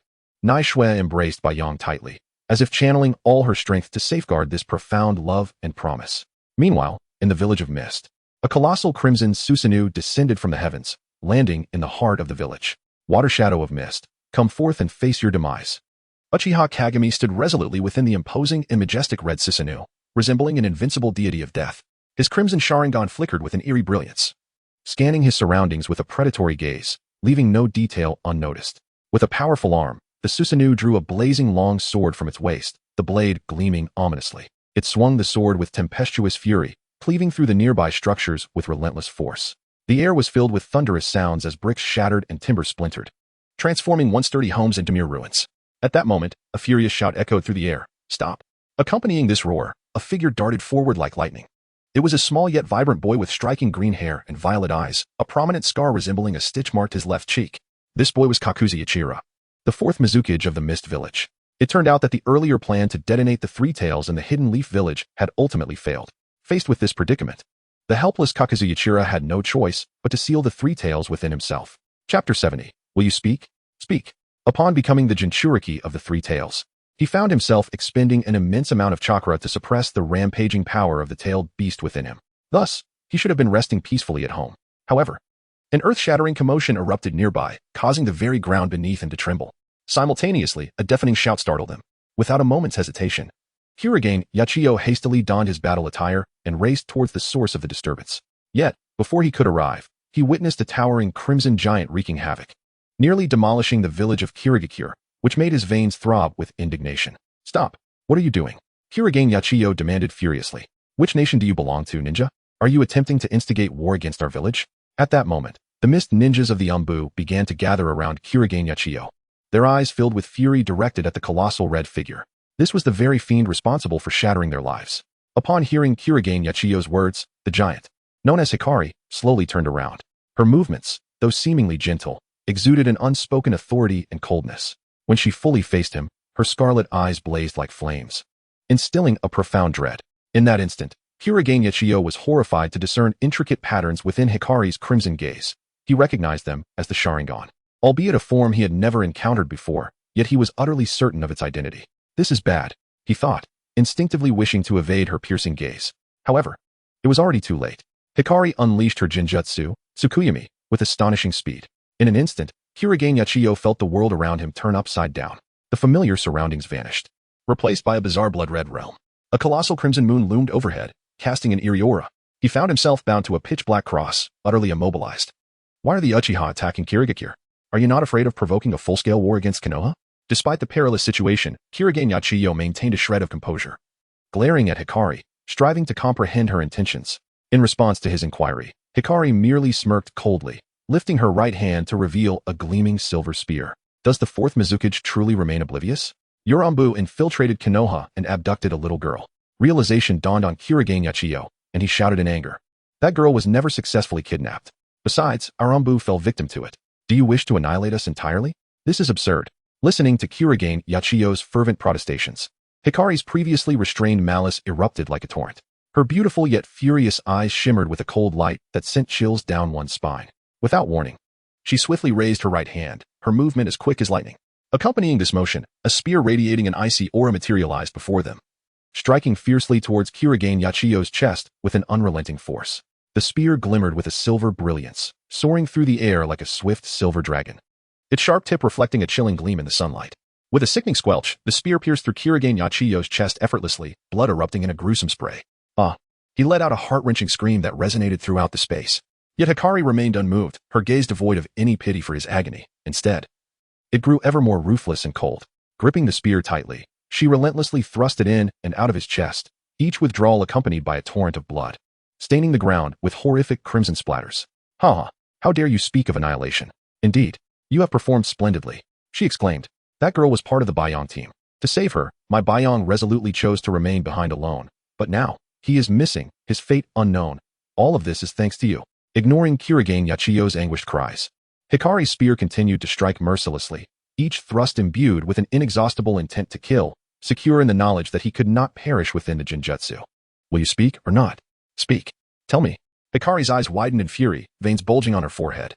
Her voice a booming roar as if she intended to unleash all her pent-up rage through her shouts. As she pressed him, the spear's assaults intensified, the tips slicing through the air with a chilling whistle. You can ask all you want. What should I say? At that moment, Hikari realized she had neglected to inquire about a crucial detail, but it mattered little. The fate of the man before her was sealed. Quickly tell me, where's Baiyang? The one you abducted, possessing the red-haired Uzumaki bloodline. Where is he? Hikari's eyes blazed with intensity as she glared viciously at Kurogane Uchiha. Upon hearing her demand, Kurogane Uchiha felt darkness closing in, his body swaying as he nearly collapsed. Struggling to lift his head, he gazed at Hikari in terror, the pain overwhelming him, stammering. What Uzumaki bloodline? I truly don't know. It hurts. Yet Hikari clearly dismissed his pleas. With a disdainful snort, she tightened her grip, increasing the pressure. Feeling an agonizing surge of pain in his chest, Kurogane Uchiha erupted into a series of pitiful screams. Chapter 71. The Control of the Three Tails and the Rampage in the Hidden Mist. Where is he? Uchiha Hikari's crimson eyes glimmered with an intensity that radiated fierce determination, resembling two blazing flames aimed directly at Kajutsu Yashiro. At that moment, Yashiro trembled uncontrollably, fear evident in his gaze as he exclaimed, I truly do not know. I merely intended to abduct a girl, which would facilitate my plan to execute the Three Tails detonation in Konoha. As for the one with the Uzumaki bloodline, I have no knowledge of him. Moreover, nearly all of our dispatched members are dead, not a single one survived. Uchiha Hikari scrutinized Yashiro's face, which bore no trace of deceit. She narrowed her eyes, suspecting that he might be telling the truth. However, to err on the side of caution, she gently raised Yashiro's chin, compelling him to meet her gaze, and spoke coolly. Whether you believe it or not is immaterial, your words alone do not suffice. Immediately, Uchiha Hikari employed Jinjutsu to seize control of Yashiro, delving into his most recent memories with her Sharingan. Yet, despite her thorough search, she found no trace of information regarding Baiyang. Frustration gnawed at her, prompting her to trace back through Yashiro's memories. But the outcome was equally disheartening. Baiyang, where could you be? With a resigned sigh, she released the Jinjutsu binding Yashiro. At that moment, a sudden thought struck her. She opened her eyes once more, leaning closer to Yashiro, re-establishing their eye contact. Still disoriented from the Jinjutsu, Yashiro fell once again under her control. Come forth. Three Tails. Meanwhile, outside, the Umbu of the hidden mist gathered around Yashiro, having awaited instructions from their Mizukage for an extended period. Gradually, a sense of unease washed over them, prompting them to glance sideways to ascertain their leader's condition. Their hearts sank as they beheld their Mizukage, staring vacantly into the distance, locked in a silent exchange with the girl contained within the blood-red giant. The once sharp and commanding gaze now appeared dull, devoid of vitality. Suddenly, chaos erupted. A powerful chakra surged from Yashiro, akin to a volcanic eruption, sweeping outward with an overwhelming force. The tumultuous chakra began to pulse violently, radiating from Yashiro like an uncontrollable torrent. Chakra seeped from his skin, coalescing into a translucent red cloak resembling that of a tailed beast. Not good. The Three Tails is breaking free. We must summon the sealing team. One Umbu member reacted swiftly, calling for reinforcements to re-establish the seal on the Three Tails. Others quickly followed suit, realizing the gravity of the situation. They turned and sprinted away, urgently shouting to summon the sealing team. However, the speed at which the Three Tails broke free exceeded their wildest expectations. In the blink of an eye, the translucent chakra cloak enveloping Yashiro swelled and transformed, swiftly entering a half-tailed beast state. Mere seconds later, even this form could not be sustained as it expanded dramatically, engulfed in clouds of dust, revealing an enormous creature resembling a turtle at the center of the hidden mist village. Its colossal body loomed like a small hill, pressing heavily upon the ground, causing the entire village to tremble. It was none other than the tailed beast, the Three Tails Isabu, controlled by the hidden mist. This is disastrous. The Three Tails has broken free. Quickly, organize personnel to suppress it. Hikari observed the chaotic scene below, her Susanoo hovering above as she turned away coldly. You have sown the seeds of your own demise. Now, you shall reap the consequences with your lives. As for why Hikari descended upon the hidden mist, it traced back to a day prior, following Baiyong's disappearance. Upon returning to Konoha, Hikari's steps were heavy, burdened by an overwhelming sorrow. Once home, she locked the door without hesitation and curled up in the bedroom she had shared with Baiyong, resembling a frightened kitten. No matter who knocked or called from outside, she remained oblivious, ignoring all. During this time, Kushina arrived with Minato and 3 members of his team to check on Hikari, but they were still met with rejection. Listening to the muffled cries from within, Kushina and the others wore expressions of deep concern. Hikari had become akin to family for them. She often spent time with Baiyong and them, and now, his disappearance felt like a confirmation of his death. They witnessed the bond between Hikari and Baiyong, the affection he bestowed upon her, and her dependence on him, and now, sigh, let us leave. Little Hikari seems unwilling to see us. Kushina sighed, leading the sobbing Rin and the 3 troubled men away. Even Sarutobi Hiruzen, the Hokage, had intended to visit Hikari personally to understand why she concealed her true identity as a member of the Uchiha clan. However, as he approached the house, he was met with faint cries emanating from within. The sorrowful wails were laden with despair, evoking a sense of compassion within him. Stopping in his tracks, Hiruzen's weathered face displayed a hint of sympathy. After a moment's hesitation, he sighed softly. Ah, very well. Let this poor child have some time to grieve alone. After all, she has lost the most precious person in her life. With that, Hiruzen turned away, leaving the house shrouded in sorrow, standing quietly. Inside, Hikari curled in the corner, memories of her time with Baiyong flooding her mind, and his absence awakened a profound sense of despair within her. Yet, a sudden thought struck her. Those who attacked Baiyong were from the hidden mist. Perhaps there lay a clue regarding his whereabouts, prompting Hikari to burst from the house and race towards the hidden mist village. Later, when Sarutobi Hiruzen learned that Uchiha Hikari had single-handedly stormed the hidden mist, he nearly choked on his own breath. He hastily dispatched someone to follow her. After all, she was confronting an entire village, and no matter her prowess, she could not stand alone against them. To his astonishment, within the vast expanse of the hidden mist, not a single soul dared to challenge Hikari, and she uncovered no leads regarding Baiyong. Chapter 72. Survive, just for me. Where are you, Baiyong? The moonlight cascaded like water over the precipice, where Guang sat quietly at the edge, her legs dangling precariously in the air.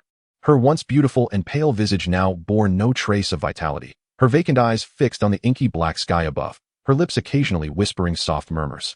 In an aimless reverie, Guang tightly embraced her legs, curling her fragile form into a ball, resembling a forsaken kitten huddled at the cliff's edge. Bowing her head, she wept softly, her slender frame trembling as if a mere breeze could send her tumbling into the abyss below. She appeared akin to a delicate porcelain vase, poised to shatter with the slightest touch. Rising slowly, Guang gazed into the unfathomable depths of the chasm beneath her, lost in contemplation. After a prolonged moment, she gradually lifted her left foot. Perhaps, if I descend, I might reunite with Baiyong, she mused internally. A sensation of weightlessness enveloped her as she closed her eyes, a solitary tear slipping from the corner of her eye. Gradually, the wind's roar intensified around her, and suddenly, vivid memories of her time with Baiyang flooded her mind. From now on, your name shall be Guang. I wish you a future illuminated by hope, thriving in happiness, a splendid omen indeed. Guang, regardless of what happens to me, even if I perish, you must live joyfully, just for me, all right?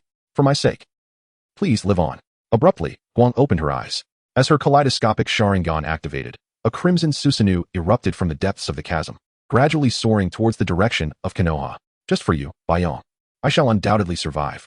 Time slipped away quietly, and nearly 4 years had elapsed since the incident befell Baiyang. During this period, the ninja world experienced significant turmoil.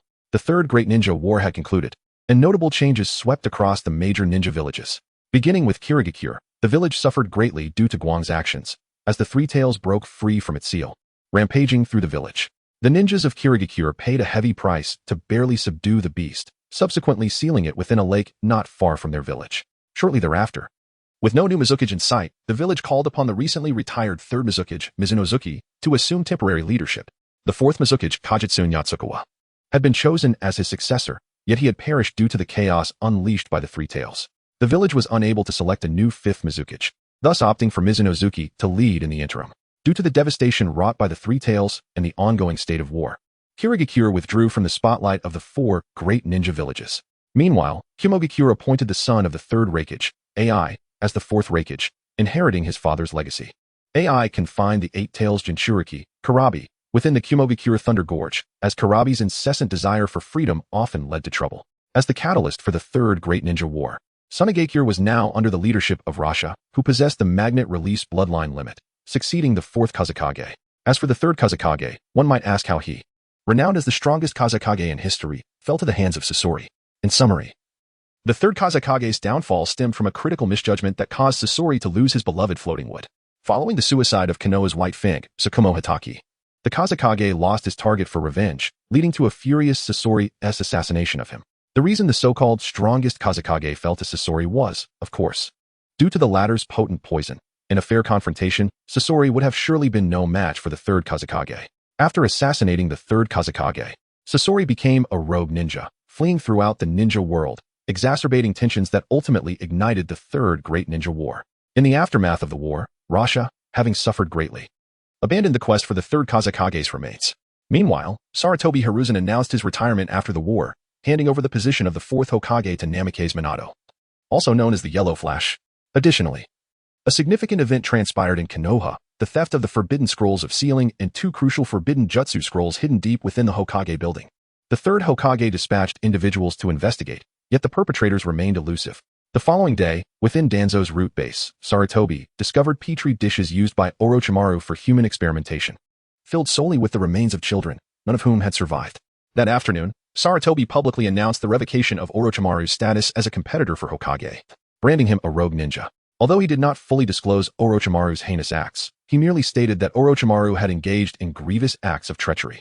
Such a declaration was likely to incite the wrath of Konoha's citizens, particularly given the loss of numerous children during the war. Sarutobi aimed to preserve a semblance of dignity for his misguided disciple. Before the fourth Hokage's ascension, Uchiha Guang revealed her acquaintance with Baiyang and her past identity to the upper echelons of Konoha. The most astonished among them was none other than Uchiha Fugaku, the newly appointed clan leader. How could a distant ancestor suddenly emerge? Only when Guang manifested a blood-red skeleton before him did Fugaku fully grasp her authenticity, consequently valuing this ancestral figure and expressing a desire to take her to reside within the Uchiha clan's quarters. However, Guang declined his offer, stating her wish to remain in the house she shared with Baiyang. Upon hearing Guang's response, Fugaku, exasperated, acquiesced, realizing that having such a powerful yet love-stricken ancestor was somewhat of a dilemma. Throughout these 4 years, Guang continued to manage the modest eatery she had established with Baiyang. Yet unbeknownst to others, after the fourth Hokage's rise, she frequented the Hokage building almost daily, inquiring whether Minato had uncovered any trace of Baiyang, each time returning with a heavy heart.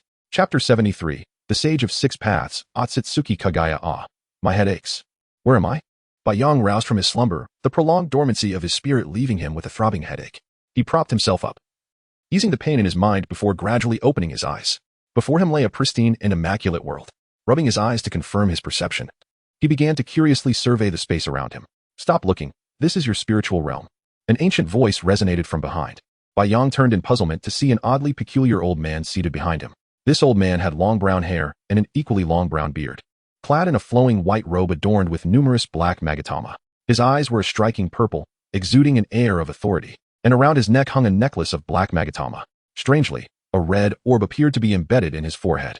"Old man, who are you? And why do you look so strange?" Baiyang inquired, scratching his head in confusion.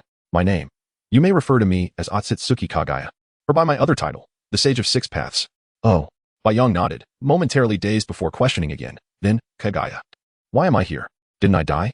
Otsutsuki Kagaya gazed intently at Baiyang's face for a long moment before slowly shaking his head. "To be honest, I am uncertain as to why I find myself within your spiritual realm, and it seems I cannot exit this place." Before Baiyang could respond, he continued. "It all began 4 years ago when my consciousness was abruptly awakened due to uncontrollable changes in this ninja world, which was you." "Me?" Baiyang pointed to himself in bewilderment. "Yes, you. For years ago, in your effort to protect your companions, you perished at the hands of enemy ninjas. Your soul was meant to journey to the Pure Land after death, yet for some unknown reason, it lingered in the ninja realm instead. My intention was to examine your soul's condition and return you to the Pure Land, but as I approached, an inexplicable force drew me in. Yet, your spiritual realm is quite remarkable. Astonishingly, it has the capacity to restore my lingering consciousness. However, there is something peculiar. Your soul appears incomplete, as if half of it remains in some other place, which is why you seem to lack memories from before your death." As Baiyang listened to the Sage of Six Paths, he pondered briefly, then nodded in agreement. "Indeed, I do not recall anything from before my death, and I feel as though something has been added within me, a sensation of fullness." Otsutsuki Kagaya stroked his beard, scrutinizing Baiyang for a moment before suddenly realizing, "It seems you possess an abundance of life energy within you, likely influenced by external factors. Furthermore, prior to your awakening, I observed someone conducting experiments on your body, though it seems to have caused you no significant harm." Baiyang inquired, perplexed. "Experiments? Was it a girl named Uchiha Naishua?" Otsutsuki Kagaya gently shook his head, explaining, "It was a young man named Orochimaru, though the girl you mentioned, Naishua, visits you daily. And interestingly, she embraces you as she sleeps." Upon hearing Naishua's name, a smile involuntarily graced Baiyang's face. "That girl must know me and seems to share a close bond with me. She must be someone significant to me." Otsutsuki Kagaya nodded, then sighed as his gaze fell upon Baiyang. "Well, for now, I am but a remnant of the Sage of Six Paths, trapped in this ninja realm. I should have been awakened under specific conditions, yet for reasons unknown, I cannot leave this spiritual space. However, it matters little, as your spiritual realm nourishes my consciousness." "Old man, will you remain here in my spiritual realm forever?" Baiyang asked. Otsutsuki Kagaya nodded. "I shall stay in your spiritual realm for a while longer. I am curious to observe the changes in the ninja realm." Then, Baiyang wanted to ask more, but was interrupted by Kagaya. "Enough for now. It is time for you to awaken." After speaking, Otsutsuki Kagaya raised his hand and waved at Baiyang. Instantly, a wave of drowsiness washed over him, and he gradually collapsed before Kagaya, closing his eyes. After an indeterminate period, when Baiyang once again opened his eyes in a daze, a pale, ethereal face unexpectedly loomed before him. You finally awakened. How do you feel now?" Baiyang rubbed his slightly confused head and looked up at the man before him. The man's skin bore a sickly pallor, with faint purple shadows stretching from the corners of his eyes to his nose. His eyes resembled serpentine slits. "Who are you? And where am I?" Baiyang slowly sat up, surveying his surroundings. After a while, his gaze settled upon the man. "My name is Orochimaru. I suppose I can be considered half of your savior, having spent 4 years studying you in this laboratory. Now that you're awake, I intend to pursue other research." Orochimaru? That name sounds somewhat familiar. Just as Baiyang pondered this, the voice of Otsutsuki Kagaya echoed in his mind. "Ah, that Orochimaru. The one conducting experiments on you. Indeed, he can be regarded as half of your savior." Startled by the familiar voice, Baiyang momentarily froze before inwardly contemplating. "Old man, can you speak to me?" Of course, as I am within your spiritual realm, I can communicate with you." Just as Baiyang continued his conversation with Otsutsuki Kagaya, a rift in space suddenly tore open, and a somewhat mature figure swiftly emerged, launching directly into Baiyang's embrace. Baiyang. Chapter 74. I am yours. As Baiyang gazed at the enchanting figure in his arms, he found himself momentarily lost in thought. The Naishua of today was vastly different from the one he had known 4 years ago. She had grown taller, now appearing merely half a head shorter than himself. Her hair cascaded down to her waist, and the youthful innocence that once adorned her face had been replaced by a mature demeanor. However, one aspect remained unchanged. Her striking eyes, those were still just as captivating as ever. "Baiyang, you have finally awoken. Do you know how much I have missed you?" Although Naishua seemed to be quite close to him, the ambiguity of their current position left Baiyang feeling somewhat uneasy about their relationship. Could you please get off me?" Baiyang found himself pinned on the bed, his hands hovering awkwardly in midair, unsure of where to place them. He could only ask Naishua to move aside. No. Naishua lifted her head to look at Bai Yang, her face glistening with tears. I have waited so long for you, Bai Yang. I am truly sorry. If it weren't for me, you wouldn't tea. Listening to Naishua's remorseful words and observing her tear-streaked face, Bai Yang felt a pang in his heart, as if the scene before him had tugged at his very soul. His heart softened, and for reasons unbeknownst to him, he felt an innate affinity towards Naishua. Gradually, he let his hands fall, wrapping his left arm around her waist while his right hand instinctively caressed her hair. All right, don't cry anymore. It's all in the past now. Bai Yang gently stroked her soft hair, offering comfort until Naishua finally lifted her tear-stained face. Her eyes fixed intently on him, as if fearing he might vanish at any moment. Feeling the intensity of her gaze, Bai Yang experienced a sudden wave of embarrassment. He scratched his head, contemplating whether to reveal the truth of his amnesia to this familiar, yet unfamiliar girl. After a long silence, gazing into her pleading eyes, he sighed in resignation. Sigh. Naishua, to be honest, I have lost my memories. His words struck Naishua like a bolt of lightning, leaving her in stunned silence for what felt like an eternity. It wasn't he until Bai Yang waved his hand in front of her that she snapped back to reality, and then, tears began to flow freely from her eyes. Bai Yang, I'm so sorry. It's all my fault, woo-woo. If it weren't for me, you would never have. Bai Yang sighed again, spending considerable time soothing Naishua until her sobs subsided, though she still choked back tears. He gently touched her head and asked, I don't mind it, Naishua. Can you tell me about my life before the amnesia? And our relationship, we aren't your girlfriend. Huh? I am your girlfriend. Seeing Naishua suddenly cease her crying and gaze at him with utmost seriousness, Bai Yang nodded hesitantly, beginning to believe her words. After all, this girl had indeed cared for him deeply, and her devotion to reviving him seemed like something only a girlfriend would do. Upon receiving Bai Yang's nod of affirmation, Naishua's expression transformed from solemnity to sheer joy, and she leapt towards him, planting a kiss on his cheek. Startled by this unexpected display of affection, Bai Yang's face flushed crimson, resembling a ripe apple as he murmured beneath her. Isn't this a bit too fast? Naishua, hearing his words, slowly turned her face away, tilting her head in confusion. Too fast? I don't think so. Bai Yang, observing Naishua's eagerness to get closer, gently placed his hand over her mouth. Please, hold on a moment. I wish to learn about my life before the events leading up to my demise. I want to. His words were abruptly halted as Naishua playfully licked his palm, causing his body to shudder slightly. He blushed even deeper, casting a look of reproach towards the smiling Naishua. Her delight only intensified as she beheld his flustered expression. All right. I won't tease you anymore. As for your past, let me think where to begin. Naishua perched atop Bai Yang, pondering earnestly. Her thoughts were not focused on their shared history, but rather on how to explain things in a way that would keep Bai Yang distanced from those troublesome individuals from the Leaf Village, especially that Uchiha Hikaru. If she were to reveal that Bai Yang was still alive, it could spell trouble, given that he was the ancestor who had been sealed away. As she recalled her own words, she realized she would likely stand no chance against him in a confrontation. Fearing that Bai Yang might be taken from her by K, Naishua quickly concocted an intriguing narrative to share. Your full name is Uzumaki Bai Yang, and I am Uchiha Naishua. You are a descendant of the Uzumaki clan. While I hail from the Uchiha clan of the Leaf Village, the ninja world is primarily divided into 5 great nations: the Land of Fire, the Land of Wind, the Land of Water, the Land of Lightning, and the Land of Earth. Each nation boasts a figure who stands at the pinnacle of their ninja village, known as the Hokage. These 5 countries engage in trade and, of course, competition. When we were young, we lived in the Leaf Village, where we attended school together. After graduation, we confirmed our romantic relationship. However, that bliss was short-lived, as the people of the Leaf Village harbored ill intentions towards you, coveting your unique abilities. They sent a certain individual named Uchiha Hikaru to disrupt our bond. Chapter 75, The Vortex of Curiosity and Desire. With a peculiar method, she snatched you away from my side, and you, the heartless wretch, never cast a glance my way thereafter. I was utterly disheartened, contemplating a departure from Konoha, only to encounter you, pursued by Uchiha Hikaru. As Naija spoke, her expression morphed into one of profound sorrow, casting a pitiful gaze at Bai Yang, as if her words were entirely true. Bai Yang, with his somewhat oblivious nature, unhesitatingly accepted Naija's narrative. How could it be like this?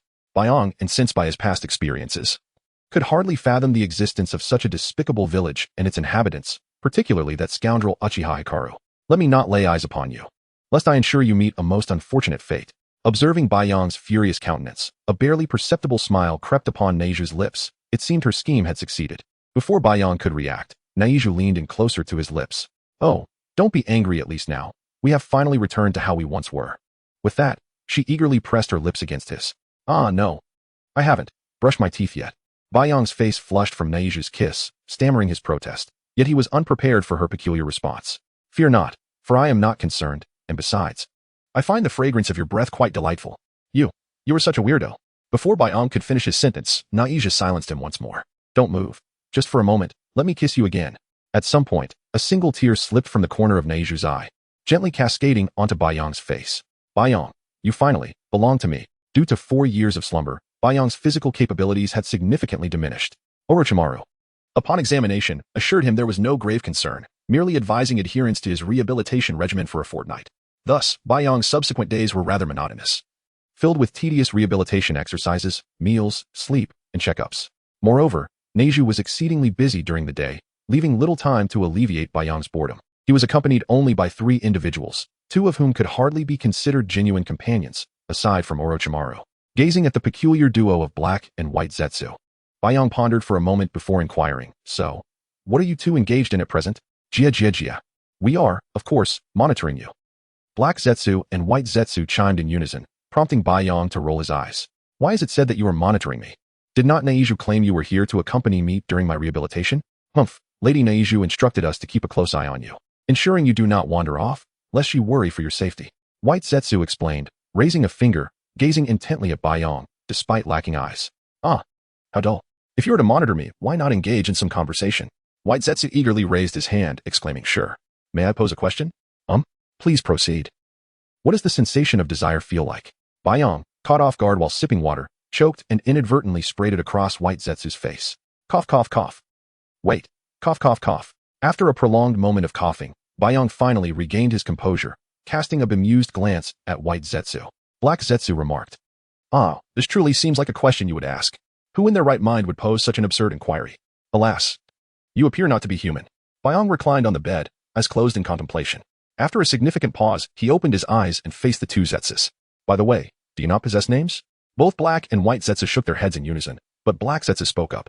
While I lack a name, Naija typically refers to me as Zetsu or Black Zetsu, which could be deemed my name. After Black Zetsu's explanation, Bayang turned his gaze toward White Zetsu, who shrugged in resignation. I possess no name, though I am somewhat akin to Black Zetsu. We share a common lineage. However, I prefer to stand apart. Furthermore, being a unique variant, I do not possess the ability to utilize the D-Jutsu or other ninjutsu. Yet, should you desire, I can assist you. Consider me as an armor that augments your strength, speed, and defense, and I can also keep you company. Bayang found himself intrigued by White Zetsu's capabilities. Observing the plant-like structure of White Zetsu, he doubted its potential as armor and resolved to test this claim. Having just outlined his abilities, White Zetsu raised his head, resembling a child yearning for admiration, awaiting Bayang's praise. However, as White Zetsu sensed the impending elevation of his own status, Bayang swiftly doused his enthusiasm with cold reality. How impressive can you truly be? I remain skeptical unless you demonstrate it. White Zetsu leaned closer, his hollow eye sockets fixated on Bayang's gaze, creating an eerie sensation within Bayang. Show me then. Humph. Just when Bayang anticipated witnessing a display of prowess, White Zetsu effortlessly lifted him from the bed. What the? Why am I being enveloped instead of you showcasing your abilities? As Bayang attempted to protest, White Zetsu had already set him down on the floor. White Zetsu, witnessing Bayang's bewilderment, rolled his eyes in exasperation, though he lacked true eyes. I merely lifted you from the bed. Why the alarm? Without allowing Bayang a moment to process, White Zetsu instantaneously disassembled, transforming into numerous branches that began to entwine around Bayang. Chapter 76, A Punch Through the Women's Bath. Hey, wait. Before Bayang could finish his words, the Vortex Absolute had already entwined around his body, instantly achieving fusion. Well, Bayang marveled at the transformation of his physique as he felt the surge of power coursing through him. This exhilarating sensation was indeed remarkable. Dressed in the Vortex Absolute, Bayang bounced on the spot a couple of times, reveling in the energy that enveloped him, rendering warm-up exercises unnecessary. How about it, Bayang? My strength is formidable, isn't it? With me, you could even shatter rocks. At that moment, the boastful voice of the Vortex Absolute echoed from an unknown source, resonating throughout the nearly enclosed space within. Shatter rocks. How incredible. Astonished, Bayang wasted no time, disregarding the unknown territory beyond the wall beside him. And with a mere punch, he struck the wall. Wait, that's... Baiju attempted to intervene, but Bayang's fist had already collided with the wall. Boom. Accompanied by a thunderous roar, the wall before Bayang was instantly reduced to a cascade of rubble, witnessing the wall crumble into a pile of debris. Baiju could only helplessly hold his forehead, murmuring, that was Lady Naishua's bath, and she just entered not long ago. As the dust from the fallen wall gradually settled, a figure exuding an icy aura emerged from the haze. Bayang and the Vortex Absolute both broke into a cold sweat. At that moment, Naishua, clad in a bathrobe and covered in dust, brandished a purple whip. her kaleidoscopic Sharingan fixated intently on Bai Yang. Haraha, young man, it seems you've caused some trouble? At that instant, sensing a faint trace of bloodline energy from the outside world, Yui Laodang extended his consciousness outward, observing the situation and teasing Bai Yang with a smile. Old man, this isn't the time for jokes. Please, spare me the teasing. Naishua, instead of directing her gaze at Bai Yang, focused intently on the vortex absolute surrounding him. The moment her icy voice resonated, an oppressive sensation akin to a constricting serpent enveloped both Bai Yang and the vortex absolute. Hey, vortex, I told you not to create such a commotion. Do you want to reflect on your actions within my space? Moreover, you were supposed to look after Bai Yang, and yet, where is he? As Naishua spoke, her frigid gaze swept the room. When her eyes landed on Bai Yang's vacant bed, her words faltered, her gaze fixated on the empty bedding. After a long pause, flames of rage ignited in Naishua's eyes as she turned to glare at the vortex absolute, ready to question it about Bai Yang's whereabouts. It was then that she noticed a singular black eye peering from the vortex absolute socket. An eye? You. Naishua quickly comprehended that Bai Yang was inside the vortex absolute. The vortex absolute, realizing this, abruptly detached from Bai Yang, darting behind Hei Baiju, trembling as it pointed at Bai Yang and stammered, no. It wasn't me. It was Bai Yang controlling me. Without waiting for Naishua's response, the vortex absolute seized Hei Baiju's arm and swiftly vanished from the room, leaving behind a drenched in sweat Bai Yang and Naishua, who regarded him with a mischievous smile. Hee hee. Since you enjoy interrupting my bath so much, do you wish to join me? Naishua slyly licked the drool that nearly escaped her lips, disregarding Bai Yang's protests as she scooped him up and sauntered toward the bathroom. Hee, Bai Yang. Look at how dirty you've made me. You must take responsibility. Naishua patted the dust off her robe, her gaze toward Bai Yang growing increasingly dangerous. No. Bai Yang found himself held tightly by Naishua as she filled the untouched bathtub with water, only to toss him into it. Calm down. No. Don't take my pants off. Moments later, Bai Yang was unceremoniously tossed into the bathtub by Naishua. Naishua, gazing at the enticing sight of Bai Yang in the tub, licked her lips and tossed her bathrobe aside before slipping in beside him. Don't. TSK. Are modern girls really this bold? Yui glanced over with a sigh, before retreating to his consciousness space, pretending he had seen nothing. Poor Bai Yang was left to endure Naishua's relentless insistence as they shared a bath together. Yes, it was merely a bath. What were you thinking? Have you ever seen a recently awakened comatose person subjected to such treatment? Think a little more, and I might just have to arrest you. Not long after, Bai Yang, clad in a bathrobe, lay on the bed, beside him resting the gradually slumbering Naishua. Naishua nestled against Bai Yang, her fluffy little head instinctively nuzzling against his chest. Hee hee. Bai Yang, gazing at the delicate figure in his arms. Bai Yang reached out to gently stroke her head. As if sensing his touch, Naishua buried her little head deeper into his embrace. This seems rather pleasant. The following morning, Bai Yang was the first to awaken, slowly sitting up. Naishua, as if sensing the comforting aura had dissipated, suddenly sprang up in a panic, looking around. Only when she spotted Bai Yang beside her did her anxiety begin to fade, allowing her to breathe a sigh of relief as she wrapped her arms around him. Phew. Thank goodness. After a while, Naishua released her embrace and quickly dressed, planting a parting kiss on Bai Yang before walking out while speaking. Take care at home. I have some matters to attend to, so I must leave. Don't forget to think of me. Bye-bye. Bye-bye. Chapter 77. You shall be called a Fae. After Naishua departed, Bai Yang sat quietly on the bed, lost in thought. After a while, Su Nw pushed the door open and entered. Bai Yang, did you feel any urge today? Bai Yang merely shot Su Nw a silent glance, choosing not to respond to his inquiry. Then, as if struck by a sudden realization, Bai Yang turned and fixed Su Nw with an intense gaze, one that seemed to possess an intangible penetrating force, making Su Nw feel somewhat uneasy.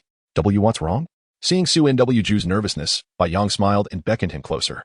Come here. Yet Su Nw remained motionless, standing idly in place and chuckling awkwardly. Oh, Bai Yang, you seem fine. I suppose I should fetch Hei Baiju to chat with you.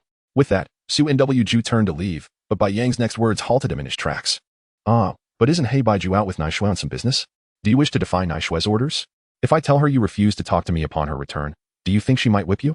The mere thought of Naishua, exuding an icy aura, sent a shiver through Su Nw, and he froze in place, glancing back at Bai Yang. Oh, Lord Bai Yang, I will heed your commands.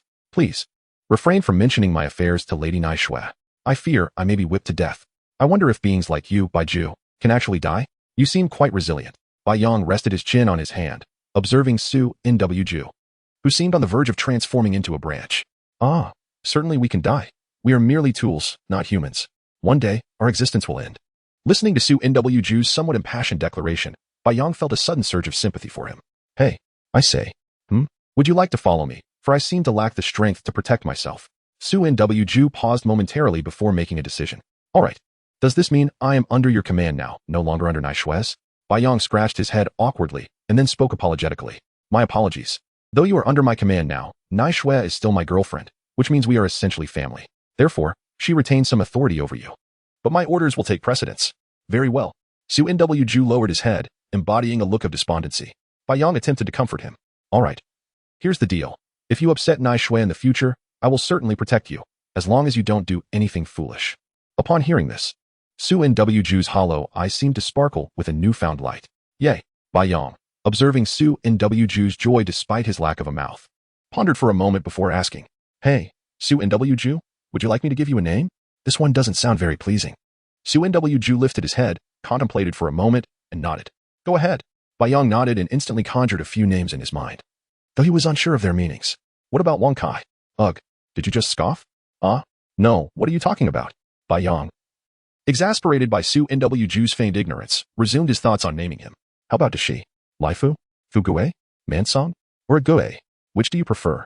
As Bai Yong continued to rattle off increasingly absurd names, Su N.W.'s expression grew darker, until, by the end of the list, his face resembled the bottom of a pot.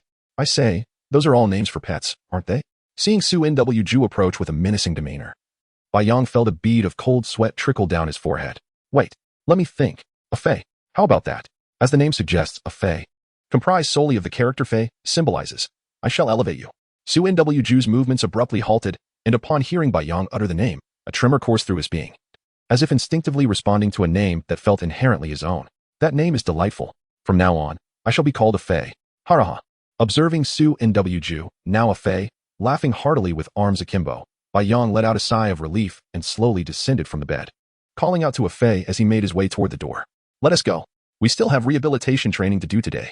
As for your affairs, I will speak to Nai Shue about them once she returns. Engrossed in the joy of having acquired a cool name, a Fei quickly responded and dashed after Bai Yong. Meanwhile, not far from Rain-Hidden Village, atop a cliff, a figure clad in a gas mask and bearing a grim expression stood silently. It was Hanzo, the salamander.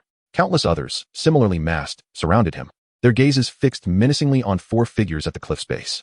You are not a divine messenger. You dare deceive me. Hanzo shouted furiously at a long-haired woman wearing a three-eyed mask.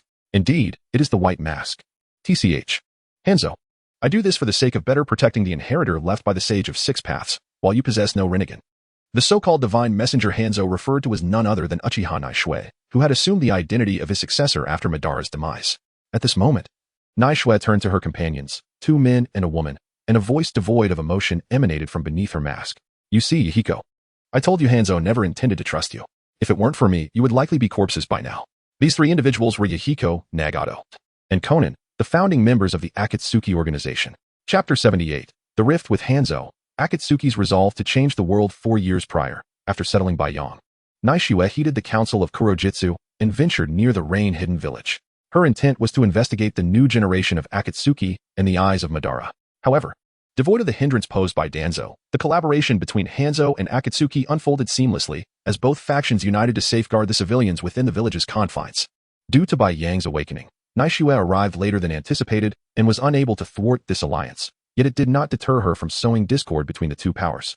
Donning a mask from Madara's relics, Nai Shue adopted an enigmatic persona and used the power of the void to appear within the line of sight of Hanzo. After securing his trust under the guise of a divine envoy, she subtly altered her appearance and infiltrated Akatsuki as a spy for Hanzo, ostensibly tasked with the protection of civilians while secretly exacerbating tensions between the two factions. For instance, she discreetly eliminated one of Hanzo's subordinates and disposed of the body within Akatsuki's jurisdiction. Recently, when Hanzo declared his intention to eradicate Akatsuki, Nai Shue recognized the success of her machinations.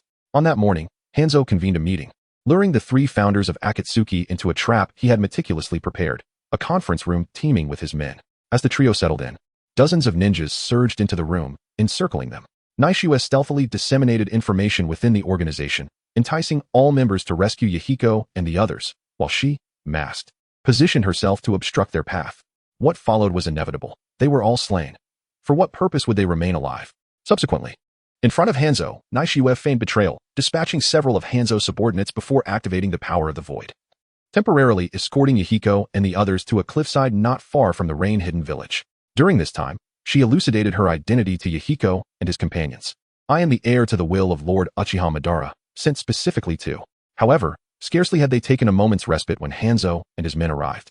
Now, Naishiwa toyed with the bloodied Tenzin lock in her hand, her gaze shifting meaningfully between the three, whose expressions mirrored one another, fury directed at Hanzo. Why must it be this way, Hanzo? We have collaborated for nearly 4 years. Why the sudden intent to annihilate us? Yahiko exclaimed, desperately seeking answers as he gazed up at Hanzo atop the cliff. Hanzo, eyeing the trio, particularly Yahiko with his striking orange hair, narrowed his eyes. His voice a low rumble. Because our ideologies clash, it is as simple as that, Yahiko. As long as you lead Akatsuki, I assure you, your organization will face total annihilation, unless you perish. Yahiko, finally discerning Hanzo's malevolence, seethed with rage, his teeth gritted in fury. He then turned to Naishiwa. A resolute determination in his gaze. Divine Envoy, I implore your assistance. After this ordeal, I shall accept your proposal and aid you in forging a world devoid of conflict. Yahiko. Beside him, Konan sought to intervene, her instincts alerting her to Naishiwa's ulterior motives, but she was silenced by Nagato. Konan. We must respect Yahiko's choice, and I have faith in him. After a moment of contemplation, Konan sighed in resignation. Very well. Upon receiving Yahiko's response, Naishiwa's lips curled beneath her mask, for she knew her scheme had come to fruition. Then please, rest for a while in my private space. I shall be swift. With a gesture, Naishiwa tore open a violet space rift, enveloping Yahiko and his companions within its confines, much to their astonishment. Now, as Naishiwa turned slowly, her kaleidoscopic Sharingan erupted in a blinding crimson light. Let us begin our play. She cackled. Hanzo felt the chilling aura radiating from Naishiwa, a bead of cold sweat trickling down his brow. Do not presume I fear you. Even if you are a divine envoy, I am revered as Hanzo the Salamander, a demigod in the shinobi world. With that, Hanzo brandished his scythe and charged toward Naishiwa. Meanwhile, within the dimensional space, Yahiko, Nagato, and Konan sat despondently upon a barren rock, reflecting on their predicament. I was indeed naive to place complete trust in that scoundrel Hanzo. Are we not, in essence, experiencing failure? Yahiko lamented. Nagato and Konan exchanged glances, understanding each other's thoughts, before offering their words of comfort. Yahiko, do not lose heart. The fault lies not with us, but with Hanzo. You must not blame yourself. Indeed, Yahiko, you are not at fault. It is impossible to approach everyone with goodwill. One can never truly comprehend the human heart. As Yahiko absorbed their reassurances, his spirits lifted slightly. After a moment, he raised his gaze to them. Perhaps this so-called divine envoy can lead the entire shinobi world toward a future steeped in peace. According to her words, if we successfully summon the God Tree and unleash an illusion that envelopes all regions, forcibly altering their thoughts and memories, we may transform the entire shinobi realm. I believe this is the only path to forging a truly peaceful world. At that moment, a rift in space opened, and a bloodied Naishiwa emerged. Clutching an object, the trio turned to behold her, their expression shifting dramatically upon recognizing what she held. For Naishiwa bore the severed head of Hanzo the Salamander, and merely a few minutes had elapsed since her arrival. Chapter 79. The old dawn must perish, the new dawn must rise. How impressive. The tremor in Yahiko's voice revealed his awe and a hint of fear as he gazed at Naishiwa. The sheer strength she displayed, effortlessly dispatching the leader of a ninja village in mere moments, left him yearning for such prowess. A seed of ambition quietly took root in his heart, unbeknownst to him that this decision would ultimately alter the course of his life. Naishiwa approached the trio, discarding Hanzo's severed head onto the ground. After wiping the blood from her hands, she spoke in a low, measured tone. I have dealt with Hans and his subordinates. You are now safe. No one will threaten you any longer. With a sweep of her hand, a spatial rift enveloped the four of them, transporting them instantaneously to the site of Naishiwa's battle with Hans. This is, as Yahiko and the others beheld the grim scene before them, their eyes widened in disbelief. The ground was littered with gruesome corpses, the earth stained a vivid crimson, transforming the area into a hellish landscape. This is astonishing. Konan had never witnessed such brutality. The sight churned her stomach, prompting her to seek a cleaner spot to retch. Nagato's expression was equally grim. While he could accept the hellish tableau, the overwhelming stench of blood made his brow furrow deeply. In contrast, Yahiko appeared transformed after his near-fatal encounter with Hans. Faced with the carnage, he merely squinted, seemingly unfazed by the horrific sight. Lord Naishiwa, you are truly remarkable. In his gaze, there was no fear, only a pure longing for power. Flattery can wait. It seems Hans had already set his sights on your organization. It must be noted that, as leaders of Akatsuki, you are woefully inadequate, unaware of the numerous spies Hans had embedded within your ranks. As for your current members, they are likely. Urgently. Yahiko stepped closer to Naishiwa, his voice laced with desperation. Lord Naishiwa, please, take us back to the Akatsuki base. Our comrades are still there.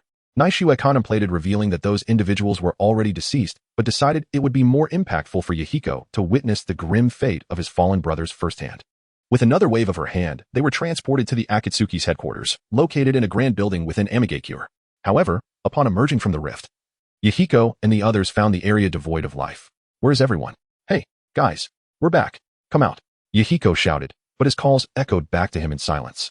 His anxiety visibly mounting. He rushed inside, followed closely by Nagato and Konan. They frantically searched the vicinity, only to discover it eerily empty, with even the weapons cache severely depleted. Konan, you can fly quickly. Go back to where we came from and look for any signs of our brothers. Hurry. Understood. Konan nodded sharply and took to the skies, disappearing from their sight in an instant. Only 2 anxious men and the composed Naishue remained. TSK. I wonder how long it will take for Zetsu to finish. It shouldn't take this long. Earlier, Naishue had placed the weaker members of the Akatsuki on her kill list, believing that their demise would allow fresh blood to invigorate the organization. After eliminating them, she had procured several of Hansa's subordinates' corpses to stage a scene of mutual slaughter, which Zetsu was likely completing by now. Minutes later, Konan returned, visibly shaken by the impact of her comrades' deaths. As soon as she landed, her legs buckled, collapsing into Yahiko's embrace. Hey, Konan, what's wrong? Her expression was filled with sorrow, tears glistening in her eyes as she struggled to speak. None of them are alive. They're all dead. Hans never intended to spare the Akatsuki. Not a single one survived. What? Yahiko was taken aback. Unable to fathom that Hans had acted so swiftly against his comrades. Overwhelmed with grief, he tightened his hold on Konan. Let us go give them a proper burial. They were our companions. We cannot allow their bodies to be left exposed in the wilderness. With that, Yahiko turned to Naishue. Lord Naishue, you should go ahead. Once we've laid our comrades to rest, we can discuss the reconstruction of the Akatsuki. Naishue nodded, and, with a wave of her hand, opened a spatial rift, vanishing from their sight. In the realm of space, Naishue sat amidst a field of blooming flowers, laughing heartily. Ha ha ha. What foolish individuals. It took merely a few clever maneuvers to gain their trust. Xiaobai, look who's back. Naishue stepped out of the rift, her attire transformed, no longer resembling the fearsome deity she portrayed outside. With excitement, she entered Bai Yong's room, a small cake in hand. Ah, you're back, Shuer. Their relationship allowed Bai Yong to address her with affection, and she reciprocated by calling him Xiaobai, despite his slight disdain for the name, which he associated with a puppy. Nonetheless, he had grown accustomed to it, offering no further protest. Xiaobai, guess what day it is today? Naishue, hands clasped behind her back, tilted her head with a playful smile. A stark contrast to the ruthless killer she was outside. Bai Yong, captivated by her adorability, felt his heart race as he gazed at her. Well, how cute. Whose wife is this? Chapter 80. Bai Yang's birthday cake. While Bai Yong was still lost in thought, Naishue had already skipped over to his side. Today is your birthday, Xiaobai? Happy birthday, she exclaimed cheerfully, presenting a delicate little cake she had brought from behind her back. I went quite a distance just to buy this for you. In truth, Naishue had secretly made the cake herself while waiting, unsure of its taste, and had refrained from sampling it to maintain its visual appeal. Typically, if one followed the recipe, it should taste quite delightful, or so she hoped. My birthday? Bai Yong questioned, raising a finger to point at himself in confusion. Indeed, today marks your special day. With a girlfriend as understanding and considerate as I am, you should be secretly delighted. Humph. As she said this, Naishue placed her hands on her hips, tilting her head back at a dramatic angle, embodying a sense of pride that elicited laughter from Bai Yong. Aha. Is today truly my birthday? I wasn't aware, but I appreciate the effort you put in. Shuer, I love you so much. Bai Yong took the cake from Naishue's hands and set it down on the table. Standing up, he enveloped Naishue in a warm embrace. I adore you. Hug me, my dear. Feeling the warmth of Bai Yang's embrace, Naishue wrapped her arms tightly around his waist. An overwhelming sense of unreality washed over her. It felt like a dream, and she wished for this moment to last forever. Leaning against Bai Yang's shoulder, she concealed a peculiar glimmer in her eyes that hinted at something unusual. Naishue had never been this close to Bai Yang before, except for that one time when he had been momentarily dazed by her charm. In that instance, they had truly experienced an intimate closeness. Surprise inspection. Are you thinking naughty thoughts? You seem to be begging for a reprimand. Naishue giggled, her smile growing wider. Hey Xiaobai, it's your birthday. Hurry and try the cake. Let me know how it tastes. In response, Bai Yang leaned down and gave Naishue a quick peck on the lips, smiling as he released her and picked up the cake. Let me taste the little cake you bought for me, Shuer. It must be delicious. However, as Bai Yang took a bite of the cake and began to chew, his smile abruptly froze in place. After a lengthy pause, he swallowed the cake with great difficulty, glancing at Naishue, who was looking at him with eager anticipation. Shuer. Yes? Is it tasty? It's very good. I just can't find the right words to describe how delicious this cake is. Upon hearing Bai Yang's words, Naishue raised her hand to take the spoon from him, eager to taste it herself. Yet, Bai Yang disregarded her, scooping up another hefty bite and consuming it in one go. This cake is undeniably made by Shuer, but what else with the salty flavor? Isn't cake supposed to be sweet? Did Schwer mistakenly add salt instead of sugar? No, no, I absolutely cannot let Schwer eat this cake. Otherwise, she will surely be heartbroken. With a resolute determination, Bai Yang finished the cake in a few bites, as it was relatively small, albeit with an unusual taste. He reminded himself not to blame Nai Schwer. After all, everyone makes minor mistakes. As he thought this, he forced the cake down. But the bizarre flavor triggered a physiological rejection from his digestive system. Bai Yang felt a tumultuous churn in his stomach and quickly set the cake down, rushing to the restroom, leaving Nai Schwer standing in bewilderment. Oh, observing the pitiful remnants of the cake on the table, Nai Schwer picked up a small piece and delicately placed it in her mouth to savor. You know, sometimes when you gulp something down, it tastes strange yet remains palatable. But when you savor it slowly, Nai Schwer immediately spat out the piece, overwhelmed by the cake's unappetizing flavors of paste and salt. How could this happen? Why is it so awful? Wiping her mouth with her handkerchief, Nai Schwer suddenly recalled something and looked back at the now empty plate that had once held the cake. Oh no, if I couldn't handle such a small amount. How did Bai Yang? With this thought, she hurriedly made her way to the restroom. Upon opening the door, she found Bai Yang hunched over, clutching his stomach, appearing utterly defeated. Clearly, he had already thrown up. Bai Yang, if the cake was this bad, why didn't you just say so? Why endure that awful taste and force yourself to eat it? Hearing Nai Schwer's voice, Bai Yang slowly regained his composure and turned to face her. After a moment, as if regaining some vitality, he approached Nai Schwer, taking her hand gently like a child who had made a mistake. I realized it. From the very first bite, I knew it was your creation. Although the taste was quite unspeakable, I didn't want to hurt your feelings. Nai Schwer gazed at Bai Yang's cheek, tenderly caressing it. What a silly thing to do. If it doesn't taste good, just don't eat it. This was my first attempt at baking, and I've never cooked before, so I was fully prepared for the possibility that it might taste terrible. But seeing you so strong and composed truly pains me. As she spoke, Nai Schwer lowered her head, her body trembling slightly, with tears rolling down her cheeks and falling to the floor. It's your birthday, and I've made you suffer. I feel so useless, don't I, Bai Yang? Woo-woo. Seeing Nai Schwer in distress shattered Bai Yang's heart, he rushed forward, gently cradling her head in his arms, whispering words of comfort. It's all right. It's all right. How could I ever blame you? No one in the world is as good to me as you are. You are the best birthday gift I could ever ask for. I love you, Nai Schwer. Having you is true happiness. Noticing that Nai Schwer had yet to lift her head, Bai Yang could only helplessly ruffle her hair. All right, I promise you one thing, okay? Anything you wish for. Chapter 81. The Awakening of What Style Can Anything Be Done? Anything indeed. Na Xuan nestled in Bai Yang's embrace, a slight smile gracing her lips. So, little Bai, have you decided what you want me to promise you? Bai Yang looked down, only to be met with a gaze that sent chills down his spine. Na Xuan's eyes were fixed intently on him, her lips curling into a sinister smile.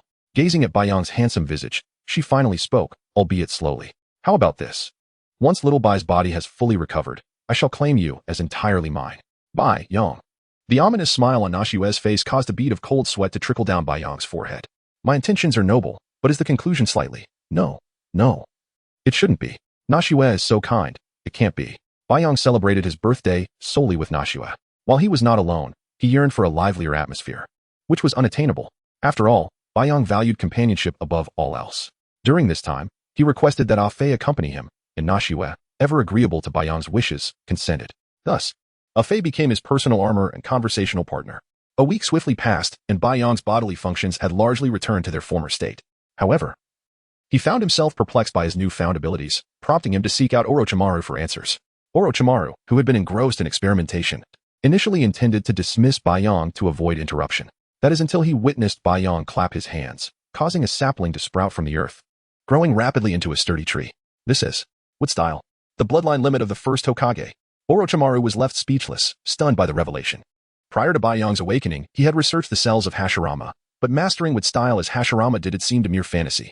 His only recourse had been to explore alternatives to what style through Hashirama's cells, which, while weaker, had proven elusive. Ah Fei stood beside Bai Yang, gazing curiously at the towering tree, lost in contemplation. After a moment, he spoke. Bai Yang, you can actually use wood style, and it's unlike anything we can summon. Your wood style is significantly stronger than ours.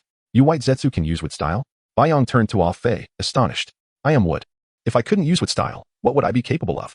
Though my chakra is limited, without replenishment, I can only utilize wood style a few times. Ah Fei regarded his somewhat oblivious master with exasperation, already regretting his decision to follow him. At that moment, Orochimaru approached Bai Yang, scrutinizing him closely in hopes of discerning something significant. However, after a minute, he shook his head in defeat, having found nothing. Yet, seemingly struck by inspiration, he ventured, Bai Yang, since you lack memories of your past, you may be unaware, but I surmise that one of your parents might belong to the Senju clan. making you a distant relative of the first Hokage, Hashirama Senju. Though it's merely speculation, it is not without merit. Strangely enough, you do not bear the Senju surname, but instead inherit the name of the Uzumaki clan, likely due to your striking red hair. Well, the god of ninjas? Is such a powerful relative really possible?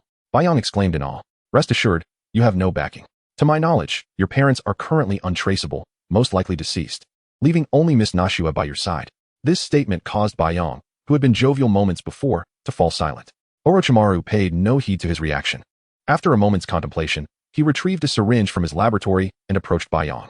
Come, let me draw some blood to assess your cellular vitality. Just as Baiyang opened his mouth to speak, Orochimaru swiftly jabbed the needle into his forearm, causing him to grimace in pain.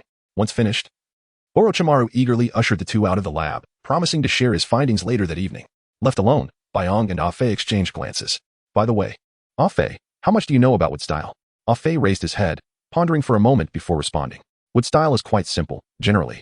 It's just a clap of the hands, and whatever you desire manifests without requiring complex hand seals. After hearing Afei's explanation, Baiyang regarded him skeptically, gesturing for him to demonstrate. Reluctantly, Afei extended his hand, and a slender, straight branch shot forth, embedding itself into the wall. Wood style. Technique of wood cuttings. Afei performed another hand seal, and the branch began to grow wildly, bursting through the wall. Wow, that's impressive. It pierced right through the wall. Baiyang exclaimed, rushing to inspect the branch emerging from the wall in astonishment. You can give it a try, Baiyang. This technique is relatively simple and doesn't consume much chakra. Baiyang contemplated for a moment, then raised his hand, mimicking Afei's actions. With a thought, a branch identical to Afei's shot from his hand, piercing the wall. Whoa! Baiyang marveled at the gaping hole in the wall, exclaiming in awe. Is wood style really this formidable? Such destructive power. Indeed. Wood style is a form of bloodline limit. We white Zetsu can utilize wood style only because Lord Madara harvested Hashirama's cells and engineered us through the god tree. Madara? Who is that? Baiyang inquired, his brow furrowed in confusion. Realizing he had misspoken, Afei quickly fell silent. Never mind. So, Baiyang, are you interested in learning wood style ninjutsu? Of course. Why else would I possess this bloodline limit if not to learn? Chapter 82. The Birth of the Forest Realm. Afei, having successfully diverted Baiyang's attention, let out a sigh of relief and began to elucidate the principles behind the wood release technique, Birth of the Forest Realm.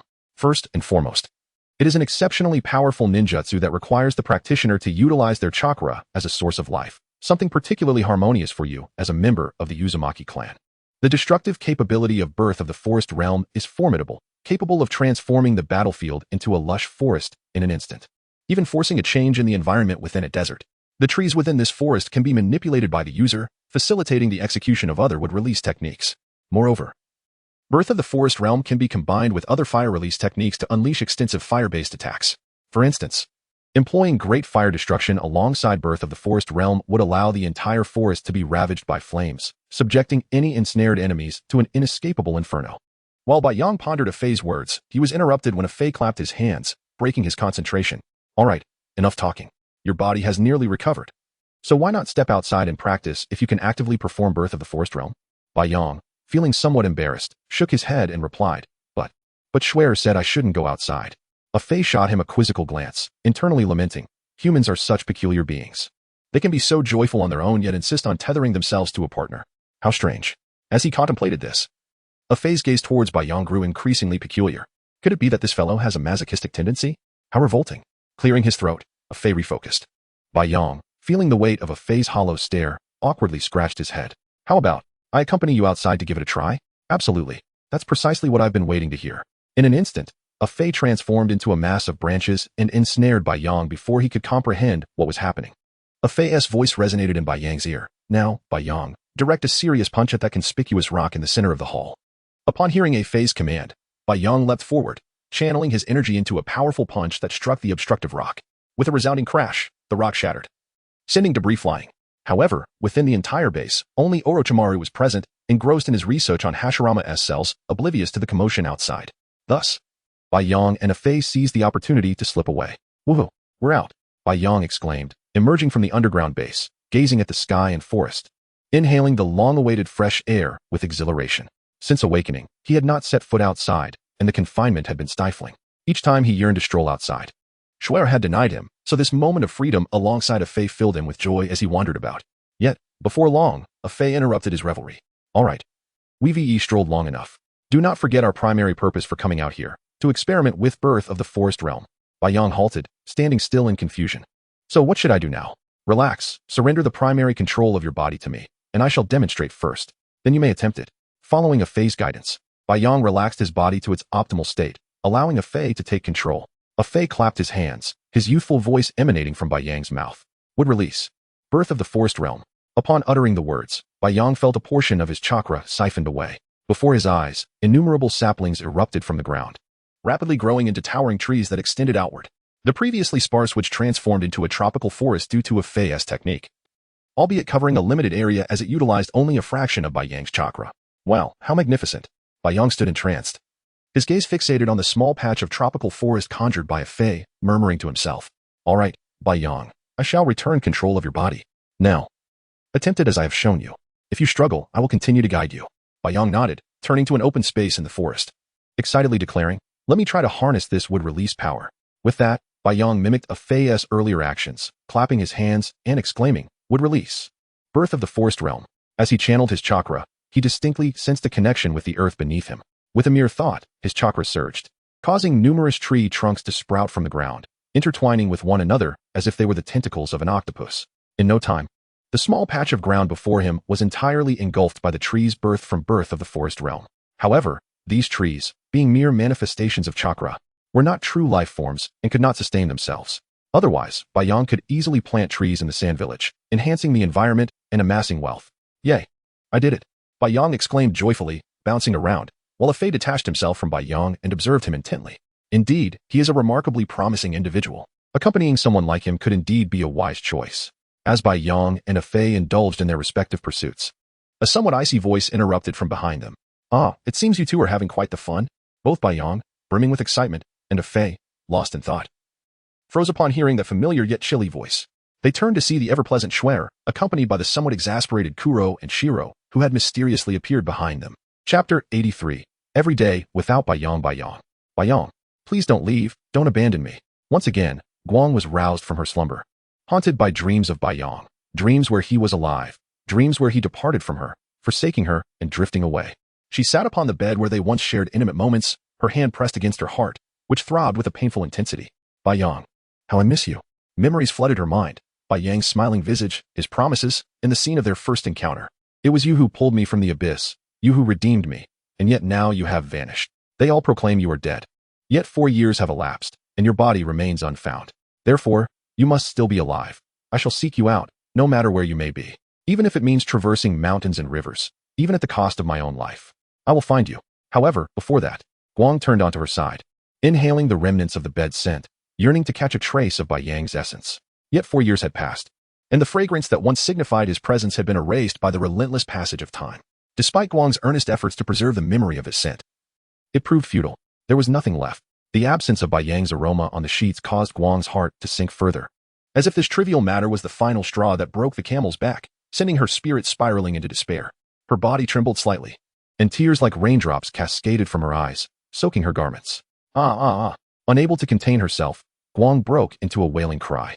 She wept for an eternity, until exhaustion claimed her, and her eyes burned with pain. Gradually, her sobs subsided. The phrase "the last straw that broke the camel's back" rang true, perfectly encapsulating Guang's current state.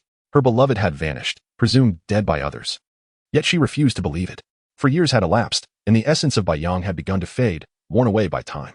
Despite her desperate attempts to halt this erosion, she remained powerless. The realization that she could no longer perceive Bai Yang's presence felt akin to him abandoning her once more. For years of waiting, for years of searching, countless nights of silent tears, Guang's heart was a tapestry of wounds, teetering on the brink of collapse. The final thread of her mental fortitude was severed by the absence of Bai Yang's essence on the sheets. Lying quietly on the bed, her consciousness began to blur. In a haze, she glimpsed a beam of light illuminating her face, and a blurred figure approached through the radiance. Though indistinct, she recognized the silhouette instantly. It was Bai Yong, the one she yearned for every moment. Even if it were but an illusion, she longed to grasp him, but her eyelids grew heavier. After a prolonged struggle, she reluctantly succumbed to unconsciousness. When Guang awoke once more, she found herself in the Konoha hospital, surrounded by many familiar faces: Obito, Kakashi, Rin, Kushina, and even the current 4th Hokage, Minato Namikaze. Bai Yong. Bai Yong. Startled from her slumber, Guang bolted upright, calling out for Bai Yong, scanning the crowd for her heart's desire, only to be met with disappointment. She lay back down, feeling desolate. Little Guang, Kushina, unable to bear the sight, nestled into Minato's embrace, weeping softly. Little Guang had grown under her watchful eye. Bai Yang had always treated her kindly, often visiting with him, but now, observing Guang's pale and haggard face, Kushina felt a pang of anguish. This child had suffered for 4 long years, consistently finding herself in the hospital. Even the strongest of bodies could not withstand such torment. Rin stood beside Obito, guilt etched across her features as she watched Guang, the once nurturing elder sister, now reduced to this state, largely due to her own circumstances. A wave of suffocating guilt surged within her chest, rendering her breathless. Perhaps sensing the distress of those around her, Obito glanced sideways and noticed Rin clutching her chest, struggling for breath. Rin. Obito's concern for Rin prompted him to wish to speak, but she raised a hand to silence him. I am fine. Obito. At that moment, a medical ninja entered, instructing everyone to step outside to avoid disturbing the patient. Once the room was cleared, the medical ninja turned to Minato with a grave expression. Fourth Hokage, the patient's condition is quite dire. We must take this seriously. Minato furrowed his brow upon hearing the medical ninja's words. Nodding as he inquired, what is the status of little Guang? Is her physical health intact?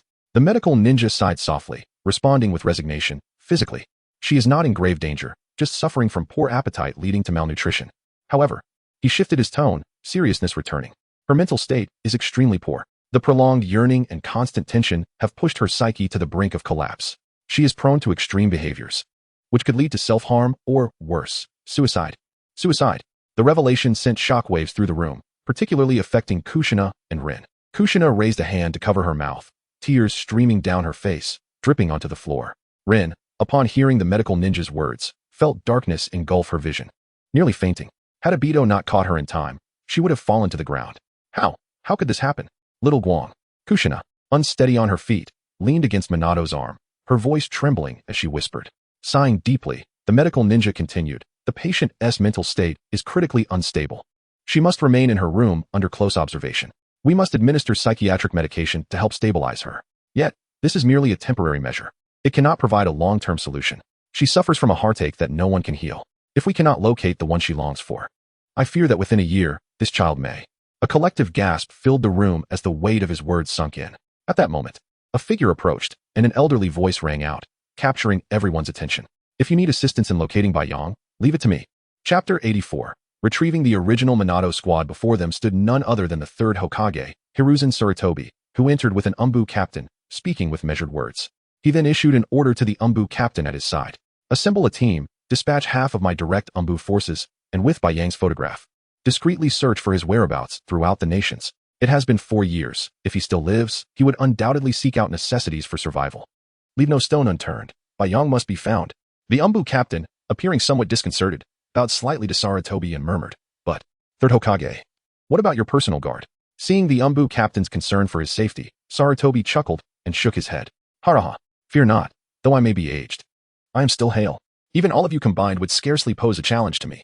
What danger could befall me? The Umbu captain, understanding, nodded in acknowledgement and vanished in a body flicker technique.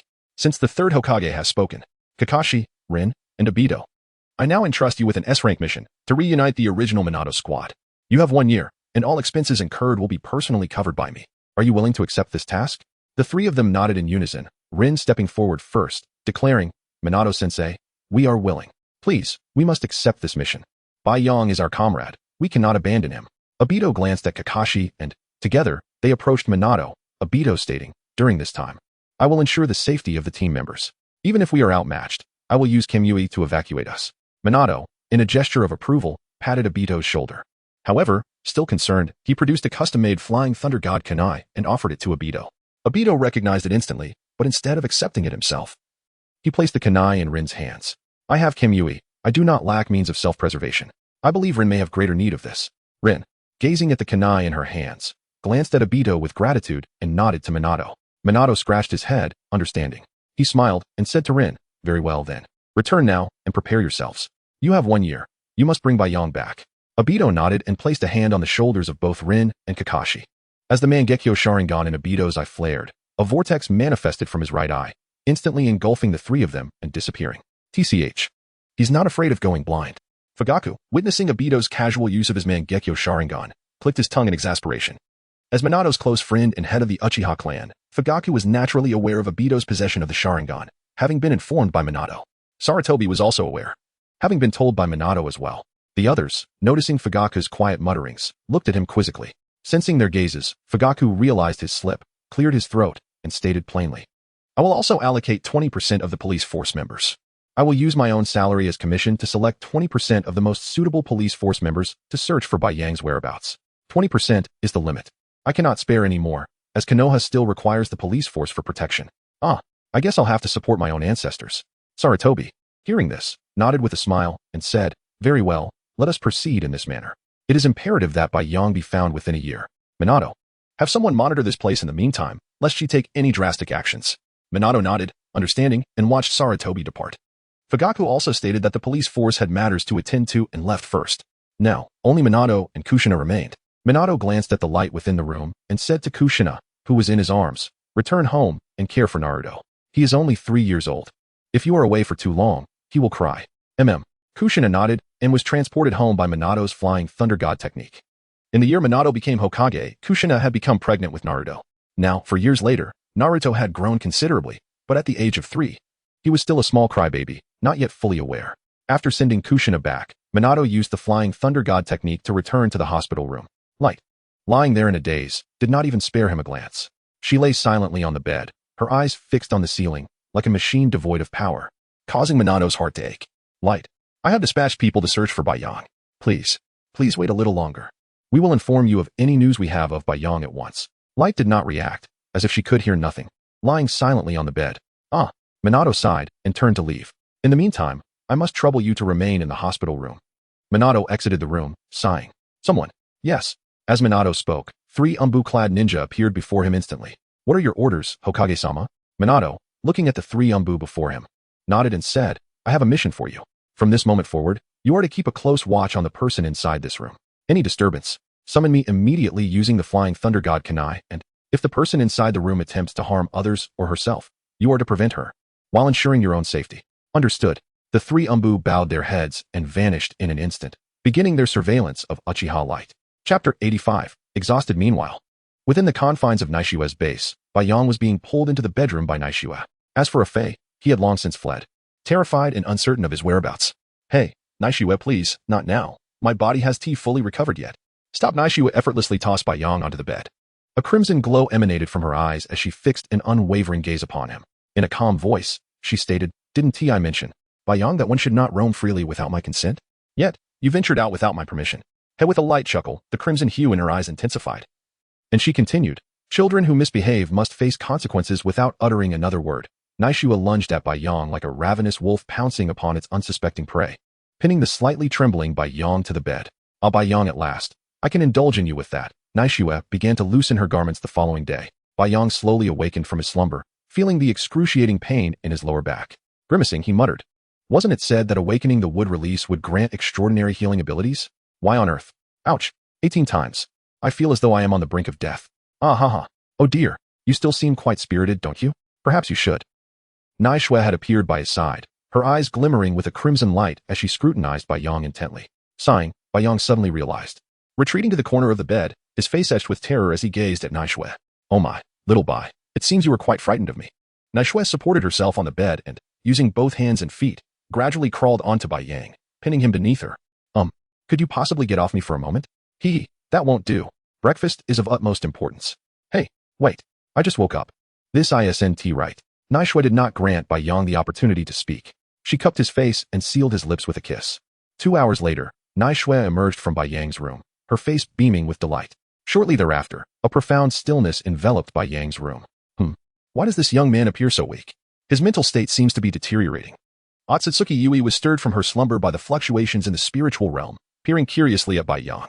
The sight before her, a despondent Bai Yang, his once bright eyes now dull, and the bedsheet soaked, left her momentarily speechless. I apologize for the intrusion, although I am unaware of what transpired.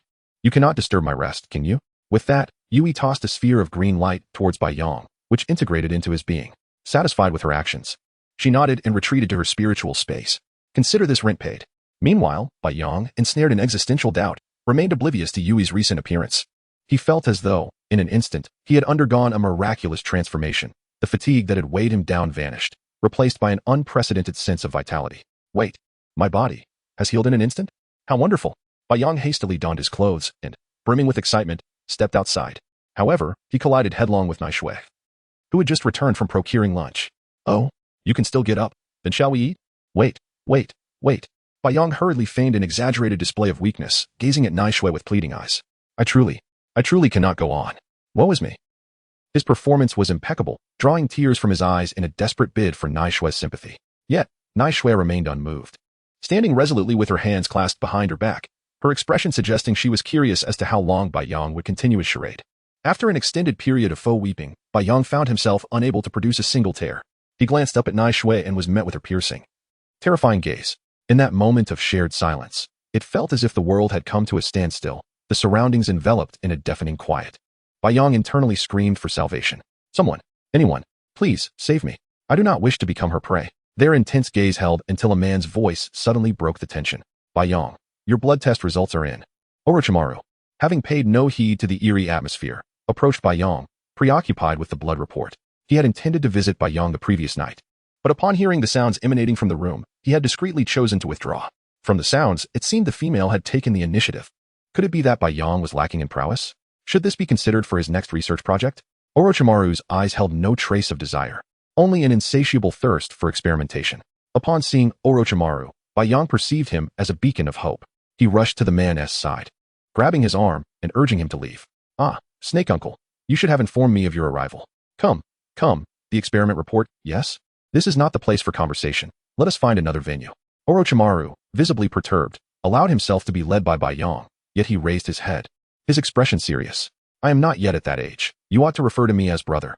"All right, Snake Brother, let us depart." At the utterance of Snake Brother, Orochimaru's expression darkened further. That title sounds rather unbecoming. Perhaps Snake Uncle would suffice. As the two conversed and departed, Naishui's unblinking gaze remained fixed on Baiyang. A sinister smile crept across her face as she watched him gradually fade from view. You may evade the initial trial, but you cannot escape the inevitable. Chapter 86, Wood Release Ninjutsu. So, are you implying that my sudden acquisition of Wood Release is not a result of my lineage from the Senju clan, but rather due to the medicinal concoctions I was submerged in while unconscious? Baiyang inquired, a look of bewilderment on his face as he gazed at Orochimaru. Orochimaru nodded slightly and replied, "The medicinal solutions were derived from Hashirama cells. There was a limited quantity, which you fully absorbed. Your body has adapted nearly perfectly to Hashirama cells. I have compared the activity levels of your cells with those of Hashirama's and found that yours are only about 20% less active. So, does that mean my current strength is equivalent to 80% of Hashirama's power?" Baiyang asked, pointing to himself. Orochimaru shook his head gently and responded, "That is not entirely accurate. You have only awakened Hashirama's bloodline limit, and it is an acquired awakening, which cannot be directly compared to Hashirama. Your activity level is merely somewhat lower than that of Hashirama's cells. You lack sage techniques, and cannot be compared to Lord Hashirama." "I see." Baiyang felt somewhat disheartened, his head drooping as he murmured, "But on another note, you need not feel this way." Orochimaru's tone shifted as he chuckled lightly. "With your current abilities, you have nearly reached, if not surpassed, the strength of a Kage. Why compare yourself to the god of shinobi?" Baiyang suddenly realized, indeed. Why should he measure himself against a figure like the god of shinobi?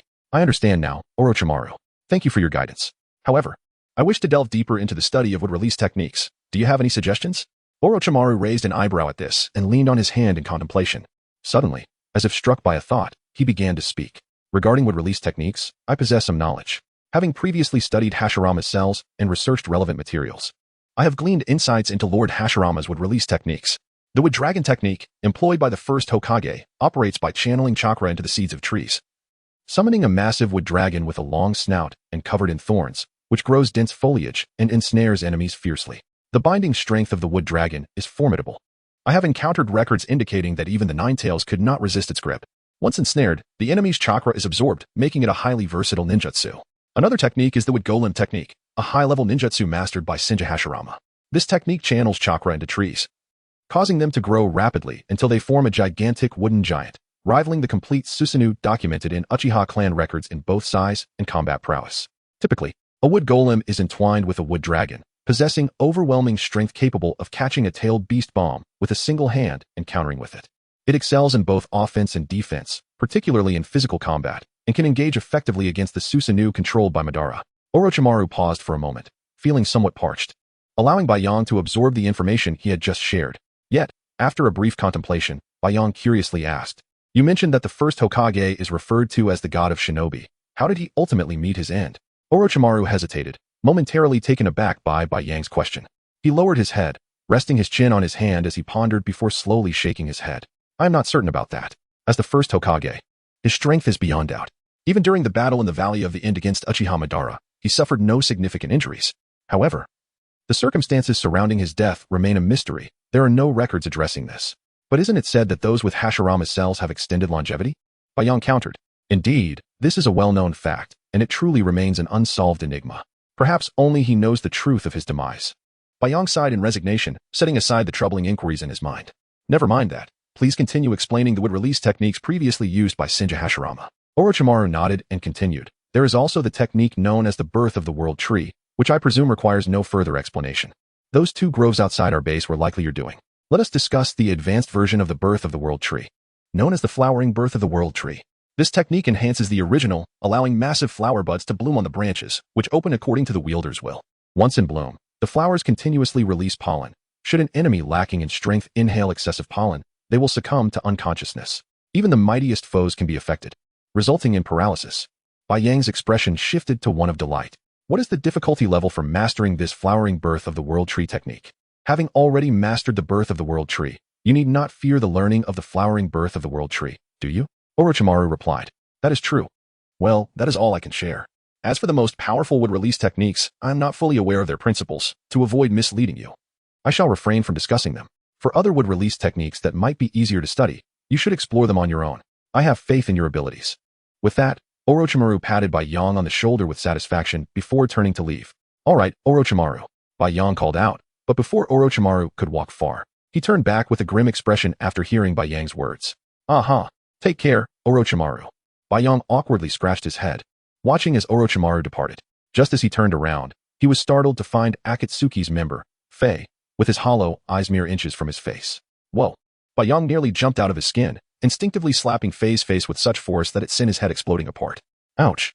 Yang, how cruel. You shattered the messenger into pieces.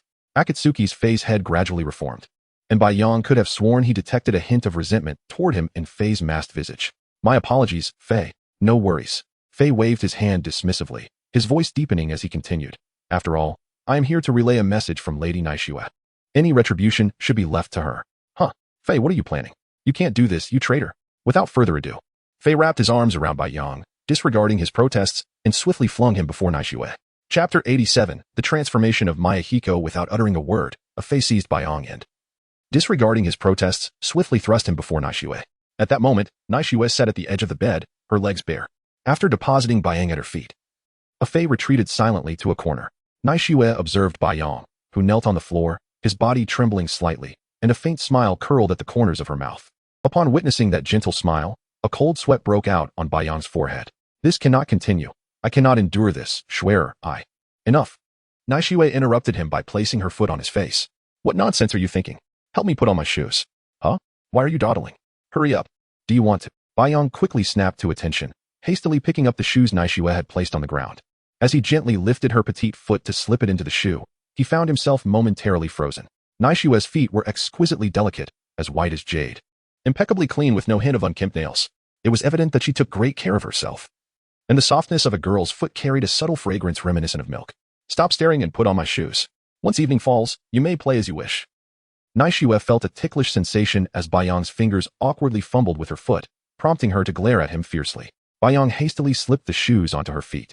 After she was properly shod, Naishue wrapped her arm around Yang's and gestured into the air, revealing a familiar spatial rift before them. Let us proceed. Fei, are you not following Yang? Come along. Fei nodded and followed closely behind Yang and Naishue as they stepped through the rift. When the trio emerged from the spatial realm once more, they found themselves enveloped in darkness, the sound of rain pattering around them. Schwerer, where are we? Yang began to turn to ask Naishue about their location, but was startled to see her already wearing a white mask. Why are you wearing a mask? Yang leaned closer, whispering into her ear. Naishue glanced at him, her voice raspy from beneath the mask. Do not concern yourself with that for now. I have joined an organization, and I am now one of its leaders, the secretive head. I wish for you to join as well, to contribute to the peace of the ninja world. Yang understood. Oh, for the sake of peace in the ninja world? Then take me along. I am quite powerful now, possessing the wood release bloodline and being a descendant of the Uzumaki clan. Yang pointed to himself, his nose nearly rising to the heavens in pride. Very well, very well.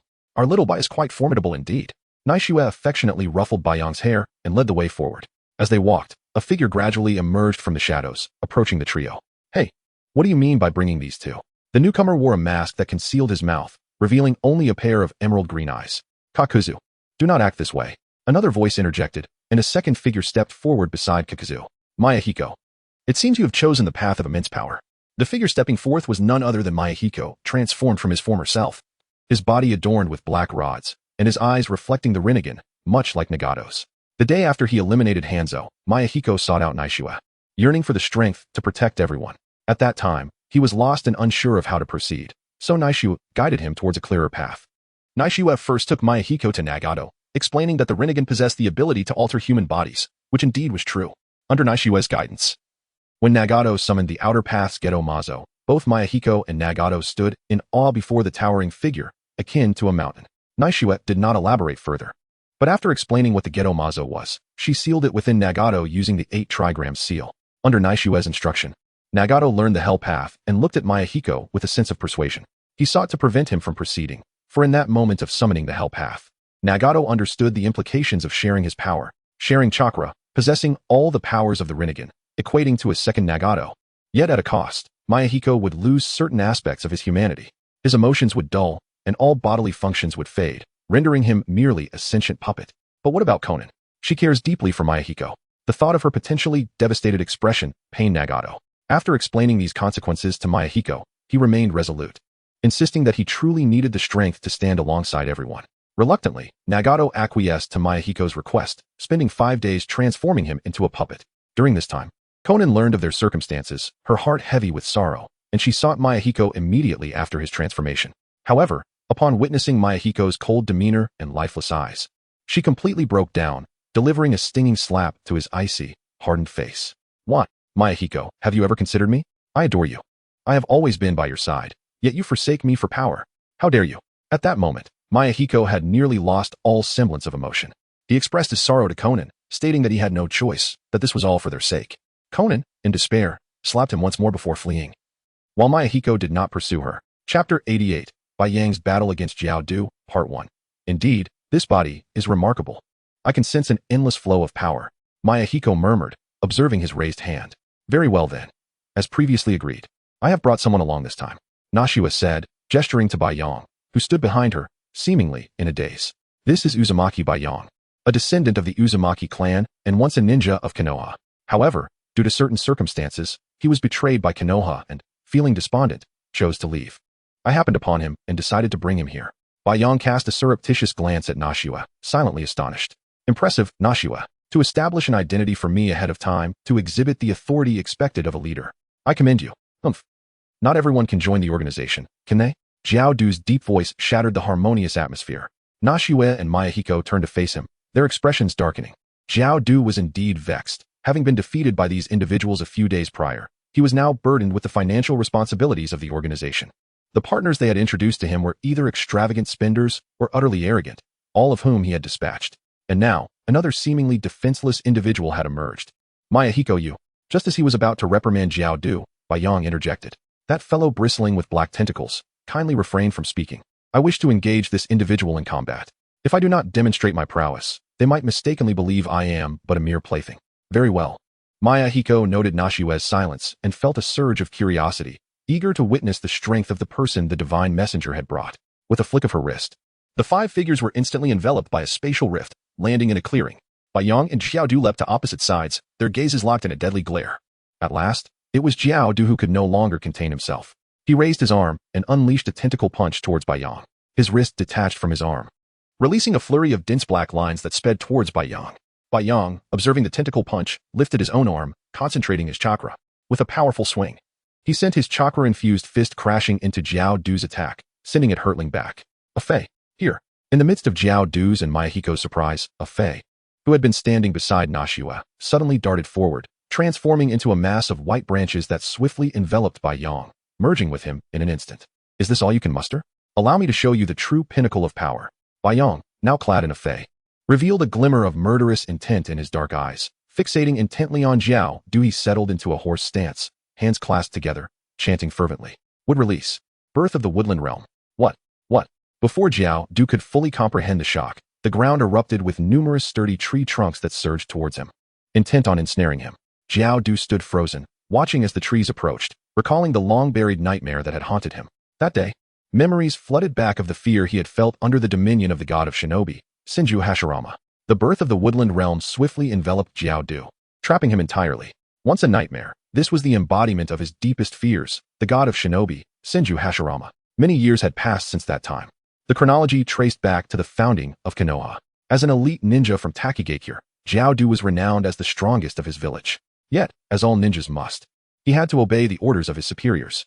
Thus, at the behest of Takigakure's leadership, Jiao Du begrudgingly accepted the task of assassinating the first Hokage. Although he had some strength at the time, it was inevitable that he would falter against the wood release's secret techniques. Even in his utmost effort, he had merely defeated a wooden clone that Hashirama had intentionally released, not the real Hashirama himself. Kind-hearted, Hashirama had no intention of killing Jiao Du, allowing him to escape. Faced with a life-threatening crisis, any being would instinctively choose to flee. This is the most primal instinct of survival. However, upon returning to his village, Jiao Du was met with scorn and punishment for his perceived failure. This was a cruel reality for a ninja willing to wager his life for his village. Thus, fueled by intense anger and hatred, Jiao Du escaped from prison. He seized the forbidden techniques deemed treasures by the village, such as the earth grudge fear. Moreover, to quell his inner fury, he took the hearts of all the village's higher-ups. From that point onward, Jiao Du ceased to trust anyone. He only placed his faith in wealth, not for any specific purpose, but simply for the pleasure of ownership, as money could never betray him and would not fade with time. Yet, even now, Jiao Du harbored a lingering shadow, the battle with Senju Hashirama. Reflecting on it, he would have preferred to perish in that war rather than retreat. But when he sought to confront Hashirama again to vanquish his nightmares, he discovered that Hashirama had already passed away. This revelation filled Jiao Du with rage. The revered god of shinobi, wielding such immense power, yet he was a fleeting existence. Since then, Jiao Du lost his life's purpose, dedicating himself solely to amassing wealth. Until today when he encountered Uzumaki Baiyang, a descendant of the Uzumaki clan with the wood release bloodline. Jiao Du let out a furious roar, a sinister smile curling at the corners of his mouth. He slowly shed his fiery cloud robe, revealing a body ensnared by countless threads. Earth release. Earth spear. As Jiao Du began forming seals, reciting incantations, he pushed his earthy chakra to its limits, his form hardening and turning black. Subsequently, a mask-like object began to crawl from his back, gradually transforming into a monstrous entity composed of black threads. Fire release. Head-on assault. Chapter 89. Baiyang vs. Kakuzu. Part 2. As Kakuzu slowly began to speak, the masked creature behind him, the earth grudge fear that he had once stolen from the village of Takigakure, also opened its mouth. With a roar, flames surged forth like a rampaging dragon, instantly enveloping both Kakuzu and the earth grudge fear. It's over. Let him out. Outside, both Yahiko and Natsuki, who believed the battle had concluded, urged Baiyang to release Kakuzu. The two watched as Baiyang, clad in Akatsuki attire, slowly shook his head, a light-hearted tone escaping his lips. Fear not. The battle has only just begun. Though Baiyang's expression remained hidden, a semblance of a triumphant smile could be perceived by both. By the way, Akatsuki, where has that rich, resonant voice of mine gone? Baiyang, within Akatsuki's body, voiced his thoughts with a murderous intent. Oh, that. You see, while you're in my body, I can alter your voice to match mine for stealth purposes. I just forgot to switch it back. What's wrong? Don't you like it? Baiyang rolled his eyes, thinking who would fancy a voice as childish as that? Hurry and change it back. It sounds terrible. Oh, all right. Akatsuki replied, slightly disheartened, but Baiyang paid him no mind. He was genuinely not fond of that pitch, as it hindered his flair. Baiyang gradually shifted his gaze back to the wooden cocoon enveloping Kakuzu, as black scorch marks and thick smoke began to spread across its surface. Countless black threads suddenly emerged from the cocoon, weaving outward and gradually encasing the entire structure. What on earth is this? Baiyang felt a wave of nausea wash over him, his eyes twitching as his stomach churned. As the writhing black threads quickened their movement, Baiyang's expression became increasingly vivid until he finally chose to close his eyes, avoiding the grotesque sight. Suddenly, a fist as dark as ink pierced through the layers of the cocoon and threads, hurtling toward Baiyang. Oh no, are you attacking me from behind? Baiyang quickly reacted, bringing his hands together as numerous tree trunks erupted from the ground, deflecting Kakuzu's powerful strike. You seem capable of continuing for a while. Why not let me see where your limits lie? Baiyang chuckled softly, lifting his gaze, only to have his expression shift dramatically upon witnessing the scene before him. Countless dense black threads emerged from the wooden cocoon he had summoned, until Kakuzu's head slowly broke through the gap. Oh no. This is horrifying. Baiyang felt a shiver run down his spine, as the sight was indeed quite repulsive. Fire style. Head hardening. Before Bai Yang could react, Kakuzu quickly formed seals. An amassed earth grudge fear burst forth from the cocoon behind him, unleashing a barrage of massive fireballs aimed directly at Bai Yang. Bai Yang looked up at the multitude of red fireballs in the air, bringing his hands together as thick wooden planks rose from the ground to shield his head. What style? Wooden umbrella? The enormous umbrella instantly blocked the incoming fireballs, and Bai Yang furrowed his brow as he glanced at Kakuzu, who now had another masked earth grudge fear emerging from behind him, doubling his foes. Enough. Bai Yang could no longer bear to watch. He attempted to control the trees summoned from the tree world to restrain Kakuzu once more. However, Kakuzu was not about to let Bai Yang have his way. He leaped, evading the encroaching tree trunks, and soared into the air, forming seals as he recited his incantation. Fire style, head hardening. Wind style, pressure damage. The two earth grudge fears simultaneously opened their mouths, unleashing a combined assault of powerful ninjutsu towards the advancing trees. In an instant, the fire and wind styles fused into a more formidable fire technique, consuming the encroaching trees. Not enough. The strength is still insufficient. Kakuzu recalled his battle with Hashirama, back when he lacked the earth grudge fear, relying solely on physical prowess until that wooden clone unleashed the miniature tree world technique. Seizing the moment, Kakuzu landed once more, raising his hand to form seals as two more earth grudge fears emerged from his back, standing poised behind him. Let us test this move. My most powerful strike. Bai Yang watched the four masked earth grudge fears behind Kakuzu as they slowly opened their mouths, various chakra attributes beginning to coalesce within. Bai Yang smiled gently. A combined attack after attribute fusion? Quite intriguing. As the chakra from the earth grudge fears neared completion, Bai Yang gradually raised his hands, bringing them together. He aimed to test the wood style technique capable of absorbing chakra. Wood style. Wood dragon technique. With Bai Yang's command, numerous trees materialized from behind him, gradually converging to form a fearsome giant wood dragon. The wood dragon technique. Bai Yang, you truly are a monster. Akatsuki's voice of admiration echoed in Bai Yang's ears, yet Bai Yang had no time to indulge him. He was filled with excitement as he called out toward Kakuzu. Ahem. With Bai Yang's roar, the wood dragon surged forth at astonishing speed, charging towards Kakuzu. The earth grudge fears behind Kakuzu reacted instantly, launching their various ninjutsu in unison. The two attacks collided in midair with blistering speed, resulting in a massive explosion. However, the explosion was short-lived. Merely 2 seconds later, a somewhat scorched, fearsome, and slightly damaged wood dragon emerged through the blast, advancing steadfastly toward Kakuzu. Alas, have I still failed? Chapter 90. Officially joining the Akatsuki organization as he realized he was outmatched, Kakuzu despondently lowered his head, standing still in place. Ultimately, he could not contend with the wood release technique. He resigned himself to the notion of bidding farewell to his former self. At that moment, Kakuzu once again fell victim to the wood release, and a sense of fatalism enveloped him. However, Bai Yang, who could deftly manipulate the wooden dragon, immediately discerned Kakuzu's thoughts. With a mere thought, the wooden dragon swiftly swung its head before Kakuzu and crashed down beside him, sending up a cloud of dust. Hey, you're Kakuzu, right? Is losing just once worth giving up your life? Bai Yang exclaimed as he flashed in front of Kakuzu, hands on his hips, indignantly questioning him. What was wrong with this guy? Why did he want to die? It wasn't even a life-or-death battle. Bai Yang merely sought to engage Kakuzu in combat. First to earn his respect and recognition of his strength, and second to test his wood release abilities, hoping to develop some new techniques. Clap, clap, clap. Bai Yang, you are indeed impressive. At that moment, Naishue approached alongside Yahiko, slowly clapping her hands, drawing the attention of both men. Bai Yang's lips twitched slightly. He found Naishue's self-directed performance rather difficult to bear. Though masked, he felt a twinge of embarrassment. It seemed that yet another formidable ally had emerged within the Akatsuki. Yahiko also managed a strained smile, revealing a rather unsettling grin towards Bai Yang. Would you like to see just how frightening your smile truly is? At that moment, a Fei detached himself from Bai Yang's side and stood beside him. Oh dear, what about me? What about me? After the battle with Kakuzu, Bai Yang and a Fei officially joined the Akatsuki, while Naishue took on the guise of Uchiha Madara's divine envoy, moving through the shadows of the Akatsuki under his name. To recruit members, Bai Yang accepted Yahiko's request to search for Konan, who had run away from home. Eventually, they found her at the edge of a cliff, drowning her sorrows in alcohol. Bai Yang grimaced as he observed the sight of Konan, thoroughly intoxicated and resembling a drunken wretch, while glancing at the expressionless Yahiko beside him.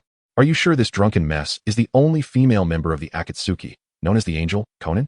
After joining the Akatsuki, Naishue had informed Bai Yang about the 3 elder figures of the organization: Yahiko, who enhanced his strength through mechanical means, Nagato, of the Uzumaki clan, who possessed the legendary Rinnegan, and Konan, revered as the Angel. Upon seeing the Rinnegan in Yahiko and Nagato's eyes, Bai Yang suddenly recalled the elderly figure named Otsutsuki Yui from his spiritual realm. If he remembered correctly, that elder also bore eyes similar to those of Nagato and Yahiko. Baiyang felt there must be some connection between the two. However, when Baiyang attempted to summon Elder Yui, he found no response, as if the elder had fallen into a deep slumber. Thus, Baiyang opted not to exert the effort to call out. Now, observing Conan, who was entirely inebriated and beginning to act erratically near the cliff, he gently nudged Yahiko's shoulder. You should go. To untie the knot, one must tie it. You're her best remedy. Just go and talk to her. Why are you looking at me? Hurry up. Seeing that Yahiko showed no inclination to move, Baiyang, feeling anxious, contemplated giving him a kick. But I don't know how to comfort a girl. Why don't you do it? Yahiko replied. Baiyang shot him an incredulous look, exasperatedly retorting. Hey, are you even a man? You caused this mess, and now you expect me to comfort her? Are you serious? To Baiyang's surprise, Yahiko, in a daze, actually nodded. Oh dear. You're just like that friend who gets into arguments with their partner and expects you to mediate. You aren't that mediator, are you? Baiyang's loud exclamation caught the attention of Conan, who was at the cliff's edge, preparing her paper projectiles. Who dare spy on me? Conan shouted, somewhat tipsy, before unfurling her paper wings and swiftly soaring over.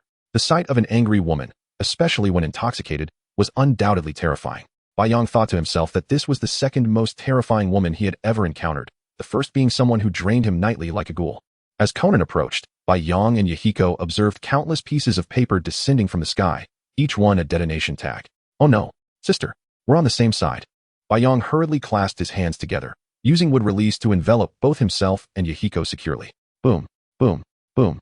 The sounds of explosions reverberated from the wooden barrier outside, and even through the wooden wall, Baiyang could feel the terrifying force of the blasts. Hey, Yahiko, you need to go out there and explain yourself, apologize, and maybe give her a hug. Perhaps Conan will forgive you. Otherwise, I fear this wall won't hold. To Baiyang's delight, Yahiko miraculously nodded. I'll give it a try. Finally, Baiyang felt a sense of relief, realizing that Yahiko was beginning to understand human conversation. As the explosive sounds outside began to dissipate, Baiyang shot Yahiko an encouraging glance before manipulating the wooden barrier to create a small passage. Without waiting for Yahiko to react, Baiyang kicked him out into the open. Farewell. Chapter 91. Another meal outside, Xiaonan clutched a bottle of wine, floating slowly in the sky, buoyed by the enormous paper wings behind her, preventing her from plummeting to the ground. Her cheeks were flushed, and her brow furrowed tightly, as she recalled overhearing a remark about not letting their own people take action while dealing with a peeping scoundrel. However, observing the unscathed wooden block below, she believed that the individual was unharmed. Now, she was determined to discover which of her own was stealthily observing her. As the wooden block on the ground gradually opened a passage, a figure, one Xiaonan recognized all too well, was kicked out, tumbling to the earth. Yahiko. Xiaonan recognized the person who had been ejected and hurriedly descended, reaching Yahiko's side in the blink of an eye. Yahiko, just as Xiaonan intended to pull him up, Yahiko turned and pulled her down onto him. Yahiko, let go of me. Xiaonan protested, feeling a tinge of embarrassment as Yahiko held her tightly. Whether it was the alcohol or something else, her delicate features flushed crimson. I won't let go, Xiaonan. I'm afraid that if I do, you will flee again. Please, stop avoiding me. This transformation was my choice, made for the future of our organization. To protect you all, I'm sorry. Xiaonan, enveloped in Yahiko's embrace, felt the strands of hair on her forehead obscure her face, making it impossible for him to discern her expression. Suddenly, a crystalline tear slipped from the corner of her eye, softly landing on Yahiko's cheek. Yahiko felt the moisture on his face and widened his eyes in surprise. Xiaonan, you don't speak. Xiaonan interrupted with a fierce whisper. Let me hold you for a moment, just a moment with that. She clung to Yahiko, burying her face in his chest as she sobbed softly. Fu Wangsheng's voice echoed, though somewhat indistinct, each word resonating with the few remaining strings of Yahiko's heart. No matter how you change, I will always be your Xiaonan. I will stand behind you, and I will love you forever. Xiaonan cried for a long while Yahiko remained still, quietly lying beneath her. Meanwhile, Baiyang had unknowingly taken a seat on a sturdy branch nearby, munching on seeds he had found, the sound of cracking echoing softly. Beside him, Nai Shui sat quietly, holding 2 skewers of tricolored dumplings. Hey Bai. They seem like the two of us from before, Nai Shui remarked. Although masked, her voice had reverted to its previously delicate tone. As she gazed at Xiaonan and Yahiko in the distance, memories of her past with Baiyang made her smile involuntarily. A flicker of melancholy crossed Baiyang's eyes. He wished he could recall the memories he shared with Nai Shui, believing they would be far more beautiful than the present. Noticing the fleeting sadness in Baiyang's gaze, Nai Shui gently offered one of the skewers to his lips, smiling as she spoke. Isn't this moment quite nice? Baiyang nodded with a smile, taking a bite of the dumpling. Delicious. His eyes squinted with delight at the taste, eliciting a soft giggle from Nai Shui. If only the various ninja villages could exist without suspicion, conflict, or war. A peculiar thought surfaced in Bai Yang's mind, and he blurted it out. Nai Shui. Upon hearing his words, blinked her bright eyes at him, playfully pinching his puffed cheek. One day, that will happen. My goal in forming this organization is to employ an ancient secret technique that will eliminate all disputes worldwide. At that time, we will continue to live in happiness. Hearing Nai Shui's words brought a smile to Bai Yang's heart, yet he seemed to ponder something, and his expression darkened slightly. After a moment, under Nai Shui's curious gaze, he turned to her and asked, Shui, do you happen to have any ninja technique scrolls? I wish to learn new techniques and become stronger. Nai Shui chuckled and shook her head. I do have scrolls, but I don't wish to give them to you. Why not? Bai Yang asked, perplexed. Suddenly, Nai Shui removed her mask, leaned close to Bai Yang's ear, and gently bit his earlobe. Her voice, tinged with concern, emerged softly. Because I don't want you to be caught in the turmoil of war again. I worked so hard to bring you back. I cannot bear to see you leave me once more. With a gentle smile, she then lightly touched the corner of Bai Yang's mouth. But I'm not afraid. Please give them to me. Consider it enhancing my self-defense capabilities, Bai Yang pleaded. Shaking Nai Shui's arm, employing his most endearing charm, Nai Shui, taken aback by this unfamiliar side of him, felt parched and smiled alluringly. All right, but you must promise me one thing. Bai Yang noticed the sly smile on Nai Shui's lips and her teasing gesture, realizing what might transpire next. Cold sweat dripped from his forehead. No, Shui, not tonight. Absolutely not. Bai Yang frantically waved his hands, but it was futile.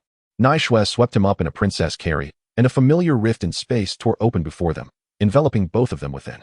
Time to eat. As Bai Yang and Nai Shui's figures vanished through the rift, only Yahiko and Xiaonan remained at the cliff's edge. Xiaonan assisted Yahiko in rising slowly, and then gazed deeply into his eyes, pinching his cheek lightly. It feels terrible, cold and uninviting, but I don't mind. She rose on her toes, leaning up to kiss him gently on the lips, her voice a whisper. I like you, Yahiko, regardless of your feelings. You will belong to me from now on. With her head tilted, a glimmer of crimson light danced in her eyes, fixating intently on Yahiko. Chapter 92. The Song of the Reborn Peasant. After Bai Yang was embraced by Nai Shui and brought back to their base, he was unceremoniously tossed onto the bed. Resigned, he ceased his futile resistance, lying still as Nai Shui took charge. However, employing unknown techniques, Nai Shui unleashed a flurry of kisses upon his face, occasionally blowing softly in his ear while uttering some shameful words.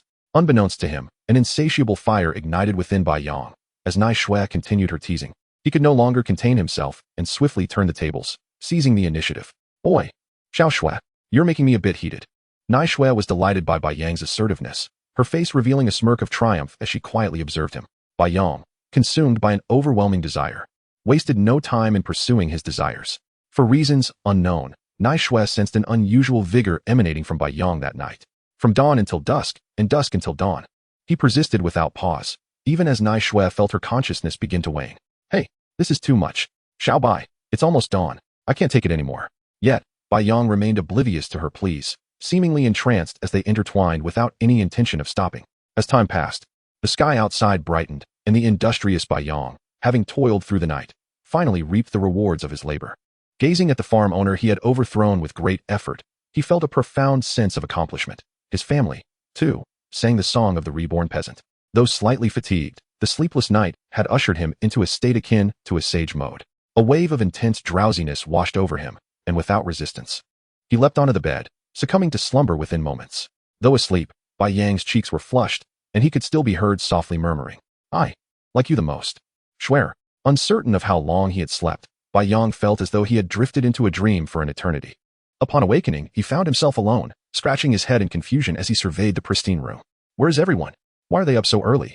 At that moment, a somewhat mournful voice echoed from the doorway, followed by a graceful figure entering the room. You finally woke up. I thought you were dead. Nai Shui gazed at Bai Yang with a mix of resentment and concern. Haha. Swear, how long did I sleep?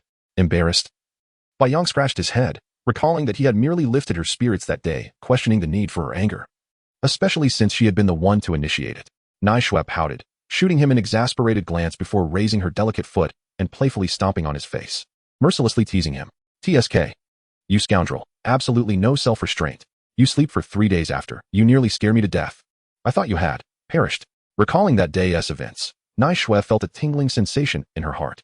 Bai Yang had been utterly wild, having exhausted himself to the point of unconsciousness, and she had lost count of how many times it had happened, though it had certainly exceeded 10 hours. Upon reflection, she realized that Bai Yang had been uncharacteristically fierce, far from his usual gentle demeanor, resembling a raging beast instead.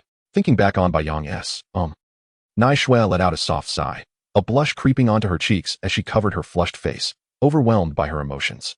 Naishue had to admit that after last night's encounter, she had completely succumbed to Bai Yang's charms. 3 days, Bai Yang exclaimed in astonishment, his eyes wide with disbelief. Yet, upon noticing the rosy hue spreading across Naishue's face and the slight tremor in her body, he instinctively shivered. What are you doing? I just woke up. It's fine. Just once. Come on. Meanwhile, within the base of the Akatsuki, Kakuzu was gripping a man clad in a fiery robe, lifting him effortlessly despite the man's robust stature. You bunch of scoundrels, let me go? The man struggled futilely against Kakuzu's grip, his face turning red from lack of oxygen. Let go. I want to do it again. In truth, this man was Kageyama, who had been found on the bounty list of rogue ninjas. His name was Fongi, a special rogue ninja from the Hidden Cloud Village, who had once caught the attention of the Raikage and received guidance in mastering the lightning release. Thanks to the Raikage's tutelage, Fongi had made considerable progress in lightning release chakra, but he had defied the Raikage's orders during the war, becoming a deserter. Unwilling to face punishment, he had defected from the Hidden Cloud. After much deliberation, Xiao Nan and Yahiko decided to recruit him as Kakuzu's partner. Knowing Kakuzu's volatile temperament could lead to violence if provoked. Although Fongi's strength was deemed average, as long as he possessed good defensive capabilities and could cooperate with Kakuzu, they believed it would suffice. However, no one anticipated that this so-called master of lightning release was merely a facade. Although Fongi was rated as an elite J-nin in the records, Kakuzu quickly discovered that he appeared to lack any practical combat experience and had a temper even more volatile than his own, igniting with just a few words. In Kakuzu's view, Fongi was nothing more than a reckless brute devoid of intellect. Chapter 93. The recruitment of new members. Feeling deceived, Kakuzu was overwhelmed with rage. In the presence of Konan and Yahiko, he abruptly lifted up the so-called H-key. Since your temper is so volatile, perhaps you should no longer exist. Before H-key could utter a word of protest, he was struck in the chest by Kakuzu's fist, silencing any plea for mercy. With a splatter, H-key coughed up a mouthful of blood, his eyes filled with resentment as he watched Kakuzu extract his own heart. Bastard. In the blink of an eye, H-key's eyes rolled back, and he ceased to breathe.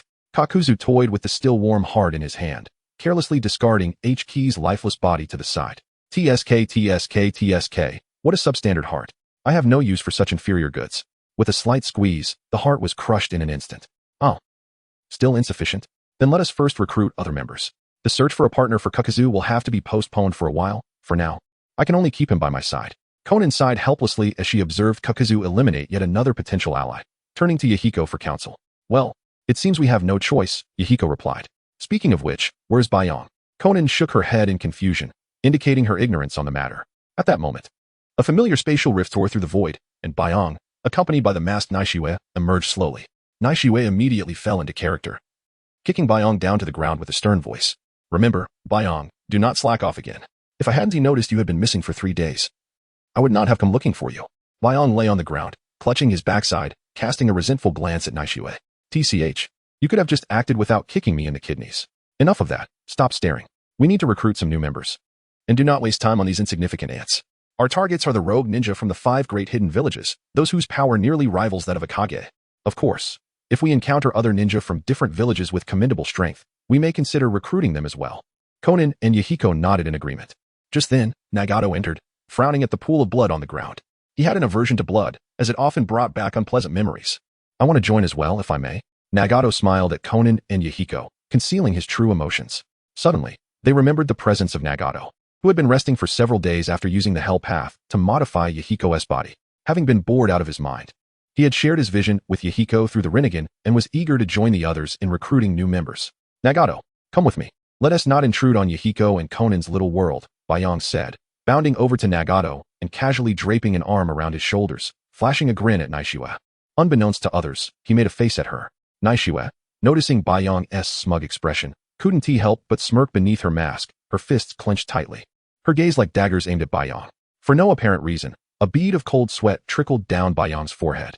He averted his gaze from Naishue and turned his attention to Nagato, his eyes filled with anticipation.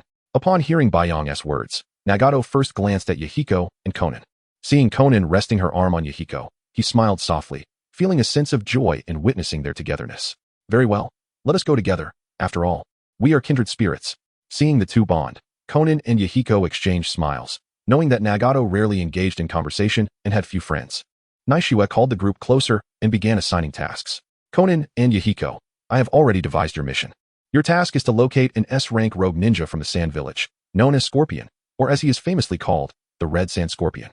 I have investigated his background. He is the grandson of Chiyo, a consultant of the Sand Village, and has been trained in the art of puppetry from a young age. His skills are exceptionally high, and he possesses profound knowledge of poisons. The reason for his defection was the assassination of the third Kazekage. Gasps of awe escaped the lips of the group. After all, a Kage represented the pinnacle of strength in each hidden village, embodying the honor and prosperity of their village. The mere audacity to assassinate one was enough to earn Baiyang and the others' admiration, and he had succeeded. Following the successful assassination, he escaped with the body of the third Kazekage from the Sand Village. Upon hearing this, interest in the man known as Scorpion peaked among the group. Naishue refrained from disclosing that Scorpion was indirectly responsible for igniting the Third Shinobi World War, considering Nagato had lost his precious friend during the conflict. Alright, Yahiko and Conan, your mission is to find Scorpion and recruit him into our organization. I only managed to trace his whereabouts after the war concluded. The last confirmed sighting of him was at this location. With that, Naishue tossed a scroll towards Conan, who opened it briefly before nodding in acknowledgement. Understood. Now, as for you, Kaka, Naishue shifted her gaze towards him, her tone indifferent. Your current task is to procure funding for the organization. While we have yet to find a suitable partner for you, you will have to manage for now. Kakuzu waved his hand dismissively, his expression indifferent. It's fine. I am accustomed to solitude. Even without a partner, I will not feel bored. Besides, even if you don't mention it, I will still seek out opportunities to earn money, as that is my passion, not merely a job. Chapter 94. The Escape of Light. Very well. Now it is time for Baiyang and Nagamon. Nesuke redirected her gaze towards Baiyang and the others, speaking in a calm tone. I have a suggestion for a candidate from an organization that you should consider. Who is it? Baiyang inquired, a hint of confusion in his voice. Nesuke chuckled lightly, crossing her arms as she casually revealed a name. Gaara, the son of the fourth Kazekage, the one-tailed Jinchuriki. He is merely about a year old and has yet to awaken his consciousness. If we nurture the Jinchuriki from a young age, our organization's strength could rival that of the ninja world in the future. With a playful smile, Nesuke added, it would be quite intriguing to turn the one-tailed Jinchuriki into a rogue ninja. One-tailed Jinchuriki? How can you be sure we can take him? Baiyang questioned. Incredulous. That's one of the 5 great hidden villages. Given the difficulty of our tasks, isn't that a bit ambitious? Chuckling, Nesuke clarified, it was just a jest. Our organization is not in the position to raise a child right now. Her laughter indicated that she was merely teasing Baiyang, although she did harbor such thoughts.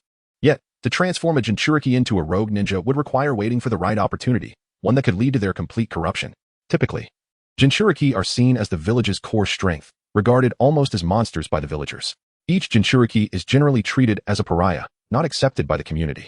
When Gaara's mental defenses are finally shattered, that will be the perfect moment for her to intervene. In fact, your mission also involves retrieving a person, a ninja named Deidara from the Rock Village. Deidara? The group turned towards Nesuke in confusion, wondering why he was of such significance to her. Nesuke did not keep them in suspense and slowly recounted Deidara's accomplishments.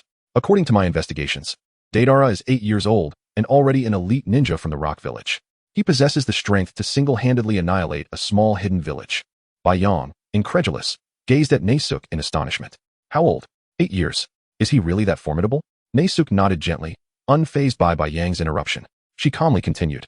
Deidara is the direct disciple of the current Tsuchikage, Anoki. He possesses an extraordinarily unique explosive-release bloodline limit, utilizing clay bombs of various forms and power, which can move with a degree of sentience, akin to animals. So how do we bring him back? Can we use force? Baiyang suggested. However, Nesuke shook her head softly. That approach won't work. Although Deidara is powerful, he is still just 8 years old and quite rebellious, often sneaking out to take on A-rank missions without Anoki's consent. You might try to provoke him verbally. Perhaps challenge him to a simple bet. Whoever is stronger gets to call the shots. At that point, you can overpower him with force. He will surely submit. Remember, when recruiting new members, don't rely solely on force. Nesuke gently nodded beneath her mask, affirming the need for strategy in conquering a person. After discussing, the group prepared to set off the next day, each to pursue their respective targets. During this time, Nesuke brought Black and White Zetsu and Akatsuki from the base. Although neither possessed formidable combat strength, they excelled in reconnaissance and support. Meanwhile, in Konoha, at the hospital, Minato Namikaze stood in Light's room, his face twitching as he observed the chaos. The room, once containing Light, was now devoid of her presence, littered with signs of struggle and blood. Several Umbu members lay unconscious on the floor, and the window had been completely destroyed. The scene vividly illustrated to Minato that Light had incapacitated his Umbu and escaped. Or rather, fled. He had been in the Hokage's office attending to administrative matters when he sensed a faint chakra connection from the flying thunder god Kanai on his desk. It was a distress signal from the Umbu assigned to monitor Light. Upon receiving the message, Minato rushed to the scene. only to find that Light had already made her escape. Clearly, the message was sent by his umbu just before they lost consciousness, indicating he had arrived too late. Minato approached, meticulously checking each member's pulse, relieved to find that they had merely exhausted their chakra and fainted. Oh, at least no one was killed. Just as Minato exhaled in relief, a powerful sound of air rushing filled the room. He hurriedly peered through the shattered wall of the hospital. Above Konoha, a towering crimson giant ascended into the sky, gradually moving away from the village. The commotion startled the villagers, drawing their attention, and some even recognized the Susanoo of Light. Look, that's the crimson giant that appeared 4 years ago. How can it be here again? What should we do? Is Konoha going to be destroyed? The sight of Light activating her Susanoo instigated panic among the villagers, concerned about inciting unnecessary public unrest. Minato swiftly returned to the Hokage building and issued an announcement to reassure everyone that the massive crimson figure posed no threat to the village, urging calmness and discouragement of idle speculation. Meanwhile, the place from which Light had just taken flight was their former home. She had escaped to retrieve a few items, one being Bai Yong's weapon, a long spear named Silver Dragon, and the other, a necklace that Bai Yong had once left behind. That necklace was Bai Yang's final keepsake for her. Chapter 95. The red-haired individual. Minato had not anticipated that in a mere week, Hikari's resistance to medication would reach its zenith, rendering tranquilizers completely ineffective. Devoid of the sedative's influence, Hikari swiftly regained consciousness, employing her 8,000 spears to extract a near-fatal amount of chakra from several umbu members before absconding from Konoha Hospital. Gazing through the Hokage's office window at the distant sky, where Hikari had flown, Minato pondered the ramifications in this delicate period following the Third Shinobi World War. Dispatching a large search party might invite further complications. Alas, your escape presents a quandary. How am I to explain this to Kushina? Minato scratched his head, vexed. Just as he was contemplating how to deceive Kushina, a familiar feminine voice echoed from beyond the door. Hikari, I brought little Naruto to see you. Don't be so morose. As fate would have it, Kushina, hand in hand with young Naruto, entered the room. Upon witnessing Minato and the scattered umbu members on the floor, her smile waned, and the words she intended to speak caught in her throat. Minato, where's Hikari? Despite the obvious, Kushina seemed unwilling to accept the truth. Her eyes fixated on Minato, scrutinizing him intently. Minato sighed, recounting the events to Kushina. Upon learning that Hikari had defeated all the umbu and fled, a wave of sorrow washed over Kushina, and she sighed resignedly. Forget it, Minato. Don't search for her. Hakuyo is her unresolved conflict. Regardless, she will eventually return. You needn't concern yourself with her. As Kushina lamented, young Naruto, as if sensing his mother's distress, gently tugged at her sleeve with his tiny hand, accompanied by his innocent childish voice. Mommy, don't be sad. If Hikari Nichin is gone, Naruto is here with you. Touched by his words, Kushina hastily wiped away the tears welling in her eyes, crouched down, and embraced Naruto. Yes, yes. Naruto is so good. Mommy won't cry. After casting one last glance at the distant azure sky, Kushina returned home with Naruto. Upon escaping Konoha, Hikari immediately sought the location where Hakuyo had vanished 4 years prior, the border between Kusagakure and Hai no Kuni. Arriving at the familiar site, Hikari dispelled her Susanoo and descended gently from the sky. The desolate scene of carnage from 4 years ago had vanished, replaced by a profusion of flora. It was said that the corpses of the Kirigakure umbu and root members were buried on the spot by order of Hiruzen Sarutobi, serving as nourishment for the soil and fostering this field of flowers. At the heart of the floral expanse stood a stone monument, Hakuyo's grave. A cenotaph erected by Hikari herself 4 years ago. The grave was empty, for Hikari could not bear to part with even a single piece of Hakuyo's clothing. She knelt before Hakuyo's grave, recounting her longing for him over the years. Gradually, a tear escaped her eye, landing on the dust-covered tombstone. Over the past 4 years, Hikari had frequently visited the grave to reminisce. She diligently cleaned the tombstone. Now, as she prepared to depart in search of Hakuyo, she vowed to find him, even if only his remains. From within her cloak, she retrieved a small scroll. With a surge of chakra, Hakuyo's silver spear, Jinryu, materialized in her hand. Forgive me, Hakuyo. I will find you soon. Please, wait for me a little longer. With these words, Hikari gently placed Jinryu before Hakuyo's tombstone. Caressing the necklace around her neck, she cast one final glance at Hakuyo's grave before departing without looking back. Meanwhile, within Kusagakure, Obito and Rin were diligently seeking information about Hakuyo or any red-haired individuals. However, the mere mention of a red-haired person elicited wary expressions from those around them, leaving them puzzled. Just then, Kakashi returned with a piece of news regarding a red-haired individual. For some reason, the locals here become guarded when asked about red-haired people. I could sense them deliberately avoiding us or evading our questions. Fortunately, I overheard some shinobi conversations and gleaned a bit of information. Sensing a glimmer of hope, the two pressed him for details. What news? Have you found any trace of Hakuyo? Kakashi shook his head. I'm not entirely certain, but I learned that there's a small cabin on a mountain near the edge of the village, inhabited by a red-haired person. Hearing this, Rin exclaimed excitedly. What are we waiting for? Let's go? Maybe there's a clue about Hakuyo. But Kakashi shook his head. I scouted ahead. There are about 5 or 6 shinobi guarding the area. It's daytime, so it's not convenient to investigate. Let's wait until nightfall before we proceed. The others nodded in agreement, and they found a place to rest at a nearby inn. As dusk approached, the 3 awoke from their slumber in unison. They exchanged glances, nodded subtly, and vanished from the room as a vortex materialized. On the outskirts of Kusagakure, a vortex slowly emerged from the void, and Kakashi and his companions reappeared. Their plan was to approach the mountain from outside the village, bypassing the patrolling shinobi and infiltrating the mountain discreetly. We've arrived. Kakashi, leading the way, suddenly halted. He turned to the others and said softly, We're here. Obito looked up and saw 4 shinobi standing guard in front of a dilapidated wooden cabin. Perhaps due to the late hour, the guards appeared listless. Obito and Kakashi exchanged glances, nodded, and dispersed in different directions.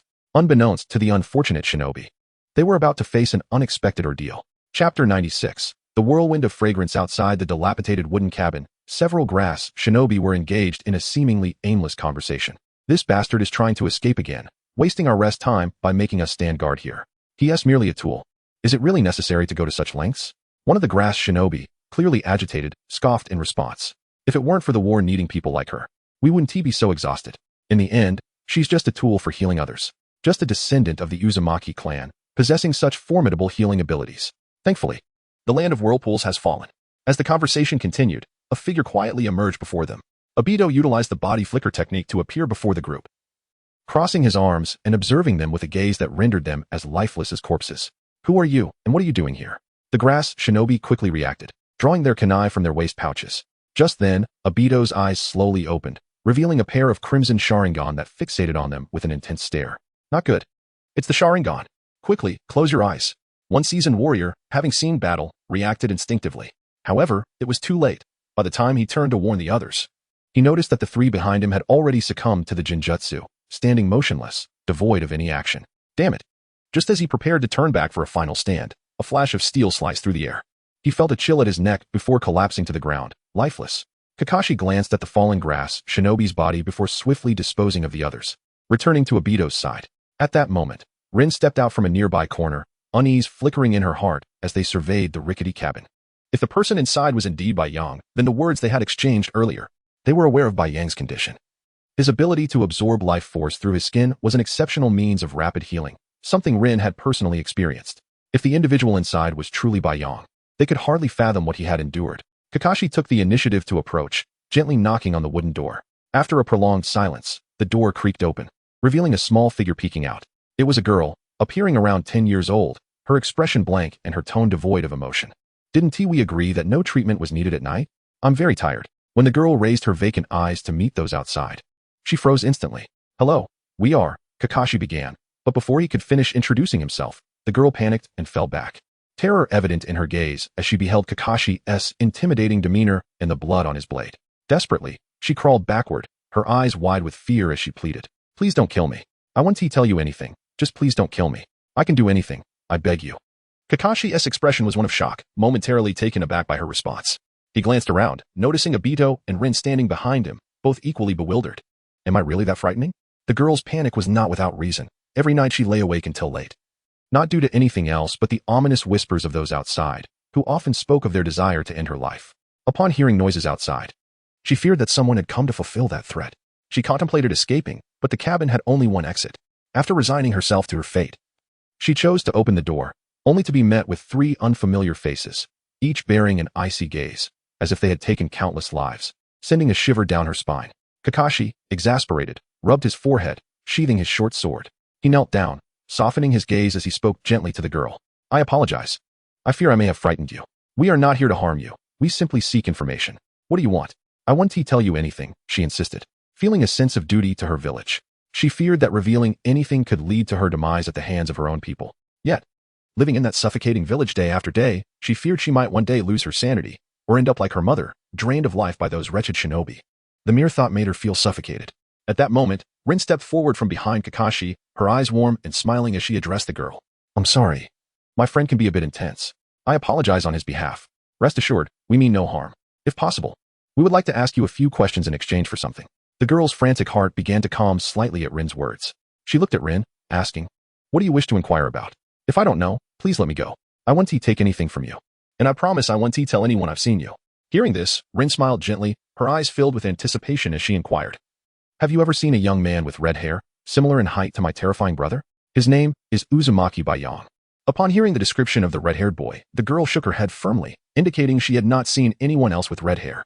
However, when she learned that they were searching for a member of the Uzumaki clan, she suppressed her rising panic and nervously asked, Are you looking for someone from the Uzumaki clan?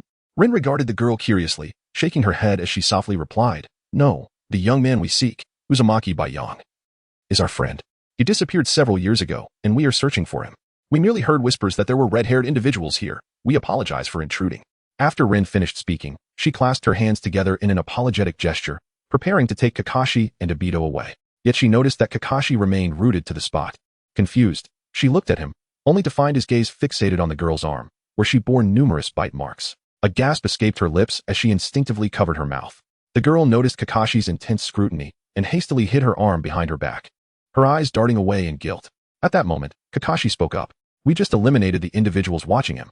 If the other shinobi in this village find out tomorrow, they will not spare you. I don't want to see an innocent life lost because of us. Obito and Rin then realized the grim implications. If they left now, the girl would undoubtedly meet a horrific fate. I'm fine. I'm of use to them. They won't kill me. The girl's timid voice caused Kakashi to frown in concern. What is your name? The girl timidly lifted her gaze towards Kakashi, her pleading eyes conveying that she could not utter a falsehood.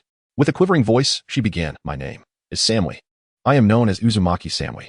Ah, Samui, a fine name indeed, Kakashi acknowledged with a nod, squatting down to meet the young girl's gaze. Now, Samui, tell me the truth. Whenever someone in the village is injured or gravely hurt, do they not summon you and bite you? And no, it's not like that. Samui stammered, her reply lacking conviction. Kakashi narrowed his eyes, suddenly grasping her arm, revealing the multitude of bite marks adorning her skin. You are deceiving me. These bite marks clearly indicate that they are using your body as a means to heal themselves. Realizing her lie had been uncovered, Samui hurriedly withdrew her arm, concealing it behind her back as if that could erase the painful truth of her past. Sigh. Kakashi exhaled, his voice gentle yet firm. Do you understand the toll this takes on your vitality? Those wretched grass shinobi would not survive without siphoning your life force. If this continues, your lifespan will be tragically short. Yes, I am aware. My mother perished in such a manner. Kakashi opened his mouth to speak again, but the emotions he had suppressed for so long surged forth under the weight of his concern. Her body trembled slightly as she began to sob softly. But I do not wish for this. It is simply the price for my family's survival here. If we do not comply, we may face an even grimmer fate due to the war. The war has already taken my father. My mother cannot bear to lose me as well. We can only survive in this way. We never wanted this. Wah! Overwhelmed, Samui cried out, her despair echoing as if no one could fathom her plight. Kakashi's brow furrowed, and he gently placed his hand upon her head before extending it toward her. If you desire, I can take you away from here. You will no longer endure such treatment. You will live a normal life, free from the drain of others. Come with us. We will lead you away from this place to Konoha, where you will no longer face such abuse. Upon hearing Kakashi's words, Samui's tears ceased abruptly as she gazed up at him in disbelief. You would take me in? Of course, Kakashi replied with a soft chuckle, his hand still extended. Come with us. You will not have to endure this despairing existence any longer. Samui stared at Kakashi's face, pondering for a long moment before gently placing her hand in his. All right, I will go with you. That day, a flicker of hope reignited within Samui. If it were possible, she wished for life, just like anyone else. Kakashi was like a beacon of light, guiding her out of the shadows. Observing this scene, Rin leaned closer to Obito, whispering, Is this truly the Kakashi we once knew, the one who was somewhat indifferent? He seems to have changed. Obito chuckled softly, ruffling Rin's hair. Everyone changes. Kakashi is no exception. As we grow and mature, his aloof demeanor cannot persist indefinitely. In truth, this change is rather delightful. Rin did not resist Obito's affectionate gesture. In fact, she relished the comforting sensation of being cared for. Indeed, witnessing Kakashi's transformation is quite heartening. However, unbeknownst to them, a patrolling grass shinobi had taken notice of the commotion. Upon discovering Samui's door ajar, he immediately sensed something amiss and hastily rummaged through his pouch. With a sudden burst of brilliant fireworks illuminating the night sky, the village of grass shinobi erupted into chaos. Trouble. Samui has escaped. Quickly, gather a search party. Kakashi and Obito, having caught wind of the situation, clasped Samui's hand, glancing back at Obito, who understood the cue. He pulled Rin to Kakashi's side, and with a whirlpool emanating from his eyes, the group was swiftly drawn into the vortex, vanishing from sight. The grass shinobi could not uncover any trace of Samui. As if she had vanished into thin air, all they found were 4 decapitated corpses. They scoured the vicinity and even the entire land of grass, yet Samui remained elusive. In truth, Kakashi and his companions had whisked Samui far from the land of grass. But their mission was not yet complete. They needed to remain outside for at least a year. Thus, Samui temporarily joined them in their quest to trace the whereabouts of Baiyang, though this journey might pose certain dangers for the young girl when the time came. Placing Samui within Obito's Kamui space would ensure her protection. Chapter 97 Little Xianglin was somewhat overly reliant on Kakashi. After Kakashi and his companions exited the land of grass, they first arrived in the land of fire, where they discovered a small stream. Due to Xianglin's unkempt appearance, they intended to give her a bath. Initially, this task was meant for Rin, but please don't. Xianglin insisted vehemently against going with Rin. Her small hands clutching Kakashi's collar tightly, her voice quivering as she pleaded, I don't want to bathe with my sister. I want to bathe with my brother, having lost her mother at a tender age, and without ever being taught the differences between genders. Xianglin instinctively wished to stay with Kakashi, as his presence provided her with an inexplicable sense of security. Both Obito and Rin exchanged glances filled with incredulity at Xianglin's words, Obito even letting out a derisive sound. Observing their reactions, Kakashi helplessly rubbed his forehead, casting a bemused glance at Xianglin, who was still clinging to him. He knelt down, gently patting her head, and softly spoke, boys and girls shouldn't bathe together. You must behave and let Rin take you to wash, all right? Xianglin lowered her head, a hint of dejection in her tone as she acquiesced, allowing Rin to lead her away for a bath. Meanwhile, Obito and Kakashi took it upon themselves to stand guard, ensuring the safety and privacy of the two girls. At that moment, Obito appeared to recall something. He turned to Kakashi and remarked, if I'm not mistaken, the grave of Baiyang should be nearby. I'll go take a look. You stay here. Kakashi acknowledged with a nod and continued to survey the surroundings from his perch in the tree. Before long, Rin returned with a freshly bathed Xianglin. The girl was indeed quite charming, with her short red hair and large eyes, wearing glasses. Although she was around 10 years old, she was taller than Rin had been at 12 and exuded an adorable aura. As soon as Xianglin spotted Kakashi, she released Rin's hand and hurried to his side, grasping his hand tightly. It was evident that she was in dire need of reassurance. Observing the little one's dependence on Kakashi, Rin chuckled lightly and approached them, handing Kakashi a towel. Why don't you take responsibility for little Xianglin from now on? She seems quite attached to you. Kakashi, exasperated, rubbed his forehead and accepted the towel from Rin. He genuinely felt at a loss regarding how to care for these children. The thought alone was quite vexing. Kakashi presented the towel to Xianglin, clearly indicating that he wanted her to dry her hair herself. Yet, Xianglin merely stood there, her eyes fixed on Kakashi without the slightest intention of taking the towel. With a sigh, Kakashi conceded and personally began to dry her hair. Just then, Obito emerged from behind a nearby tree, approaching the pair. Observing Kakashi's actions, he teased with a smirk, I never expected someone like you would take care of a child. Quite surprising. Kakashi shot Obito a glare but ignored him, continuing to tend to Xianglin's hair.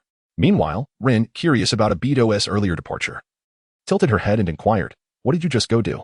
Obito then recalled and, with a hint of frustration, replied, I went to check on Baiyang's grave. The one we set up for him before. I discovered something. What is it? Rin asked, intrigued. Sighing, Obito continued, when I arrived, I found the tombstone had been cleaned meticulously, as if someone had recently visited. Additionally, Baiyang's former weapon was placed in front of the grave, the long spear he used. Rin gasped in surprise, the long spear Baiyang used. Indeed, this implies that Guang has left the village. In fact, just a couple of days ago, she visited Baiyang's grave and placed his weapon there. She might be ahead of us in searching for Baiyang and being alone. We cannot ascertain if she is in any danger, which is quite troubling. In truth, Obito also felt a deep sorrow over Baiyang's disappearance, as he was one of the few friends he had. However, to spare Rin from distress, he had concealed his feelings. Nevertheless, he was quite invested in the search for Baiyang. It appears we must continue our search for Baiyang. As for Guang, Kakashi said, leading the now-dried Xianglin towards the others. Sai, it seems that's our only option. Obito sighed resignedly, but then an idea struck him. He turned to Rin and asked, by the way, Rin, do you still have the Flying Thunder God Kunai that Sensei Minato gave you?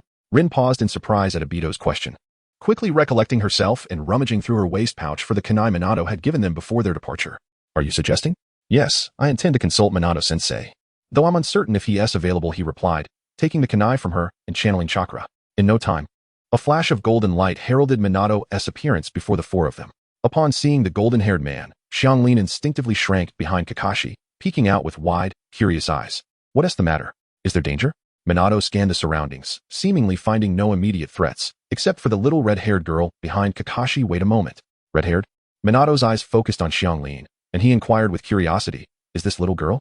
At that moment, Rin stepped forward to introduce Xianglin. After hearing her explanation, Minato appeared enlightened and turned to Obito with renewed inquiry. So, you summoned me for a specific reason? Indeed, Minato-sensei. This location lies on the border between the land of fire and the land of grass. and it is quite close to Baiyang's grave. I remembered this and intended to tidy up Baiyang's tomb. However, I found Baiyang's spear placed at his gravestone, which, if I'm not mistaken, was in Guang's possession. Minato nodded in understanding, recognizing the implications of Obito's words. He then added, in fact, just a couple of days after your departure. The sedative administered by Konoha Hospital ceased to affect Guang. Her adaptability is remarkably high. However, the personnel at Konoha Hospital remain unaware of this. Chapter 98. The slightly naive Deidara. The strength of Hikari is formidable. She incapacitated the Umbu I sent to monitor her and fled alone. I had no intention of pursuing her, as that was her personal struggle. Even if she could not locate Baiyang later, she would ultimately have to come to terms with it. Let her be. However, it is imperative to continue searching. You must not slack off. This is a mission, not a leisurely vacation. Both Baiyang and Hikari must be found, upon sighting them. Use the flying thunder god Kanai to summon me. Yet, you did not call me here solely for these requests, did you? With that, Minato cast a subtle glance in the direction of Cheyenne. The three understood, and Kakashi pulled Cheyenne from behind him, bringing her before Minato, and spoke. I wish for teacher Minato to take Cheyenne back, and have Kushina-sensei look after her for a while.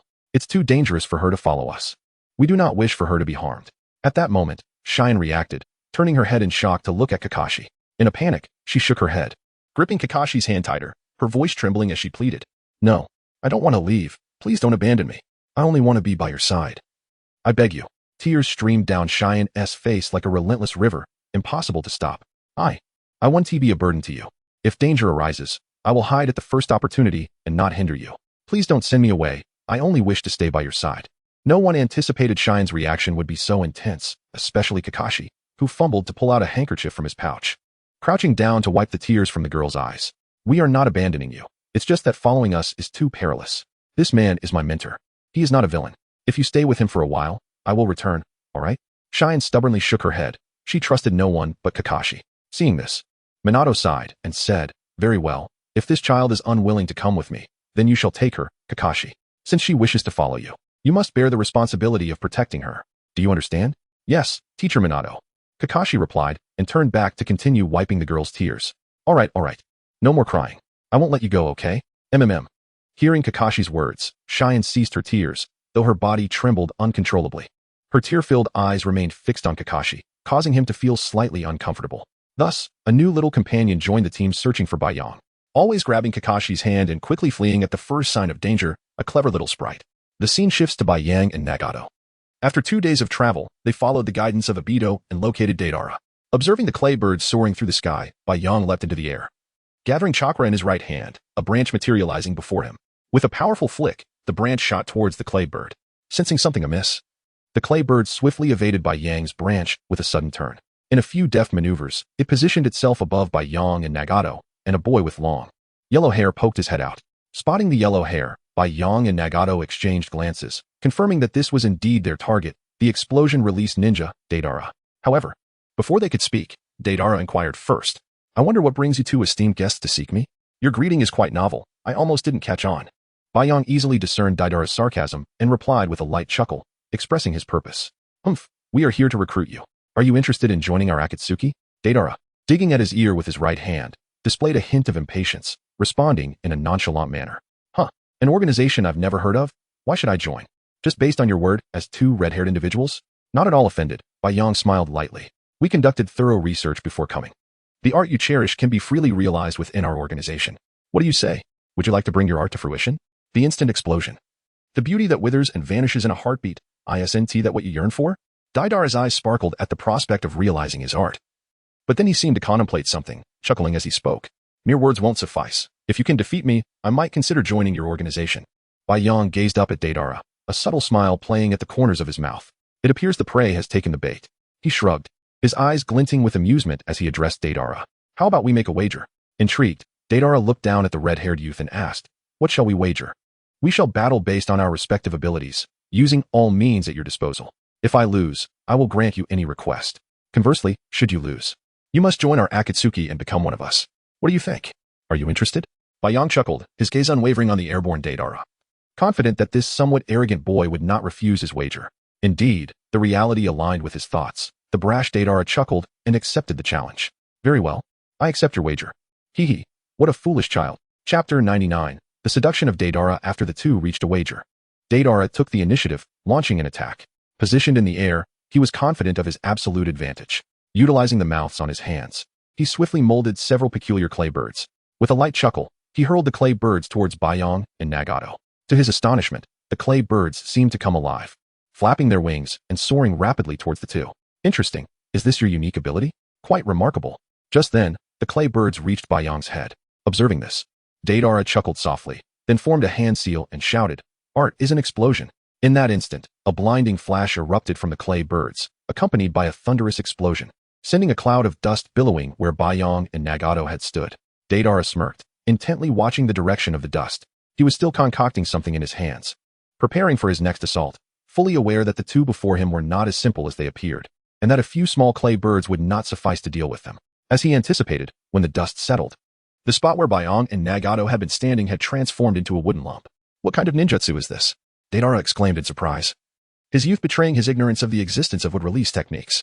As the wooden barrier slowly opened, the figures of Nagato and Baiyang emerged. Baiyang glanced at Nagato, conveying a clear message. It was time to show this young one a taste of reality. Nagato understood and swiftly ascended to a high rock pillar, his violet Rinnegan fixated on the confrontation below. Truth be told, he was quite curious about Baiyang's prowess. During their travels over the past 2 days, Baiyang had been diligently learning various ninjutsu, appearing less like a seasoned ninja and more like a genius eager to absorb knowledge. After all, in just 2 days, he had mastered over a dozen techniques, including wind release, fire release, and water release, 3 different elemental forms of ninjutsu. His astonishing learning speed allowed him to progress from basic proficiency to flawless execution in mere hours, often requiring just 2 hand seals to perform his techniques, and in some cases, no seals at all. Thus, Nagato pondered the true extent of Baiyang's abilities. Meanwhile, Baiyang and Deidara had already begun to engage. Baiyang initiated the attack, slightly crouching, hands clasped together, murmuring incantations. Would release, would dragon technique? A massive, serpentine wooden dragon emerged from behind Baiyang, charging straight towards Deidara. Deidara reacted swiftly, maneuvering the clay birds to deftly evade the wooden dragon, then regarded Baiyang with a teasing glint in his eyes. If this is all you can do, it won't be enough to convince me to join you. Who said this was all I had? Baiyang replied with a gentle smile, his voice calm. Little brother, though you soar high, once I catch you, you shall explode. One to you? Oh, what do you intend to do? As Deidara pondered, Baiyang clapped his hands again, exclaiming, would release. Birth of the trees. In an instant, countless trees erupted from the ground, rapidly ensnaring Deidara in a deadly embrace. The speed of the tree growth was astonishing, encircling Deidara in moments. A bead of cold sweat formed on his brow as he ceased underestimating Baiyang. He hastily directed the clay birds to evade, attempting to escape the lethal grasp of the trees, though his speed fell short.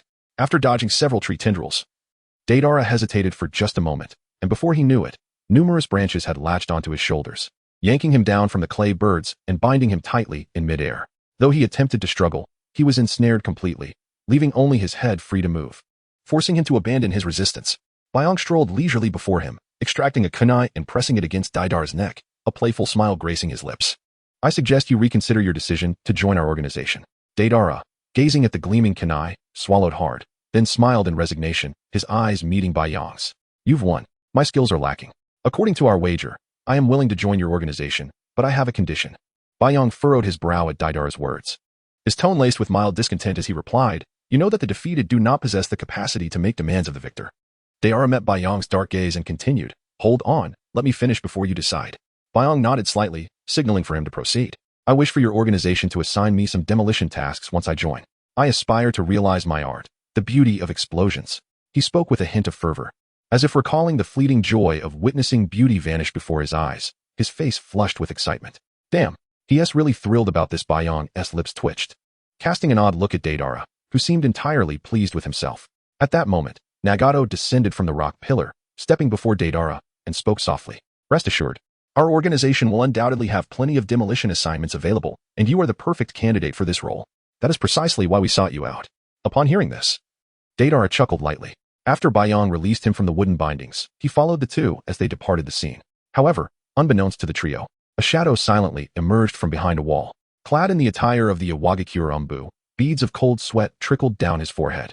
As he watched the 3 depart, the Umbu swiftly fled the scene. I must inform Lord Tsuchikage. Deidara has defected from Iwagakure. Chapter 100, The Furious Noki in the Hidden Stone Village. A commotion erupted as an Umbu burst into the Tsuchikage's office. It's bad, Lord Noki. Something terrible has happened. At that moment, an elderly man sat at his desk, diligently sifting through documents. Upon witnessing the flustered Umbu rushing into his office, he furrowed his brow slightly, expressing a mix of displeasure and resignation. Young man, what is this chaos? This is an office. There is no need for such loud commotion. The sudden arrival of the Umbu, upon noticing Naka's discontent, hastily silenced himself, nodding in acknowledgement. It was then that Noki set aside his paperwork, lifting his gaze to the Umbu and inquiring, "What has transpired that has you in such a panic?" It's like this. The Umbu stammered, urgency evident in his tone. "I am an Umbu assigned to monitor Lord Deidara, and just a short while ago, I witnessed him accepting an invitation from two mysterious individuals to join a clandestine organization, effectively betraying the village." "Oh, is that all?" Noki stroked his beard, nodding in understanding. Suddenly, however, realization struck him, and he stared incredulously at the half-kneeling Umbu. "What did you just say?" The Umbu, covering his ears in pain from Naka's shout, lowered his head, unable to meet the Tsuchikage's gaze, and softly replied, "Deidara has just betrayed the village." This time, Noki grasped the gravity of the situation. He swiftly moved to the Umbu's side, seizing his collar and exclaiming, "Is this how you monitor and protect Deidara? Why did he join that organization? Which organization was it?" The Umbu, trembling under Naka's grip, mustered the courage to speak. I don't know. At that moment, Lord Deidara had just demolished a village. I couldn't keep up with him. When I arrived, I saw him ensnared, surrounded by two young men with red hair, who were coercing him to join their organization. But what? Noki tightened his hold on the Umbu's collar, his gaze piercing. But in the end, Lord Deidara willingly went with them. Noki nearly choked on his frustration at this revelation. He questioned the Umbu, exasperated. "Why did you not stop him? You knew Deidara is my disciple. I merely wanted him to gain experience through higher-level missions. Why did you fail to fulfill your duty?"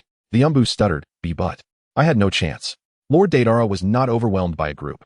Rather, he was defeated by a single young man who could use would release. The red-haired youth took him down effortlessly. "I knew I was no match, so I rushed back to report to you." Noki was taken aback by this information. He gripped the Umbu's arm tighter, his voice trembling with urgency. "You say, this red-haired youth could use what? W would release." "I witnessed it with my own eyes. That youth bound Lord Deidara with trees, and he did it all by himself. The other did not even engage." Upon hearing the Umbu's account, Noki began to suspect the identity of the assailant might be a rogue ninja from Konohagakure. But that could not be. Did Konoha really possess such formidable shinobi? Why had there been no word of them during the Third Great Ninja War? Perplexed, Noki dismissed these thoughts momentarily and looked sternly at the Umbu. "Now, gather the majority of the Umbu ninjas. I will lead the charge myself.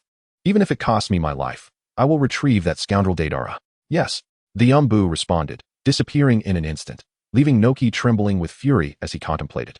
"You rascal! If I hadn't taken precautions and used a jutsu to track your location, you might have truly defected. When I bring you back, you will understand why the flowers bloom so vividly." Later that very afternoon, as Byong and his companions took Deidara away, Noki assembled a contingent of Umbu, dozens of rock ninja Umbu, and set forth from the hidden stone village, resolutely heading towards the borders of the land of Earth. That evening, after 2 consecutive days of arduous travel and the toll of battle, Byong and his companions decided to pause their journey for a night's rest. Gazing at the elegantly constructed wooden cabin emerging from the ground, Deidara remarked in mild astonishment, "I never imagined your jutsu could be used for building houses. Yet, the thought of blowing this place up and witnessing something beautiful vanish in an instant. Just thinking about it feels morbid." Byong's expression darkened as he glared at the self-talking Deidara, threateningly stating, "If you dare use that white clay of yours to blow up my house, I assure you, tonight you will hang outside to dry in the wind." Deidara, observing Byong's grave demeanor, smirked slightly and replied, Don't take it so seriously. I was merely joking." "You'd better not," Byong warned once more before entering the cabin. At that moment, Nagato approached Deidara and gently patted his shoulder. "You really need not worry about Byong. He is just like that. Don't be fooled by his cold exterior. Once you spend more time with him, you will discover he is not so indifferent. I can sense a tenderness etched deep within him." Deidara glanced at Nagato, pouting slightly, and followed Byong into the cabin. Chapter 101, Ultimate Fire Escape. In the dead of night, Byong slowly opened his tightly shut eyes, revealing his inky black pupils. He glanced at the peacefully sleeping Deidara beside him, then rose to add a handful of firewood to the flickering flames. The fire crackled softly, and Byong, feeling a bit more awake, quietly stepped outside. Awake? As Byong emerged from the room, he was met by Nagato's dark purple gaze. You should rest for a while. I will take over your watch." Upon hearing Byong's words, Nagato nodded lightly, and without a backward glance, retreated into the wooden cabin. Byong leaned quietly against a stone pillar, his eyes occasionally fluttering open to survey the surroundings. Several hours passed, and as dawn's light began to creep into the sky, Byong suddenly opened his eyes wide, a hint of murderous intent flickering within. "That is." Byong squinted, and as he discerned the approaching figures in the distance, his eyes widened in alarm. He hurried back into the house, shouting, "Nagato, wake up! Enemies are approaching." Nagato, jolted awake by Yang's urgent call, was soon joined by Deidara, who groggily opened his eyes. "What is all this noise early in the morning? Can't a person get some sleep?" Deidara muttered grumpily, casting a disgruntled glance at Yang by the doorway. "What happened?" Nagato stood, his expression grave as he inquired of Yang. "That Tsuchikage has come with a group of umbu. You need to take Deidara and leave quickly. I'll cover your retreat." Upon hearing Yang's words, Deidara sprang into action, exclaiming, "What? The old man has come with people? No way. We need to get out of here. If I get captured, I'm done for." With that, he swiftly dashed outside, followed closely by Nagato, who quickly regained his composure. As Yang watched the two depart on Deidara's clay bird, he turned his gaze back, narrowing his eyes at the looming figure of Inoki, the Tsuchikage, accompanied by a throng of umbu. In a matter of moments, Yang stood just a short distance from Inoki, his expression menacing. "I didn't expect a Wagakure to respond so swiftly. It seems a rat has leaked information." Inoki waved his hand, signaling the umbu to halt, then addressed the red-haired youth before him in a somber tone. "What is Konoha's intent in abducting my disciple? Are you attempting to incite war once more?" Yang could hardly suppress his laughter at Inoki's accusation. "Who told you we are from Konoha? We have no ties to those filthy villages." Inoki's voice turned dark as he retorted, with would-release techniques and red hair. "Belonging to the Uzumaki clan? Tell me how you aren't associated with Konoha? Are you trying to deceive me?" Yang sighed, raising a hand to his ear, chuckling softly. "Who said that being able to use would-release and being from the Uzumaki clan means we're affiliated with Konoha? You seem to be losing your wits." Inoki's face darkened further, and he declared in a low voice, "I don't care who you are. You better hand over my disciple, or I assure you, you won't leave the land of Earth today." Yang pointedly ignored Inoki, instead chuckling as he remarked, "If you wish to fight, then fight. Why all the unnecessary chatter? Besides, do you truly possess the strength to keep me here in the land of fire?" With that, Yang made his move, taking a stance with his legs apart, hands clasped together, and shouted, "Would release." Birth of the Tree Realm. Though Inoki was advanced in years, his reflexes remained sharp. He quickly raised his wrinkled hands and shouted at the encroaching trees, "Dust release." Technique of the original world separation. A brilliant beam of white light erupted from his hands, annihilating the incoming branches into dust. "Old man, I don't have time to play around with you.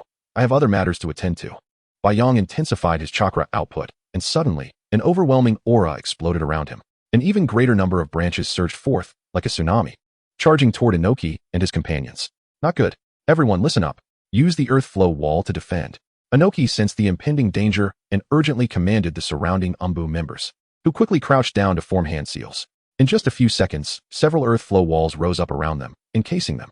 However, they seemed to have overlooked something, and upon witnessing their actions, Yang felt insulted by their intelligence. He laughed heartily, manipulating the branches to surround both them and the earth flow walls completely.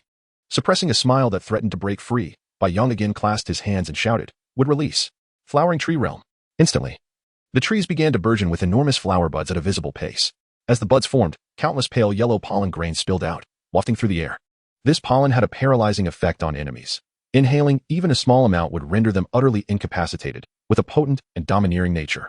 Subsequently, Yang formed another set of hand seals, and as his chest heaved slightly, he gathered chakra at his throat, drawing upon half of his chakra reserves to unleash an immensely powerful fire technique. Fire release. Great fire annihilation. In an instant, Yang spewed forth a torrent of scalding flames, aimed squarely at Inoki and the umbu. Although great fire annihilation was fundamentally a B-rank technique, its potency was determined by the user's chakra. Given by Yang's Uzumaki lineage, he was endowed with an enormous chakra reserve from birth, allowing this fire technique to rival that of an S-rank jutsu. Once he had unleashed his technique, Yang confidently turned and sped off in the direction where Deidara and Nagato had flown away. Meanwhile, Inoki and his companions, enveloped by the stone walls, inadvertently inhaled the airborne yellow pollen. The majority swiftly succumbed to unconsciousness, while only a few remained awake, yet unable to move. Inoki himself was no exception. He felt a numbing sensation throughout his body, rendering him powerless, even struggling to gather and release chakra. Realizing he had fallen into a trap, Inoki furiously crushed a nearby stone in his hand. Gritting his teeth, he forced himself to stand, gazing up at the stone wall-less opening. Now ensnared by a net of branches, sealing off their escape. Countless flickering flames danced outside, ominously creeping inward. Damn it. Chapter 102. This year as time passed, the ferocity of the spreading flames intensified, with thick plumes of smoke billowing in from above, accompanied by the crash of burning tree trunks plummeting down. Several members of the umbu, either in a deep slumber or succumbing to the agonizing inferno, quietly perished without a sound. In that moment, Noki, harnessing his formidable willpower, exerted every ounce of his chakra to unleash the earth release, dismantling technique against the surrounding stone walls. With a resounding roar, the walls were swiftly cleaved in two, collapsing amidst the chaos. Fortunately, the falling debris effectively hindered the encroaching flames, allowing Noki to breathe a sigh of relief as he succumbed to unconsciousness. The battle concluded in a hurried manner, and Bayong, merely accelerating his pace, quickly caught up with Deidara and Nagato. The trio returned to the Akatsuki organization, while Akatsuki's member, Tobi, was instructed by Bayong to remain in his shadow, providing companionship during solitary moments. Bayong intended to summon Tobi only during times of conflict. Although Bayong and Nagato believed they had returned at a swift pace, they soon discovered that Konan and Yahiko had already returned a day prior with Sasori in tow. Bayong introduced Deidara and Sasori to Konan, who arranged for them to be partners. However, their differing artistic philosophies were bound to incite minor conflicts. Bayong broached this concern with Konan, yet she remained indifferent. Disputes were commonplace in such a shadowy organization, and she chose not to invest energy in their disagreements. As time flowed on, a year swiftly elapsed. Throughout this period, Bayong, alongside Nagato, aided the organization in recruiting numerous new members. Although some perished along the way due to insufficient strength, this was of little consequence to Konan, who sought only powerful rogue ninjas. The fatalities did not warrant a second glance from her. Ultimately, 4 new members were added this year, besides Sasori and Deidara. The others were the rogue ninjas from the Mist Village, Zetsu and Kisame, who were conveniently paired together. During this interval, Orochimaru proactively approached Konan with a request to join the Akatsuki. Initially, she was unaware of his ulterior motives until his first encounter with Yahiko, where he attempted to seize the Rinnegan before anyone could react. His eagerness led to an overt display of intent, which Yahiko thwarted with Shinra Tensei. After inquiring about the circumstances, Konan reluctantly explained the Rinnegan's abilities and its exclusive bond with its owner, effectively extinguishing Orochimaru's ambitions. Thereafter, he remained quietly within the Akatsuki as a research affiliate, occasionally exploring other ninjutsu and bloodline limits, content in his role. However, Kakuzu found himself solitary, lacking a partner. Despite claiming to be accustomed to solitude, Bayong felt compelled to find him a companion. One day, while reclining in a rocking chair, enjoying a brief respite, a violet rift in the void gradually opened behind him. A delicate jade hand emerged from the chasm, gently caressing Bayong's cheek, rousing him from his slumber. Upon opening his eyes, he beheld Konan, her large, glistening eyes fixated upon him. "Oh, it's you, Yukari. I wondered who dared to interrupt my nap," Bayong chuckled softly, scratching his head, deliberately avoiding her gaze. It was not that he found her unappealing. Rather, her intense stare left him feeling somewhat vulnerable, the toll of the past year weighing heavily upon him. After all, Conan's relentless pursuit of his chakra had drained him significantly, akin to a vampire siphoning its prey. Ignoring her fervent gaze, Bayong feigned casual curiosity. "What brings you here? Is there a new mission?" Noticing Bayong's deliberate evasion, Konan remained unperturbed. Recognizing his fatigue and allowing him a moment of respite, she gracefully approached, settling on Bayong's lap, her hands tenderly caressing his cheeks as she spoke softly. "We have received a mission concerning a bounty on an individual. I believe you may find it intriguing, and given the lack of personnel in the organization, it falls upon me to accompany you. What sort of mission requires both of us?" Bayong inquired, puzzled. Konan chuckled lightly, her tone nonchalant. "It's not a matter of difficulty. Rather, I think you will find this particular task captivating." Bayong's eyes narrowed in curiosity. "Captivating? What makes this ordinary bounty so interesting?" "You see, our target could potentially become a partner for Kakuzu, an immortal one, at that." At this revelation, Bayong's eyes sparkled with excitement. Finally, a prospect to fill the void left by Kakuzu's lack of a partner, as he typically found himself accompanying Konan on missions to hunt rogue ninjas that could be exchanged for monetary gain.